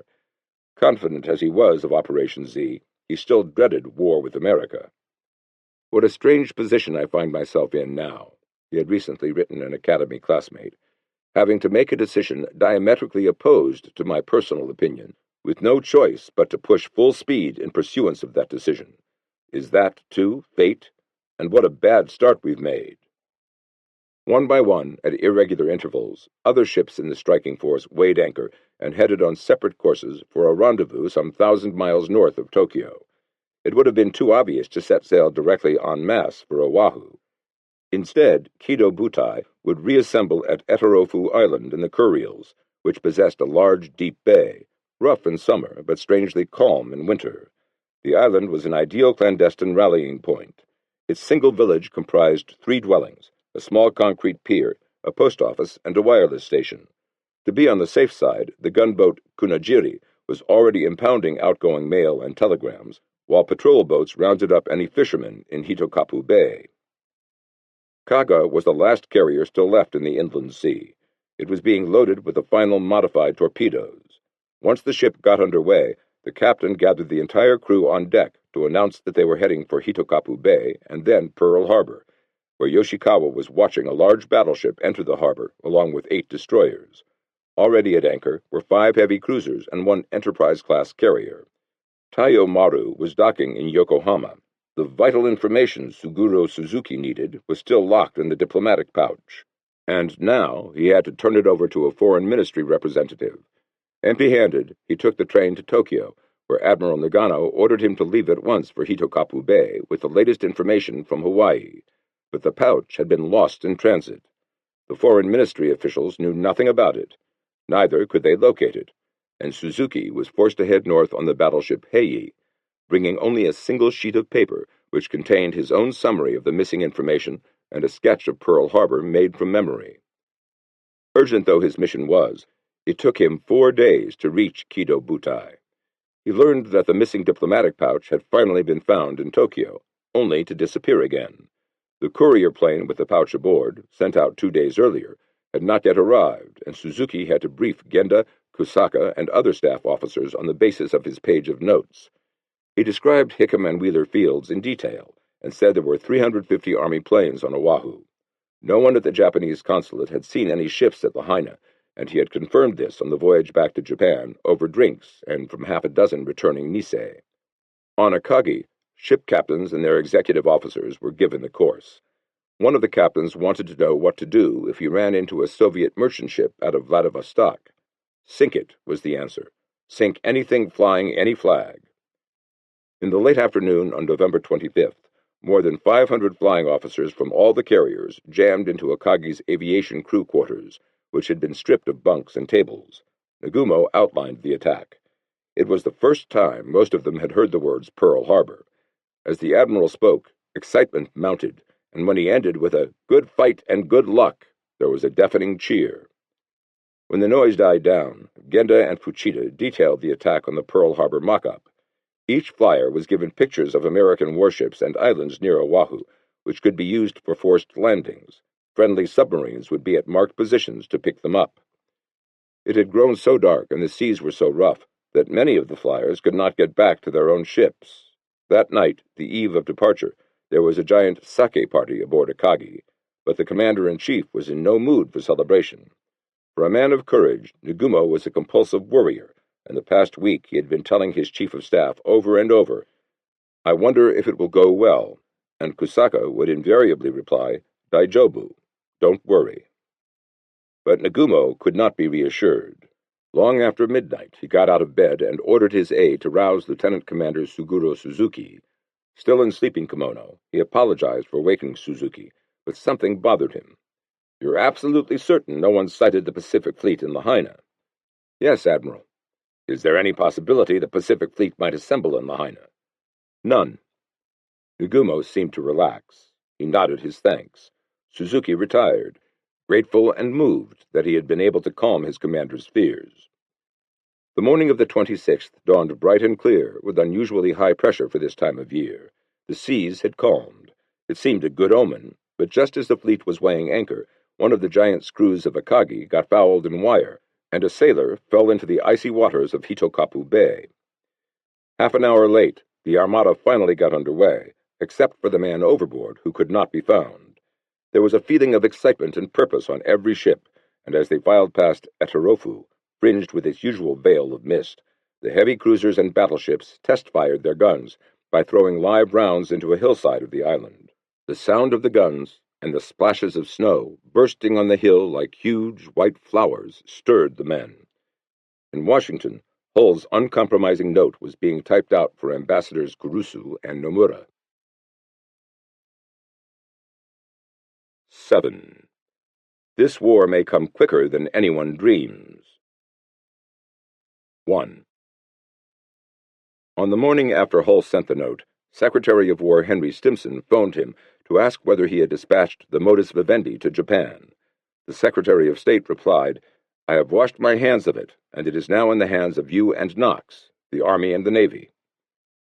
Stimson called Roosevelt and expressed concern about reports that a large Japanese expeditionary force was moving out of Shanghai for the south. Shouldn't a final alert be sent to Lieutenant General Douglas MacArthur, commander of the United States Army Forces in the Far East, USAFE, in the Philippines, advising him to be on the qui-vive for any attack? The president thought it was a good idea, and at 9:30, Stimson summoned to his office Brigadier General Leonard T. Jarrow, Chief of the General Staff Operations Division, as well as Secretary of the Navy Frank Knox, and Admiral Harold Betty Stark, the Chief of Naval Operations. Once more, the military urged that a crisis be postponed as long as possible. Stimson said that he also would be glad to have time, and thought Stark was being, as usual, a little bit timid and cautious when it came to a real crisis, but he didn't want it at any cost of humility on the part of the United States, or of reopening the thing which would show a weakness on our part. The war warning they finally radioed to MacArthur read, "Negotiations with the Japanese appear to be terminated to all practical purposes, with only the barest possibilities that the Japanese government might come back and offer to continue, period. Japanese future action unpredictable, but hostile action possible at any moment, period. If hostilities cannot be avoided, the United States desires that Japan commit the first overt act, period. This policy should not be construed as restricting you to a course of action that might jeopardize your defense." A similar message was sent to General Walter C. Short, commander of the Hawaiian Department of the Army, but it also ordered him to do nothing to alarm civil population or disclose intent. General Short took the entire warning to mean he should institute a sabotage alert. He informed Washington of this, but apparently nobody there read his reply carefully. He was never told he had missed the import of the instructions. Admiral Stark wrote his own message to the naval commanders in the Pacific, Admiral Thomas C. Hart in the Philippines, and Admiral Husband E. Kimmel in Hawaii. It was clear and to the point. This dispatch is to be considered a war warning, X. Negotiations with Japan looking toward stabilization of conditions in the Pacific have ceased, and an aggressive move by Japan is expected in the next few days, X. The number and equipment of Japanese troops and the organization of naval task forces indicates an amphibious expedition against either the Philippines, Tai, or Kra Peninsula, or possibly Borneo, X. Execute an appropriate defense deployment preparatory to carrying out the tasks assigned in WPL 46, War Plan, X. Despite these alerts, the negotiations continued in name. That same day, Kurusu and Nomura called on the president. Roosevelt said he still hadn't given up hope for a peaceful settlement, but the recent occupation of Indochina, troop movements to the south, and hostile talk from Japan all had the effect of a cold bath on the United States government and people. Just before midnight, Kurusu phoned Tokyo, using a clumsy voice code that wouldn't have deceived a layman. The negotiations, for example, were marriage proposal. Roosevelt was Miss Kimiko. A critical turn was the birth of a child. For 7 minutes, Kurusu talked to Kumaichi Yamamoto, chief of the American Bureau in the Foreign Ministry, as American intelligence recorded every word. He asked how things were in Japan. Does it seem as if a child might be born? Yes, Yamamoto replied firmly. The birth of the child seems imminent. In which direction? Kurusu hesitated, realizing he was not using the code. Is it to be a boy or a girl? Yamamoto laughed, then caught on. Oh, it's to be a strong, healthy boy. The matrimonial question, that is, the matter pertaining to arranging a marriage. Don't break them off. Not break them? You mean talks? Asked the befuddled Kurusu. Oh my, he said helplessly, and added with a resigned laugh. Well, I'll do what I can. He paused. Please read carefully what Miss Kimiko had to say as contained in today's telegram. They want to keep carrying on the matrimonial question. They do. In the meantime, we are faced with the excitement of having a child born. On top of that, Tokugawa, the Japanese army, is really champing at the bit, isn't he? Tokugawa is, isn't he? He laughed nervously. That's why I doubt if anything can be done. Yamamoto said he didn't think it was as bad as all that. Well, we can't sell a mountain. Well, we can't yield. Oh, sure, I know that. That isn't even a debatable question anymore. Well then, although we can't yield, we'll give you some kind of a reply to that telegram. In any event, Kurusu went on, Miss Kimiko is leaving town tomorrow and will remain in the country until Wednesday. Will you please continue to do your best? Oh yes, I'll do my best, and Nomura's doing everything too. Yamamoto asked if the talks that day with Miss Kimiko contained anything of interest. No, nothing of particular interest, except that it is quite clear now that southward, Kurusu began to flounder again. The south matter is having considerable effect. I see. Well then, goodbye. Goodbye, said the relieved Kurusu. The next day, Magic uncovered even more important information from an intercepted message to Consul General Kita, sent from Tokyo 9 days earlier. In case of emergency, danger of cutting off our diplomatic relations, and the cutting off of international communications, the following warning will be added in the middle of the daily Japanese language shortwave news broadcast. 1. In case of Japan-U.S. relations in danger, Higashi no kaze ame, east wind, rain. 2. Japan-USSR relations, Kita no kaze kumori, north wind, cloudy. 3. Japan-British relations, Nishi no kaze hare, west wind, clear. This signal will be given in the middle and at the end as a weather forecast, and each sentence will be repeated twice. When this is heard, please destroy all code papers, etc. This is as yet to be a completely secret arrangement. This winds message created a turmoil in Washington. Alarmed intelligence officers made arrangements to monitor around the clock all future Japanese newscasts for the key phrases, unaware that a packet of untranslated intercepts could instantly have unmasked the attack on Pearl Harbor.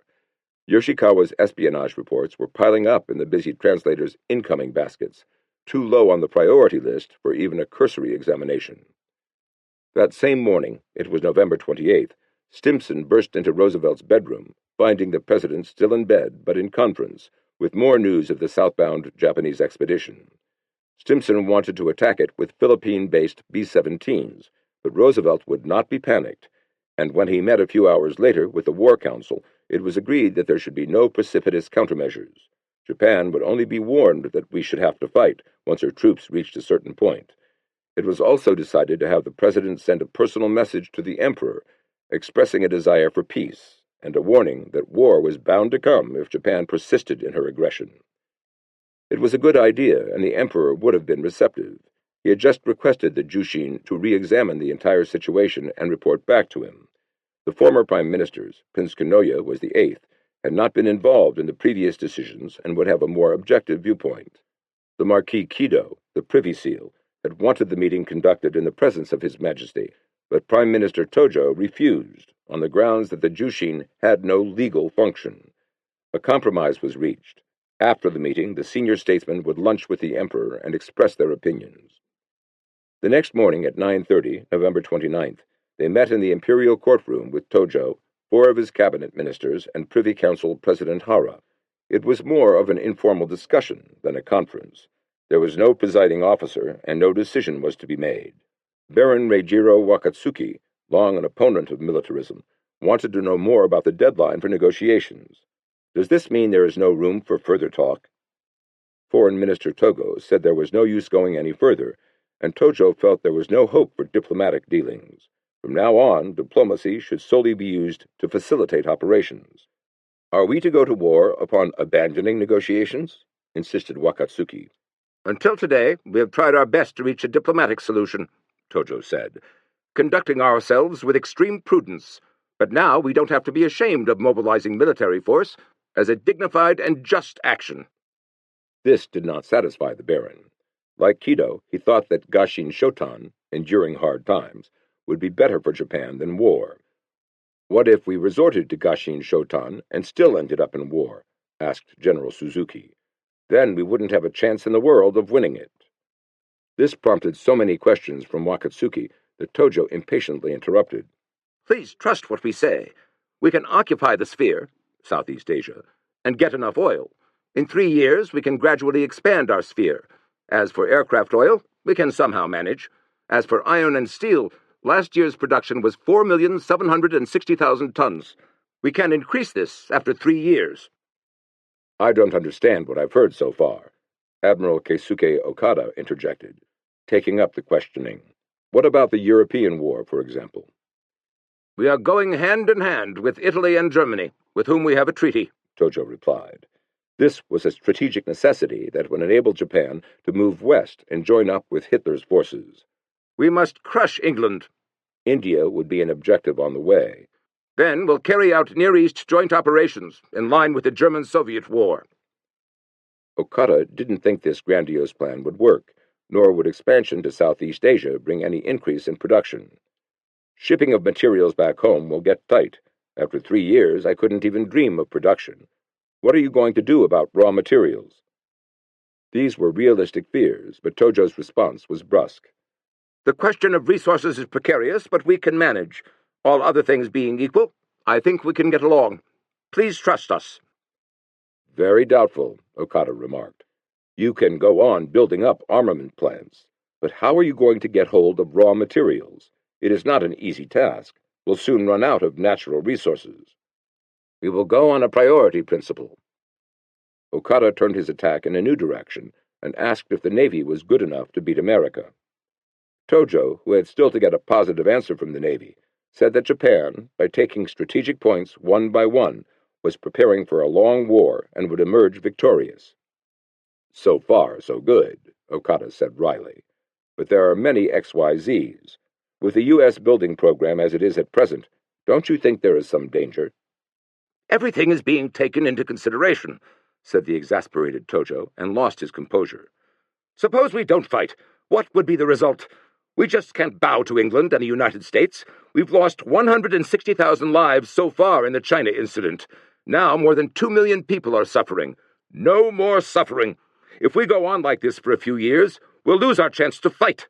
We're already losing valuable time for operations. But Okada was not to be cowed and became openly sarcastic. We're trying to come to an amicable settlement with America so we can redeem the blood being shed every moment. We're building up the Greater East Asia co-prosperity sphere just for this purpose. We import great quantities of rice from these countries, yet they are still poverty-stricken. We want to take care of these people. Labor and shipping is short, and to make them happy we must make sacrifices. Buying materials there by army scrip is simple injustice. Tojo ignored the mockery. That all depends on how we appeal to the people's feeling, he said. We must make good use of native organizations. At first, the people will find life difficult, but very soon they will get on well. It was past noon, and the meeting was adjourned for lunch with the Emperor. Afterward, everyone, including His Majesty and Kido, moved to the imperial chamber. The Emperor said, "We're going through very difficult times, aren't we?" It was a polite invitation to speak out. "We don't have to worry about the spiritual strength of our people," said Baron Wakatsuki, "but we must carefully study whether or not we have the material resources to carry out a long war. This morning we listened to the government explanations, but I'm still concerned." Tojo reminded the Emperor that what had been said was based on the unanimous views of the cabinet and the Supreme Command. "I've also been listening to the government explanations, and I too am not yet convinced," said Okada. Neither was Prince Kanoya. "I wonder if it is necessary to resort immediately to war, even if the negotiations have broken down. I feel we might find a solution and still keep the status quo. In other words, to remain in the condition of Gashin Shotan." Nor was Admiral Mitsumasa Yonai. "I'm not able to express a concrete opinion, since I don't have the background. But if you'll forgive the slang, I'm afraid that by trying to avoid jirihin, slow poverty, we'll end up in dokahin, instant poverty." Only 2 Jushin generals, Nobuyuki Abe and Shinjiro Hayashi, put their complete trust in the Tojo government. It appeared the session was over, but Wakatsuki wanted to bring up still another point. Tojo tried to stop him, but the Baron would not be silenced. "If our very existence is at stake, we should go to war even in the face of possible defeat and a scorching of our land. But to push a national policy for an ideal, for instance, the establishment of the Greater East Asia co-prosperity sphere, or the stabilization of East Asia, and to spend our national strength shackled by such ideals, that is indeed dangerous. And I'd like you all to think it over." Stubbornly, Tojo reiterated that the whole matter had been discussed for hours on end at liaison conferences. They had explored in detail whether Japan could get the necessary supplies for a long war, and when and how the war, once started, could be brought to an end. The first aspect depended on the outcome of the initial stage of the conflict, and the second might be resolved through the mediation of the Soviet Union or the Vatican. In the face of almost universal disapproval, Tojo had not wavered, and Kido, who had not uttered a word but taken voluminous notes, realized the situation was beyond control. The influence of the throne had failed. War was inevitable, and the rise or fall of Japan was in the hands of the gods. It was already 4 o'clock, but Tojo's day was by no means over. He immediately convened the 74th Liaison Conference, and it was agreed to warn Hitler and Mussolini that the Japanese-American negotiations were certain to be broken off, and that there was imminent danger of war. Foreign Minister Togo asked Navy Chief of Staff Nagano what the 0 hour was. Finance Minister Kaya also had to know. Once hostilities started, the stock market would drop precipitously. Only with the knowledge of the exact hour could he prevent a crash. "Well then," said the reluctant Nagano, "I'll tell you. The 0 hour is—" He lowered his voice. "December 8th. This was news even to General Tojo. "There is still time, so you'd better come up with the kind of diplomacy that will help us win the war." "I understand," said Togo. "But can't we tell our representatives, Kurusu and Nomura, that we've made up our minds? We've told the attachés in Washington, haven't we?" "We haven't told the naval attaché," Nagano answered. Togo wondered why Nagano was acting so suspiciously. "We can't go on keeping our diplomats in the dark, can we?" Nagano finally had to answer. "We're going to make a surprise attack," he said. His deputy, Vice Admiral Seiichi Ito, explained that the Navy wanted the negotiations with America left hanging until hostilities had begun, so the initial attack would be a complete surprise. Togo restrained himself. He was quite calm when he said that Japan would lose international good faith unless she made a proper notification of her intent. But his self-control gave way, and he began to stutter that the Navy plan was entirely unpermissible, being in contravention of accepted procedure. It was unthinkable for Japan to commit irresponsible acts which would be hurtful to the national honor and prestige. Someone remarked, "This is one occasion when the entire population of Japan will have to act like Kuranosuke Oishi." Oishi was the leader of the 47 Ronin, who pretended to be a dissolute drunk. Togo said he had a previous engagement, suggested the meeting adjourn, and shot back his chair. As he was rising, Ito asked a favor for the Navy.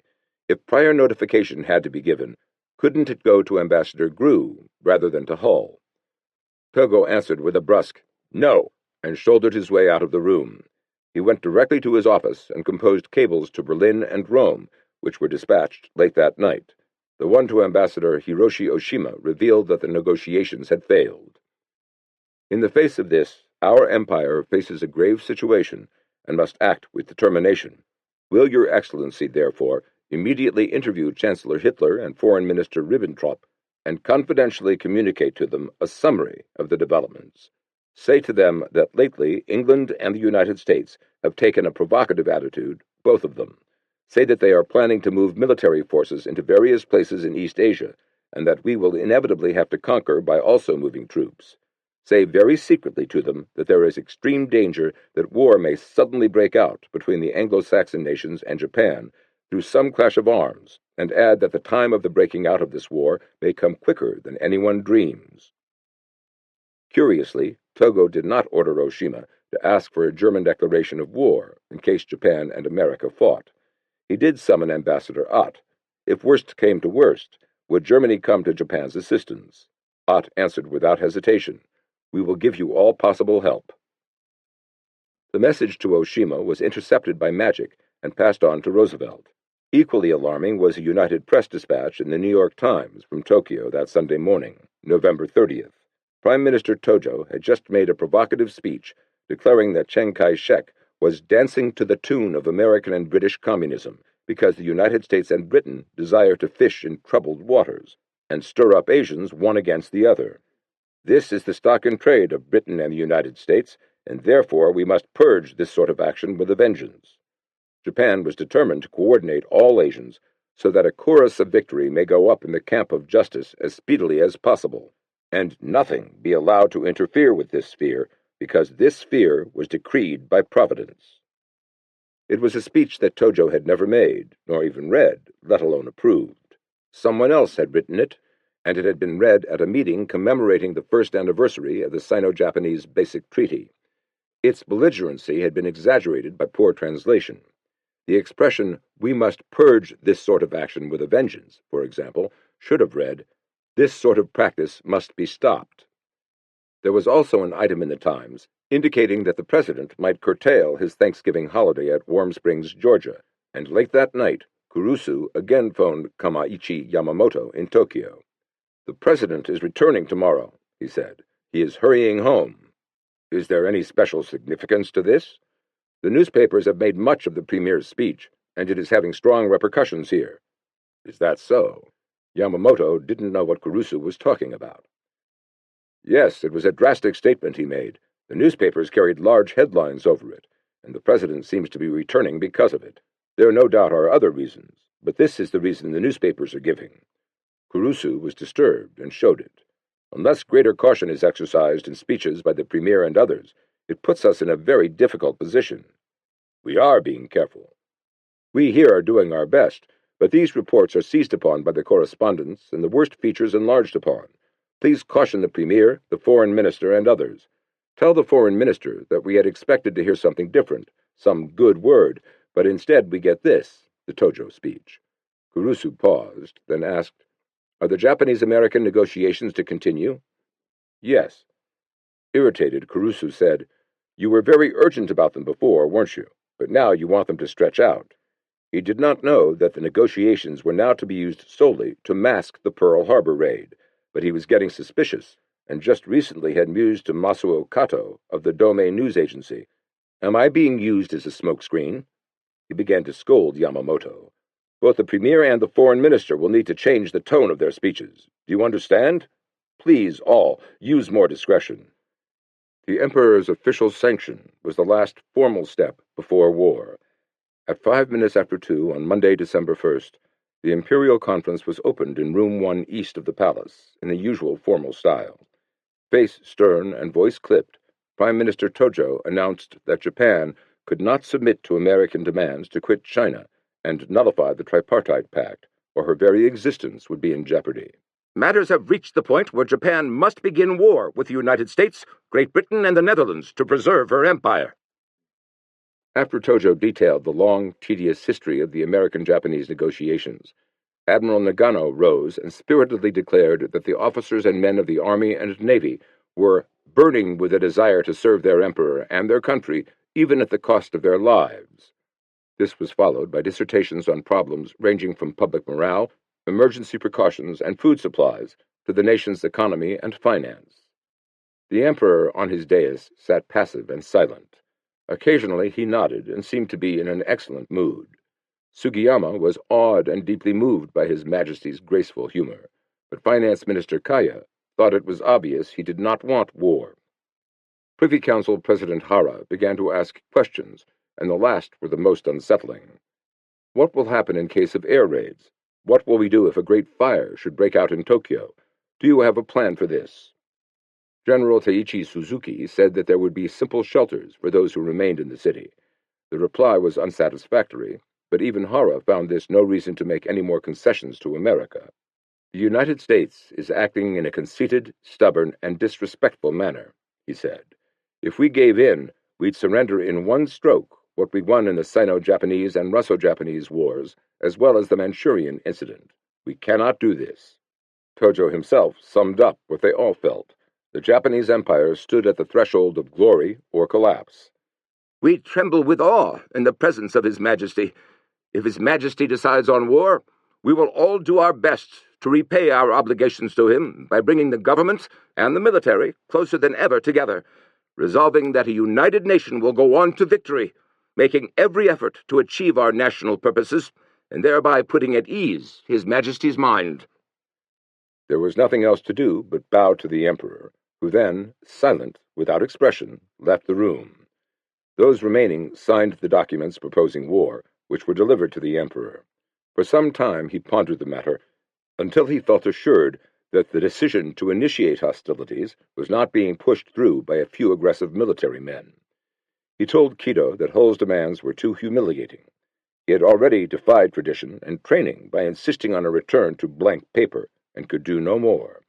He affixed his seal to the historic papers. the decision for war was formally sanctioned. In January 1946, the Emperor broke his silence about these events in a rare display of confidence to his Grand Chamberlain, Hisanori Fujita. Naturally, war should never be allowed. In this case, too, I tried to think of everything, some way to avoid it. I exhausted every means within my power. However, my utmost endeavor was to no avail, and we plunged into war at the end. It was truly regrettable. The Emperor of a constitutional state is not permitted to express himself freely in speech and action, and is not allowed to willfully interfere with the minister's authority invested in him by the Constitution. Consequently, when a certain decision is brought to me for approval, whether it concerns internal affairs, diplomacy, or military matters, there is nothing I can do but give my approval, as long as it has been reached by a lawful procedure, even if I consider the decision extremely undesirable. In 1 week, the simultaneous attacks would begin, and their success depended entirely on the element of surprise. But late that night, a cable arrived from China with news that the secret was in jeopardy. It was from General Tsutomu Sakai, commander of the 23rd Army, which was poised near Canton to seize Hong Kong. A transport plane bound for Canton had crashed in Chinese-held territory, and one of its passengers was Major Tomozuki Sugisaka, a courier carrying the secret orders concerning the surprise attacks. There was alarm at Army General Staff headquarters. The Navy was summoned to an emergency meeting. Had Major Sugisaka had time to destroy the secret documents before the crash? Had the papers burned in the crash itself? Or were they already being rushed to Chiang Kai-shek, who had undoubtedly passed them on to Roosevelt? Should Operation Z be cancelled? The next morning, these apprehensions seemed to be confirmed. A reconnaissance plane had sighted the wreckage of a big army transport in a nationalist stronghold about 50 miles northeast of Canton. According to the pilot, the scene of the crash was already surrounded by the Chinese, who were swarming like ants. Still in suspense, Nagano and Sugiyama drove to the palace to inform the Emperor of the exact date of attack. They told him that December 8th would be December 7th in Hawaii, a day of rest with most of the warships at anchor. The moon would also be in the right phase for launching the attack, since it would shine from midnight to about sunrise. Nagano respectfully requested the Emperor to give his sanction to issuance of orders fixing December 8th as X Day. His Majesty, without hesitation, approved. At 2 o'clock that afternoon, Sugiyama sent a cable of 2 words to General Terauchi, commander of Southern Army, Hinode Yamagata. This was code for the date for commencing operations, Hinode, will be December 8th, Yamagata. 3.5 hours later, Yamamoto sent a slightly longer cable in a new code to the Pearl Harbor striking force, Nitaka Yama Nobore, climb Mount Nitaka, 12:08. This meant attack as planned on December 8th. Kido Butai was cruising eastward at a modest 14 knots to conserve fuel, advancing in ring formation with 3 submarines ahead scouting for neutral merchant ships, which, if found, were to be boarded and seized. A chance encounter with the U.S. Pacific Fleet, however, could not be handled so easily. This awkward possibility was discussed time and again, and once the irrepressible Yamaguchi half-jokingly suggested, "Fire a salute, shout sayonara, and go back home." The remark brought laughter, but Kusaka thought, what else could we do? We're not yet at war. The climb Mount Nitaka message gave Kusaka a welcome sense of commitment. He felt as if a tremendous burden had been lifted from his back. They would launch one overwhelming attack and disappear. It was like Mamono, devil, a tactic in kendo. One surprise thrust, then fall back like the wind. Still, there was always the chance that as they neared Pearl Harbor, some American patrol plane would spot Kido Butai before the launching. In that case, Kusaka was prepared to change tactics, to attack in full strength, even though surprise had been lost. The weather was the calmest it had been in the past 10 years, and refueling was no problem. Nagumo ordered all ship captains to travel without lights, and to inform their entire crews of Operation Z. That night, a spirit of intense, subdued excitement swept from ship to ship. Back home that evening, the headline of the Japan Times and Advertiser read, "Japan will renew efforts to reach U.S. understanding." 2. Hours after Kido Butai had left the icy waters of Hitokapu Bay, Lieutenant Commander Wilfred J. Holmes, whose job it was to plot Japanese ship movements, reported to his superior in the Navy's Communications Intelligence Unit in Pearl Harbor that the 6 enemy carriers were in home waters. After that, however, Holmes admitted he had lost track of them. Day after day, there was no information about the carriers. Lieutenant Commander Edward T. Layton, Admiral Kimmel's fleet intelligence officer, relayed this information to his chief on December 2nd. If it disturbed Kimmel, he didn't show it. In fact, he jokingly asked, "Do you mean to say that they could be rounding Diamond Head this minute and you wouldn't know?" "I hope they would be sighted by now, sir." A few miles away, in Honolulu, Consul General Kita had just received a message from Tokyo. In view of the present situation, the presence in port of warships, airplane carriers, and cruisers is of utmost importance. Hereafter, to the utmost of your ability, let me know day by day. Wire me in each case whether or not there are any barrage balloons above Pearl Harbor, or if there are any indications that they will be sent up. Also advise me whether or not the warships are provided with anti-torpedo nets. This message, which would have meant a warning of attack on Pearl Harbor to anybody reading it, was intercepted in Hawaii and passed on to the cryptographers in Washington for decoding. But since it concerned Hawaii and had nothing to do with diplomacy, its low priority sent it to the bottom of somebody's basket. Another important intercept consigned to a similar fate back in September, the one dividing Pearl Harbor into 5 sub-areas, had finally been translated, but Brigadier General Sherman Miles, Chief of Military Intelligence, regarded it as a naval message of no concern to the Army, while Lieutenant Commander Alvin D. Kramer, Chief of the Naval Intelligence Translation Branch, marked it with a single asterisk for interesting, rather than 2 for urgent. As far as Kramer was concerned, it was merely an attempt on the part of the Japanese diplomatic service to simplify communications. Bernard Baruch, Roosevelt's unofficial advisor and Churchill's close friend, was in his Washington hotel room talking with Raoul Devernine, an attorney representing the Mitsui Combine. The lawyer said that Special Envoy Suburo Kurusu wanted to get a message directly to the president without going through Hull. Would Baruch help? Baruch passed on the request to Major General Edwin Pa Watson, one of Roosevelt's secretaries. Watson phoned back to say the president refused to meet Kurusu without Hull, but saw no objection to Baruch's finding out what the message was. The next day, December 3rd, Baruch met Devernine and Kurusu at the Mayflower Hotel.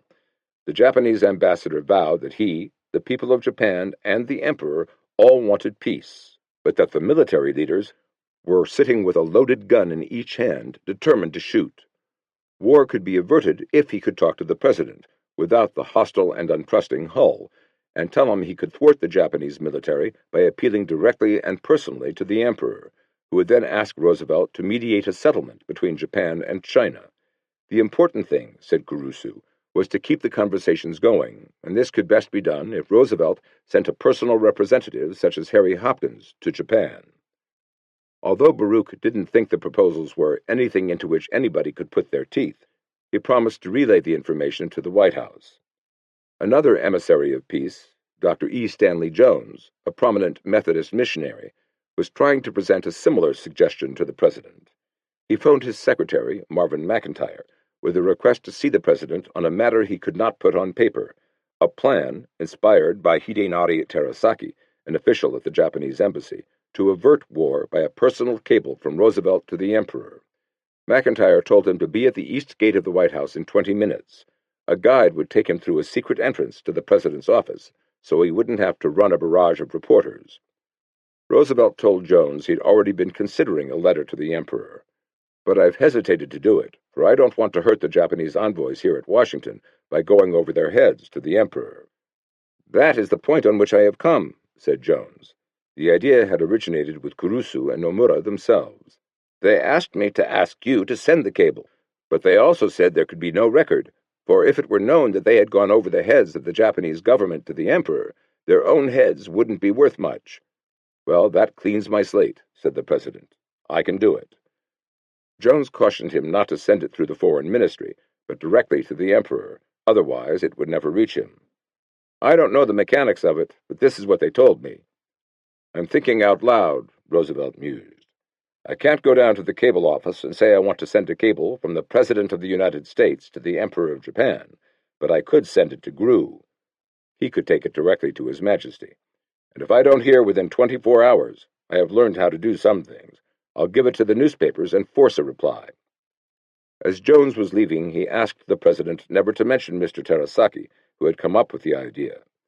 His secret is safe, Roosevelt promised. The message would probably have been sent that day if it hadn't been for Hull. Still suspicious, he argued that an appeal to the Emperor should be a last-minute resort. Besides, His Majesty was a mere figurehead under the thumb of Tojo's cabinet, and a message bypassing its members would not only be resented, but would be regarded as a sign of weakness. Hull's suspicions were borne out by an intercepted dispatch from Tokyo. It ordered the embassy on Massachusetts Avenue to burn all but 3 codes and to destroy one of the 2 B-code machines. An Army intelligence officer, sent to reconnoiter the embassy, found employees burning papers in the backyard.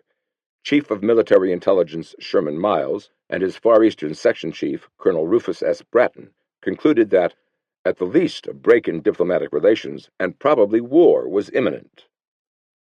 On the other side of the world, General Tomoyuki Yamashita was reading the attack order to division and detachment commanders and staff officers. They listened attentively, aware that Japan's destiny was at stake. There were tears on almost every face. 3 landings would be made at dawn of December 8th on the east coast of the Malay Peninsula near the border. 2 were in Thai territory, Patani and Singora, and 1 in Malaya, Kota Baru. Inspired by a dream, Colonel Tsuji intended to take over neutral Thailand with a modern version of the Trojan horse. 1,000 Japanese in Thai uniforms would come ashore near Singora and round up cafe and dance hall girls as a cover. They would then commandeer 20 or 30 buses, get aboard with the girls, and drive merrily down to the Malay border. Waving Thai flags with one hand and Union Jacks with the other, they would shout in English, "Japanese soldier is frightful," and "Hurrah for the English." In the boisterous confusion, Tsuji was sure the border guards would let his soldiers cross into Malaya. At dawn the next morning, December 4th, a convoy of 26 transport ships left the island of Hainan, off the southernmost coast of China, and bore south toward the Malay Peninsula. Colonel Tsuji stood on the bridge of the Army transport Ryujo Maru and watched a deep red sun rise in the east as the moon, looking like a tray, vanished in the west. Tsuji visualized the faces of his mother, wife, and children. Except for the reassuring throb of engines, there wasn't a sound on the ship. All was peaceful. Early that afternoon, a liaison conference was convened to discuss the delivery date of the final note to Hull.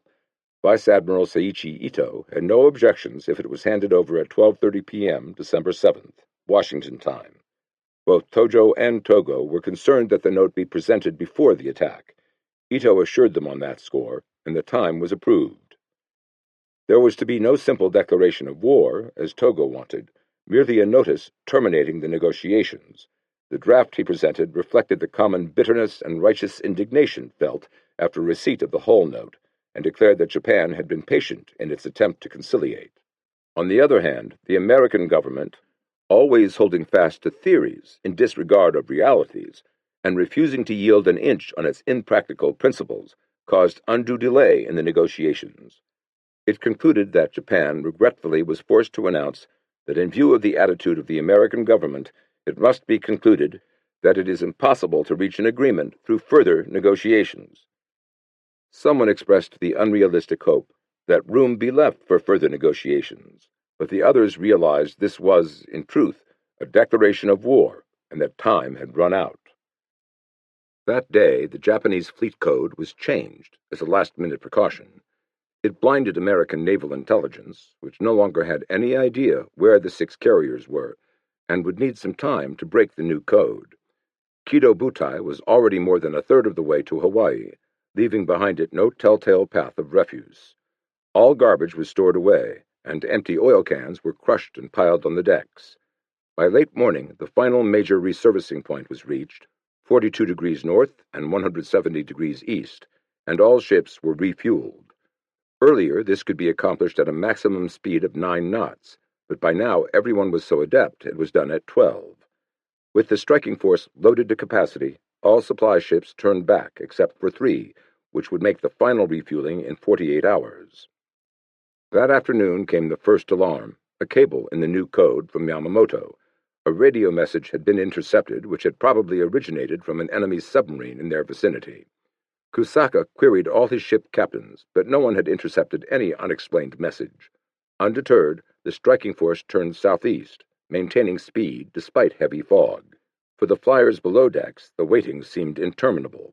They busied themselves with painting, drawing, and kendo, and at least one began writing a book. Fighter pilot Yoshio Shiga had produced 8 watercolors of a temple and invited the officers on Kaga to a private showing.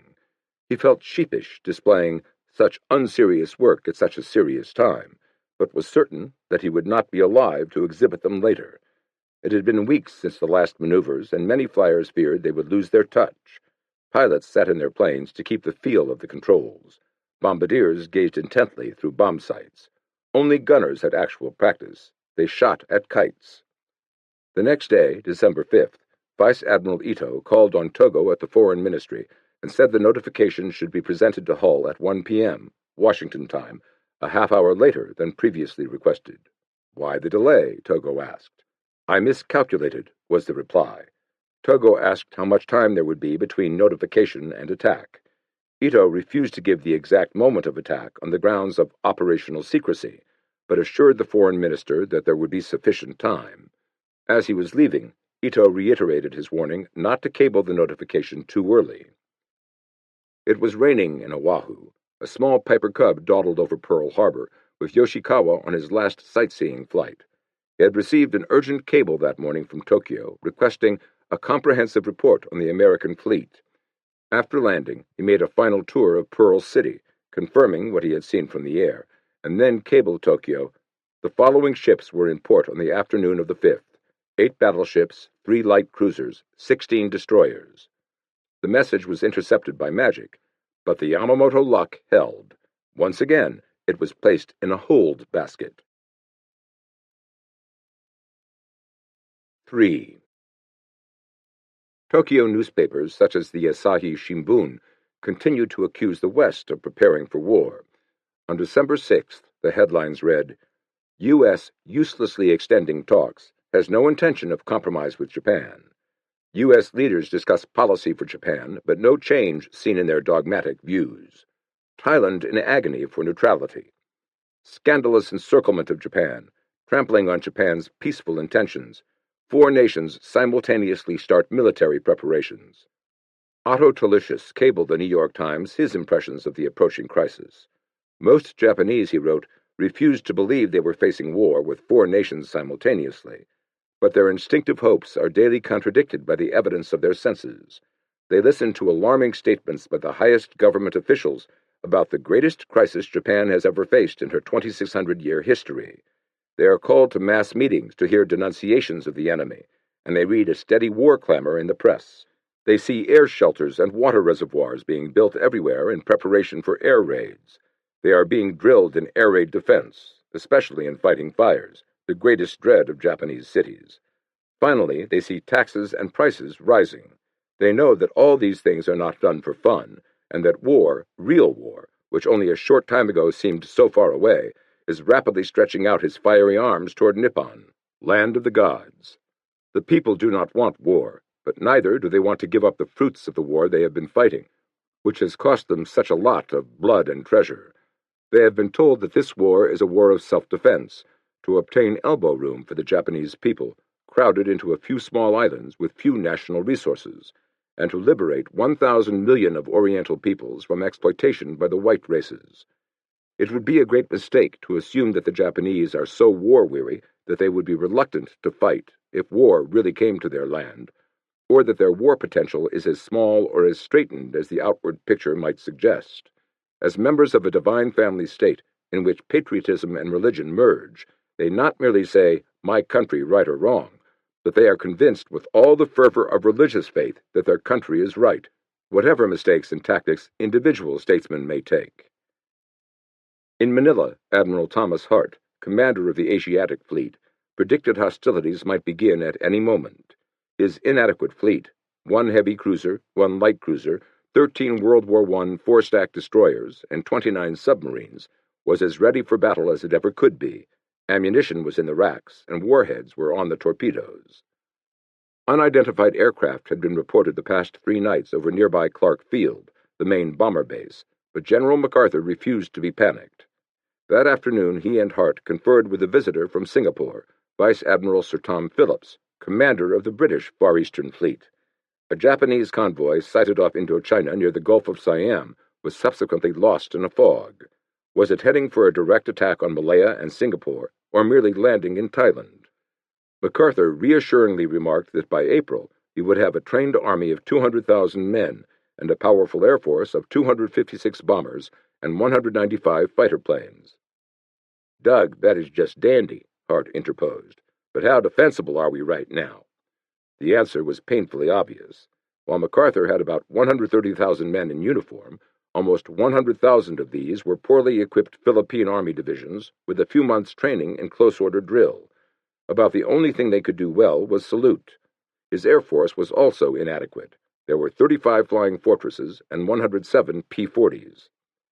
After the conference, Phillips, nicknamed Tom Thumb because of his stature, he was an inch shorter than Napoleon, made one specific request of Hart.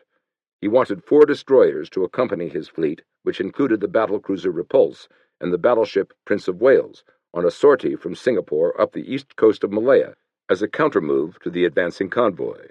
No sooner had Hart agreed to send 4 of his own overage destroyers than a messenger arrived with a dispatch for Phillips. Singapore-based planes had again spotted the Japanese armada off the Thai coast. "Admiral," Hart said to Phillips, "when did you say you were flying back to Singapore?" "I'm taking off tomorrow morning." "If you want to be there when the war starts, I suggest you take off right now."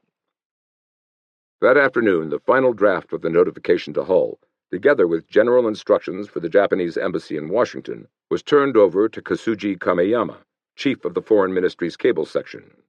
He was told to cable the instructions so they would arrive about 8 a.m., December 6th, Washington time. This would be followed an hour later by the first 13 parts of the notification, in English, to prevent mistranslation.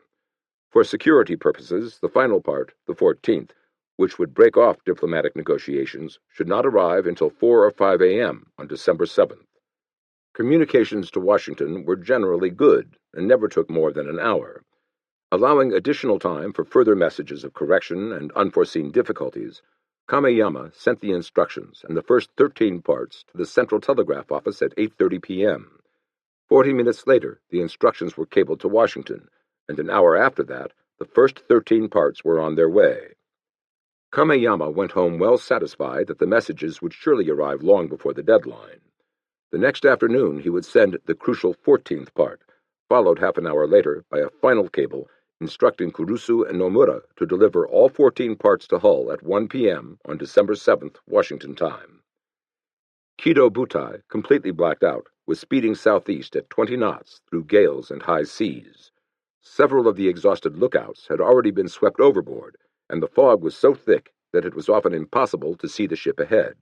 But in spite of this and constant changes in course, the warships were still maintaining good formation. Never before had the Japanese military custom of using Tokyo, not local time, been much of a problem, since cruises had invariably been to the north or south in approximately the same time zone. Now it was disconcerting to find light at night and darkness in the day. The clock had to be forgotten, and meals served according to the sun. Alarms were keeping Nagumo in a state of anxiety that day. First came a report from Tokyo that a Russian ship was in the area. 6 fighter planes on the decks of Kaga were warmed up and their pilots given orders to stand by, but nothing was sighted and the planes never took off. After dark, a general alarm sounded on the flagship when someone noticed a light soaring overhead. Men ran to their battle stations, and anti-aircraft batteries of several ships zeroed in on the mysterious light. It was an illuminated balloon sent up by Kaga itself to determine wind direction. Before retiring, Kusaka tried to reassure his commander with another Daijobu. "I envy your optimism," said Nagumo with a sigh. 4. In Washington, it was still Saturday, December 6th, and there was concern among officials over a detailed British Admiralty report that a Japanese fleet of 35 transports, 8 cruisers, and 20 destroyers was moving directly toward the Malay Peninsula. At his daily top-level naval meeting, Secretary of the Navy Frank Knox asked, "Gentlemen, Are they going to hit us? Rear Admiral Richmond Kelly Turner, regarded as Admiral Stark's spokesman, said, "No, Mr. Secretary, they are going to hit the British. They are not ready for us yet." There was no dissenting voice. The Navy's cryptographic section was getting ready to relax for the weekend. Most of the staff would leave at noon. One translator, Mrs. Dorothy Edgers, with time on her hands, began sifting through untranslated magic intercepts of low priority, those involving Hawaii that had been piling up. She'd only been on the job a few weeks, and was still fascinated by everything around her. One message from Tokyo to Consul General Kita in Honolulu, dated December 2nd, asked about ship movements, anti-torpedo nets, and barrage balloons at Pearl Harbor. Intrigued, she picked up another, dated December 3rd, from Kita to Tokyo. She became excited as she read a lengthy report from Yoshikawa, describing in detail how Otto Kuhn would transmit information about the fleet in Pearl Harbor to Japanese ships lying off Oahu by putting lights in windows, burning garbage as a smoke signal, or placing want ads on the radio. Suspicions aroused, she passed on the messages to Chief Ship's Clerk H.L. Bryant, but he said she could never translate the long intercept by noon, and to let it ride until Monday. Mrs. Edgers refused to be put off and worked overtime, finishing the translation at 3 p.m. Just then, Lieutenant Commander Alvin Kramer, chief of the translation branch, checked in for duty, but instead of sharing her excitement, he merely criticized her work and began editing it. Finally, he put it aside, telling her to run along. They could finish editing the long message sometime the next week. When Mrs. Edgers protested, Kramer said, "We'll get back to this piece on Monday," and once more, discovery of Operation Z was narrowly averted. After the war, Colonel Rufus Bratton of Army Intelligence declared, "If we had gotten that message on December 6th, the whole picture might have been different." At the Japanese embassy on Massachusetts Avenue, the telegram of instructions, in Japanese, and the first 13 parts of the long message to Hull, in English, had both come in. Late in the afternoon, the cipher staff quit work to attend a farewell party for an embassy official who was being transferred to South America. They had only completed about 8 parts. First Secretary Katsuzo Okumura was personally typing out the deciphered parts, which were too secret for any office typist to handle. When he finished, he went to the basement playroom to relax. 2 correspondents were playing ping-pong, and one, Masuo Kato, came over to query Okumura about the liner Tatsuta Maru, which had left Yokohama 5 days earlier and was due to reach Los Angeles on the 14th. "I'll bet you $1 the liner never gets here," said Okumura, enigmatically. President Roosevelt, perhaps influenced by Dr. Jones or Baruch or both, had finally made up his mind to send a personal message to the Emperor. Drafted by the White House, it reminded the Emperor that almost a century previously, another President of the United States, Millard Fillmore, had sent a personal message to the Emperor of Japan offering friendship.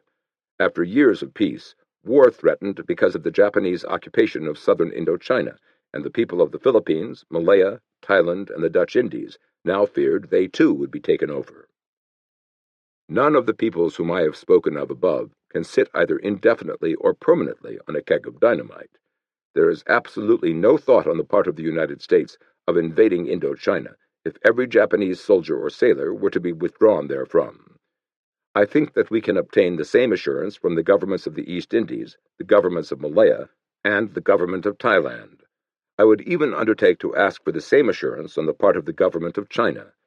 Thus, a withdrawal of the Japanese forces from Indochina would result in the assurance of peace throughout the whole of the South Pacific area. I address myself to your Majesty at this moment in the fervent hope that your Majesty may, as I am doing, give thought in this definite emergency to ways of dispelling the dark clouds. I am confident that both of us, for the sake of the peoples not only of our own great countries, but for the sake of humanity in neighboring territories, have a sacred duty to restore traditional amity and prevent further death and destruction in the world. He signed the letter Franklin D. Roosevelt and sent it to Hull along with a handwritten note. Dear Cordell, shoot this to Gru. I think can go in gray code, saves time.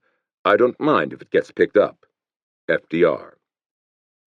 At about 7:40 p.m., the State Department announced to the press that the President was sending a personal message to the Emperor, and the message itself was dispatched. Secretary of War Henry Stimson was still in town at Woodley, his estate above Rock Creek Valley. He had decided not to go to Long Island for the weekend, since, as he wrote in his diary, The atmosphere indicated that something was going to happen. The U.S. Navy cryptographers were more industrious than the cipher staff at the Japanese embassy, and by 8:30 p.m. all 13 parts of the Togo message were typed and ready for distribution. Realizing how important it was, Commander Kramer began phoning those who should get copies. "I have something important that I believe you should see at once," he told Navy Secretary Knox. He also called the Director of Naval Intelligence, the Director of the War Plans Division, and the White House. One man on his list couldn't be reached. Admiral Betty Stark was not at his quarters on Observatory Circle. A little after 9 p.m., Kramer left his office and was driven by his wife to the White House grounds. In the mailroom of the office building near the White House, he handed over a locked letter pouch containing a copy of the message to the man on duty, Lieutenant Robert Lester Schultz. Schultz brought the pouch to the president's study, where Roosevelt was sitting at his desk talking to Harry Hopkins. After Roosevelt read the 13 parts, he silently handed the papers to his advisor. When Hopkins finished reading, Roosevelt said, "This means war." While Schultz waited, they talked about the crisis. "Since war is undoubtedly going to come at the convenience of the Japanese," said Hopkins, "it's too bad we can't strike the first blow." "No, we can't do that. We are a democracy and a peaceful people." Roosevelt raised his voice. "But we have a good record." He reached for the phone to call Stark, but when told he was at the National Theater, hung up and said, "I'll call Betty later. I don't want to cause public alarm by having him paged in a theater." Stark was taking a rare night off. He was watching the perennial Student Prince, but it made so little impression on him that later he couldn't even remember where he'd been on the night of December 6th. War was imminent, but what puzzled him was where the Japanese would strike. The troop convoy heading into the Gulf of Siam suggested Singapore, but it could be the Philippines or the Panama Canal. In any case, he didn't have to worry about Hawaii. The Joint Army-Navy Hawaiian Defense Plan for protection of Pearl Harbor against a surprise air attack was so good that he had sent it to all his district commanders as a model. General Sherman Miles, Chief of Military Intelligence, happened to be at a dinner party given by Captain Theodore S. Wilkinson, the Director of Naval Intelligence, and he too read the 13 parts. But to Miles they had little military significance, and he was not particularly apprehensive.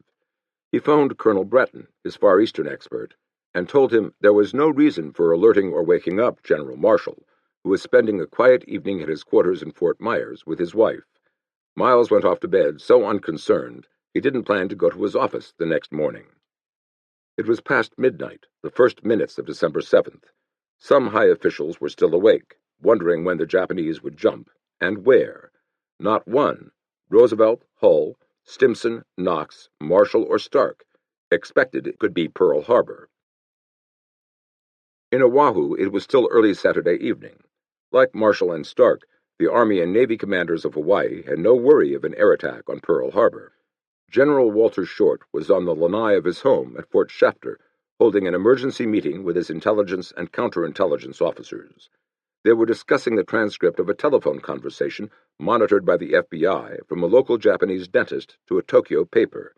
Its editor had a strange curiosity about Hawaii: planes, searchlights, weather, even the flowers. Had the dentist correspondent's remark that the hibiscus and poinsettia were in bloom any significance? Was it some code? For almost an hour, the general's wife had been waiting impatiently outside in a car, and at last Short told his visitors that nothing could be done until morning, and joined his wife. It was 15 miles to the Schofield Barracks Officers Club, which was putting on a special benefit show that Saturday night. They would have to hurry. Admiral Kimmel was trying to relax at a private dinner party at Honolulu's House Without a Key, but he was a dynamic, dedicated man who was only content when working. At 9:30, he excused himself after drinking his usual single cocktail. He wanted to get to bed. He was to play golf in the morning with General Short, which belied the gossip that they were not on speaking terms. It would be one of the rare Sundays the Admiral didn't spend at his desk. Both Kimmel and Short were of the opinion that constant alerts were unnecessary. Warnings from Washington had not specifically implied any air attack on Pearl Harbor, even as a remote possibility. Kimmel was prepared for submarine attacks. Short was ready for saboteurs. Neither had been significantly concerned by reports that the Japanese consulate in Honolulu had been burning papers the past 2 days, and the Joint Army-Navy Hawaiian Defense Plan, the one so admired by Betty Stark, was not in effect on the night of December 6th. In fact, normal peacetime liberty had been granted to men and officers that evening. Only routine and limited air patrols were planned for the next morning, and aircraft batteries in the Pearl Harbor area were lightly manned. Most of the men aboard the 94 ships moored in the harbor, except the watch crews, were getting ready for bed. It was just another lazy, uneventful tropical evening. The FBI agents who had so assiduously been tracking the innocent dentist still had no suspicion that a minor official at the Japanese consul, Tadashi Morimura, was actually an Imperial Navy secret agent named Yoshikawa. That night he was working late at the consulate on his final report. He had already cabled Tokyo a few hours earlier that he did not believe the battleships had anti-torpedo nets, and there was no barrage balloon equipment near Pearl Harbor.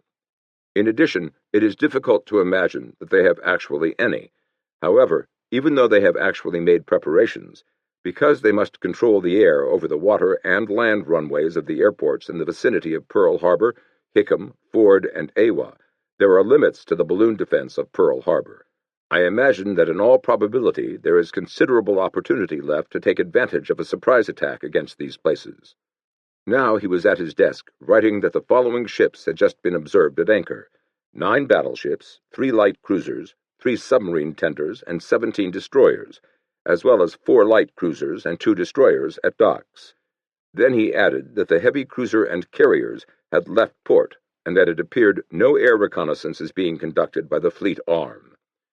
He buzzed for the radio room code clerk, gave him the message, and went for a stroll around the spacious consulate grounds. In the distance he could see a bright haze over Pearl Harbor, but could hear no patrol planes. He went off to bed. Tatsuta Maru, the passenger ship en route to Los Angeles, should have been near Hawaii at that moment, but it had already, to the puzzlement and concern of its passengers, swung around and was heading back home. First Secretary Okumura was going to win his dollar bet with correspondent Kato. In Manila, it was late afternoon of December 7th. It had been a hot, clear day. Here apprehension was greater than in either Washington or Hawaii, for the Philippines could be a battlefront any minute. Unidentified aircraft were again reported over Clark Field. That night, the 27th Bombardment Group was giving a mammoth welcome party at the Manila Hotel in honor of Major General Lewis H. Brereton, commander of MacArthur's recently established Far East Air Force. It was a gala affair long to be remembered as the best entertainment this side of Minsky's. But the guest of honor's mind was on war and his sadly inadequate Air Force.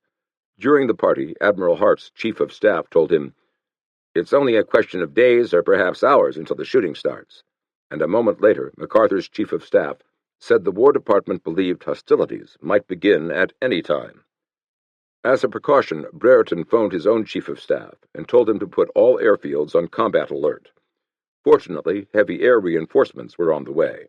One convoy, carrying 52 dive bombers and 2 regiments of artillery, as well as ammunition, was due January 4th. In addition, 30 flying fortresses would arrive in a few days and almost double his puny force. 12 had already taken off from California and would land at Hickam Field, next door to Pearl Harbor, soon after dawn.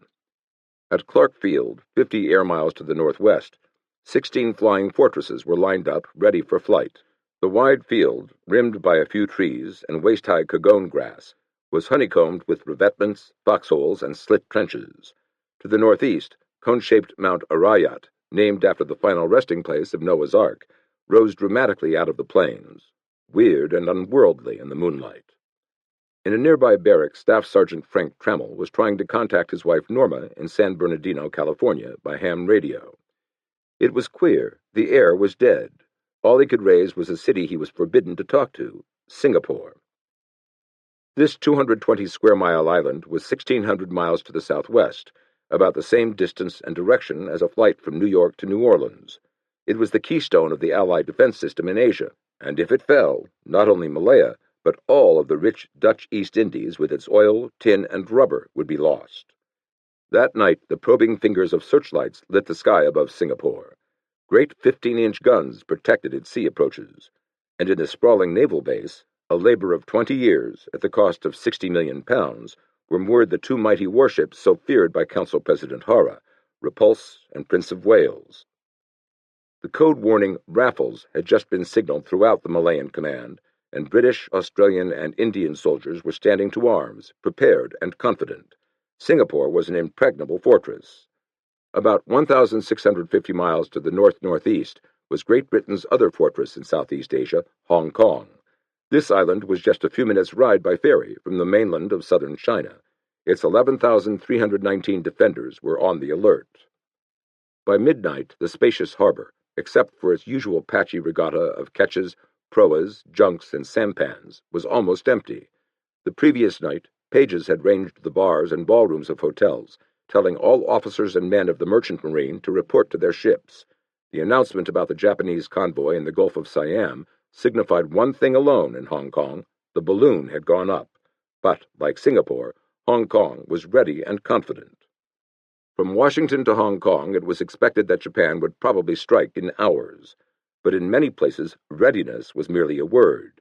Few were actually prepared for the brutal reality of war, and not one was yet aware of the detailed, ingenious Japanese plan of attack, which was about to be loosed from Pearl Harbor to Singapore. It had been a bright, warm, pleasant Sunday in Tokyo, but to Otto Talicius it was ominously quiet, and everyone in Japan seemed to be waiting for something. He spent most of the day at his typewriter working on an article about Ambassador Grew for the New York Times Magazine. The old cry against foreign barbarians, he wrote, was being revived now that the Japanese had learned all they could from the Occident about warfare. As a result, the long-predicted war between the white and yellow races in general, and war between Japan and the United States in particular, has become an imminent possibility, and whether it shall become a grim reality is now the great issue being decided in Tokyo and Washington. Talicius read over what he had written. It sounded a little strong, but he decided to let it stand, and sent it by messenger to Grew for approval. It was not the imminence of war, but the possible discovery of the secret attacks which concerned Japan's leaders that Sunday. Just before noon, a cable reported that the convoy heading for the Malay Peninsula across the Gulf of Siam had been sighted by a British flying boat. A few minutes later, it was learned that an Army fighter pilot had shot down the British plane, but had the flying boat had time to radio back the information? Roosevelt's personal bid for peace, his letter to the Emperor, reached Tokyo at noon. However, a recent general directive would automatically hold it up for 10 hours. The previous day, Lieutenant Colonel Morio Tomura of the Army General Staff had phoned his friend Tateki Shirao, the censor for the Ministry of Communications, instructing him to delay all foreign cables on an alternating schedule of 10 hours one day, 5 hours the next. Sunday, December 7th, happened to be the day scheduled for 10 hours. Ambassador Grew first heard of the message from the daily San Francisco news broadcast, but didn't receive it until 10:30 in the evening, despite its triple priority stamp. He was justifiably annoyed. It was 15 minutes past midnight when Grew, decoded message in hand, arrived at Togo's official residence. He told the foreign minister that he had a personal message from Roosevelt to the Emperor and read it aloud. Togo promised to study the document and present the matter to the throne. As soon as Grew left, Togo phoned Imperial Household Minister Tsuneo Matsudaira and asked if the Emperor could be disturbed at such a late hour. He was told to call Kido, since a message from the President was political, not ceremonial. Togo phoned the Privy Seal at his home in Akasaka. Kido said that under these circumstances His Majesty could be roused even in the dead of night, and promised to leave for the palace at once. Togo drove to the Prime Minister's official residence. "Does the message contain any concessions?" was Tojo's first question. The answer was no. "Well then, nothing can be done, can it?" Tojo remarked, but had no objection to Togo taking the letter to the Emperor. Together the two worked out a reply, which amounted to a polite refusal, and Togo got up to leave. "It's a pity to run around disturbing people in the middle of the night," he joked. "It's a good thing the telegram arrived late," said Tojo, and he was probably being facetious. "If it had come a day or two earlier, we would have had more of a to-do." Togo found Kido waiting for him at the palace. "There's no use, is there?" said the Privy Seal upon learning what was in the message. "What's Tojo's opinion?" "The same as yours." 5.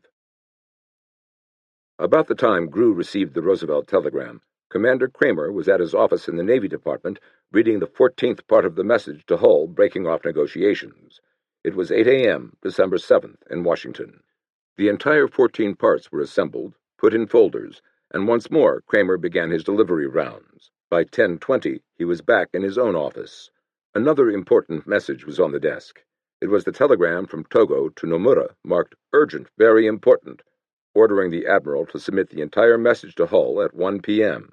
While it was being put in folders, Kramer hastily made a time zone circle and discovered that 1 p.m. would be 7:30 a.m. in Hawaii. Having spent 2 years at Pearl Harbor, he knew this was the normal time for the piping of the crew to Sunday breakfast, a very quiet time indeed. Disturbed, he headed down the corridors of the sprawling Navy building for Admiral Stark's office. On Massachusetts Avenue, the Japanese were in a state of approaching disorder. The cipher staff had returned to work after the farewell party and numerous sake toasts to finish the 13 parts before midnight, then waited impatiently, hour after hour, for the final part. Finally, at dawn, everyone but a duty officer went home. About an hour later, a bundle of cables arrived. One was Part 14, sent from Tokyo by both Mackay and RCA, and marked Very Important in plain English. The duty officer called his colleagues, but it was almost 10 a.m. before the cipher crew was back on the job, grumbling about lost sleep. In the meantime, First Secretary Okumura was slowly, laboriously tapping away at a typewriter in an attempt to get a clean copy of the message.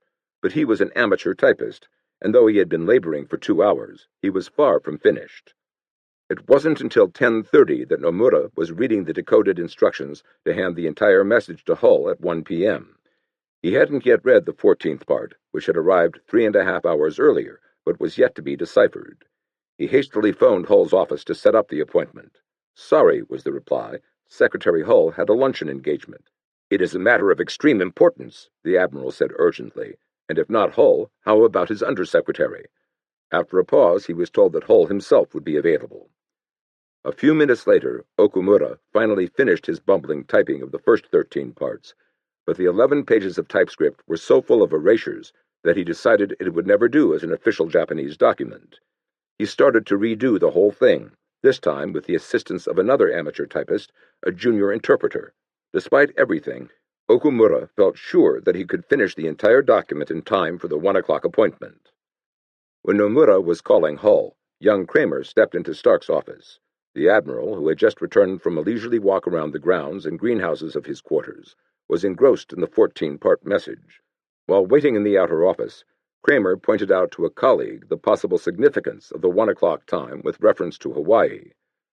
At last, Stark finished the long message and then read the 1 o'clock note.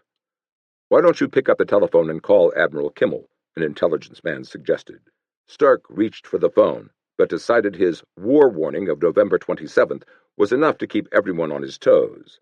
Besides, a raid on Pearl Harbor seemed most unlikely. He said he'd rather call the president and dialed the White House. The president's line was busy. Even the 14th part had failed to alarm Colonel Breton, but a glance at the 1 o'clock note sent him into frenzied action. Convinced that the Japanese were going to attack some American installation, he literally ran to his chief's office. General Miles was at home. So was Marshall. Without going through channels, Bratton phoned Marshall's quarters just across the Potomac. An orderly, Sergeant Aguaya, said the Chief of Staff had just left for his Sunday horseback ride. Marshall had risen as usual at 6:30 a.m., but dawdled over breakfast with his wife, their first together in a week. They lived a restful, rather monastic life, since he had already collapsed twice from ill health. "I cannot allow myself to get angry. That would be fatal. It is too exhausting," he had recently told Mrs. Marshall. "My brain must be kept clear." Unaware of the message which had meant war to the president the night before, he was heading at a lively gait toward the government experimental farm, the site of the future Pentagon building. Ordinarily, he rode for about an hour, but this time he took longer, while Akir was searching for him in vain. By the time Marshall returned home to get the sergeant's message, it was 10:25. He phoned Bratton, but the latter was so circumspect in explaining the most important message that the Chief of Staff didn't realize its urgency. Marshall showered, sent for his limousine parked across the river at the munitions building, and wasn't at his desk until a few minutes after 11 o'clock. He methodically read through the entire message, as unimpressed as Bratton. But, like Bratton, he was jolted by the implications of the 1 o'clock note. Using a yellow pad, he hastily jotted down a dispatch to his specific commanders. The Japanese are presenting at 1 p.m. Eastern Standard Time today what amounts to an ultimatum. Also, they are under orders to destroy their code machine immediately. Just what significance the hour set may have, we do not know, but be on the alert accordingly. He phoned Stark. What do you think about sending the information concerning the time of presentation to the Pacific commanders? We've sent them so much already, I hesitate to send any more. A new one will be merely confusing. Marshall hung up. Moments later, the phone rang. George, Stark began in a concerned voice, there might be some peculiar significance in the Japanese ambassador calling on Hull at 1 p.m. I'll go along with you in sending that information to the Pacific. He offered the Navy's transmission facilities, which, he said, were very fast in emergencies. No, thanks, Betty. I feel I can get it through quickly enough. George, will you include instructions to your people to inform their naval opposites? Marshall said he would, and added a sentence to that effect on the yellow sheet. He marked it First Priority, Secret, and ordered it rushed to the message center for transmission to the Panama Canal, the Philippines, Hawaii, and San Francisco, in that order of priority. Concerned about time, he sent an officer several times to find out how long it would take to deliver the message. It's already in the works. Will take maybe 30 to 40 minutes to be delivered, was the reassuring answer from Colonel Edward French, Chief of Traffic Operations. Marshall didn't consider using the direct scrambler telephone, since it could be easily tapped, and the Japanese might deduce that their unbreakable code had been broken. The message was enciphered, and a few minutes after 12 noon in Washington, the commanders in San Francisco, the Panama Canal, and the Philippines were warned, but Hawaii could not be raised because of atmospheric conditions. There was still, of course, the Navy's direct radio communications to Hawaii, but for some reason Colonel French eschewed the very fast facilities of the rival service for Western Union, which didn't have a direct line to Honolulu. The message wasn't even marked urgent. The combined fleet, at anchor off the beautiful little islet Hashirajima, was on the alert, ready to sail from the inland sea to the aid of Kido Butai if necessary. Yamamoto had already issued his final order, an exact duplicate of Admiral Togo's message at Tsushima. On Nagato there was a calm sense of watchful waiting. The earlier concern about the discovery of the Malay convoy was obviously groundless. As usual, Yamamoto played Japanese chess with Commander Yasuji Watanabe. His mind was on the match, and he won 3 of the 5 games. Afterward, both men bathed and returned to the staff room. Then Yamamoto retired to his own cabin, where he composed a waka, a 31-syllable poem. It is my sole wish to serve the Emperor as his shield. I will not spare my honor or my life. There were, in fact, 2 Japanese forces approaching Pearl Harbor. The second was a fleet of submarines. 11 boats had taken the Great Circle route and were converging on Oahu, 4 northeast of the island and 7 in the channel between Oahu and Molokai. 9 others had come from the Marshalls, and 7 of these were lying just south of Oahu, while the other 2 were nearing Maui to discover if the American fleet could possibly be at Lahaina. 5 other submarines, the Special Attack Unit, had surfaced under cover of darkness and had silently approached Pearl Harbor from the southwest. Each carried Piggyback, a midget 2-man submarine, 79 feet long, which could travel at the remarkable speed of 20 knots submerged. The midgets were to steal into the channel, lie in wait off Battleship Row until the air attack started, then surface and launch their twin torpedoes at some capital ship. At first, Yamamoto had canceled the raid on the grounds that it was suicidal. He finally relented when assured that every attempt would be made to recover the crews. Just before 11 p.m., December 6th, local time, the motherships had stopped about 8 miles off Pearl Harbor, and the tricky launching process began. Those on the decks of the submarines could see bright lights along the shore and even pick out neon signs on Waikiki Beach. Across the water came faint sounds of jazz. Minutes later, 4 of the midgets were launched, but the 5th's gyro compass would not work. It could not be repaired, but the 2-man crew insisted on carrying out their mission. They climbed into their tiny boat. The mothership dived, the securing clamps were cast off, and the midget started slowly for Pearl Harbor. Kido Butai was racing full steam at 24 knots toward the launching point, 200 miles north of Pearl Harbor.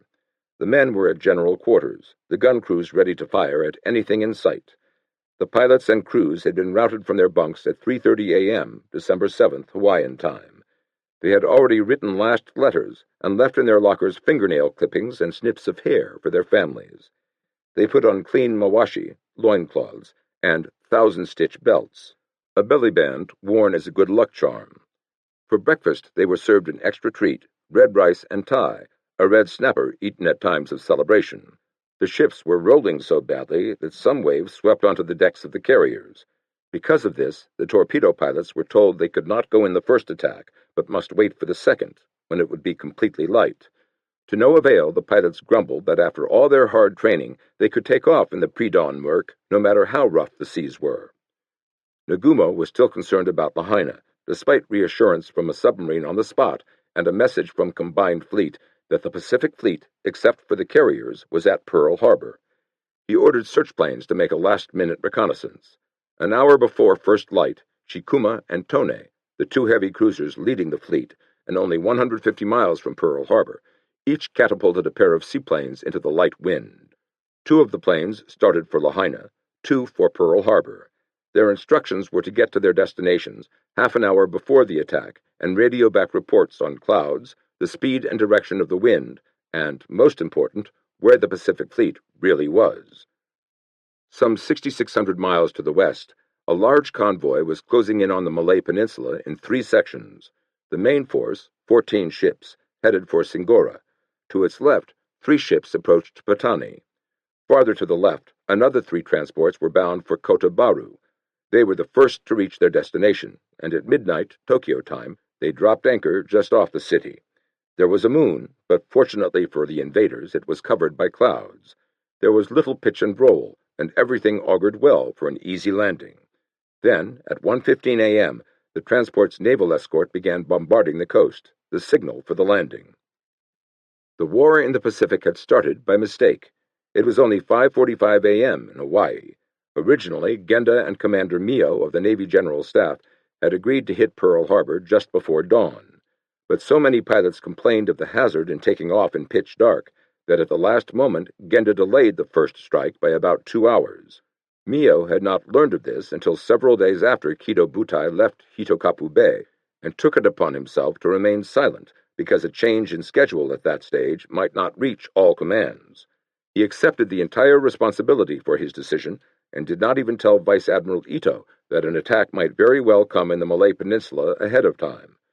I was resigned to leave our fate to heaven. And so the Kota Baru force began the war between East and West, between White and Yellow, 2 hours and 15 minutes before the first bombs were scheduled to drop on Hawaii. The question was, would the British report the attack in time to alert Pearl Harbor? At the first shot of war, the carriers of Kido Butai had just slipped across the launching point and were not quite 200 miles north of Pearl Harbor. The first faint light of day glimmered in the east. Pilots and flight crews strapped themselves into their planes. Motors roared. In the sky were patches of clouds. Long, heavy swells rolled the ships from 12 to 15 degrees. Maneuvers were usually canceled when swells exceeded 5 degrees, but today there could be no postponement. Admiral Kusaka ordered the Z flag raised above Akagi. This was an exact copy of the one Togo had used at Tsushima, but in the intervening years it had become an ordinary tactical signal. Kusaka was sure that every man in the striking force would realize its symbolic significance, but several staff officers, including Genda, protested when they saw it go up. It would cause confusion. Reluctantly, Kusaka revoked the command and ordered another flag raised that vaguely resembled Togo's signal. The minute the sailors on Kaga saw the Z flag, they excitedly hoisted their own. It was going to be another Tsushima. Then, inexplicably, Akagi's flag fluttered down, and with it some of their enthusiasm. On the decks of the 6 carriers, the planes of the first wave were lined up, with 43 fighter planes in the van, followed by 49 high-level and 51 dive bombers, and 40 torpedo planes in the rear. At the last moment, it was decided to let them risk takeoff in the pre-dawn gloom. At the head of Kaga's fighters were Lieutenant S.G. Yoshio Shiga, the amateur painter. He was champing, hoping to be the first to take off. He beckoned to one of his ground crewmen and told him to yank out the chocks at his own command, not to wait, as usual, for the flagman's signal. On the bridge, Chief Aviation Officer Naohiro Sata told the carrier captain, "Planes are ready," and the skipper turned Kaga into the wind. A triangular pennant with a white circle on a red background was run halfway up the mast of the command ship, Akagi. In this position, the aviation flag meant, "Get ready for takeoff." Then it was hoisted to the top of the mast. Commander Sata was watching it from Kaga. When it was lowered, he would give a hand signal to drop Kaga's aviation flag. Lieutenant Shiga was not watching his own carrier's flag. He had his eyes glued on Akagi's. It dropped. He shouted, "Remove chocks," and roared down the runway. Kaga's captain was leaning out a window, expecting to see the usual courtesy salute, but Shiga was too intent on getting into the air before anyone else. His Type 0 plunged off the deck, dropped precipitously to within 15 feet of the sea. He turned left and climbed, noticing with dismay that the first fighter pilot on Akagi, Lieutenant Commander Shigeru Itaya, had beaten him by a few seconds. He had not waited for his flagman either. Shiga took his time in the turn so that his squadron could catch up, then joined Itaya, who was commanding all the fighters. They streaked south in loose formation like a flock of swallows. Behind them, the high-level medium bombers were taking off. Squadron leader Heijiro Abe was in the first Mitsubishi to leave Soryu. Contrary to American practice, he was not the pilot, but the navigator-bombardier. Concerned about the roll and pitch of the carrier, he looked back anxiously into the dimness as the others followed. To his relief, all his planes were soon in a precise V formation behind the fighters. Next, the Aichi-type 99 dive bombers got off the runway and joined up. The takeoff of the Nakajima Type 97 torpedo bombers was the most hazardous, and putting them in the initial wave while it was still partially dark was a gamble. The first off Hiryu was squadron leader Hirata Matsumura. When he plunged from the deck, it was like being sucked into a dark pit. He fought his way up to 500 feet and was immediately engulfed in dense clouds. He broke through into the open, then veered left. Once his men had collected, he met the Soryu torpedo planes, and together they tagged after the Akagi and Kaga planes at 13,000 feet.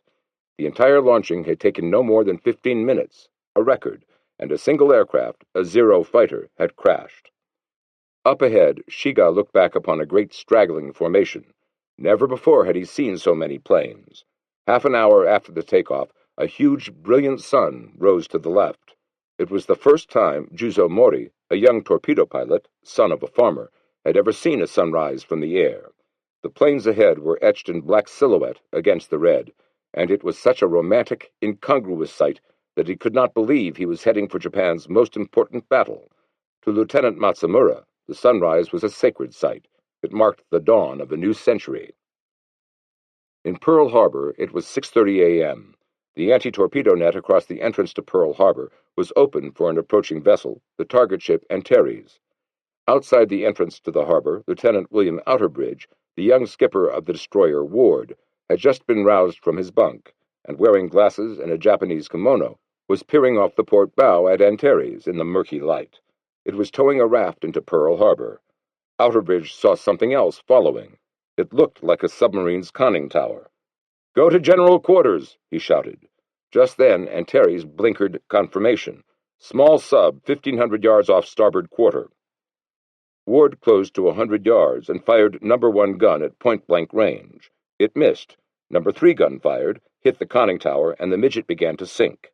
While the crew was still cheering, Outerbridge shouted, "Drop depth charges." The destroyer's whistle blasted 4 times, and 4 charges rolled off the stern. At 6:51 a.m., Outerbridge radioed the 14th Naval District, "We have dropped depth charges on sub operating in defensive area." Then, deciding this message wasn't strong enough, sent another 2 minutes later. "We have attacked, fired upon, and dropped depth charges upon submarine operating in defensive sea area." Because of delay in decoding, the second message didn't reach Admiral Kimmel's Chief of Staff, Captain John B. Earle, until 7:12 a.m. A few minutes later, Admiral Claude C. Block read it and said, "What do you know about it?" Earle was dubious. "We get so many of these false sightings, we can't go off half-cocked." Block saw his point. In the past few months, there had been a dozen such sub-warnings, all false. "Ask this to be verified." At almost this same moment, another warning was being reported to the Army, and also discounted, from the Opana outpost at Kahuku Point on the northern tip of Oahu. Private George Elliott, Jr., of the 515th Signal Aircraft Warning Service, a recent transfer from the Air Corps, had seen a large blip on his radar unit at 7:06 a.m. He called over Private Joseph Lockhart, who had much more experience. It was the largest group Lockhart had ever seen on the oscilloscope and looked like two main pulses. He figured something had gone wrong with the machine, but after a check agreed with Elliot that it was really a large flight of planes. By now, Elliot had located the blip on the plotting board, 137 miles to the north, 3 degrees east. He was so excited that he suggested they call the information center at Fort Shafter. At first, Lockhart was reluctant, but finally let his assistant make the call. The switchboard operator at the information center could find no one on duty except a pilot named Kermit Tyler. When told that the blips were getting bigger and that the planes were now only 90 miles from Oahu, Tyler said, "Don't worry about it," and hung up. The blips must represent the flight of flying fortresses coming in from the mainland or planes from a carrier. In Washington, it was 12:30 p.m., and Nomura was frantic. In 30 minutes he was to see Hull, and the 14th part of the note had just been deciphered and turned over to Okumura for typing. This harried man and his inept assistant were still punching away at the first 13 parts. The confusion had been compounded when 2 correction messages were received, one amending a single word, and the other announcing that a sentence had been dropped in transmission. The first meant the retyping of 1 page, and the second 2 pages. As the minutes ticked away, Nomura returned to the doorway again and again, pleading with Okumura and his helper to hurry. The pressure created more mistakes. Already it was obvious that the envoys would be at least an hour late. A Japanese float plane from Tone was above Lahaina roads, and another from Chikuma was already directly over Pearl Harbor. No one on the ground noticed either plane, nor was any communications man listening when the plane over Lahaina radioed back to Kido Butai in simple code at exactly 7:35 a.m. Enemy's fleet not at Lahaina, 0305.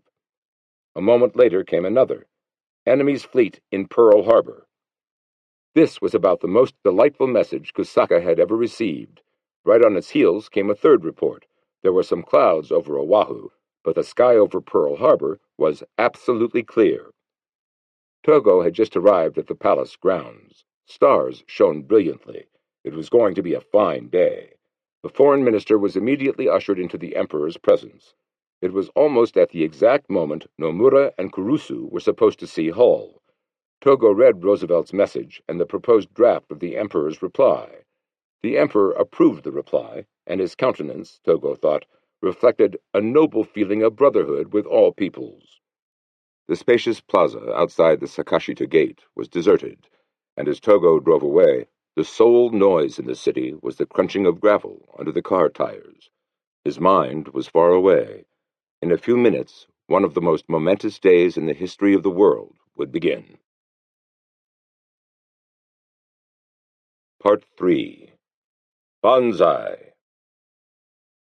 8. I shall never look back. 1.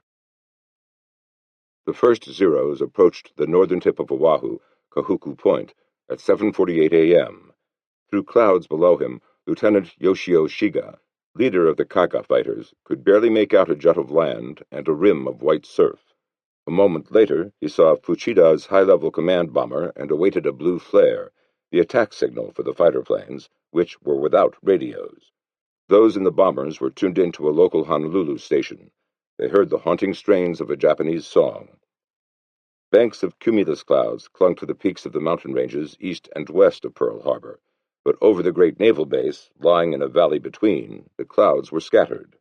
The sun shone brightly, its slanting rays giving the cane fields a deep green hue. The waters of Pearl Harbor, originally named Waimomi, Water of Pearl, glimmered a brilliant blue. Several civilian planes were lazily circling over the area, but of all the Oahu-based Army planes, not one was airborne.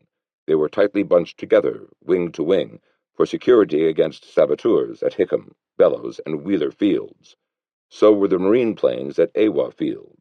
The only American military planes in the air were 7 Navy PBYs on patrol many miles to the southwest. Anti-aircraft defense was also off guard. 3/4 of the 780 AA guns on the ships in Pearl Harbor were unmanned, and only 4 of the Army's 31 AA batteries were in position, and their ready ammunition had been returned to depots after practice. since it was apt to disintegrate and get dusty. Upon reaching Kahuku Point, Fuchida's plane, he was the observer, began circling around the west coast of Oahu to approach Pearl Harbor. At exactly 7:49 a.m., Fuchida radioed back to Kido Butai in Morse code, "Tow, tow, tow." This represented the first syllable of Tatsugeki, charge, and meant first wave attacking. As Fuchida neared the target, he was faced with a tactical decision. If in his judgment the Americans were completely surprised, the torpedo planes would streak directly for Battleship Row. If not, the fighters would first have to eliminate any interceptors. The sky ahead was empty and peaceful. Before long, Pearl Harbor, legendary abode of the shark goddess Kahuapa'au, was spread out below like a huge relief map.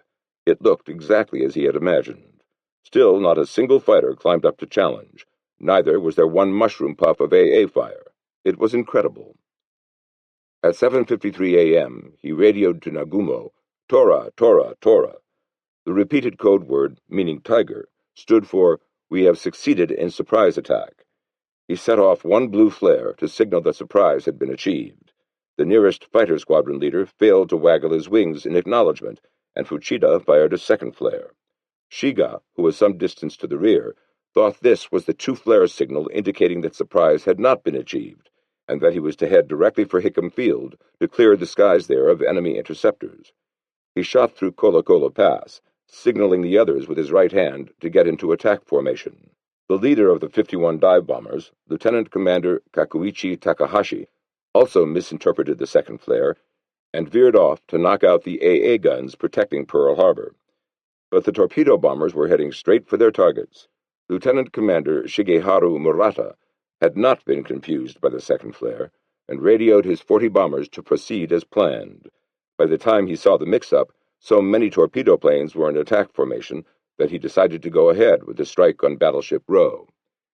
The torpedo planes from Soryu were cutting directly across the island through Kola Kola Pass, behind Shiga's fighters, and Lieutenant Mori could make out slit trenches in the mountain slopes. "They're ready for us," he thought with a start.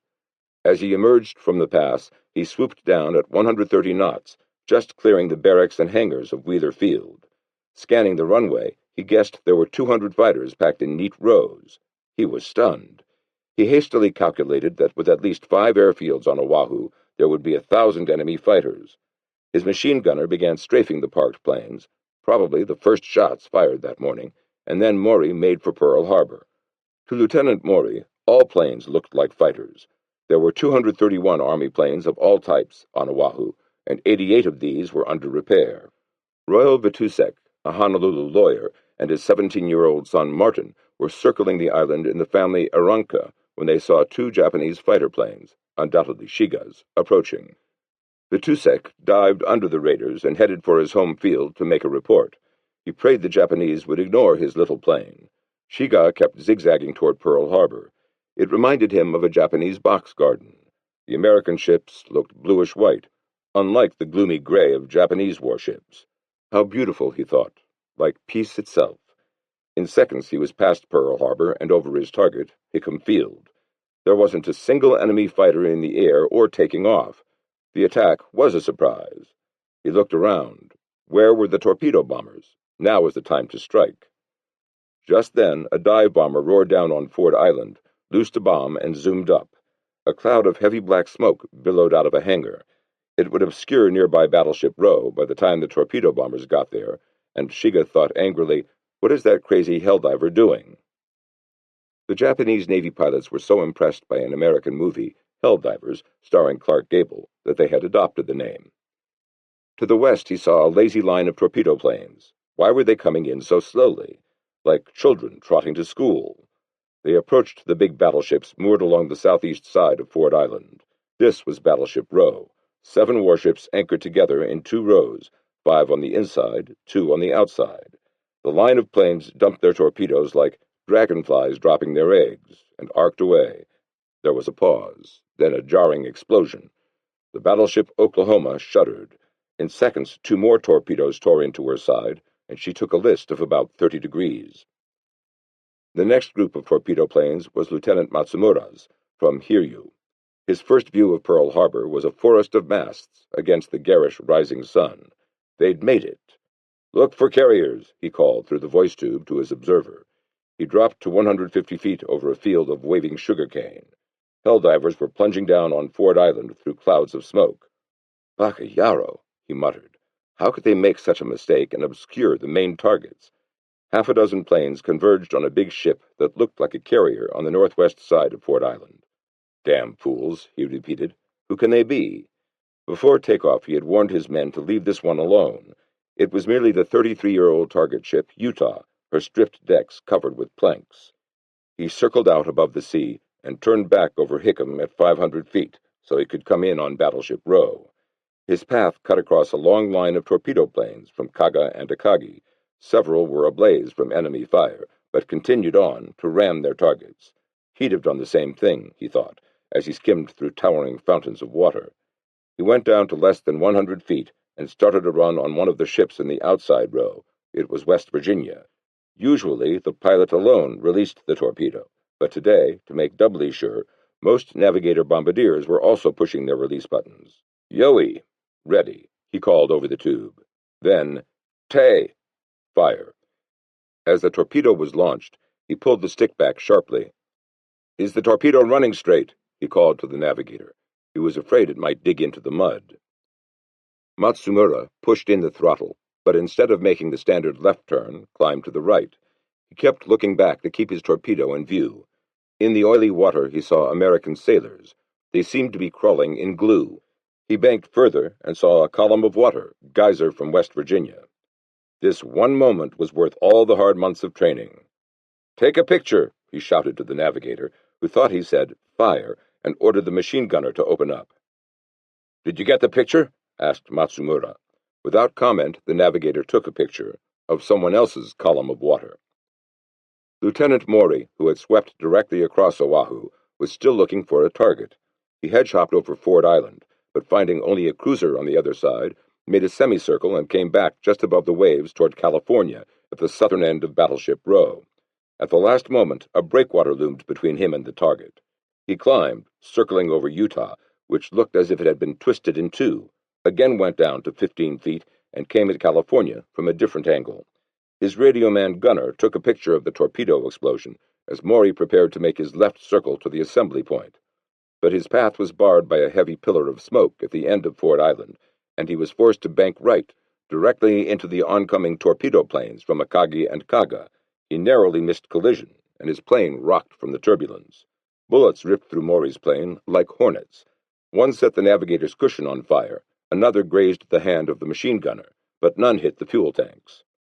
The high-level bombers were going after the inner row of battleships and anything else that looked tempting. The battleships were obscured by smoke at first, but on the second pass, the first 5 Soryu planes were able to unload their 1,760-pound bombs on the badly listing Oklahoma. Squadron leader Heijiro Abe snapped a picture as his bomb smashed between 2 gun turrets, penetrated into an ammunition room, and exploded. Great tongues of flame blasted out of half a dozen holes in the ship. A flood of tears obscured Abe's vision. He was ready to die. 2. Batusek landed his Aranca a quarter of an hour after the encounter with the 2 Zeros, and phoned Army and Air Corps duty officers that he had seen Japs over Oahu. Nobody would believe him, or even send out an alert. The first bombs had already hit Wheeler Field a few minutes earlier, shortly after 7:50 a.m. Second Lieutenant Robert Overstreet of the 696th Aviation Ordnance Company, asleep in the 2-story wooden BOQ, Bachelor Officers' Quarters, was awakened by a deep rumble. He thought it was an earthquake, until he heard a voice shouting, "Looks like Jap planes," and someone else saying, "Hell no, it's just a Navy maneuver." Then Overstreet's door opened and a friend looked in, face white and lips trembling. "I think Japs are attacking." Overstreet peered out the window and saw olive-drab planes overhead. One roared by so close that he could see the pilot and a rear gunner. On the fuselage and wingtips were flaming red suns. He finished dressing on the run, and outside the barracks came upon a group of fighter pilots. "We've got to get down to the line and tag some of those bastards," Lieutenant Harry Brown shouted. But the closely grouped planes on the ramp were already on fire. "Let's go to Haleiwa," he said. This was an auxiliary sod field on the north coast, where a few P-40s and P-36s were kept. Brown and several other fighter pilots piled into his new Ford convertible and careened off. Lieutenants George Welch and Kenneth Taylor were right behind in another car. As bombs continued to fall, Overstreet pushed his way through a crowd milling in confusion toward the permanent quarters area. Brigadier General Howard C. Davidson, the fighter commandant, and Colonel William Flood, the base commander, were standing in pajamas by their front doors, staring up in the sky, faces aghast. "Where's our Navy?" Flood muttered. "Where are our fighters?" "General, we'd better get out of here," Overstreet shouted. "Those planes have tail gunners." At that moment, Davidson noticed to his horror that his 10-year-old twin daughters were roaming the lawn, picking up empty Japanese cartridges as if it were an Easter egg hunt. Davidson and his wife rounded up their children, then he set off for the ramp to get some of his planes in the air. But those salvaged from the flames had no ammunition, and the ordnance building, containing 1,000,000 rounds of machine gun ammunition, was ablaze. All at once, the big hangar was racked by salvos that sounded like an endless string of giant firecrackers. 15 miles to the south, at Hickam Field, 2 aircraft mechanics were walking toward the flight line. Jesse Gaines and Ted Conway had gotten up early to get a look at the B-17s due from the States. They'd never seen a flying fortress.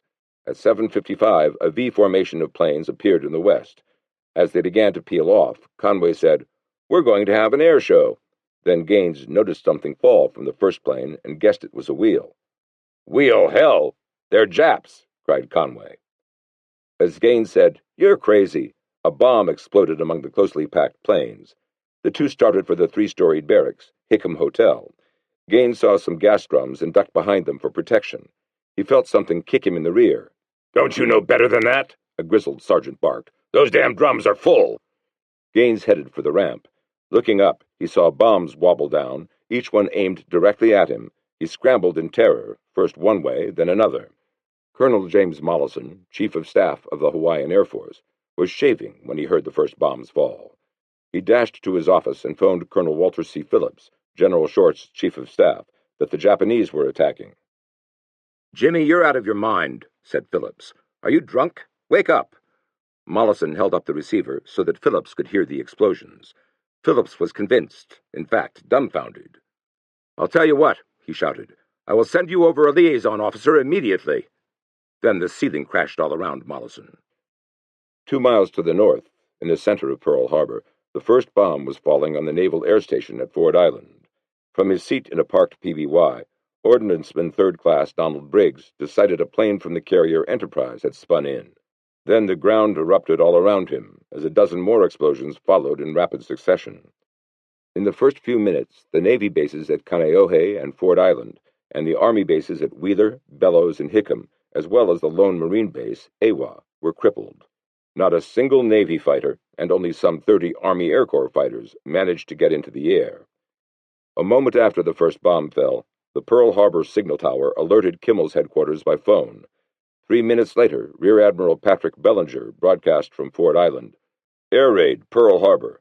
This is no drill." At 8 a.m., Kimmel